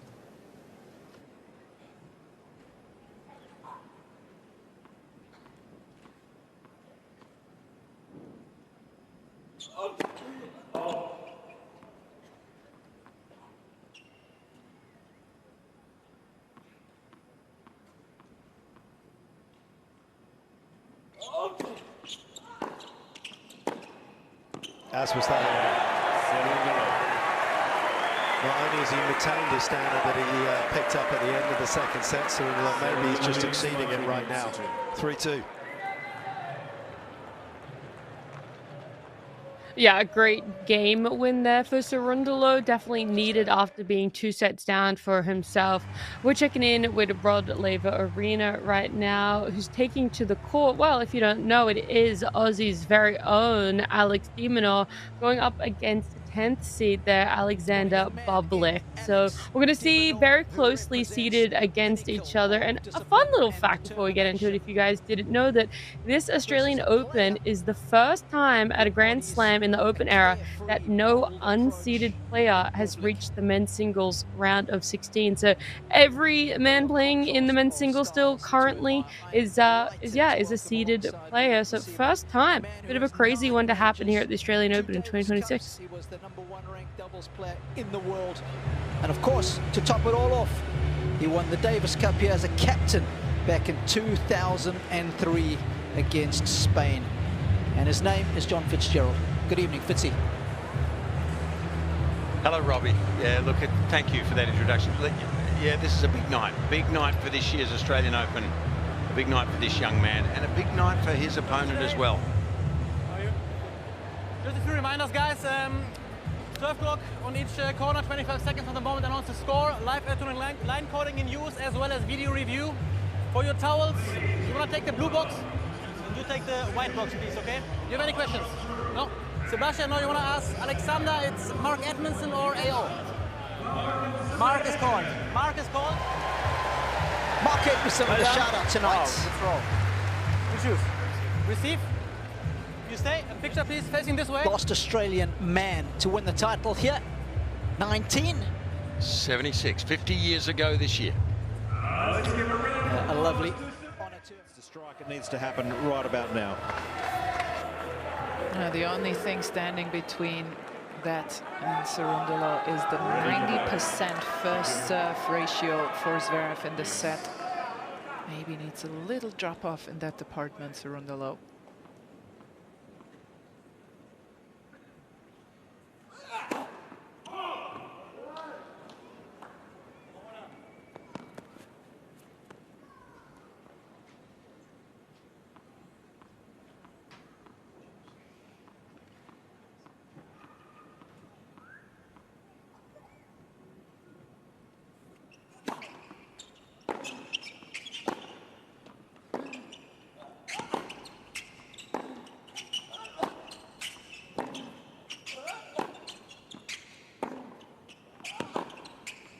So I have a theory, and most of my theories, Andrea, as you know, will die on the vine very quickly. I love your theories. So I've always felt, and this is just a very small sample set today, that Sasha would benefit from serving from a wider position on the deuce side. I feel as though, and he shows us often enough, that he often prefers to hit his backhand as his first shot rather than his forehand. So on the deuce side, if he went a bit wider, that would happen more frequently.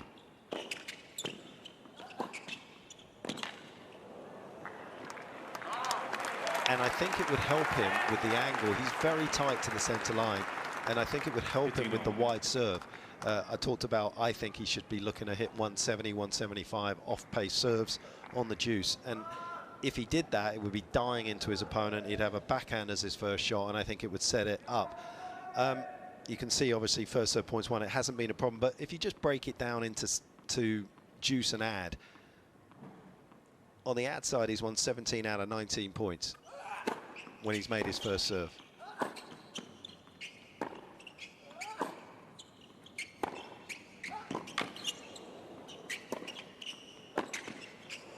Well, it wasn't a great approach shot, and Cerundolo's swinging his racket. He knew it, but he got away with it. And on the deuce, 17 of 25. So 71-25 losses. He is worse today on that side. It's just been my feeling over the years when I've watched him. It's not the biggest side, because obviously most of the break points happen on the ad side, but it does set up the game. The more times you win the opening point of a game, the more he's going to go on to hold his serve. And he's 6% worse than Jannik in holding service games. There is a big improvement that he can make.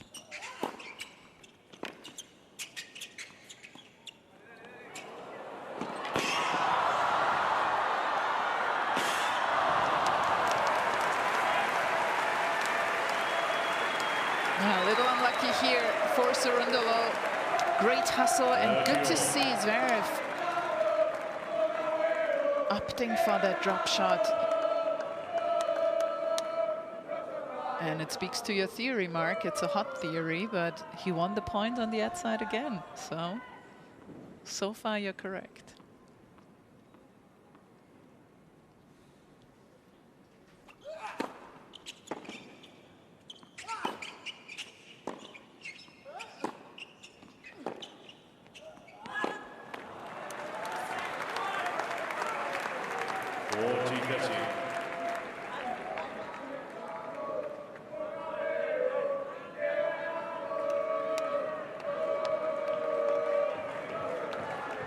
It's not the most positive of staff meetings he's having with himself. Cuevas, who actually beat Zverev in Madrid.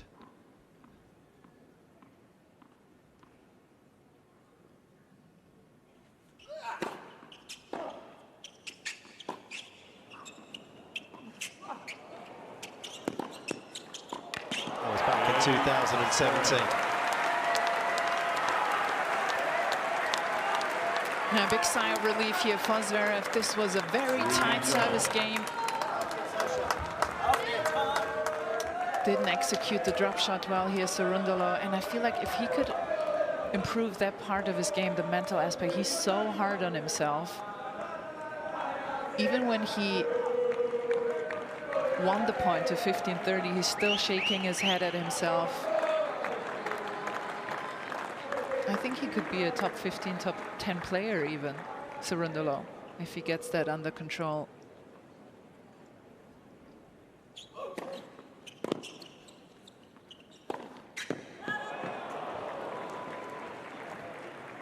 I agree with you. I don't think it'll be easy. I don't think it comes easy because he doesn't get a lot of free points behind his serve. He has to work hard, and therefore the mental side of it for somebody like Cerundolo becomes even more important, because he's not like Sasha where he's going to get 50% of his first serves unreturned consistently. You can barely start. Suddenly you don't have that much time in between being frustrated at the end of that game, serving yourself, couple of loose +1 shots, and you're in the foxhole. And isn't it so often the case that players get broken just after they had a sliver of a chance to break themselves? That's where the focus drops. Disappointment sets in.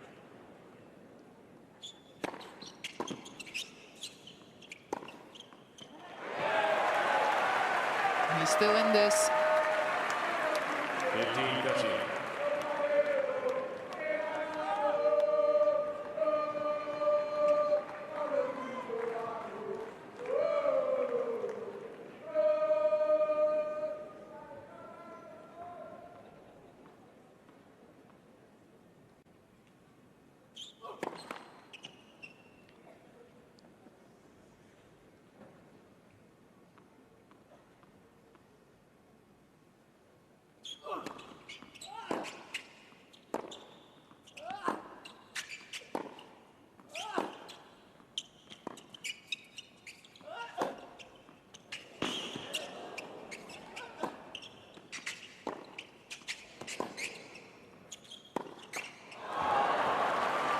That missed forehand comes on the 4th point of the game, but it actually is contributed to because of the way that he started the game. He has no room for error when you quickly go down love 30. That forehand was a little tense. It was nowhere near the forehands that we've seen in the last 20 minutes from Cerundolo, where he swung through the ball so beautifully. Great acceleration. This one, not so much.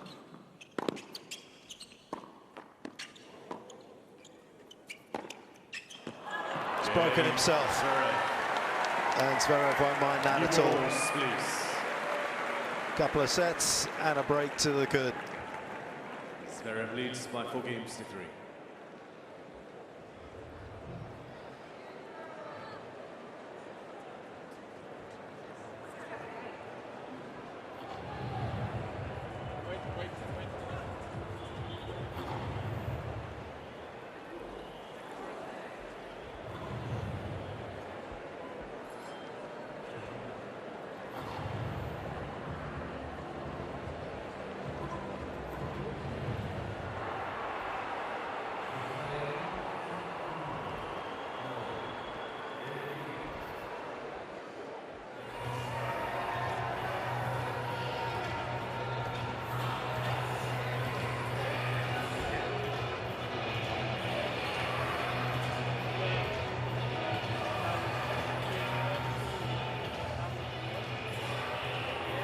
Time.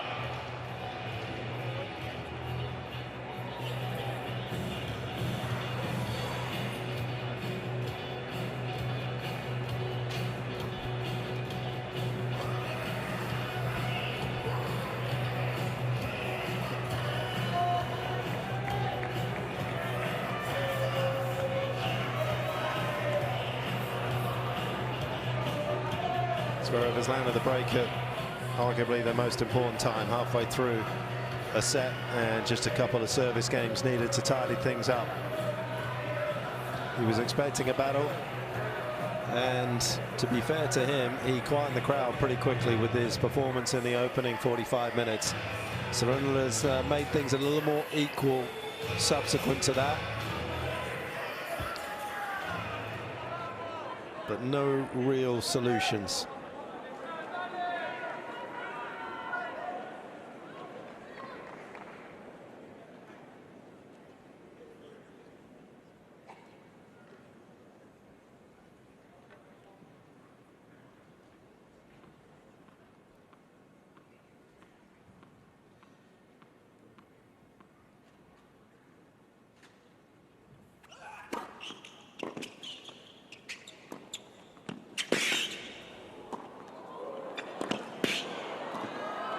Got there in the end. Just to follow up what I was saying about how important it is for Zverev to kind of win the opening point. Look at his numbers, and thanks to Bolt 6 and Max and everyone that's out there working hard for us behind the scenes in the data. When he has gone 15-love up in his service games at this particular Australian Open, he's won 47 out of 49 service games. When he doesn't win the opening point, that drops to 14 out of 20. And it is significant. Any loss of form or numerically is going to cost you, particularly on the harder battles that are going to be coming up here for Sasha as he looks to win his first ever major.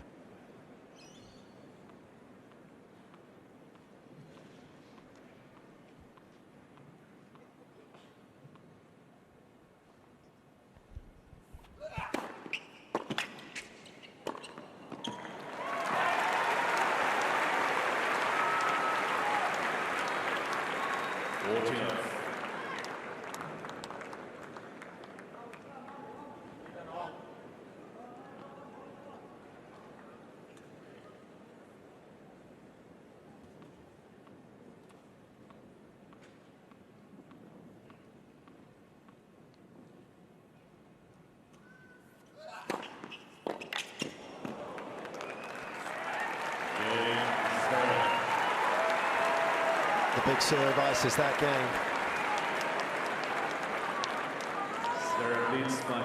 And that is another big step towards the handshake moment.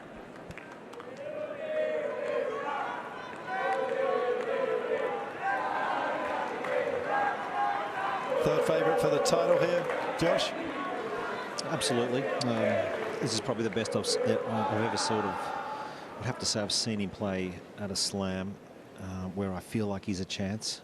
Previously, I just feel Sinner and Alcaraz are that much better in the big moments, but I've really loved what I've seen today from Sasha. It's been impressive. Of course, that first set was such a high level, and you make a good point about winning that opening point. He needs to find solutions there, and what he needs to get a better +1 shot on the forehand. I admit and I agree his backhand is unbelievable. However, if you're in your coaching, put your coaching hat on, and you know he could definitely tinker with standing a little wider and mixing it up. Doesn't have to do it every point, but if you look at those numbers, what you're alluding to, you definitely got to find a way to hit his forehand better off that first shot as well, so he can increase that +1 shot and the winning percentage. You think he's a chance, Mark? You think? I think he's got a chance. I have to say, I would put the way that Novak has turned on the afterburners last night. He's definitely in there with a shot. It's obviously going to be tricky for him. He has to go past Sinner and Alcaraz potentially if that's the way the draw breaks out. I'm sure there'll be others in there like Ben Shelton saying that's not going to happen. It's going to be me. But I think anyone that is as big as him that serves as well as he does And we're about to see a bit of a gut check for the German here. You've got to give him a chance, a good chance.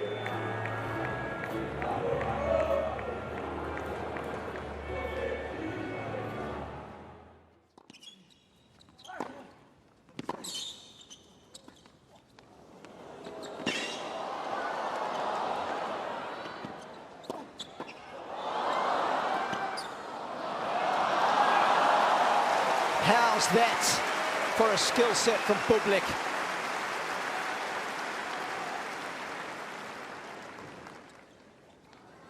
Love 15.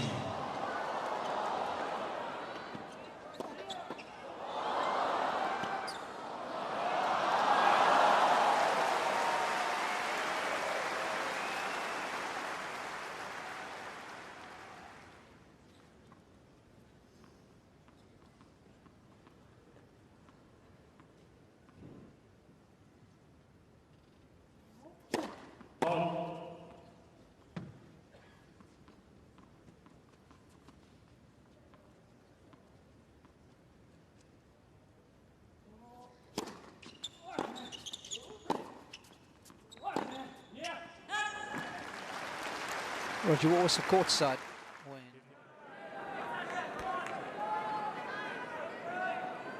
Thank you.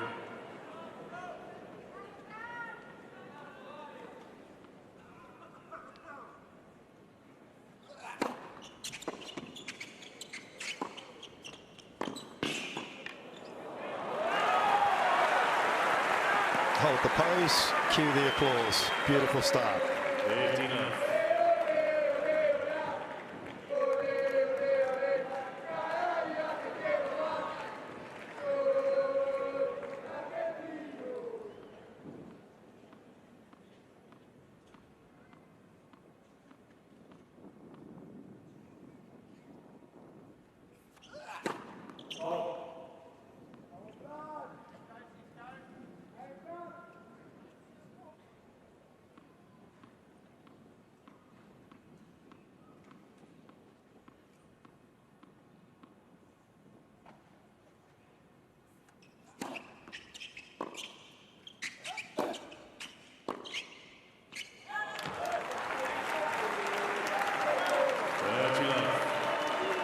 That's why you rarely see a comeback from this situation. We do see them, and they're the most memorable things of all time. But the reality is, for the person that's second best by this stage, it's a very difficult situation to play in, because you've got to play a little conservatively, because you can't just go all out and be out of bounds, and then obviously you drop it in, and the person that is in the lead is super confident.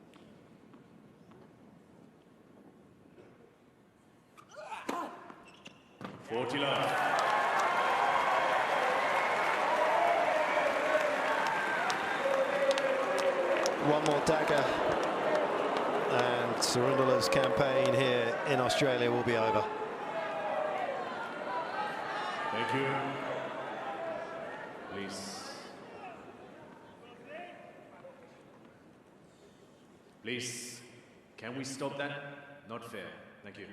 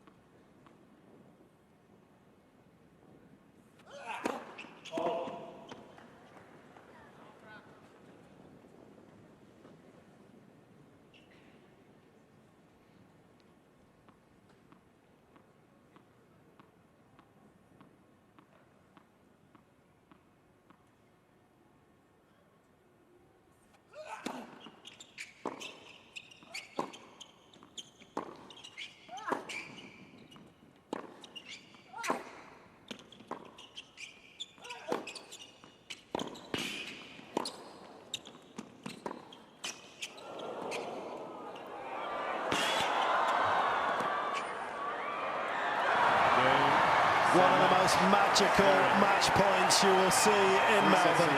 6-2, 6-4, 6-4. And it ends the rout.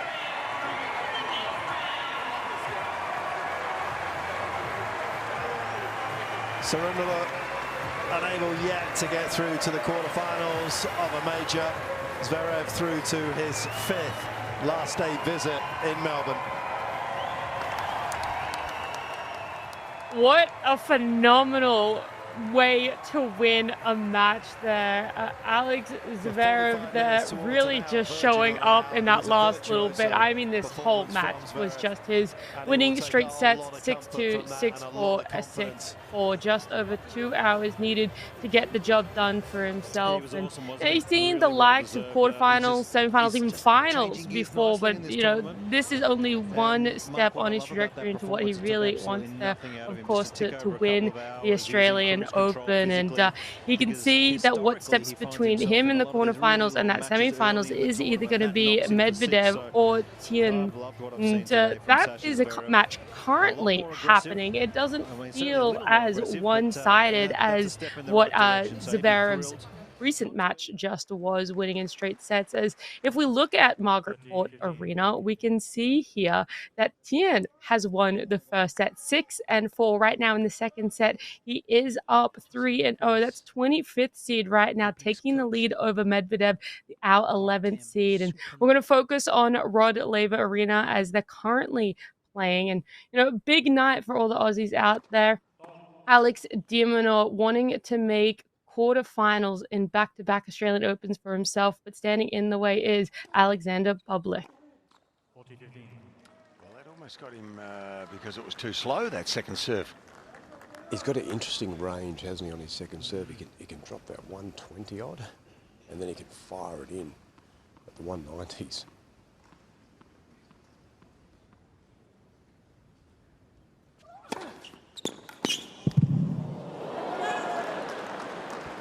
And Bublik. 2 games on.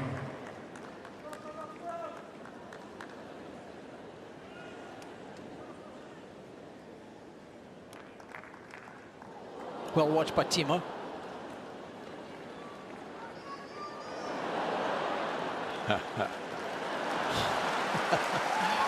Tell you what, we've got every angle covered.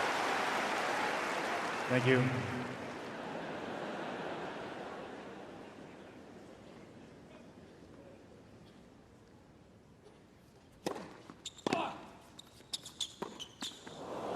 I so love that return of serve. Love 15. Yeah, he has this mixture of exotic shot making and awkwardness. Yeah. It makes it hard for the opposition, doesn't he? Has a real knack for it. You saw Artem there in the black hoodie and his physio. Jeremy just to the left. Put a lot of faith in those two, has Bublik. Artem, probably one of his best friends.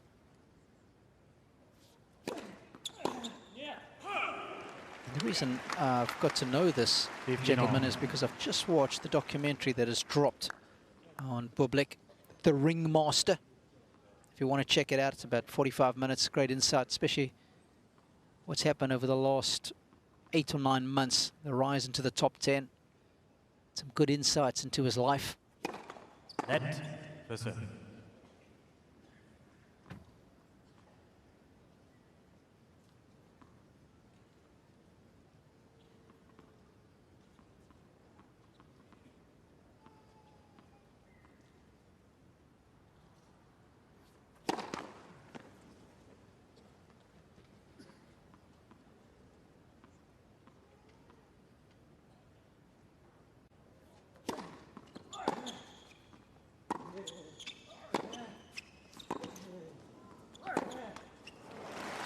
And Robbie, did he give an insight on why the uptick took place?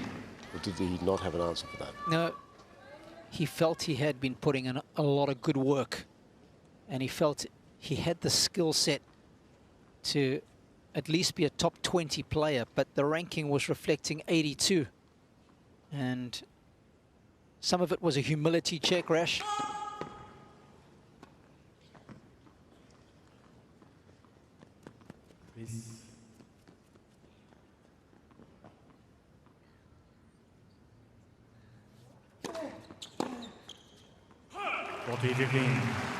He called it humbling up. And after losing early again in Indian Wells, off the back of a pretty average start to the year last year, he went to play the Phoenix Challenger. But before he went there, he spent 2 nights in Vegas.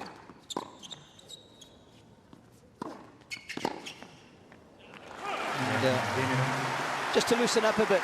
And I'll tell you the uptick of all that as de Minaur takes a 3-2 lead here in the first.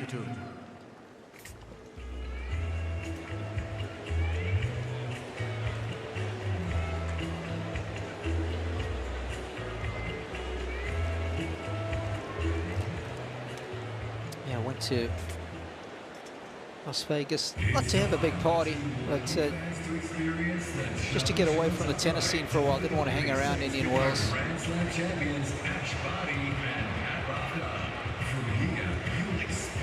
But he says the way that stuff like that would get interpreted by, I don't know, other players or even the media was that it'd gone to Vegas to have a blowout and big party. And so it wasn't the case. Just a change of environment.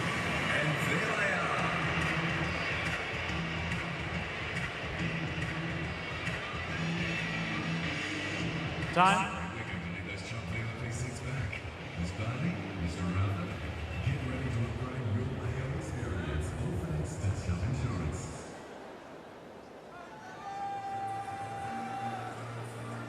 That's the centerpiece of this magnificent facility. Plenty of famous faces in the house. You know that one very well. I know him well. The one on the right. John Alexander, my old doubles partner. 1982. Can I have a little brag? You can. Yeah, 1982, we won here together. Not here, but at Kooyong. That's right. And he was like a mentor to me. He pulled me through that tournament. I was a youngster. He's spent 10 years in Parliament here, in the federal government. Quality man.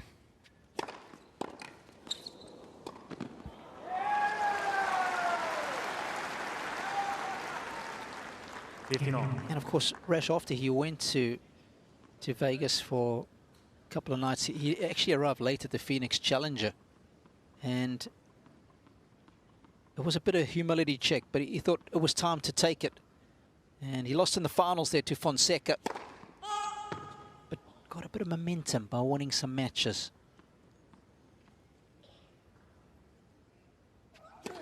Let second service. That was the start of things slowly going his way. The tide started to turn.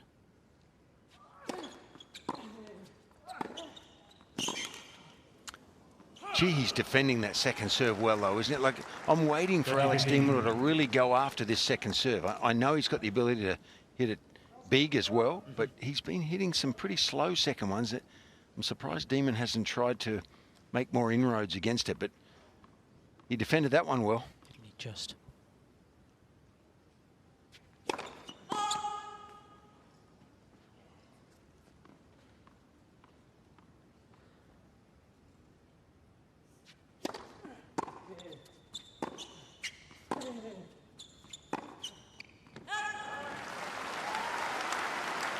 Of course, the big turnaround came at the French Open, where Demon had him. He was up 2-0 against Bublik. He was all over him. 6-2, 6-2. And this guy came back to win.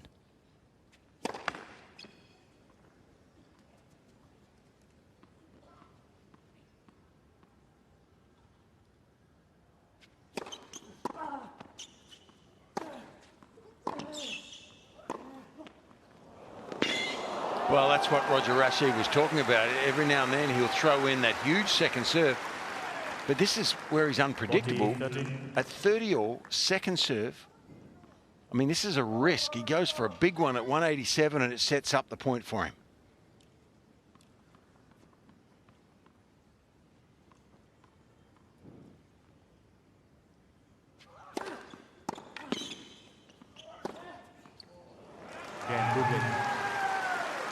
He's a talent. He is physical. And the thing when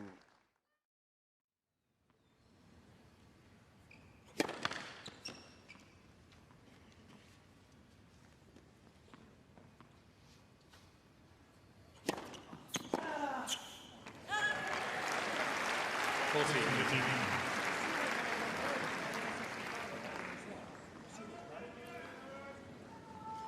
So 125 Grand Slam matches, 451 sets. Medvedev's never lost one to love.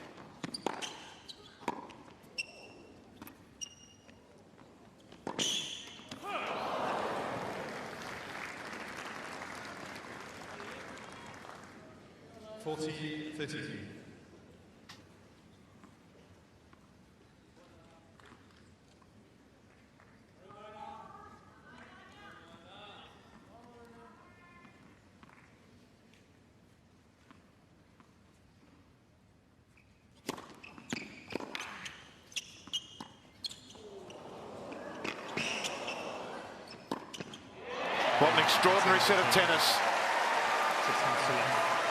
New ball space. Lerner Tian. 6-love. First time ever for Medvedev in Grand Slam play. Remarkable. My faith has been restored. In the game? The game of tennis is safe. That was absolutely exquisite. I don't think I've ever seen a cleaner set of tennis. Not just one particular thing. It's not like the big serve and the big forehand was working. It was everything was working. The touch, the feel, the court craft, the backhand, the forehand, the shape. I mean, fantastic. Can he maintain it? Well, that'll be a challenge. We'll just have a look at the stats there. Just about the look at that second serve points, 100%. 73% of first serves in, 13 winners, 1 unforced error, 3 break points, converted 3 times. Just in full control of every aspect of his game at present. Don't count Daniil out.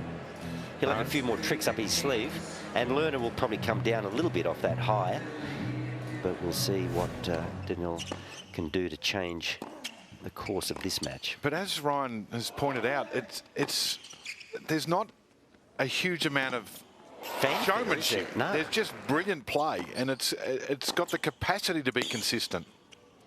If he was a golfer, he's just churning out fairways and greens and holding, you know, more putts than otherwise, and that's just standard operating procedure, Ryan. Guys, let me jump in here. We got Sweet Caroline, so just give me 1 second.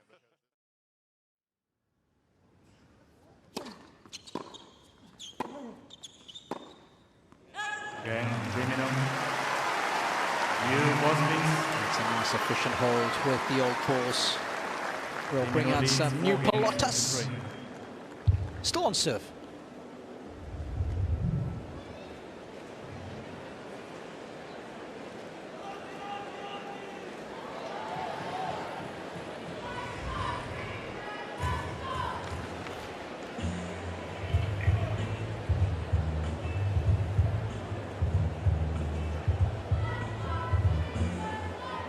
That is some seriously good ground reaction force.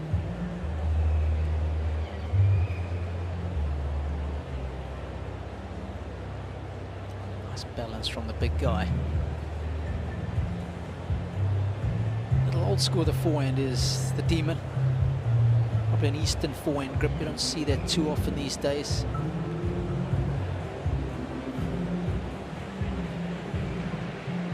Time.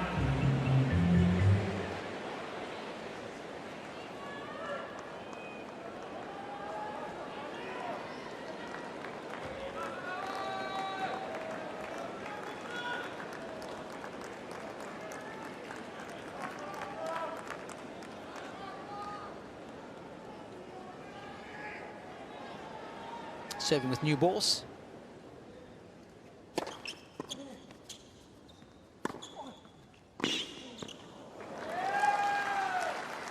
Now.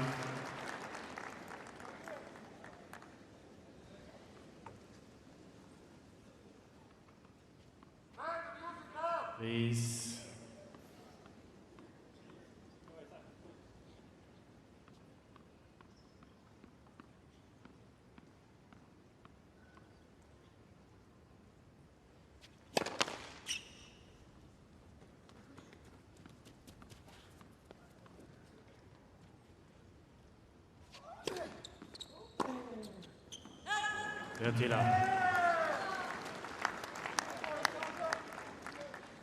It seems like de Minaur hasn't found his rhythm yet, does it? And it's got a lot to do with the opposition, the way he plays.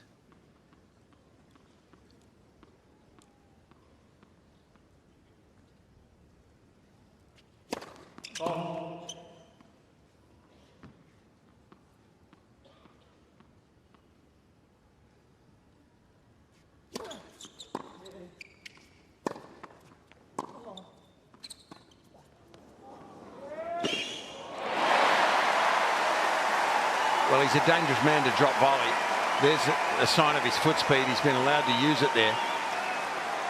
But so far, Bublik's had enough power to keep the point short. There's not a lot of rhythm here for de Minaur. He loves the drop shot. 40-15. So different point is coming at de Minaur all the time. This is the versatility of Bublik and why he's difficult to play against. And I tell you what, that serve has got a lot of work on it. It's not only the pace of it, it's the movement through the air, the sideways movement.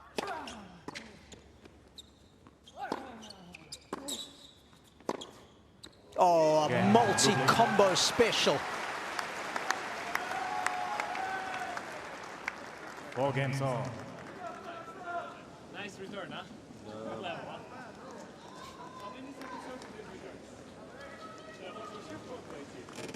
Просто успели, ноги чуть ниже посадить.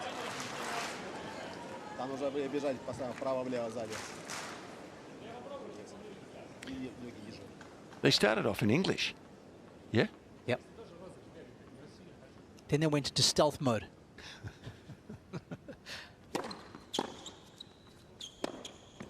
Well, I think that was an attempted body serve, which I like the thought of, but he didn't quite get it right, Alex. That's what I love about Bublik, this ability to improvise. He's got such a varied and wide skill set. And the ability to concentrate when he looks like he's not. I mean, he's talking between every point to his box, isn't he?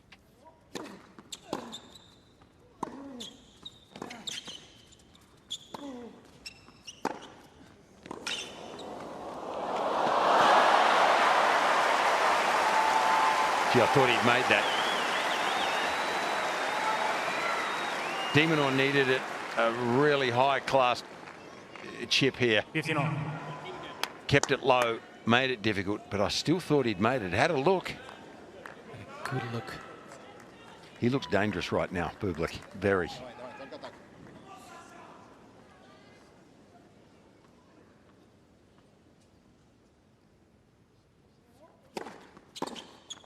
He needed that. And boys, there's definitely a different look on Demon's face. When he played Tiafoe, he was so locked in and hyped. Whereas here, it's, as you said, Fitzy, there's so much going on. It's a bit rattled. A bit unsure? Yeah. It's different body look.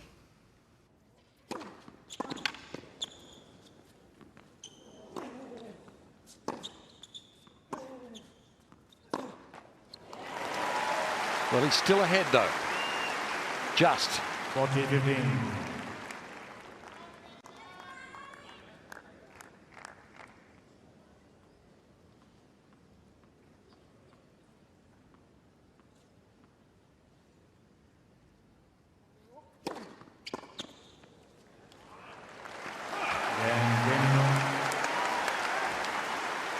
All ends well after the 9th game for the Aussie number 1. 5 games to 4. Moving along nicely here at 5-4.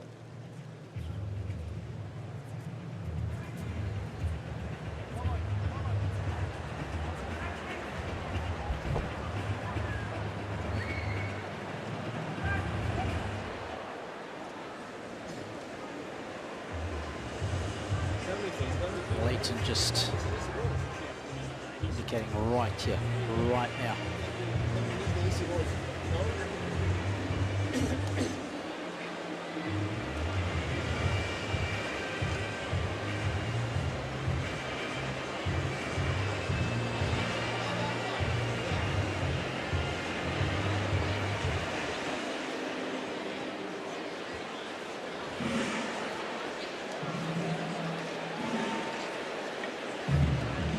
Time.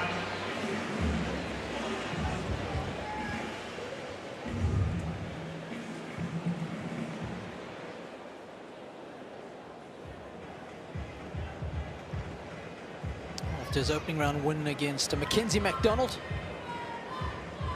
Demon Osan the lens with first win with the W. Of course, he's gone full Wilson now. Used to be sponsored by Essex for his clothing.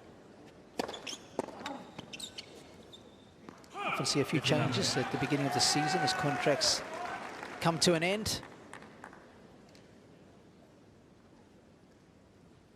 This guy beat Jensen Brooksby first round. Morton Fuchsovich in the second and Echeverry in the third.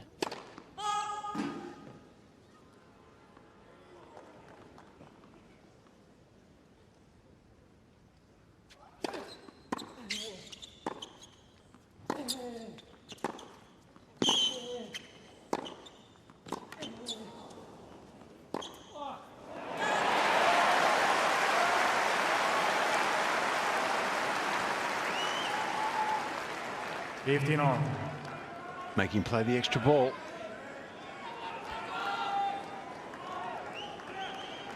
It's almost like the slowest one there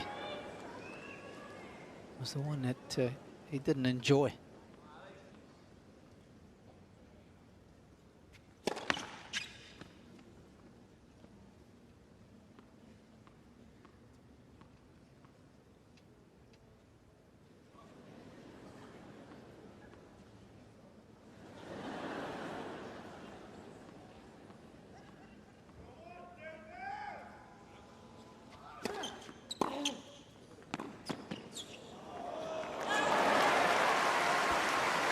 Right now,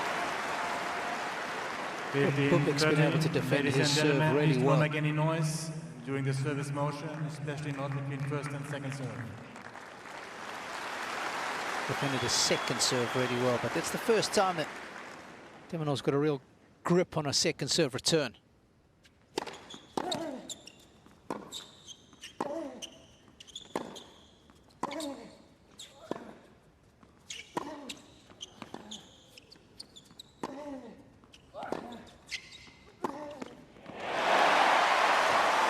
Well, this for me has sort of come out of nowhere. Not sure how you feel, Rash, but he hasn't had any indication of a chance, really. And 15-40 all of a sudden. Improving his position in the rally incrementally with each and every shot.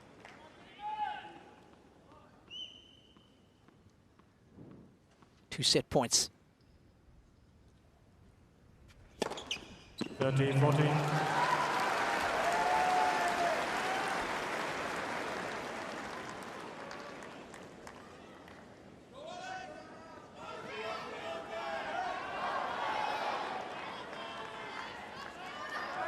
What a time to produce the fastest serve of the set.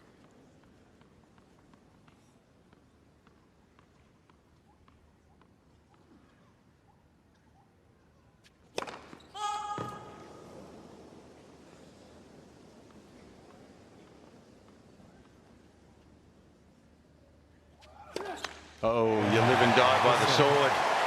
You really do.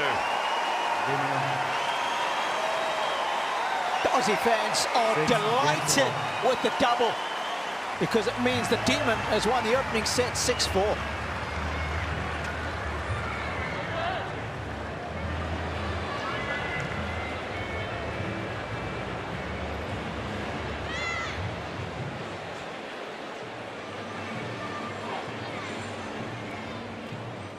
Well, you hit the nail on the head, Fitzy. All the numbers edging in favour of the Aussie number one. I almost felt that Bublik was better for a bit of that set. Maybe not all of it, but he looked more dangerous to me, Bublik. I felt like Alex couldn't get enough rhythm because of the sort of interrupted pattern that Bublik plays with. But there you go. That's the scoring system, isn't it? All of a sudden, he took advantage. And Bublik handed him a couple of points in that last game.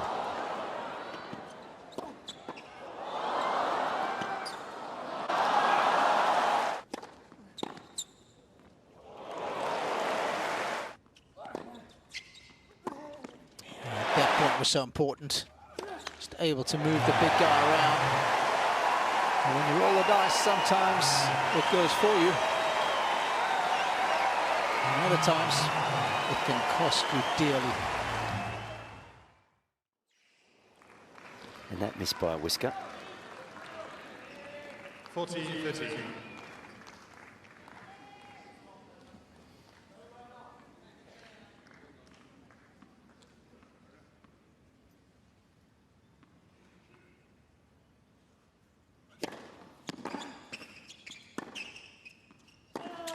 Game 10. Pulled the trigger too early. 4-love. Wow, this is going fast. And guys, tomorrow, I'm going to go out and buy me a pair of those orange socks. There must be something in the orange socks. This is... Wally, I'm going to get you the full kit. Yeah? I'm going to get you the full kit. Please. But you got to wear it. If I can get you the full kit, you got to wear it. Oh, I'll wear it. All right. 11 games in a row. Thank you. Thank you.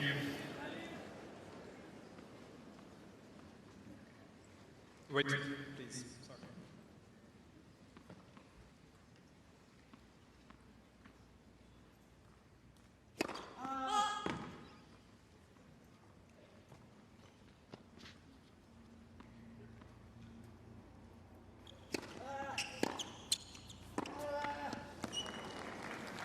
Lovely team. And Ryan, maybe we can assume that he does feel a little bit heavy. There's absolutely no doubt about that. After a long 5-setter like that, you're going to have heavy legs just because your body gets that inflammation in the recovery, and it does slow you down a little bit. Just not the day you needed it. Against a guy who is absolutely on the top of his game.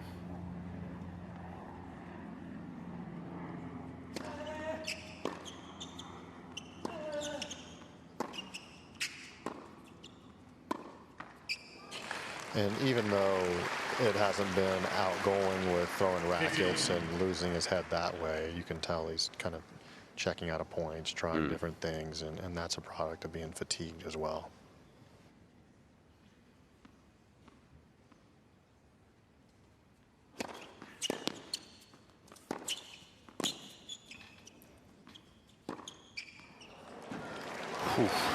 That must have just found the absolute corner.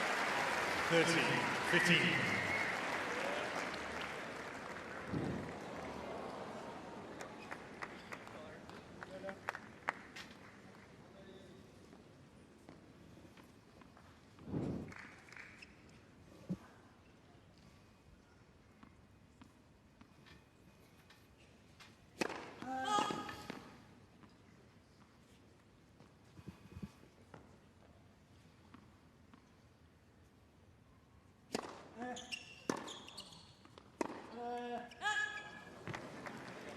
And that's what you're talking about, Ryan. Just middle of the court, got no angle to work with, just pulling trigger straight up.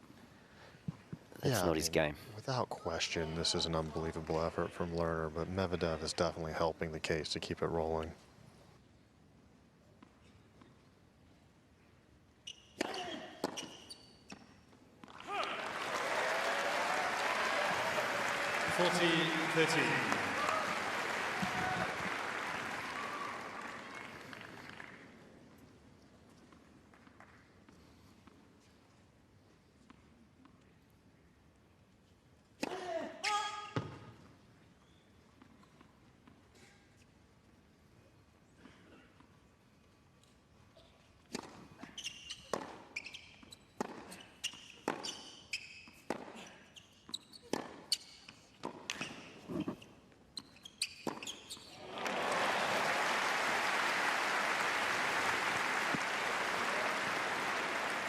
Yes.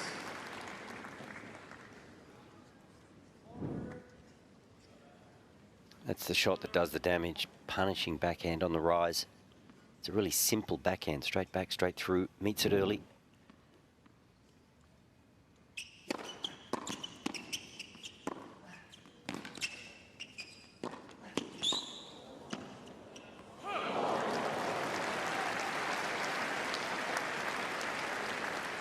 Advantage.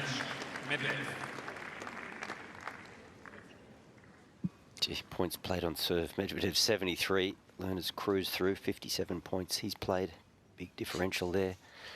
And when Lerner misses, it's not by much. Even that defensive slice just sailing long. Well, I knew that was going to happen. If he keeps serve volleying, the element of surprise will be gone and Lerner will figure it out. Yes. And sure enough, maybe a little lucky with the net cord, but you can see he's on it. Medvedev, he's not a natural volleyer. He'll make it, sometimes not with a lot of authority, and Tien, you'd imagine off that forehand, he's got a pretty wicked pass.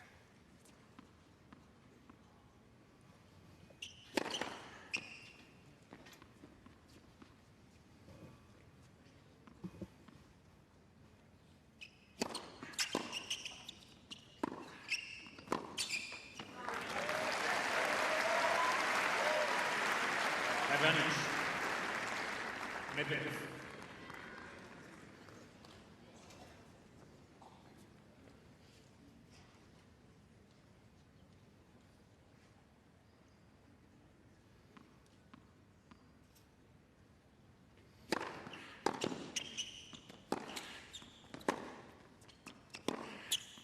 Game, Medvedev. Well, it's not going to be back-to-back bagels. First time in his career that he's lost a set to love. Had a grand slam. He's on the board in the third set.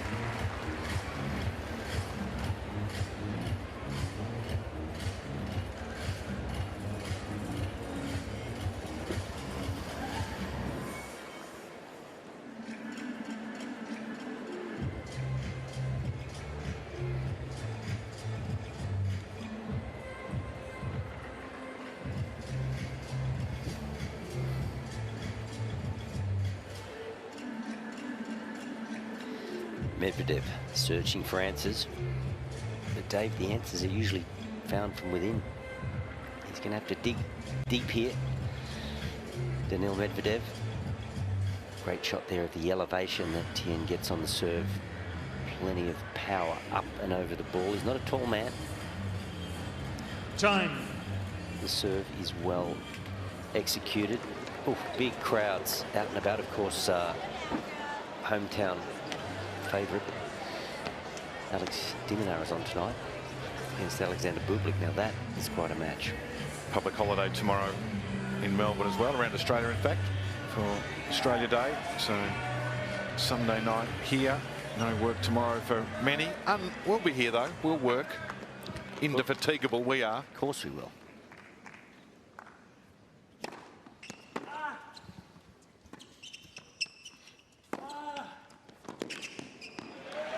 Okay, signs of life. Little momentum shift. A hold of serve for Daniil. Won the first point of the game. That's been rare on return.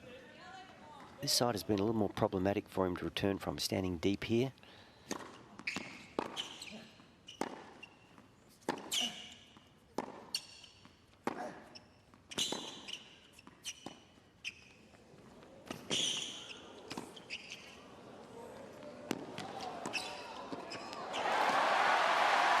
Here he comes. So too often he's just been pulling the trigger straight up. Love 30. Daniil Medvedev not waiting for his opportunity with a bit of time and space to create a point, but a good drop shot there sets up that volley.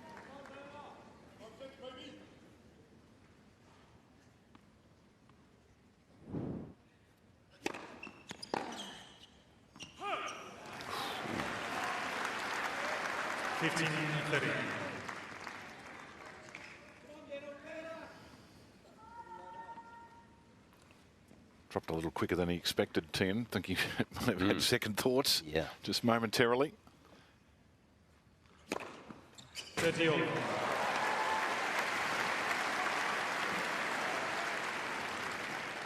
Hasn't had a look at a break point, Medvedev.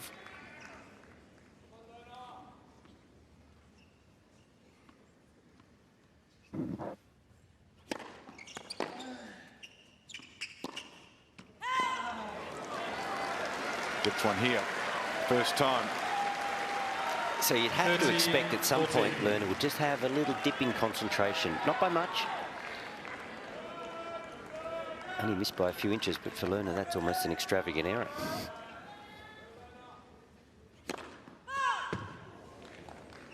Please.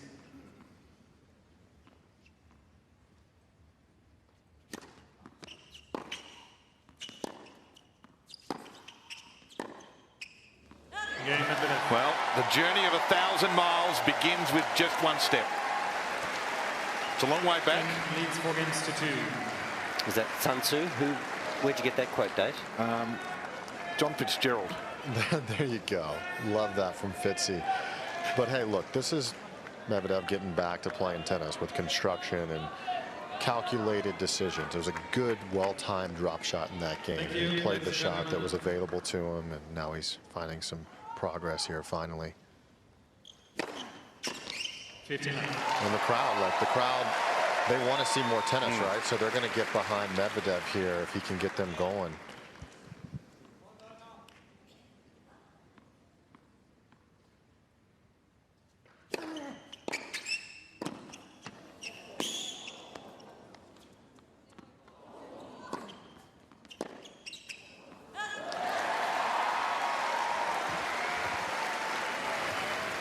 Love. Love.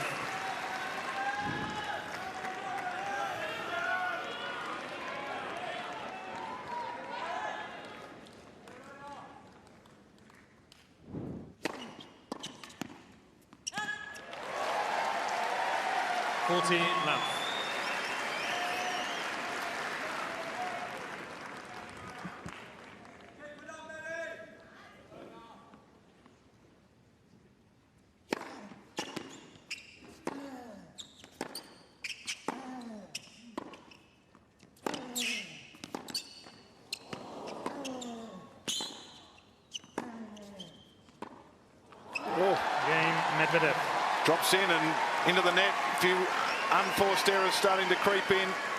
Signs of life for Daniil Medvedev.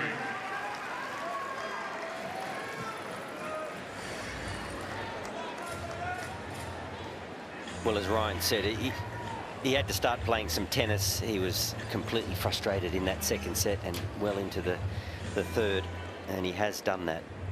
And Lerner, it had all been coming so easily to him. Just a little lapse in concentration timed to Medvedev's run there. So we've got a competitive set. Of course, Tien's still up a break, and he'll just need to compose himself. Missed a couple of serves by millimetres, missed a backhand wide by centimetres.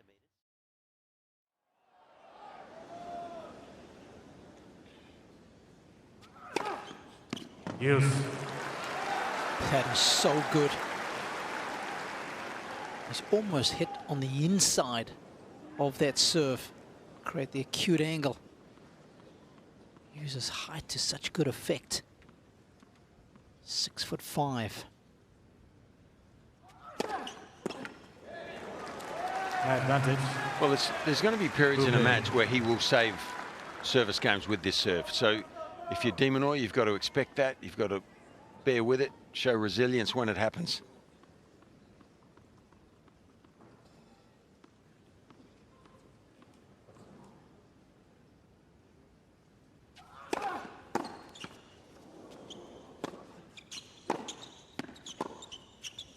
That's the depth I want from Alex. If he can keep that ball deeper, it doesn't give the big man down the other end the chance to attack as well.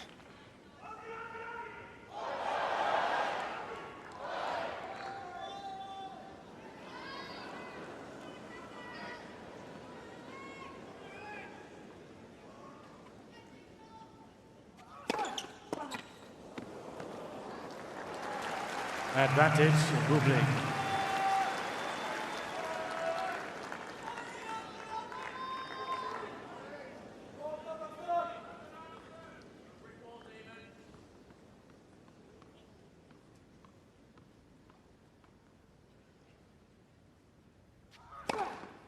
Game, Bublik. Copy and paste. Coach Autumn on the right, physio. de Minaur leads. Jeremy. 3 games to 1. Jeremy Kohler. Well, from Bublik's point of view, he'll be hoping that stops the rot. After losing 5 in a row, that setting the break down after being even, it is a big hole. So de Minaur in the driver's seat, and it feels like he's playing better, Rog. Yeah, he's definitely in the driver's seat. I feel like Bublik's also overplaying, if you know what I mean. It's almost like he wants to just hit at everything. He does have variety, and he can actually, but his speeds of ball are virtually the same every time off the back of the court at the moment.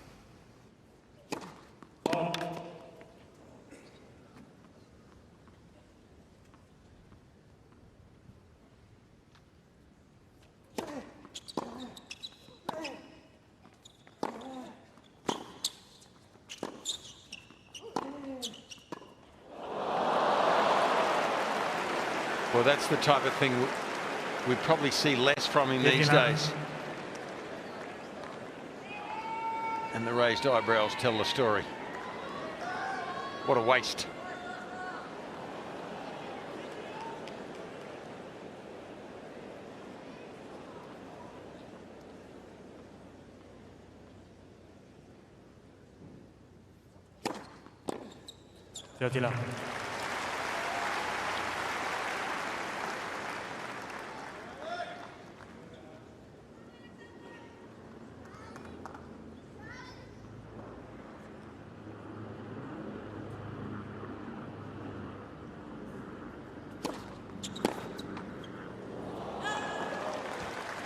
Portela.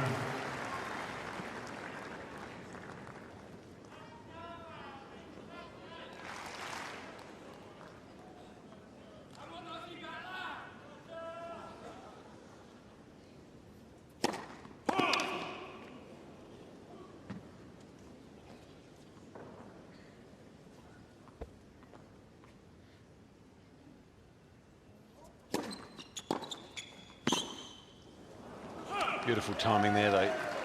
He is a talent, isn't he? He comes up with stuff out of the middle of the racket that he seems at times ungainly, and then he's just got this beautiful timing as well.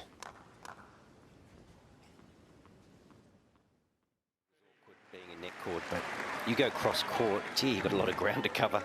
Have a look where he is. So he's well wide there. Now look at the gap. He just can't make up time. He gets to the middle.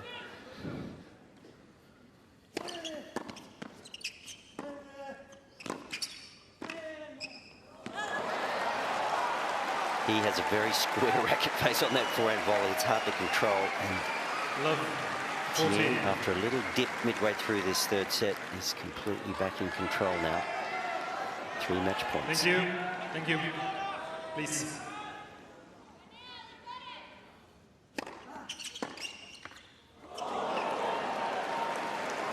(15-14).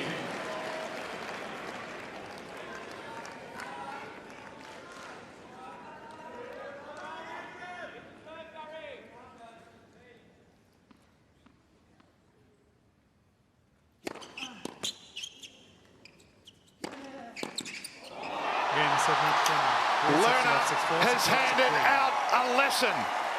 It's a breakout performance from a star on the rise. We've seen something special here.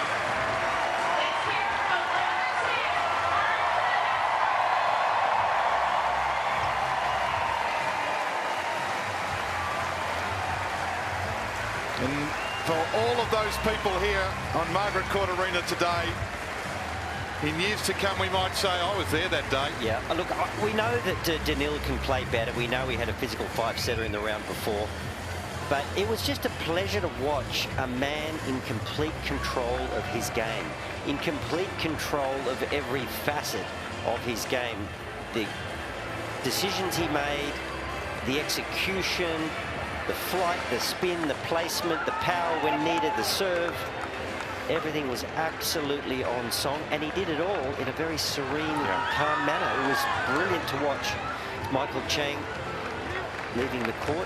Well, and in command of his opponent too, which was no easy task in the first set, aside from the very first service game where Medvedev, who's on his way out of the venue and out of the Open, other than that first service game where he was a little sluggish, you know, it was tight, the first. The second set was extraordinary. The first time in his Grand Slam career, in his 126th match, in his 452nd set, he got bageled, lost a set to love. And then proceeded to lose the next 4 games of the third set before there was a little resurrection, but too little too late. And there is Team 10. Yeah. And the agent is ecstatic. Well, let's hope he can maintain in the next round. The matchup against last year's runner-up Alexander Zverev, you know, if you can bring 75% of that. I think he will. He's the real deal. And Ryan said prior. Yeah. Ryan's selling shares. He's about to go and talk to him now. Looking forward to this. So our winner, Lerner Tian, is with Ryan Harrison.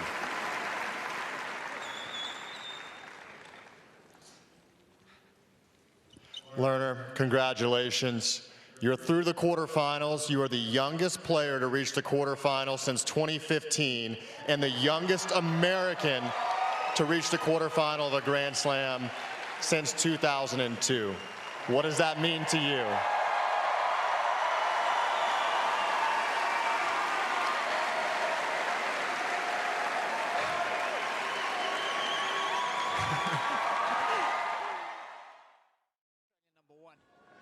Still some work to do here.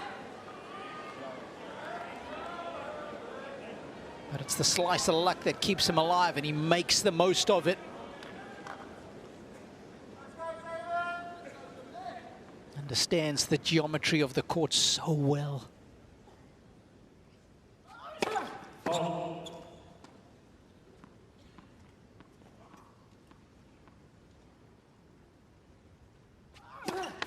Game, Dimino. New boss, please. Ball change. Well, he has lost his way. There's no doubt about that. There are times when he plays like this, but this is not top 10 tennis. And you've got to bring that style. You've got to bring that sort of consistency. As you said, Fitzy, 4-all, very, very solid. Since then, it's been erratic. A lot of conversation with his group as he's doing now, searching for something and just overplaying, playing really low percentage.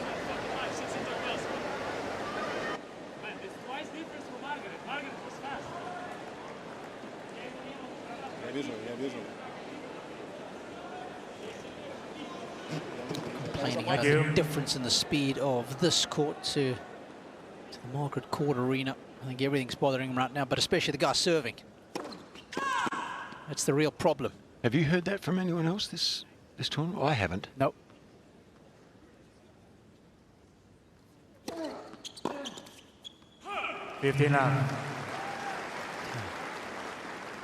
It's just pedal to the metal for de Minaur right now.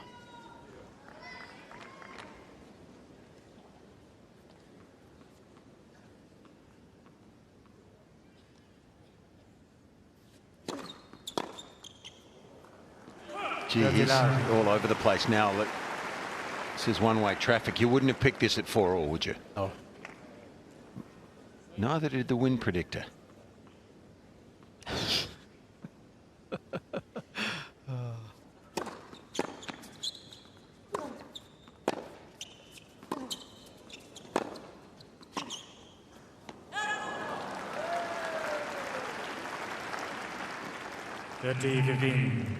The wind predictor at the start of this match was 50-50, kind of like the relationship that de Minaur has with Katie Bolter when he was interviewed post-match by Jim Courier, 50-50. Jim reminded him that's not the case.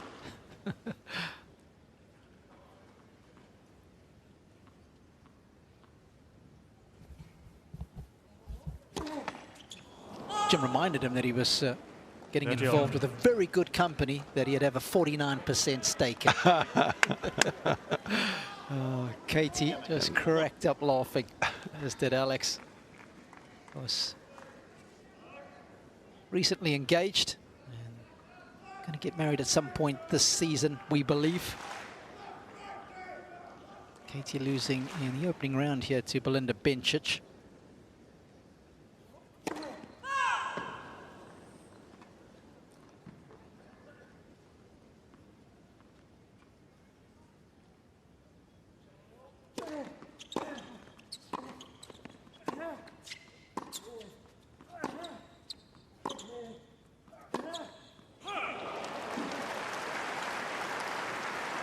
Well, he just can't hit the ball through de Minaur now. 40-13.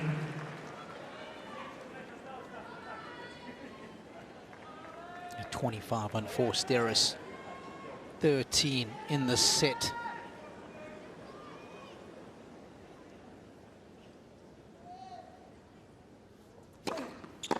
Game, second set. de Minaur. de Minaur at his efficient best. 6-1. And he takes a 2 sets to love lead. Large and in charge.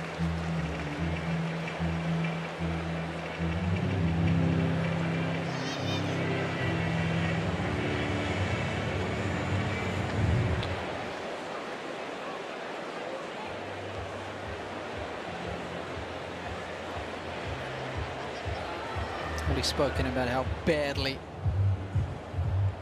he wants to do well here.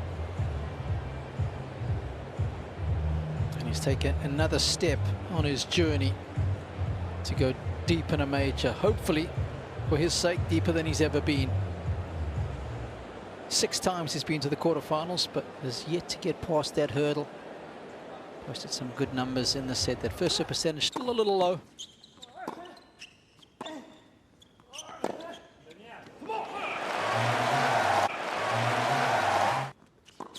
Well, he just found his range, Alex. He's not going to have more power than someone like Bublik, but he's certainly got more foot speed, and he's reading the play better. He's defending like he normally does now, and his opponent is contributing rather heavily to the scoreline at the moment.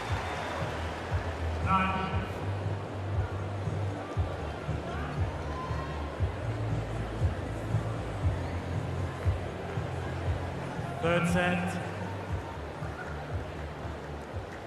Bublik to serve. One of the greatest sporting cities on the planet is Melbourne. That's CBD just in the background. And of course, we're at Melbourne Park, the Rod Laver Arena, centerpiece of it. Net for serve. Is the sun starting to set on Bublik's Australian Open 2026?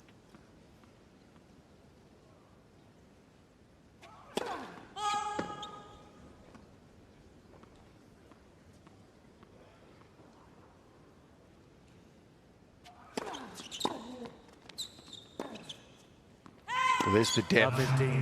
I mean, that was a fabulous return.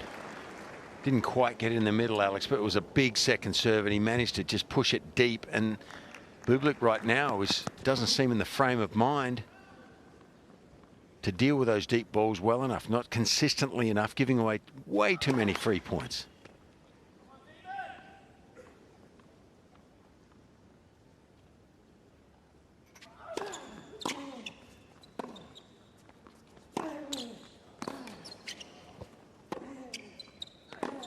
Yeah, as soon as he gets the ball deep now, he's winning 9 out of 10, it seems to me. I mean, he's not competing, Fitzy. I mean, come on. I'm agreeing with you, but he's not hitting balls in the play. Like, stop going for these low percentage bullets. Bit of margin and just feel like you're actually in the point. Get a sweat up.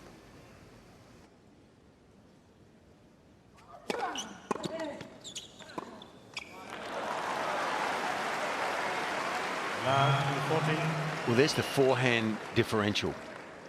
Bublik's got more speed, but he's not hitting them in. Not to the same extent as de Minaur. He's safer.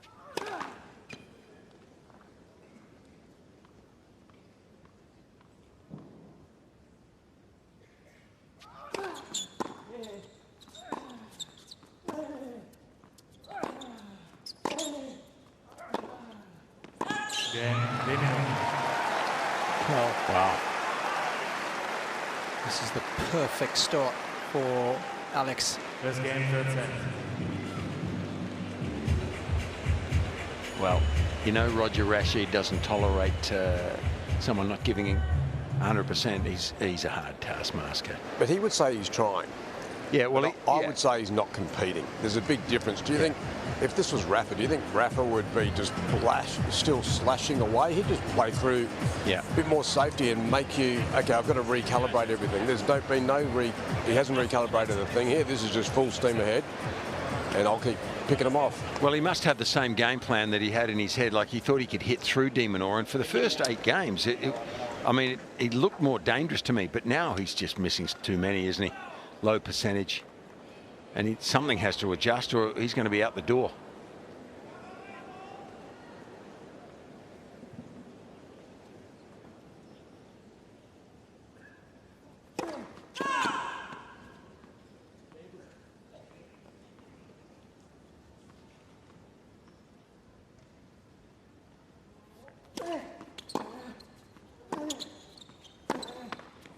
Rog, do you not think Bublik 59. would say to you, and I'm playing devil's advocate here, well, this is what makes me good, this unpredictability. Yes, there are times when I am going to make mistakes, I'm going to miss, but I'm going to back myself. I'm going to go for it more often than not, and I'm going to win more than I lose it. And look at my record the last 6 or 7 months. Yeah, and Rash, he's going to say, I'm not Rafa, I'm me. What do you say to that? I'm still going to say there are times, though, when you've got to be able to feel the information you're getting.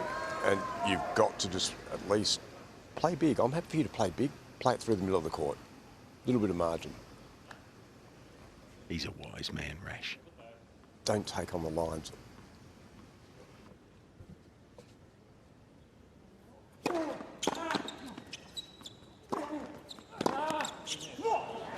Yeah, and now the confidence is just brimming out of the young Aussie. 30-15.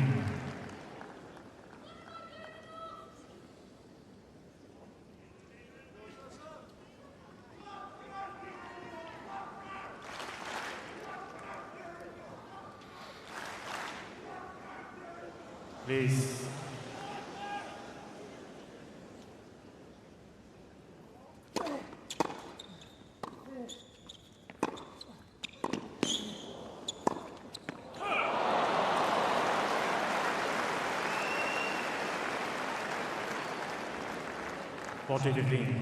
I tell you, there's some great retrieving going on though, but it's just perfect for Alex. He gets the extra ball back, and the erratic shot making of Bublik is just handing him points.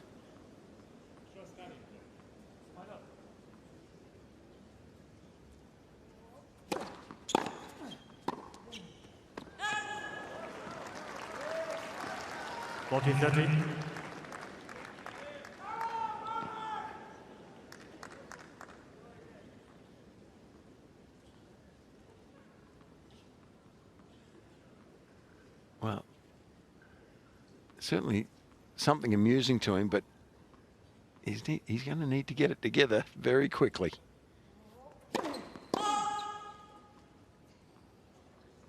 Some players use that as a method of loosening up, getting rid of the nerves.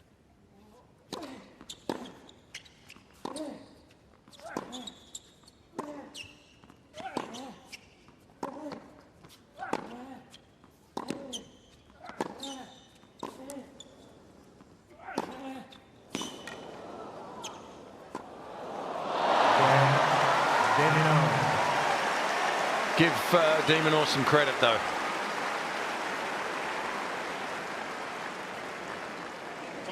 What a mover he is. I mean, it is beyond special. I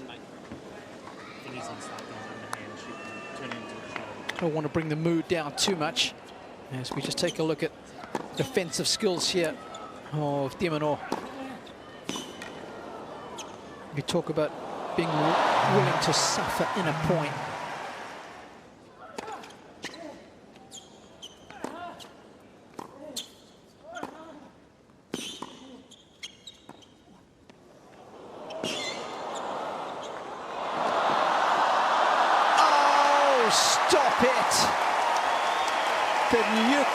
Athleticism of de Minaur on full display.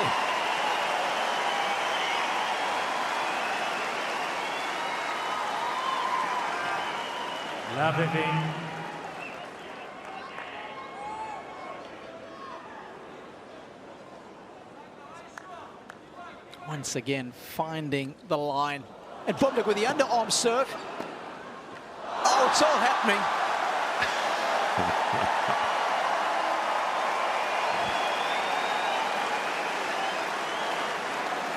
I don't know whether to laugh or cry. Well, he's got to try anything now. I guess so. Anything goes when you're in this position.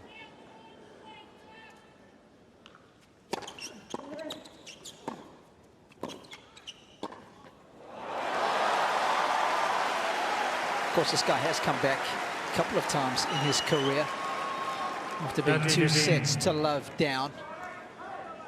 Here's the underarm serve. Mentioned on a few occasions now against de Minaur, but he did it against Jakub Menšik at Wimbledon in 2024.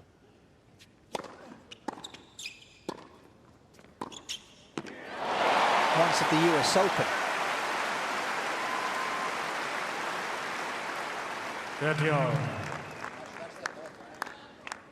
So if you want something to hang on to, if you're a Bublik fan, there's that.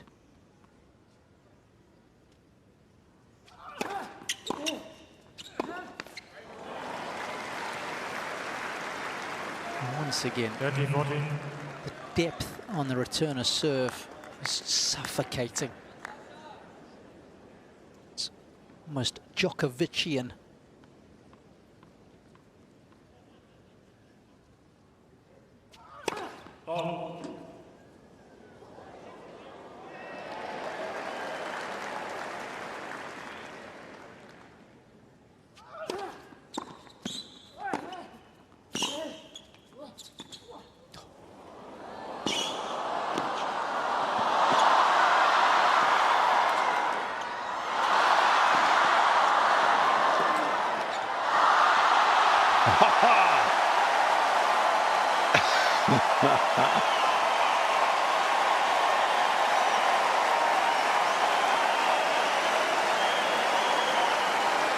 That is pure deliverance at full volume from both players.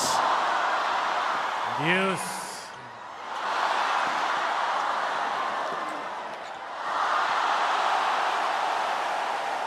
Thank you. Well, he's authored one of the most memorable moments in the tournament, despite the scoreline.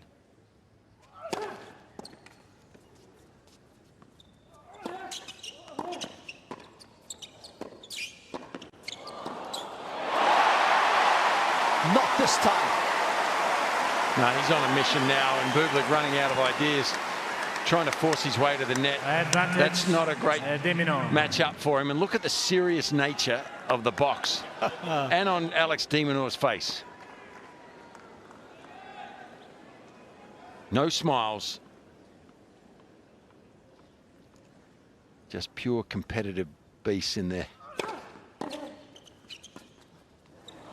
And he's got the double break. Bublik has been pushing on a door that's clearly marked pull.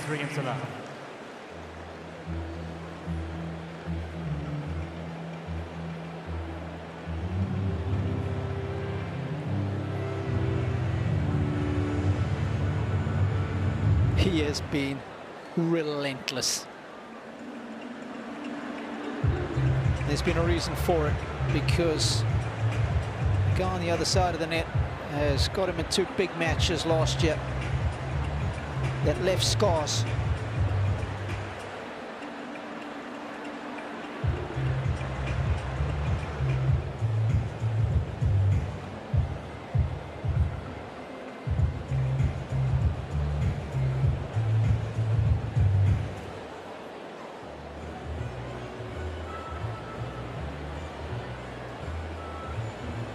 Time.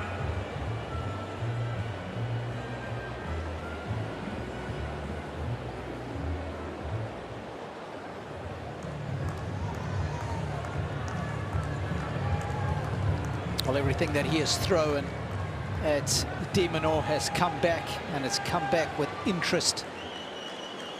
Surely now 2 sets and a double break lead should be enough for de Minaur.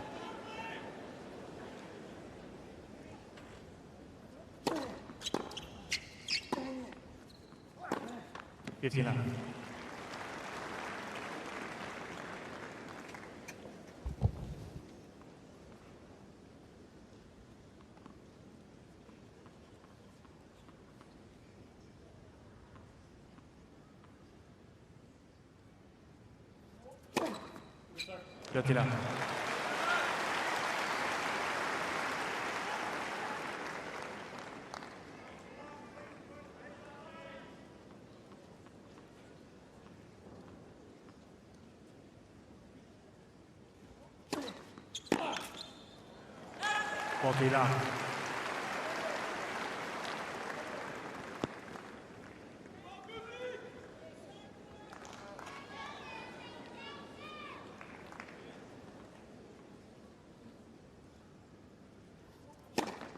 Again, still hasn't offered a single break point up to Bublik. This is going to be one of those matches in the commentary box when you really feel like you haven't had to play. 4 games still out. And I must say, at the start of the match, Rog, Fitzy, I thought this could be a long and arduous affair.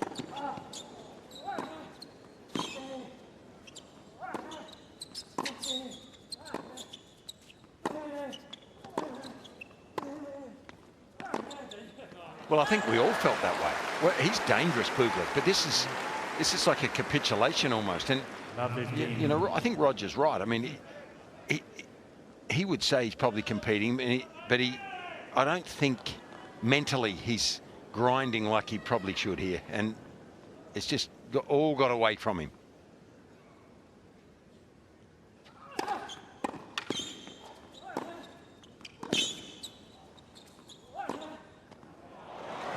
And the bonus from Alex's side of the court is really simple.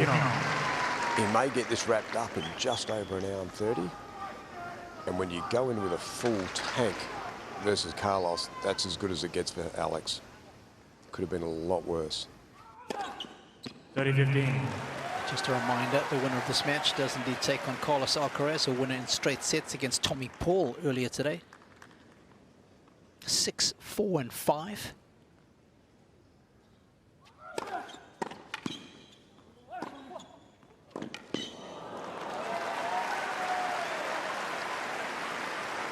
And 15.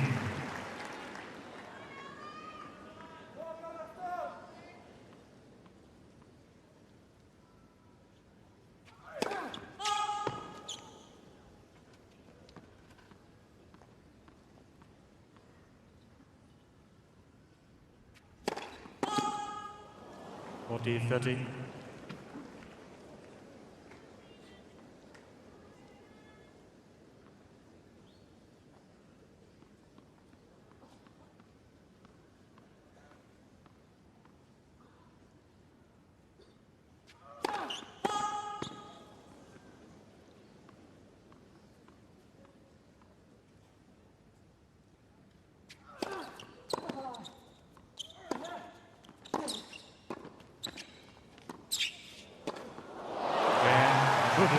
That's good athleticism from Bublik. Perhaps too little too late. Leads 4 games to 1. It's down 2 sets and a double break.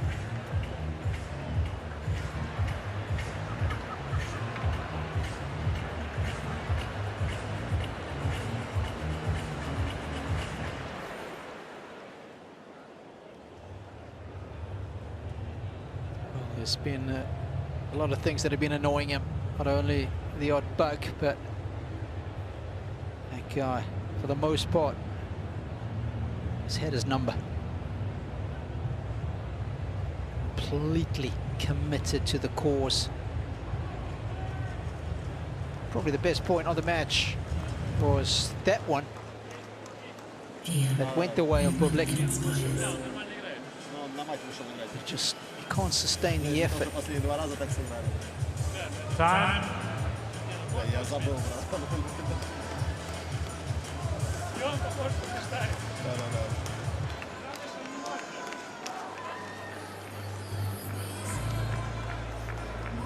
Well, you'd probably need a sense of humour, wouldn't you, if you're coaching Sasha? He's a classic. Has a good friend there, Artem Supranov. Said he's not always here as a coach, but he's a real special talent. It's like a missed opportunity, though, isn't it, tonight? I mean, yes, of course he can do that. But what a missed opportunity, a quarter-final possibility. I mean, you've got to play well to beat this guy at home. But he's done it before, Bublik. In a Grand Slam, that's for sure. Fitzy, how do you weigh up the fact that this guy might just be playing lights out? It's not like Bublik is not trying to win. No, I don't think he's playing lights out.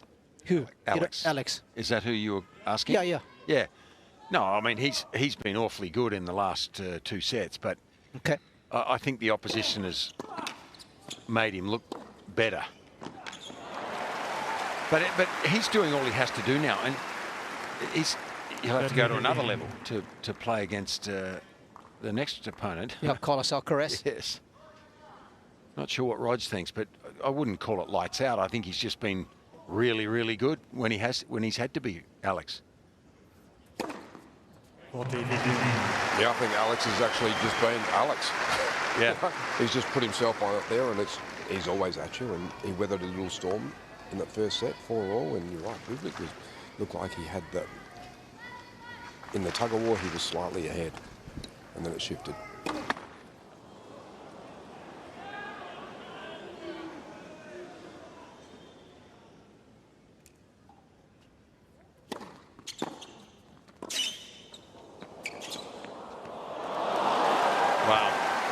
I mean, there's some serious skill in stuff like that, but it is a little easier to do it when it doesn't mean anything anymore. Ladies and gentlemen, once again, please. What a shot this is. Remain That's quiet clever. during the service motion. Thank you. Becomes like a practice match. You can do anything there.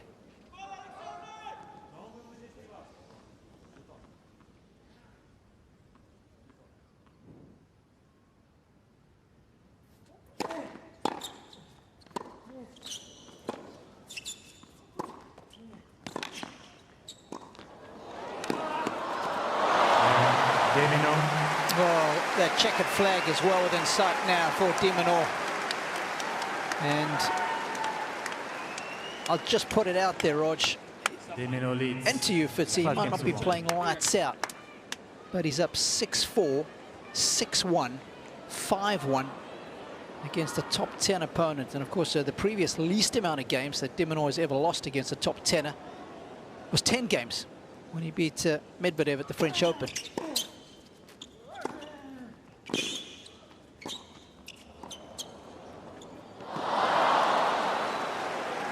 I actually think he hit the ball cleaner against Francis. The ball was coming off sharper off Alex's racket, especially his forehand side. Yes, I agree. He's had trouble tonight on the forehand side. He hasn't liked his forehand all night. Mm-hmm.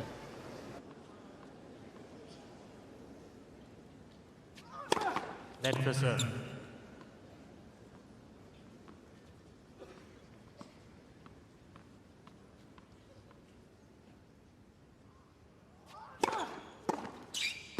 I bet he liked that one. That was right out of the meat, right out of the screws of that forehand wing. Wants to finish it here.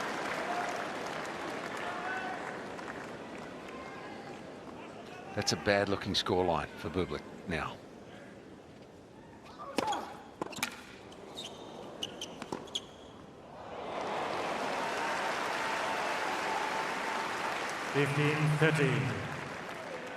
Outside edge.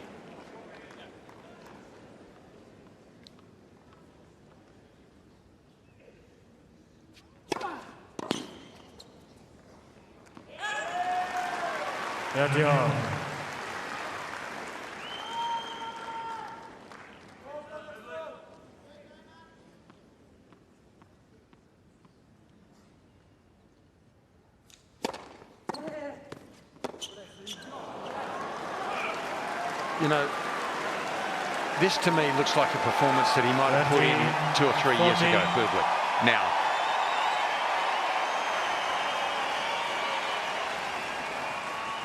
But Alex has certainly got better. Match point for de Minaur.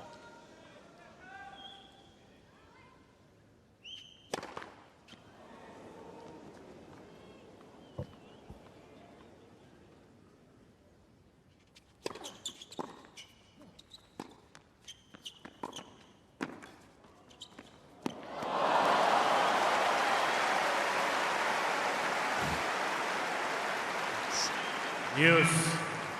Not ready to go home just yet. Well, I'm sure this 15,000 strong crowd would have wanted to see a little bit longer than this. They wanted their man to win.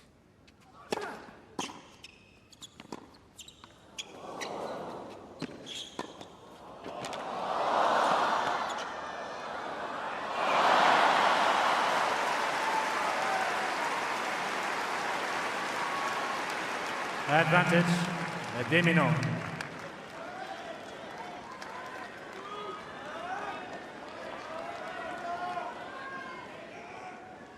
Match point number 2.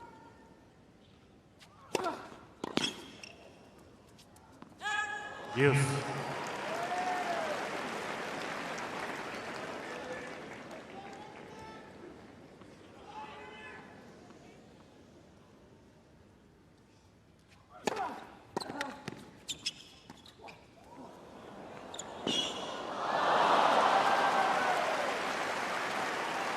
Advantage, Buble.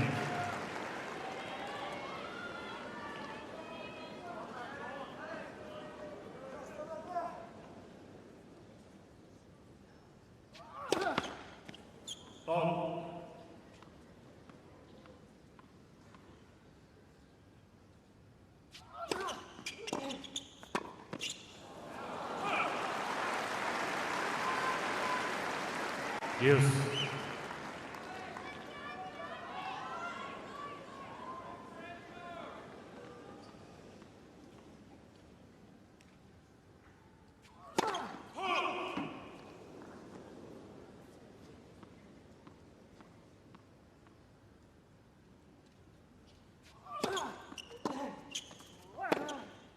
Well, we talked about exploding and imploding.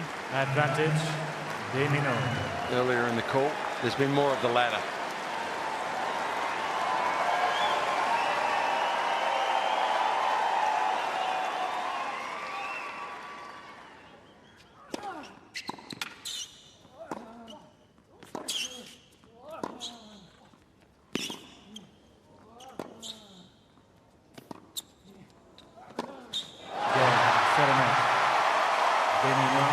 De Minaur as regal today as Bublik was ragged.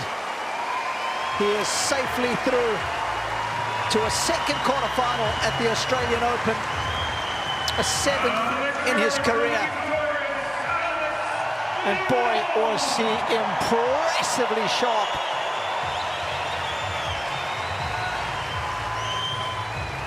No pitfalls this time round. He has got Bublik, and he has got him good.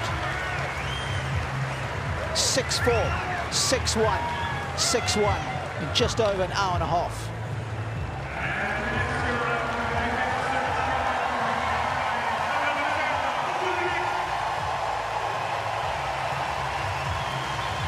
No miracle in Melbourne this time for Bublik. He might have been able to do it in Paris.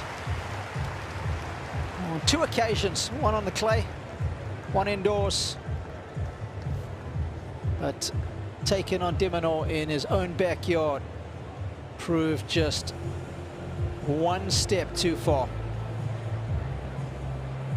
And that tees up a mouth-watering matchup with Alcaraz in the quarterfinals.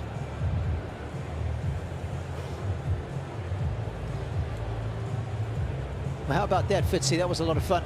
And I guess we're going to get to hear from de Minaur, who is with Jim Courier.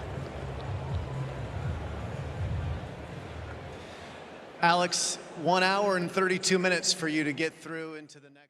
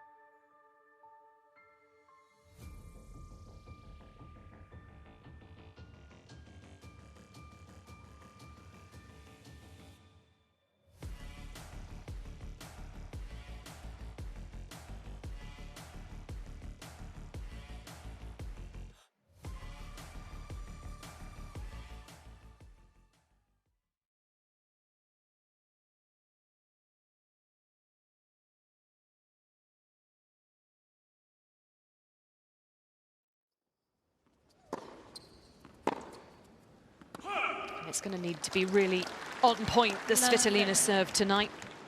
Mira Andreeva second on tour for return points won over the last year. One of the real highlights of the increasingly complete game that the 18-year-old is putting together.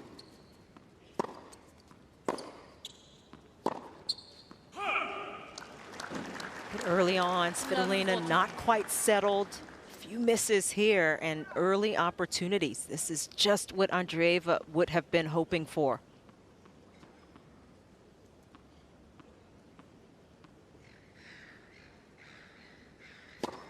Let's. Let's.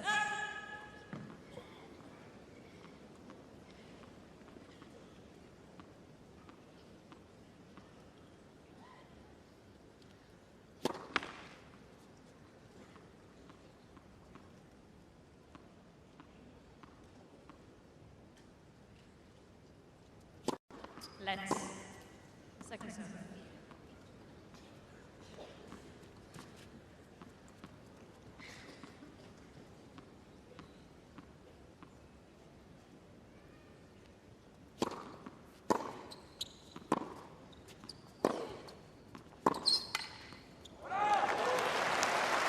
So quick with the change of direction, Svitolina. There's Gail.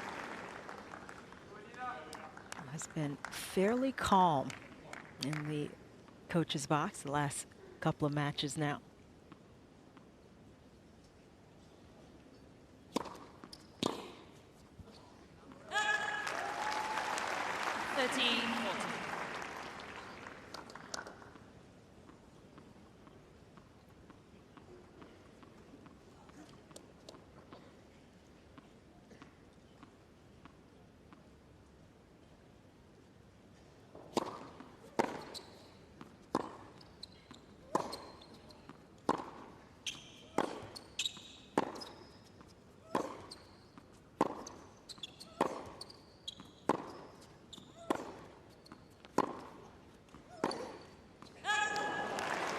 Svitolina so solid,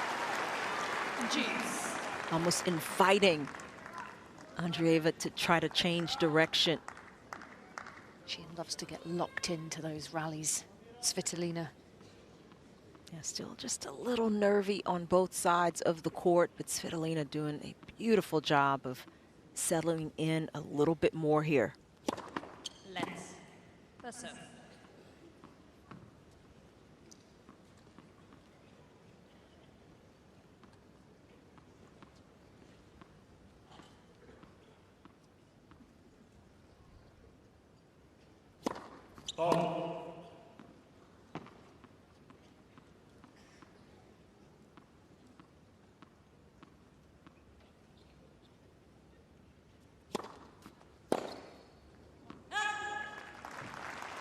Advantage, Svitolina.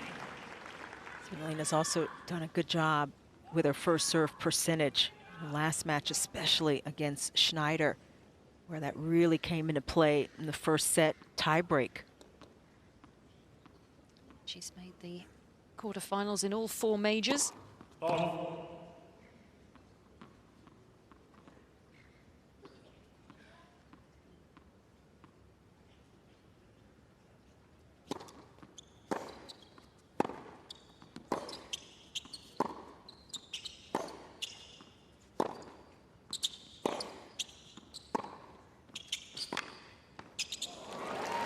Such a good job from Svitolina, saving 3 break points in the opening service game and coming back to win it. So often it's not about how few errors you can make, but it's how quickly you can reset after making errors. And for Svitolina, not letting that game go, settling in, getting more consistent. And that is a huge hold coming back from the brink there to open up this match. Jill Krabus has got the best seat in the house courtside. Jill, what did you make of that opening service game from Svitolina? Good evening, ladies. It's so nice to be down here. It's beautiful conditions. It's a little bit cooler, so it is nice playing conditions, not too breezy, but it was an interesting start because I know their previous meeting at Indian Wells, those courts are a lot slower, and I think that's why you felt Svitolina trying to get aggressive right from the start. She did well to get through that first game, but I think she's relying on experience right now. She knows Andreeva's. Just a couple people moving in the back of Svitolina, but she knows Andreeva's going to come out firing and swinging freely, so she tried to take the initiative in that first game. Thank you, ma'am. Please take a seat. Public humiliation. Works every time.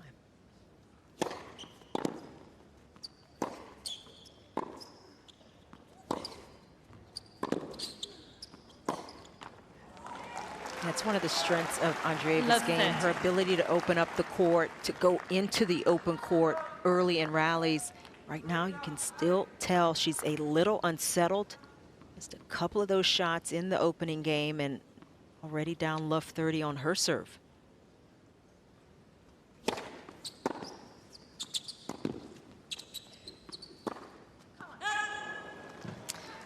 Puts an end to a run of 7 points in a row for Svitolina. It was of 40 down in her service game.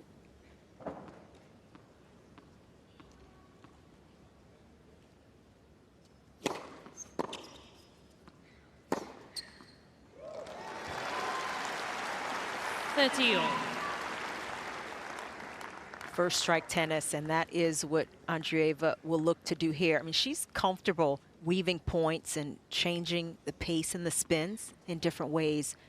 But with Svitolina, you've got to also take your chances and create those openings.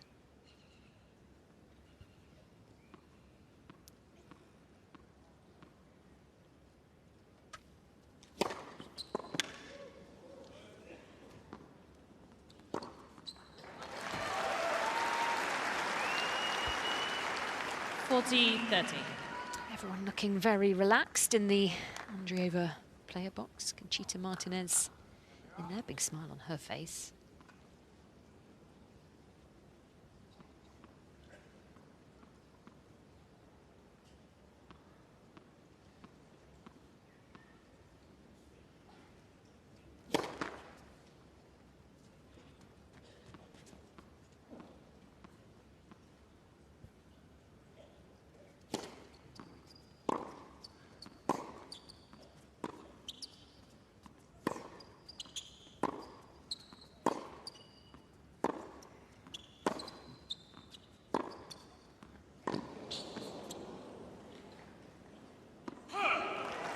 That's a big time shot from Svitolina. Jeez. Just holding that backhand long enough to disguise it. Andreeva never saw it coming.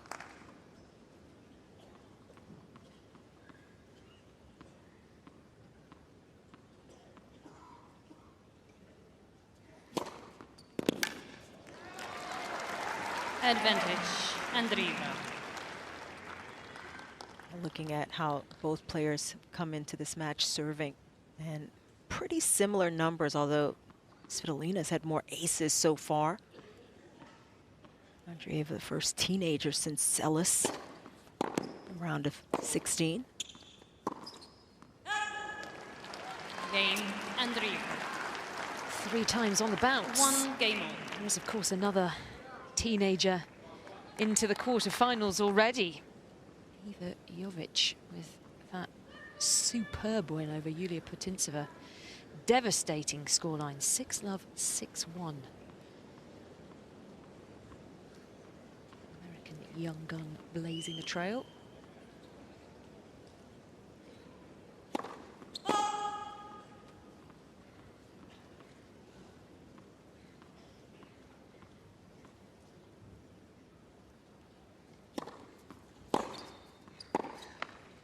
Venomous return of serve from Andreeva. Now you think about Andreeva and everything she's accomplished, and she's been kind of the blueprint of late. 17, all those moves that she made last season, kind of setting the bar, and it wasn't easy at the end of the season for her.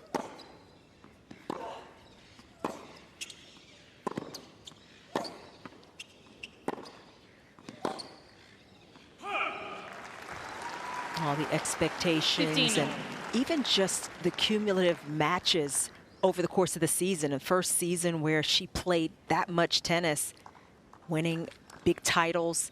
And by the end of the year, she lost her last few matches in singles. I think by the end of the year, she was a little bit fried.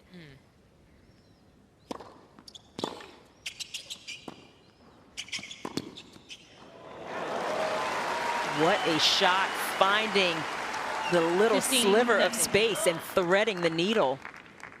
Just staying calm, not panicking, with Svitolina moving into the net, and the squash forehand. That is a well-established shot in the game now, and she used it to perfection.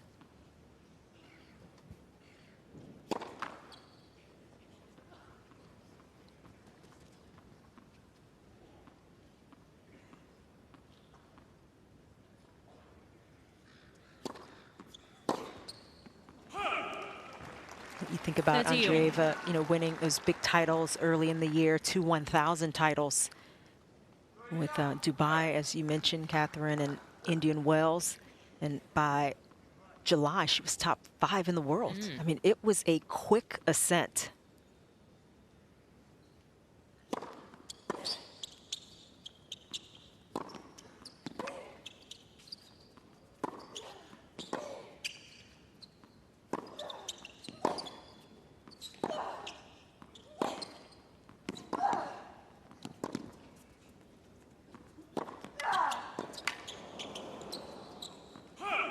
It's a sensational tennis from the off.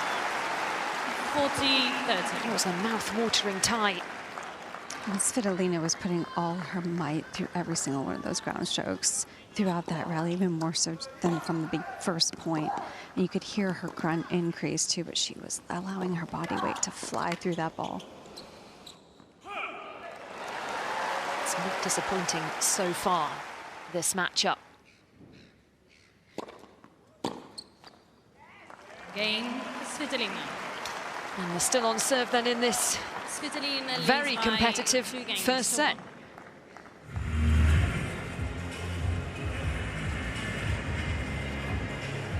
Yeah, Svitolina really showcasing her experience and just the nuances of her game. Talk about this kind of second half of her career, so to speak, since coming back after becoming a mom, and she has tried to go bigger. She's looked to hit her forehand to not stay so far behind the baseline. She's still one of the best movers out there, but now it's been trying to move more aggressively inside the court, and we saw it in that last game.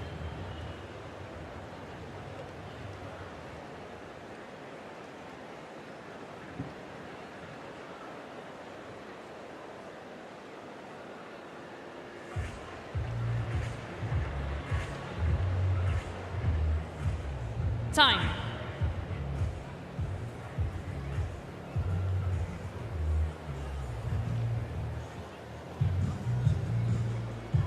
Doesn't look real, that, does it? It looks like someone's made that on a computer.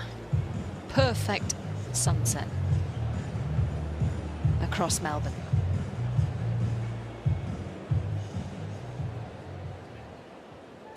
On serve. Thank you. You can take your seats, but Set one. behind the players. Thank you.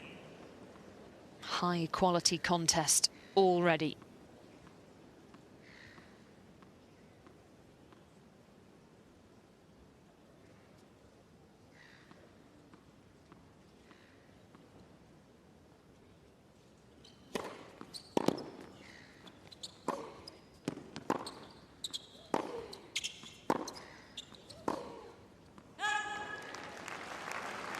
Love 15.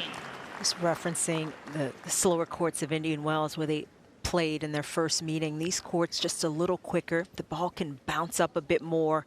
And it just seems like Svitolina is trying to take a little more advantage of that. Use that to help add speed and weight to her game.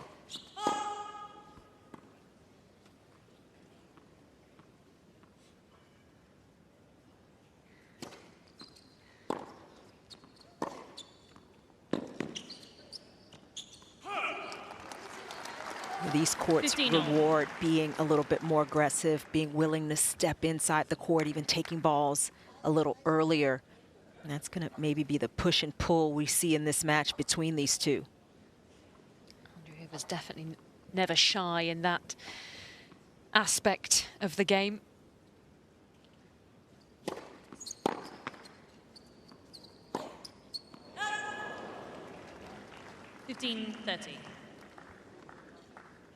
Talking about how frazzled she felt at the end of last season, and her disappointment in her standard of her game bled through to her self-belief. It wasn't just, you know, I'm tired and I need a rest. She started to worry about her capabilities.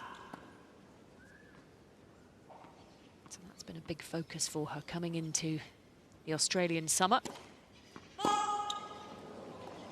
15-14. Yeah, as a teenager, she's still improving. You know, she was still even getting stronger out there, but already all the expectations on her towards the end of the year. She was in great position to make the tour finals, but then just fell off slightly those last 3-4 weeks.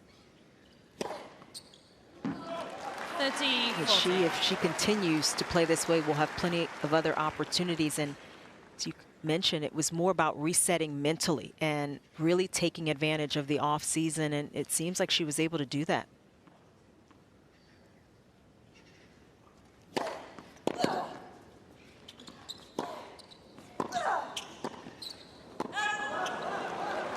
Game.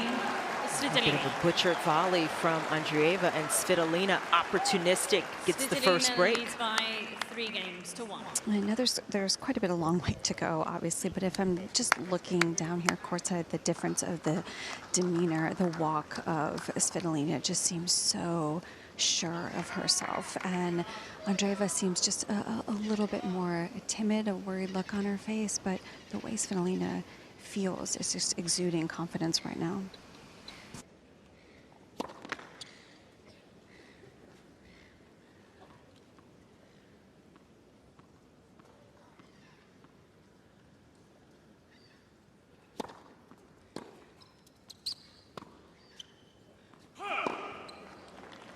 Love 15.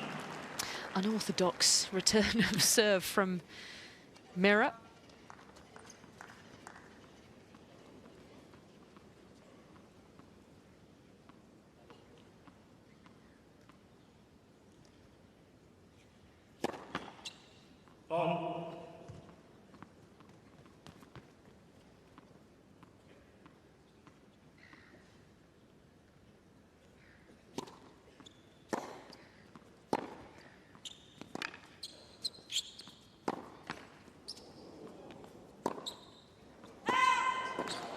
You can see the little steps that Svitolina is 15-0. constantly making to get herself in position to be ready to get on balance. And that's a little bit of why she's just positioned slightly better in these opening games.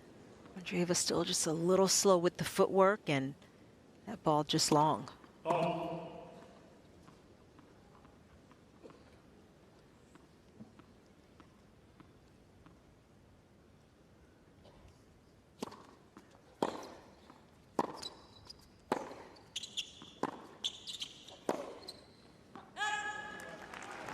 Spoke about 30-15. Andreeva feeling the frazzle at the end of last season. Well, Svitolina did too, didn't she? And she took a full month away from tennis. And while Andreeva didn't qualify for the WTA Tour Finals, Svitolina kind of sacrificed the possibility of making it there. She was on the cusp of the top 10, but decided she'd step away, take a proper break.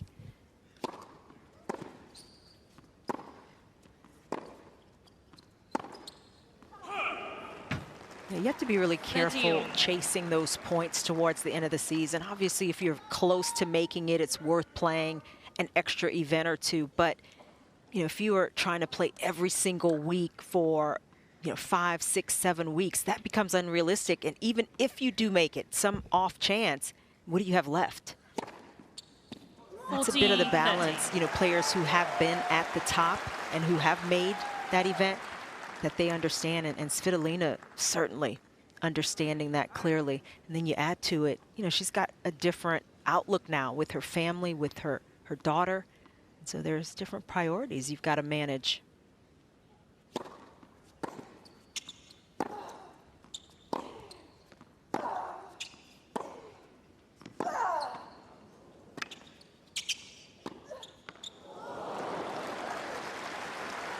sizzling slice. And it's also worth noting that Andreeva also made the tour finals in doubles, and that was, you know, her year playing singles and doubles at a high level.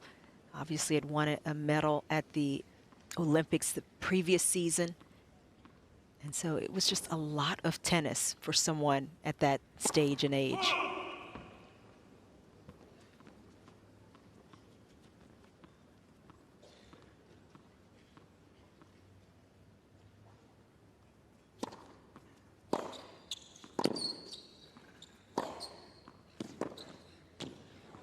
It's a better approach. Just got her body more under control, didn't overplay that shot. And oftentimes when you are moving forward that way, you want to play more for positioning. You don't want to necessarily go for the outright winner. You definitely don't want to miss that approach. You got to make your opponent play that volley or have to hit the passing shot.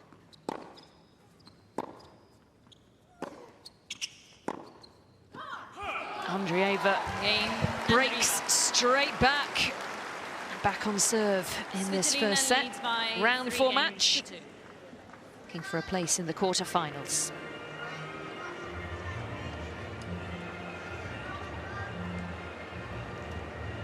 Match still a little bit scratchy in these early stages on serve, but get the sense that both players are right there on the cusp of really settling in fully. But just the nature of how they both play, the styles of play, you know, we're going to see them both trying to find openings, maybe pressing a little more than they're comfortable with at times, just because they're trying to create these open lanes. And it isn't easy for different reasons. It's been a high quality first set so far though, hasn't it, Jill? Absolutely, yeah, but I agree with you guys. Those last couple points, Chanda, it was a different Andreeva already. She really adjusted well and approached the ball with a little bit more confidence.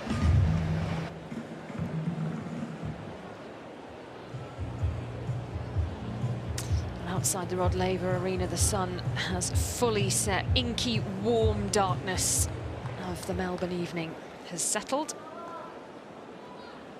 This set has settled back after an exchange of breaks. On serve.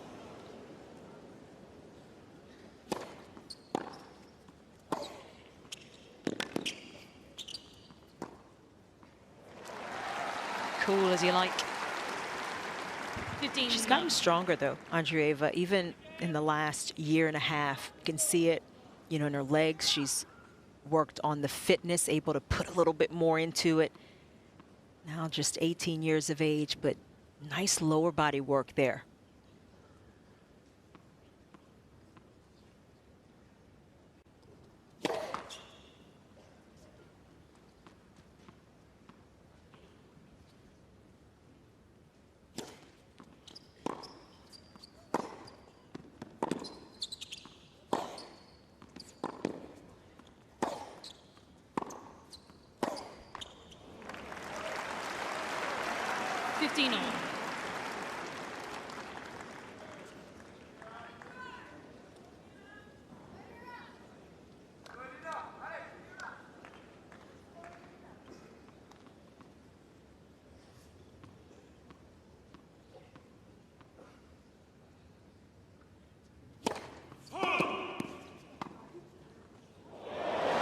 Good catch.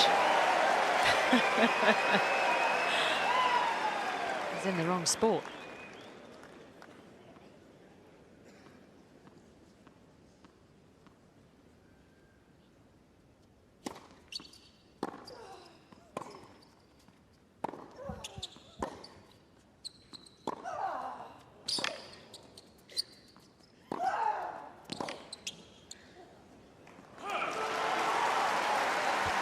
That inside-out forehand has been paying dividends for Svitolina coming into this match, and she's used it well so far.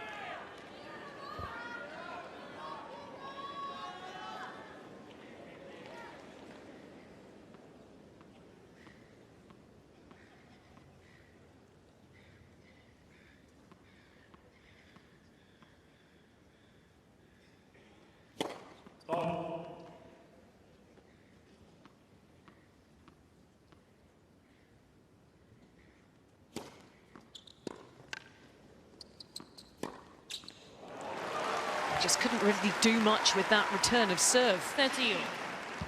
So high was the bounce. Yeah, that one kicked up so high. Svitolina was looking to take it so early, but it just moved away from her so much. It's great accuracy from Andreeva.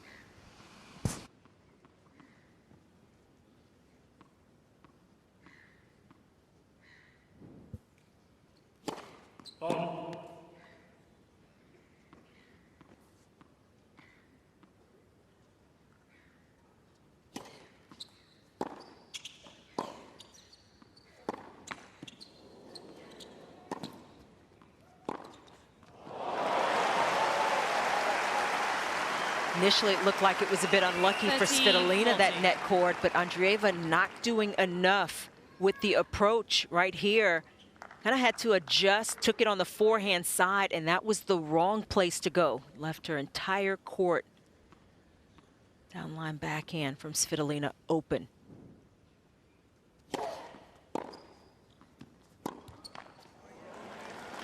Game. Svitolina. Passing the break of serve across the net. Svitolina leads by 4 games. Oh, the third time. Svitolina out in front.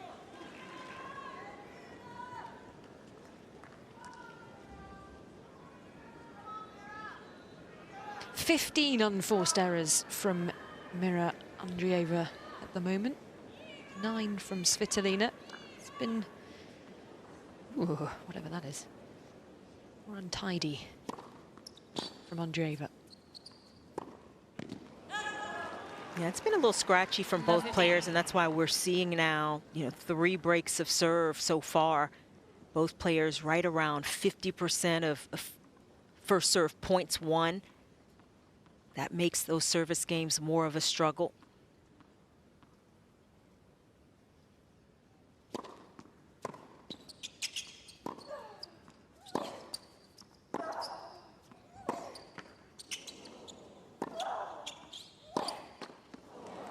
And it's always something to watch for when you get to the evening. Conditions are a little bit cooler.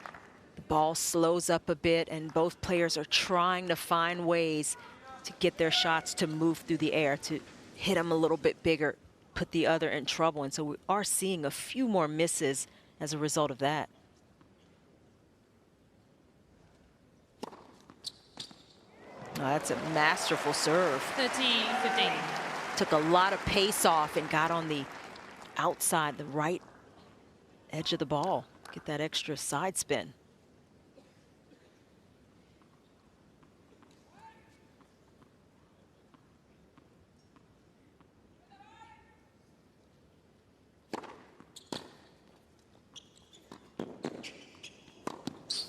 Oh, come on.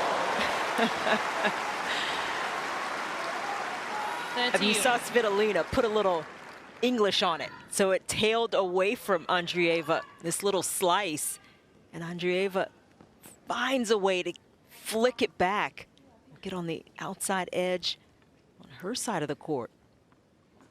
Yeah, that deserves some applause.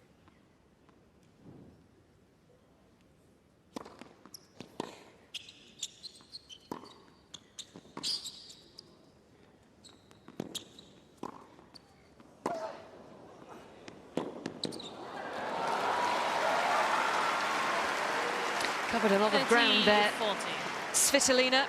When I think she kind of lost a little sight of the court. I mean, you could see on that overhead, she was so far over on her left side of the court, hitting the forehand, and it looked like she had to kind of gather herself. Just left too much court open for too long. Chance for Andreeva to break back again. Take us back level.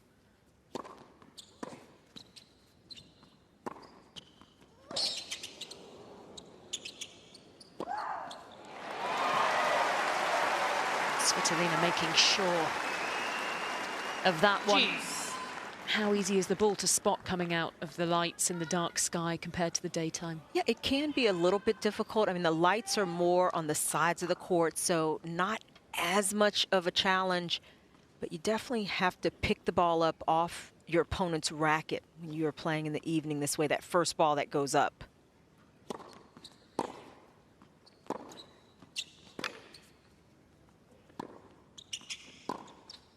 Oh.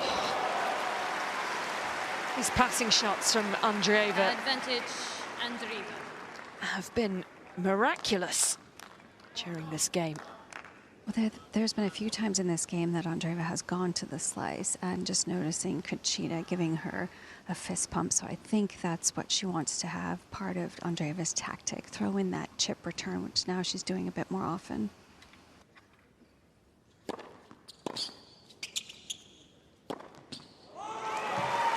That's an added element of Svitolina's game. Juice. Looking for chances to close off the court, not allowing Andreeva to reset that point.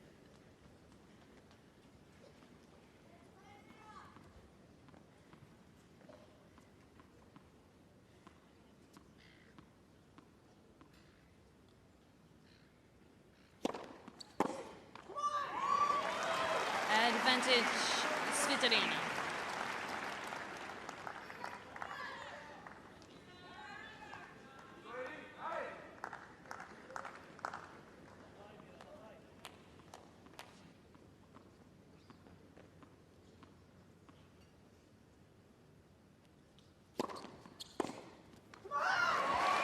Big shout from Svitolina. Big hold of serve from Svitolina. And she's a game away from taking this first set.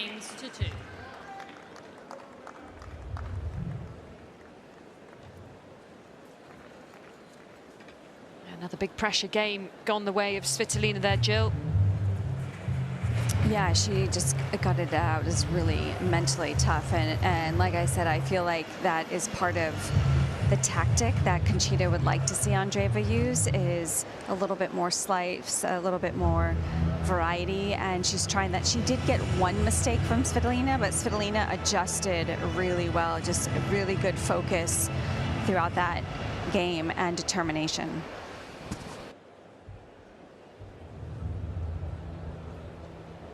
Yeah, overall, Svitolina has been looking to be a little more aggressive, maybe more so than she would be ordinarily, and it has been paying off.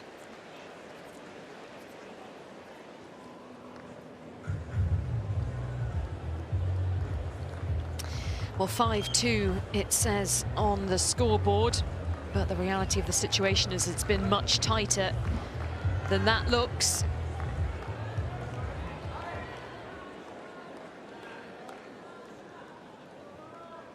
Andreeva serving to stay in this first set.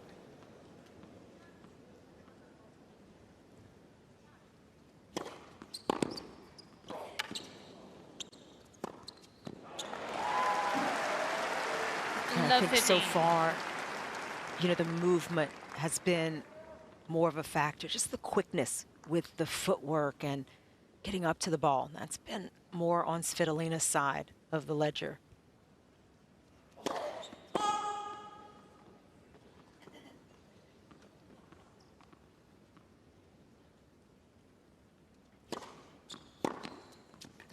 Just awesome.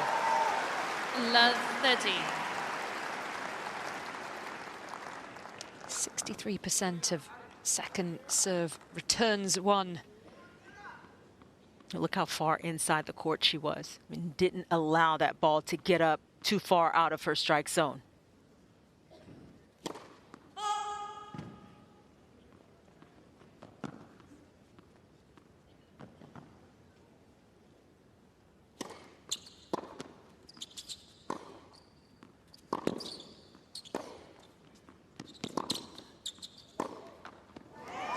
Andreeva is in a bit of trouble here. Love 40.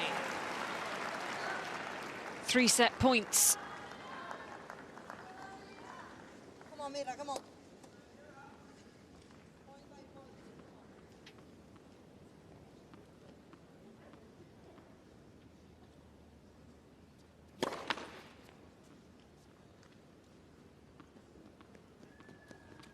Wait, please.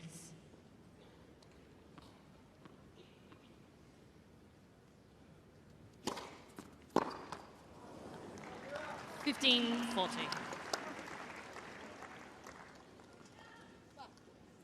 Svitolina anxious to get this one over the line. 2 more chances.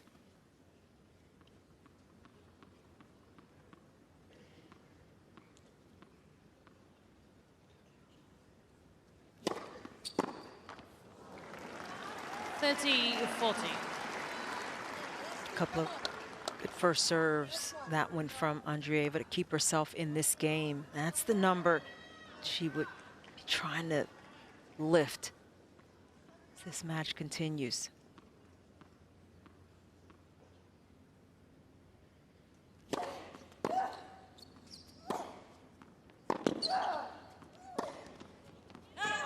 And that's out. And that's the set for Svitolina. The 8th seed, Andreeva, games to 2. on the back foot.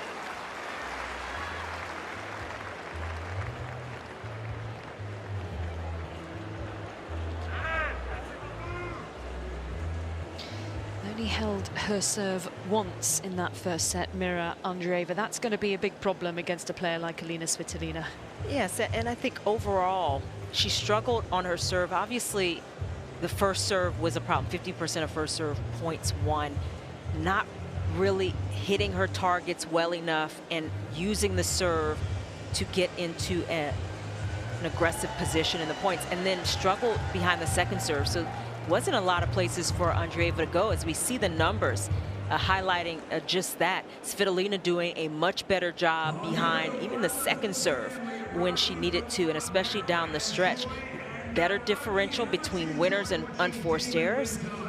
-3 for Svitolina, or +3, however you want to look at it. But she just kept it much tighter, and she was able to get those 3 breaks of serve.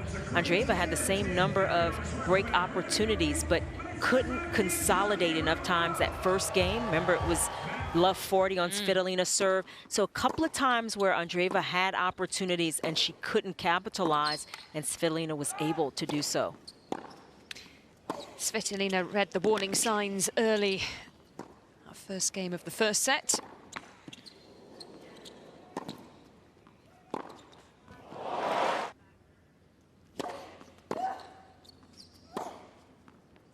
Scenes from the first set where Svitolina was just all over the court, and the footwork, that was noticeable.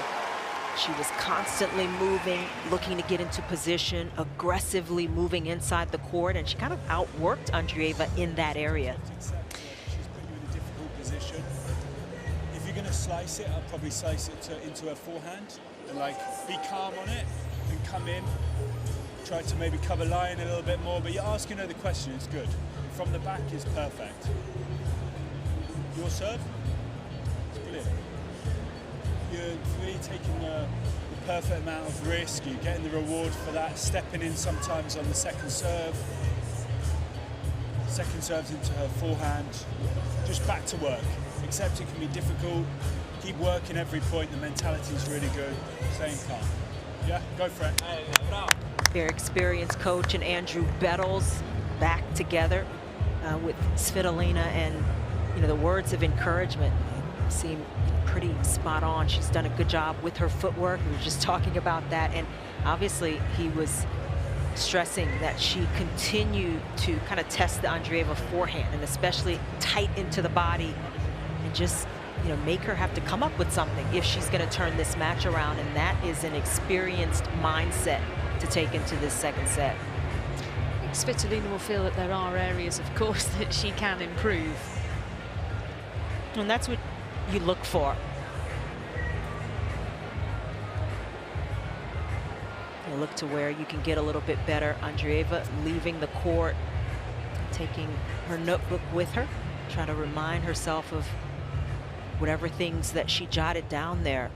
I think it'll be really interesting to see what she reads in that notebook, but also what Conchita says to her, what advice she gives to her, because what was so impressive, or what I find so impressive about Andreeva, is her ability to take advice on like a sponge and to then apply that on the court. I think, she's 18. She has learnt as part of this whole new mindset that she needs to set aside what, her own thinking. She says she's just learned to just listen to Conchita and do as she's told. And she's done it so effectively so far at this tournament, particularly in that round 1 match against Donna Vekic, where she dropped the first set 4-6.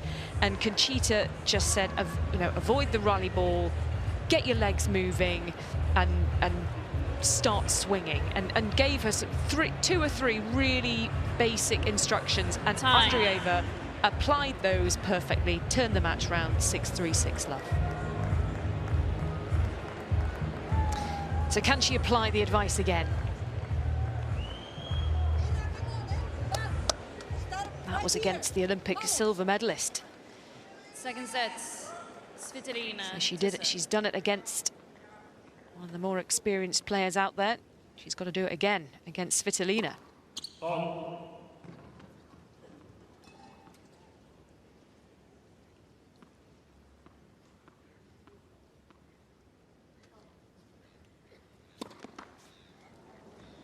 Love 15. Andreeva leaving the court, mentioned, taking the notebook, looking to just have a reset, to be able to come back, start fresh, beginning of this second set.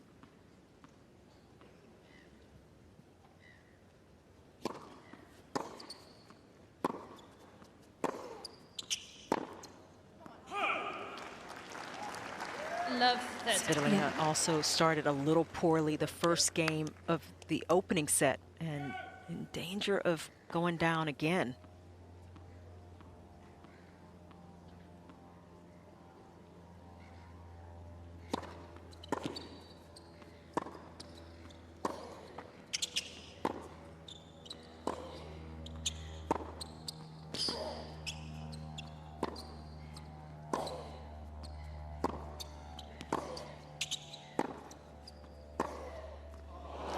Yes, that was fantastic.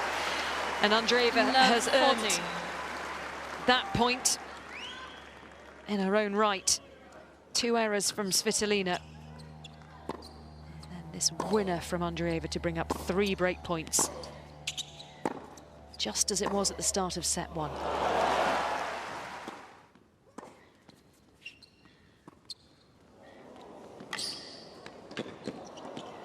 But this time, it's different. This time, Andreeva takes the break.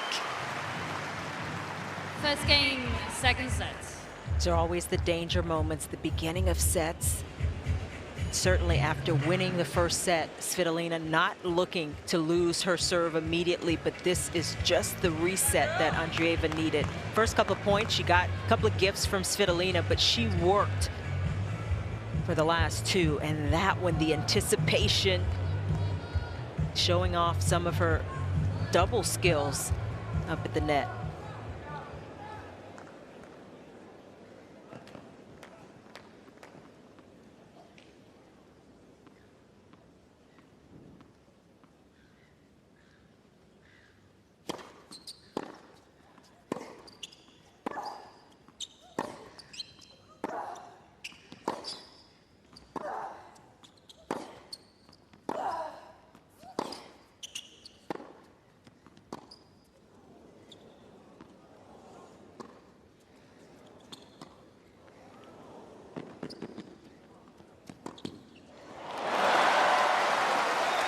I wonder if it said in that notebook, 15. Svitolina a different look with every ball. I'm sure variety would be written somewhere in there. Remember all your shots, and Andreeva certainly pulling more of them out of the tool bag there.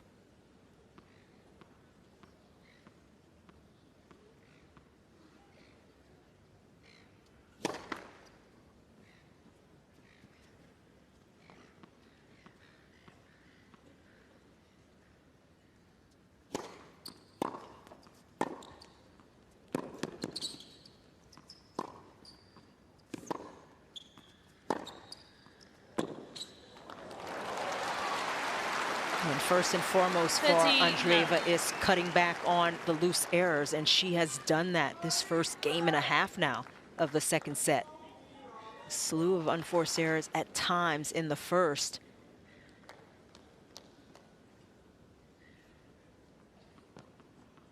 Svitolina hasn't got a point on the board yet in set 2.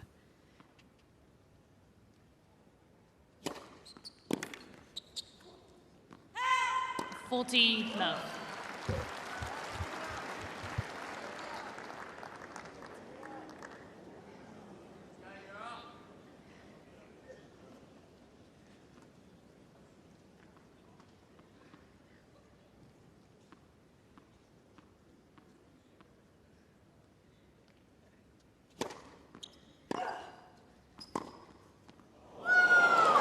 Well, we're all going to need to know what it said in that notebook. As Mira Andreeva has reappeared from the changing rooms, 2 games to love. looking inspired. Well, when she came back out into the court, Conchita was very vocal as soon as she walked out, just trying to maybe light a little fire underneath Andreeva, and it has worked. And just noticing a big breath of relief, I think, from Conchi, because I feel like she realizes that Andreeva is where she needs to be now.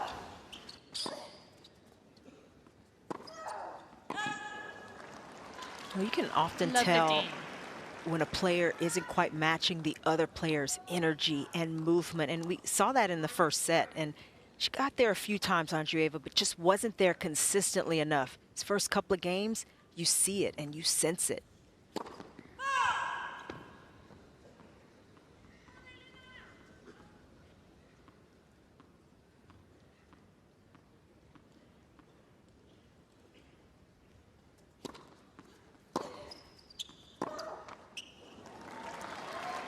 Didn't help that Svitolina kind of gave away the first couple of points of her service game a bit meekly. But since then, Andreeva has stepped up, and Svitolina still looking for her first point of this second set. Still no points yet for the Ukrainian in this set.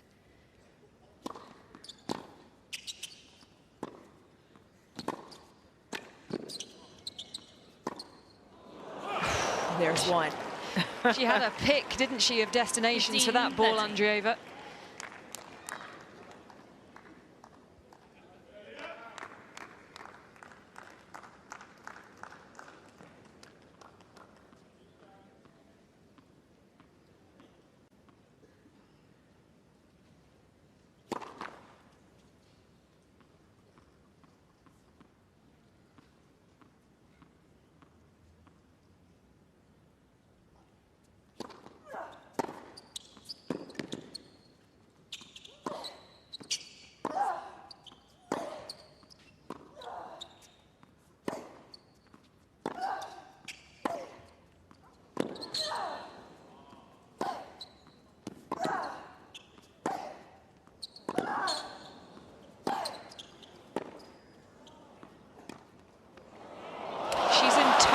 Control of these rallies, Andreeva.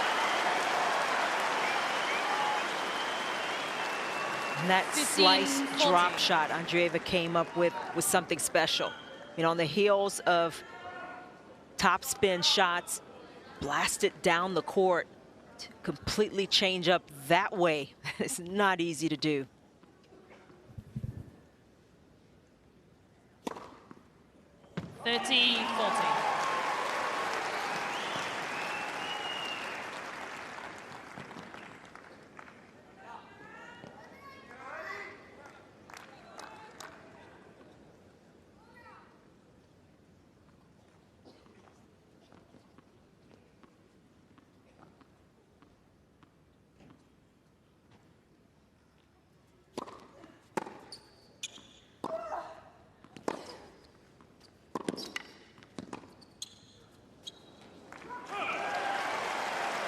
Svitolina not going away meekly in this game. Staring down a double break of serve. Svitolina. 7 of 9 break points saved. She's done such a good job on the defense.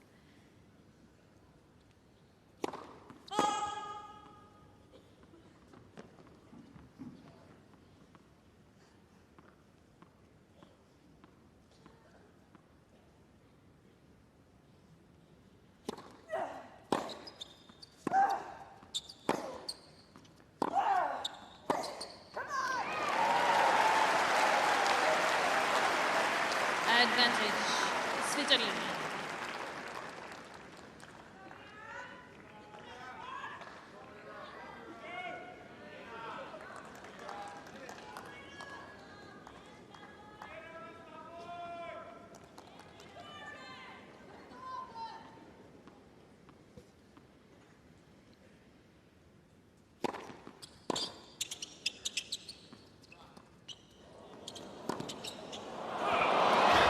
Was out. Game, Svitolina. And Svitolina has stopped the slide in set 2. Laver leads by 2 games to 1. Still down a break, though.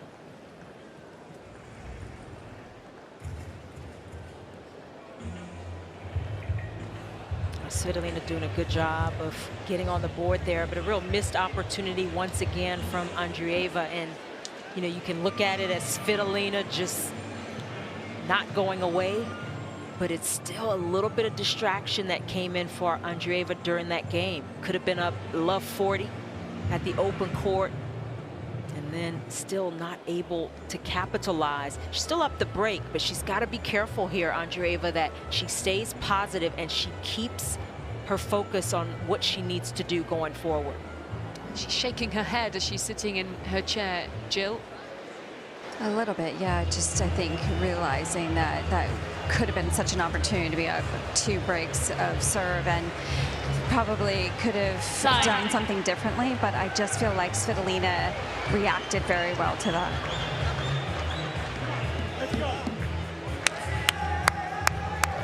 He's disappearing inside an enormous coat. Hope it's not that cold outside. Jackets in the crowd.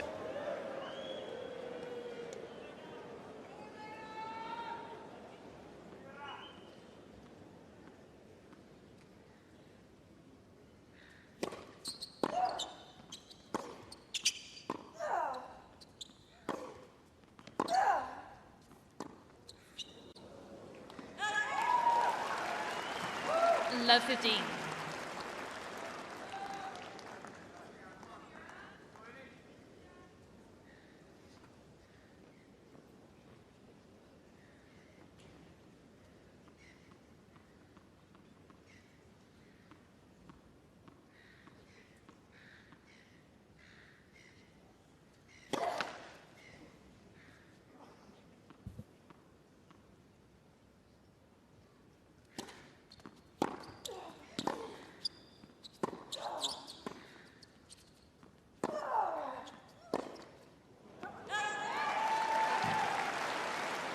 Love 30. Svitolina is so opportunistic, and she competes so evenly throughout a match. Even when she has little dips, it's not for long, and she gets right back to it, and that is exactly what she's doing now. Trying to turn the tables this return game.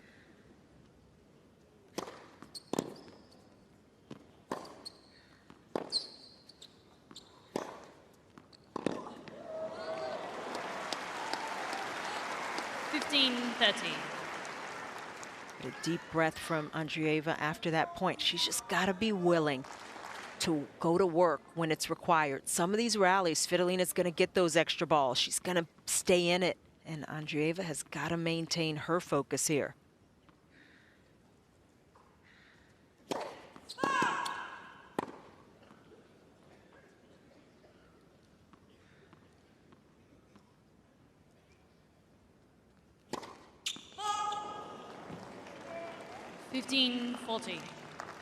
That's 3 loose points from Andreeva in this service game. 2 chances for Svitolina to break back.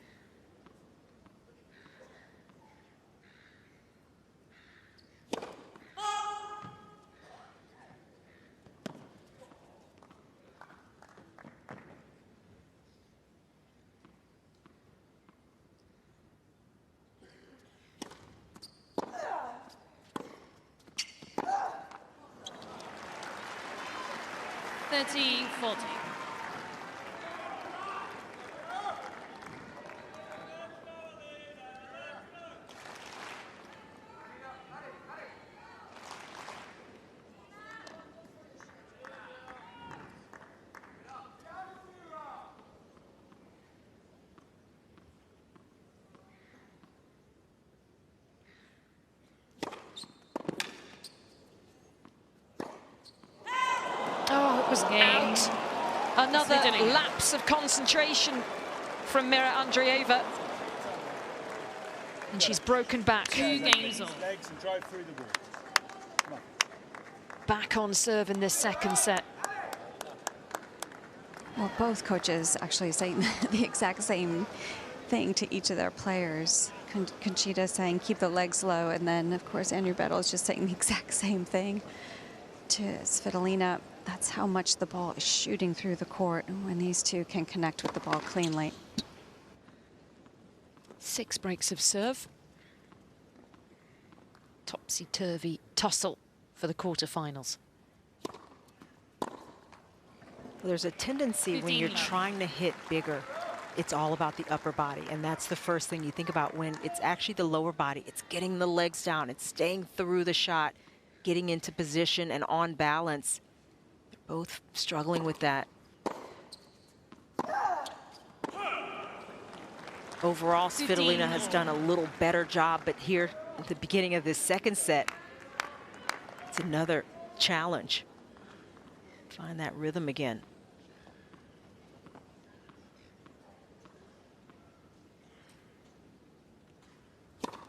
Oh.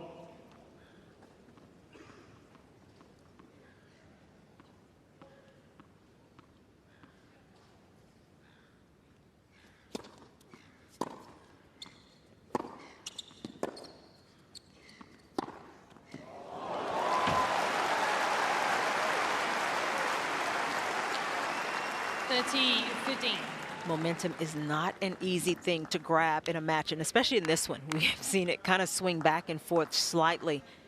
Andreeva had it at the start of the set, and Svitolina is trying to take it right back.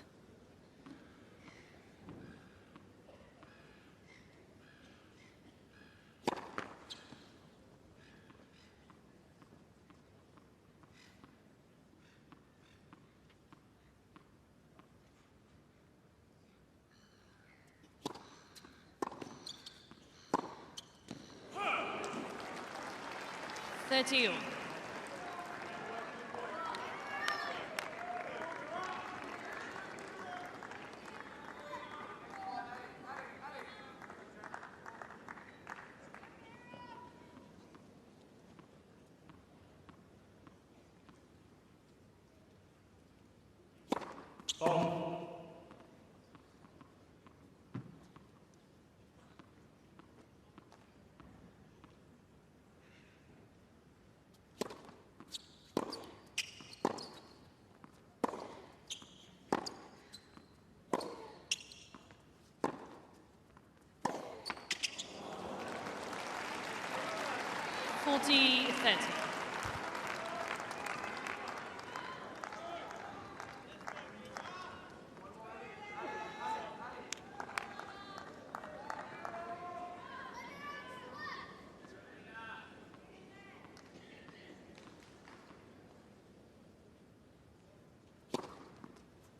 Gain, Svitolina.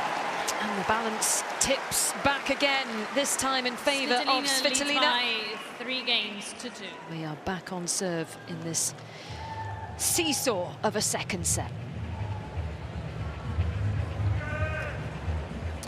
It's almost as though, Jill, it was those missed chances in the third game on the Svitolina serve that have just knocked Andreeva for 6. She hasn't been able to regain her focus after she missed those chances. It seems that way a little bit, yeah. I think because it's almost like she got ahead of herself in her head, that she maybe already had that second break that she was getting excited about. And I don't necessarily feel like she lost concentration. I feel like Svitolina did a better job of being focused a bit more, and then Andreeva just lost a little focus in that moment. But just saw Conchita getting a little bit flustered on the sideline. But both of these have actually lifted in the last couple games. They're trying to hit harder. The ball's going a little bit lower over the net. So both of them still trying to take the initiative.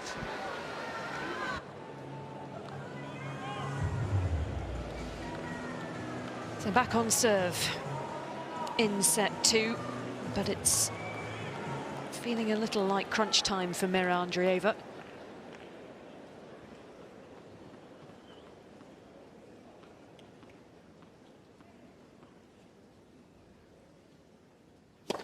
Oh.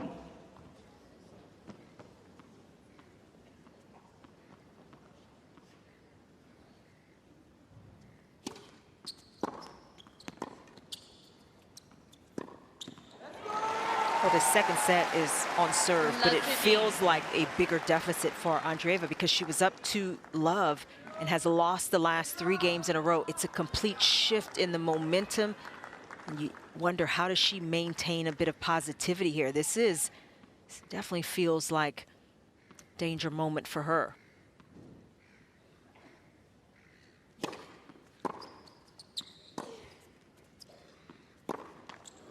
I think also Andreeva won the first 10 points of this second set. And the first points Svitolina won, it was a miss, wide open court from Andreeva. And it just seemed to throw her off a little bit.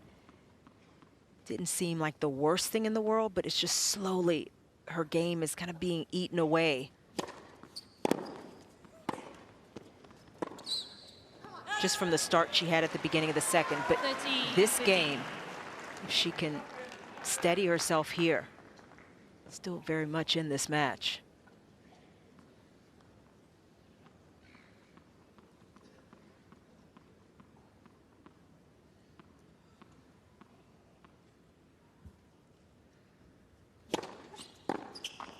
(40-50).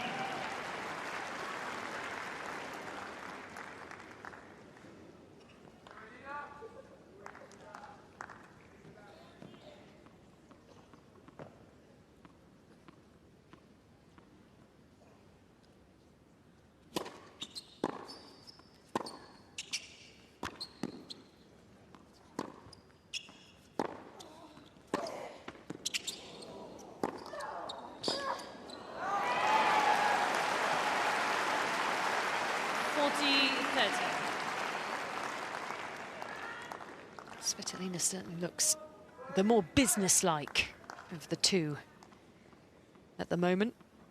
Purposeful.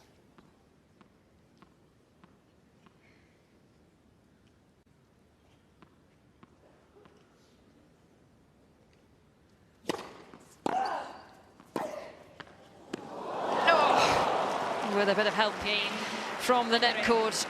Andreeva tidies up a bit of business of her own. She needed that, Andreeva, and maybe not the way she wanted to win the last point, but take what you can get in these moments.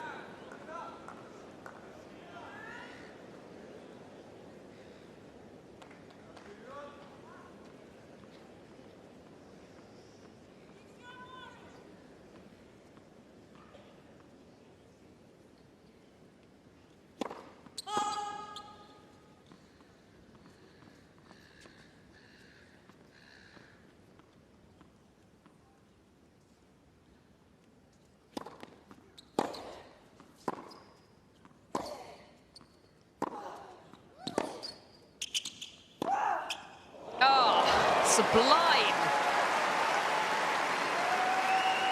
15. Deserves more of a clap than that, Gael. Doesn't want to get too far ahead of himself, but I mean, this is taking your chances. Open court. You didn't mean to make it quite that good, but this is where you give yourself a little margin. And if you miss the target a little, you're still okay.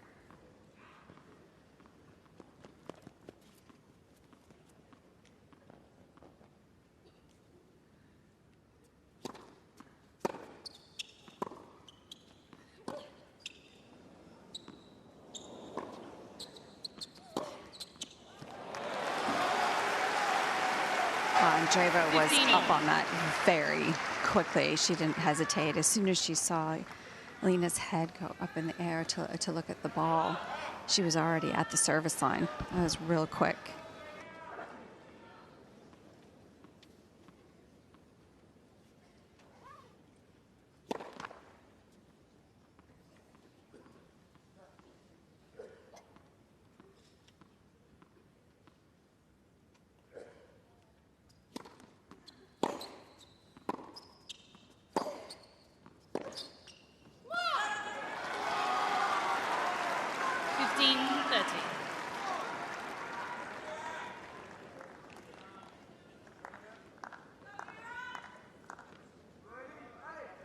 Half a chance here for Andreeva to swing the momentum again.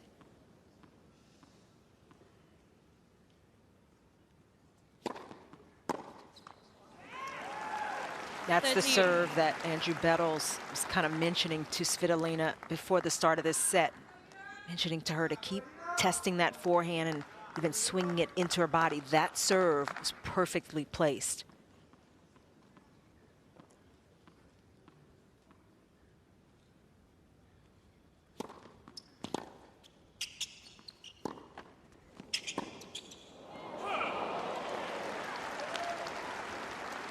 (40-30).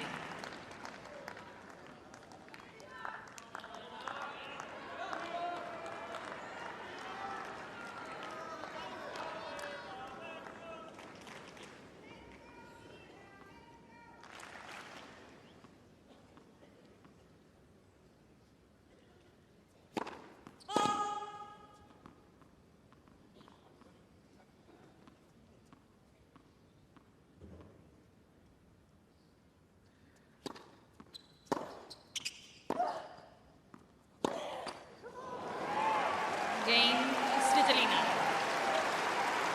So the battle for the second set rolls on. Svitolina leads by 4 games. Match hanging in the balance. Svitolina ahead on serve 4-3 in the second.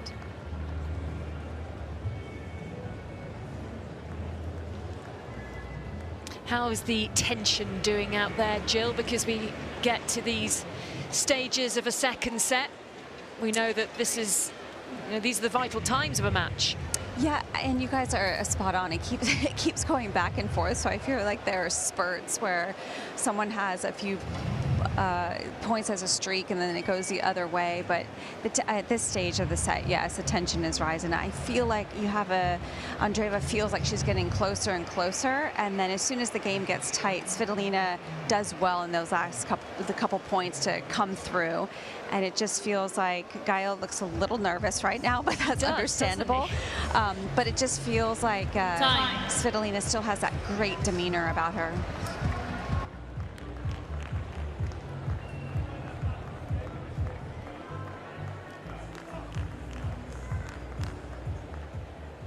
A cacophony of colour across Melbourne Park. In the night time, lights shining brightly by the Yarra River.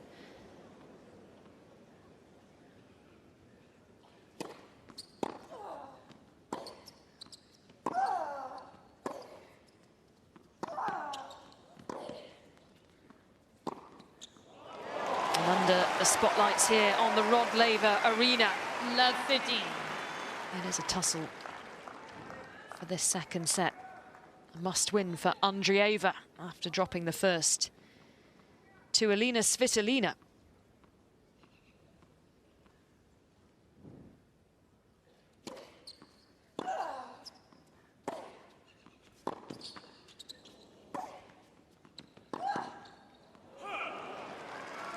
Yeah, there are moments where Andreeva just has to be willing, has to want to get down and just do a little extra work here. And the match is still very much in the balance. But Svitolina, she continues to try to take every little advantage she can get here. Using her legs, taking the ball a little earlier.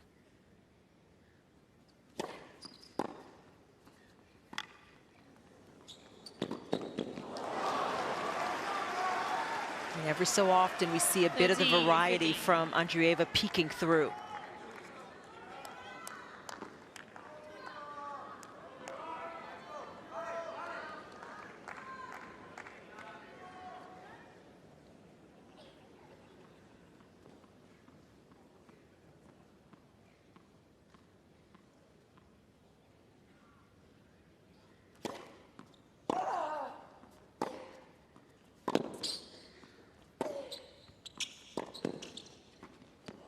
Another gorgeous touch. 40-15.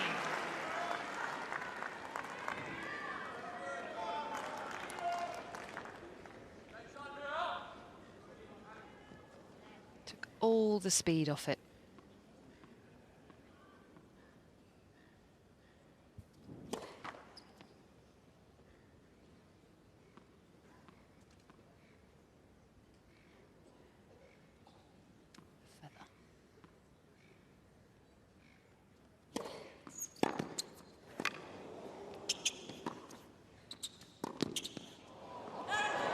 Well, that was some return from Svitolina. And it was a smart reply, too. I mean, Andreeva did a good job of actually keeping her first ball after the serve low, and Svitolina just got down even lower.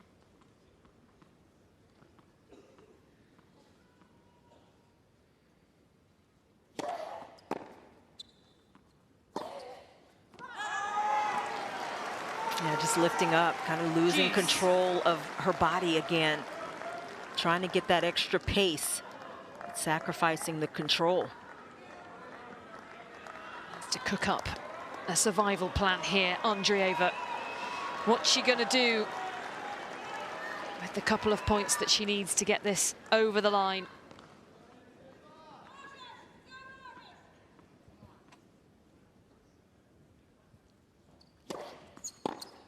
Advantage, Andreeva. She's done a better job, Andreeva, behind the first serve in this second set. That's why she is still on serve here and with another game point.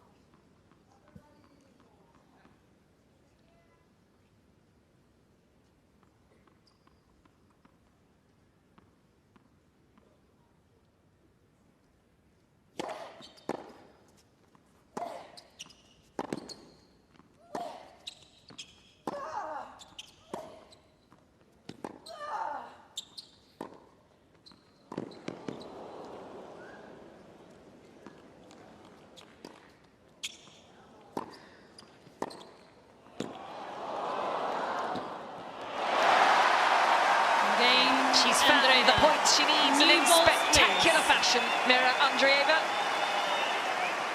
No way through for Svitolina this time. 15 thrilling shots. And we're locked at 4 games all. That last point really highlights what is so special about Andreeva's game, the anticipation. I mean, this shot, the little drop shot slice again, but it was like she was reading the court and knew where Svitolina was going to go with her next ball, and it's why she was so far ahead on that last finishing shot. And they've strung together between them 4 holds of serve. The longest streak of holds in the match.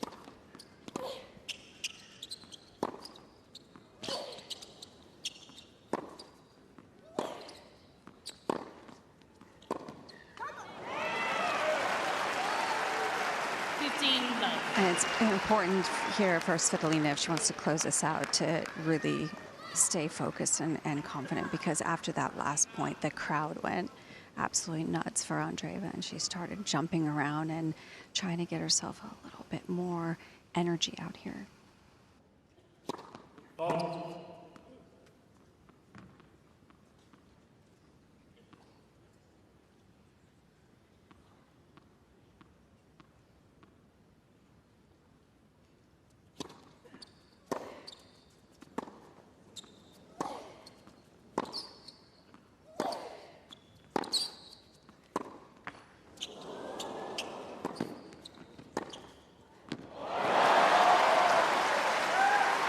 A dive and a miss from Svitolina. 15-all. Well, this ball from Andreeva, the net court, Svitolina was so far over. It looks like she kind of passed the ball and had to go to the forehand. And it put her out a bit of a position.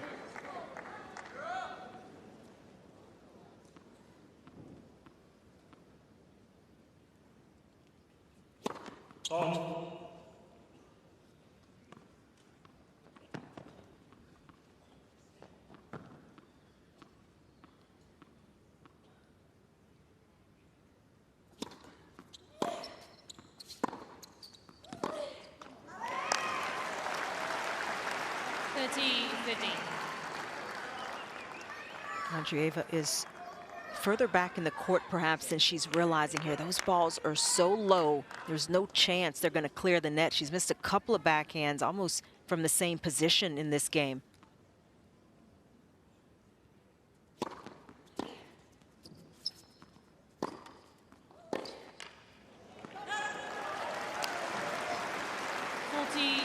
Svitolina smartly continuing to go there, continuing to test that side until Andreeva does make it.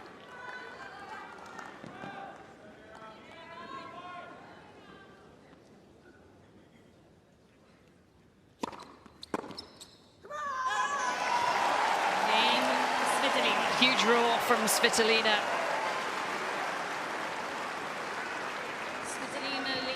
She's a game away from a fourth quarter final at the Australian Open. Leads 5-4 on serve.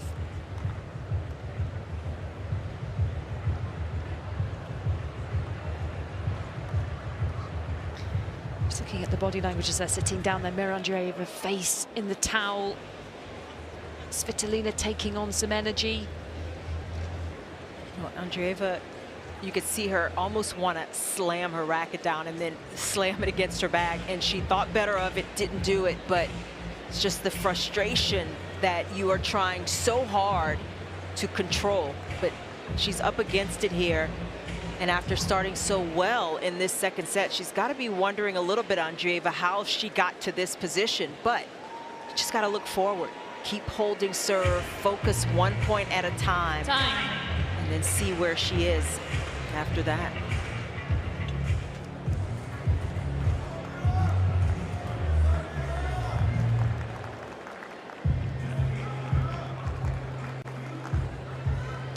Well, Alina Svitolina enjoying the second iteration of her career at 31 years old. Back to the tour after having her daughter on the cusp of a quarter-final here. It would be a fourth at the Australian Open for the Ukrainian.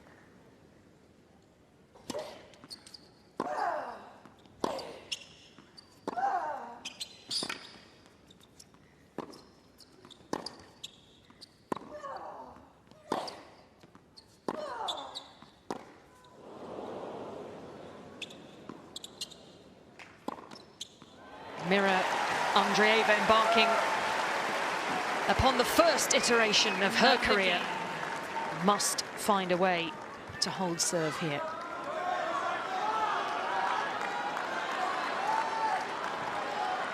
Huge test, huge pressure for the 18-year-old.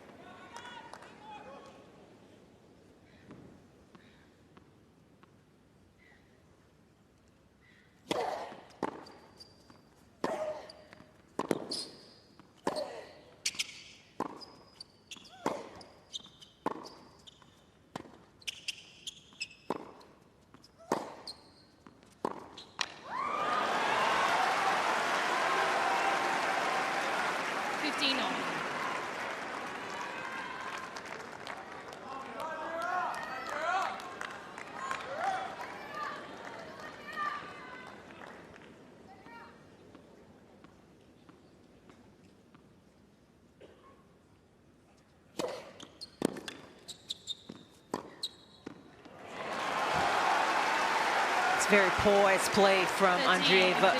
No panic. His last couple of points.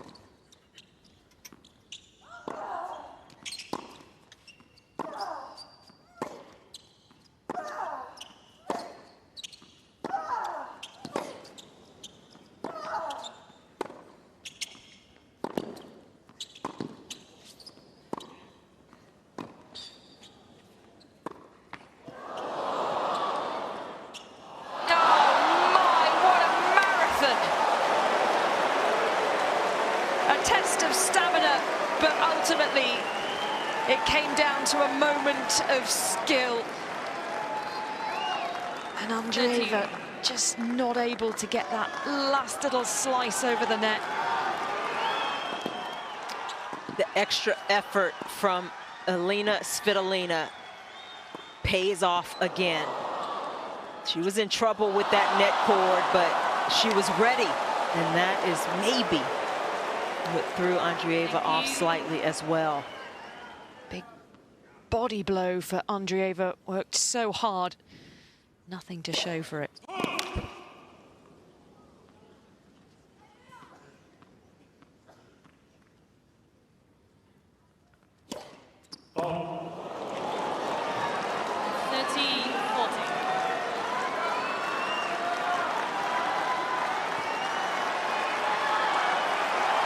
And now the ultimate pressure for the 8th seed. Thank you. Andreeva facing match point.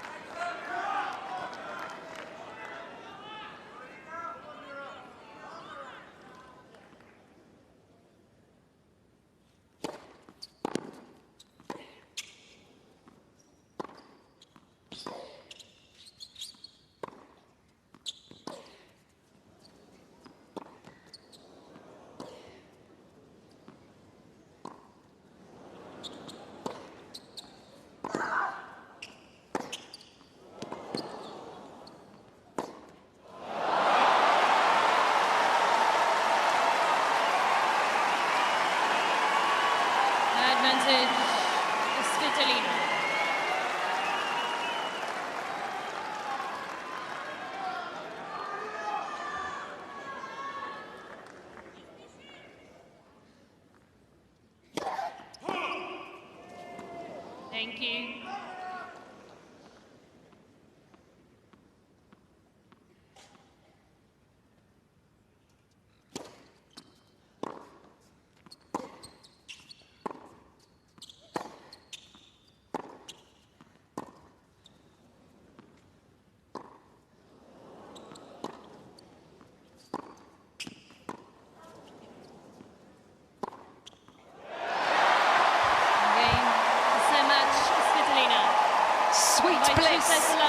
For Svitolina. What an epic clash that was. And in the end, it's back-to-back quarterfinals at the Australian Open for Alina Svitolina. It sounded like we heard a few boos from the crowd, but it is well known that Svitolina does not shake hands with the players from Russia and Belarus, so nothing really to see there. But Mira Andreeva walking off with her head high. A little disappointing. She would have to be after those opportunities missed, especially in the second set. But how impressive was Alina Svitolina, showcasing her experience, her fight, her will to turn that match around in the important moments. And she deserves every bit of this win here tonight. Jasmine Paolini, the 7th seed out of the tournament. And Mira Andreeva, the 2nd highest seed at number 8. The next to fall, Alina Svitolina, the 12th seed, is through. A 14th Grand Slam quarterfinal in total. And that is how good it feels.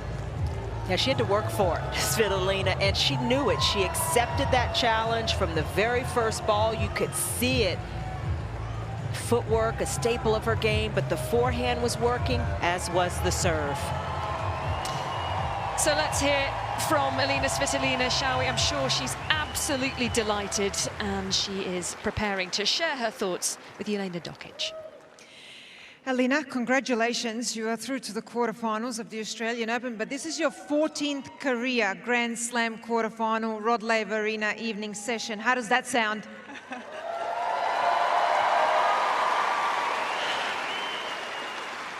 It's unbelievable.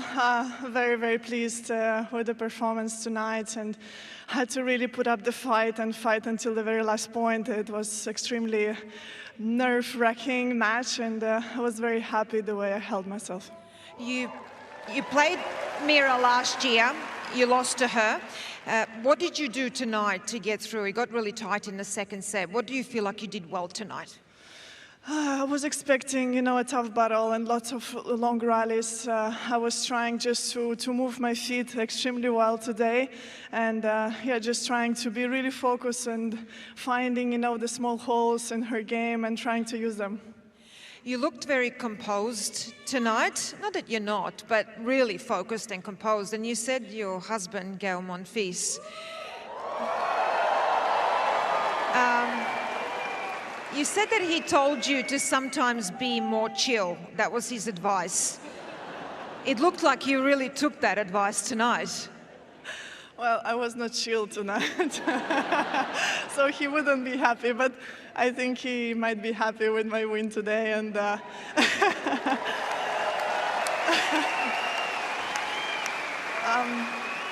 I think, it was more sad for the matches when you lose. And of course, most of your career, you kind of lose matches every week, and you have to bounce back, and you have to go back on the court and try to put the work in, and to try again next week and to do better next week.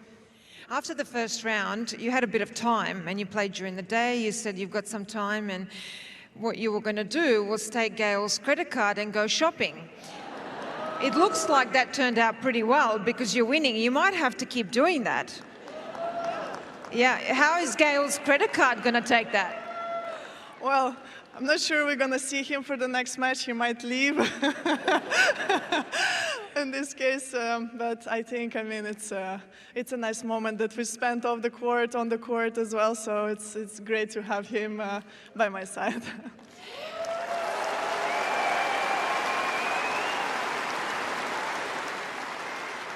Your daughter, Sky, she's still young. She can't be courtside, but can you tell me a little bit about her? Will you still include her in this celebration tonight? What does that look like? Well, definitely we're going to do a family FaceTime. Luckily, it's a daytime in Europe, so we can do that and enjoy this moment together. And she knows that we are playing tennis and that we do that for work, but she thinks that every parent is playing tennis professionally. So, it's a nice thing to have that, but also I think she's going to be an athlete, I think, one day, and we'll see how she's going to do. So are we going to see Coach Alina and Coach Gael in the box? Maybe in different sport. I think it will be too much tennis for us. Well, go and rest. You still got plenty more tennis here. See you in the quarterfinals. Ladies and gentlemen, Alina Svitolina.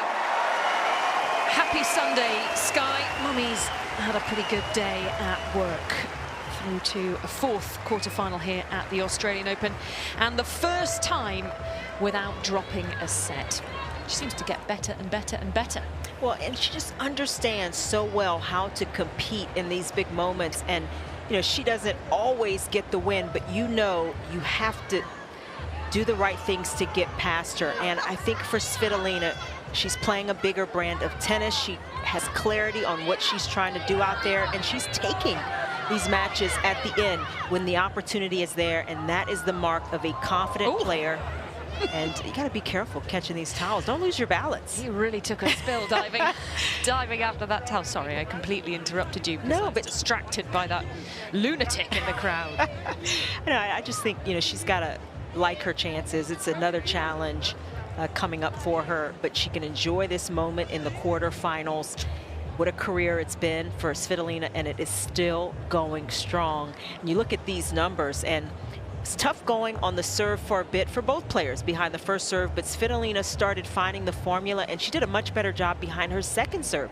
54% of those points won. Good differential in terms of her winners to unforced errors, much better than her opponent in that department, and she did an excellent job capitalizing on 5 of those breakpoint opportunities. She defended a lot of breakpoints. That was also critical, and in the end, we talked about the footwork, we talked about the aggressive movement of Svitolina. That really came through down the stretch.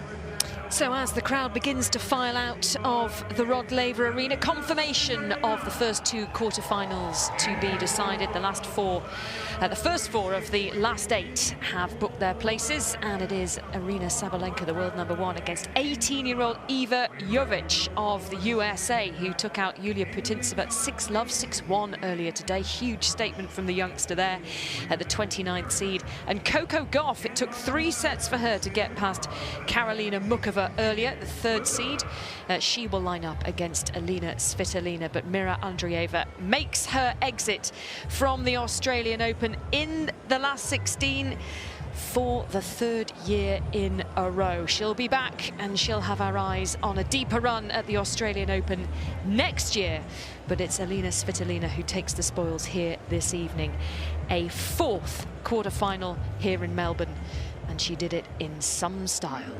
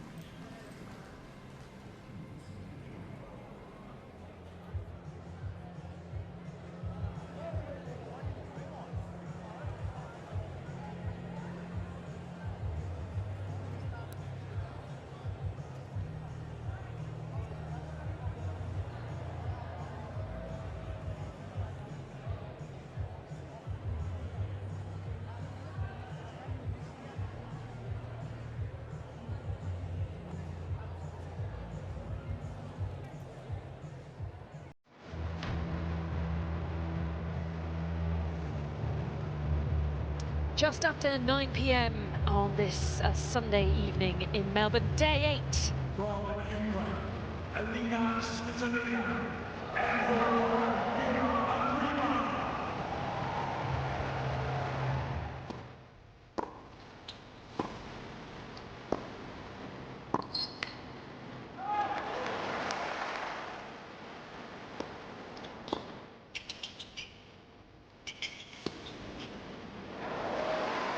What a shot.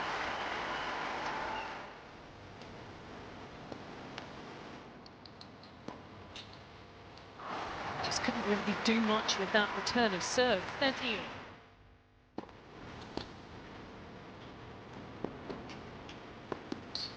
Oh, come on.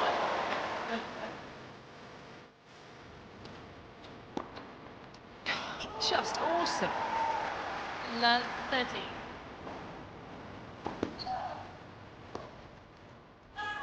And that's out, and that's the set for Svitolina. The 8th seed, Andreeva, on the back foot. Andreeva leaving the court, taking her notebook with her, trying to remind herself of whatever things that she jotted down there. Well, we're all going to need to know what it said in that notebook.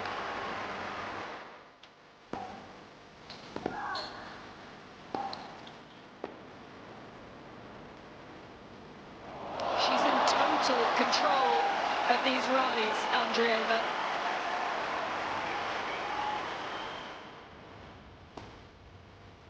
Game. Svitolina. And the balance tips back again, this time in favour of Svitolina.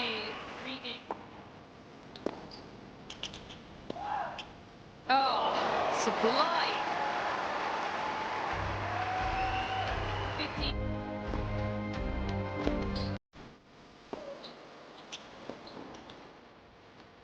Another gorgeous touch.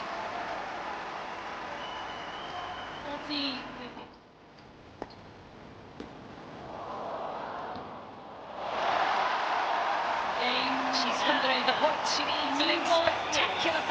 Pair of Andriega.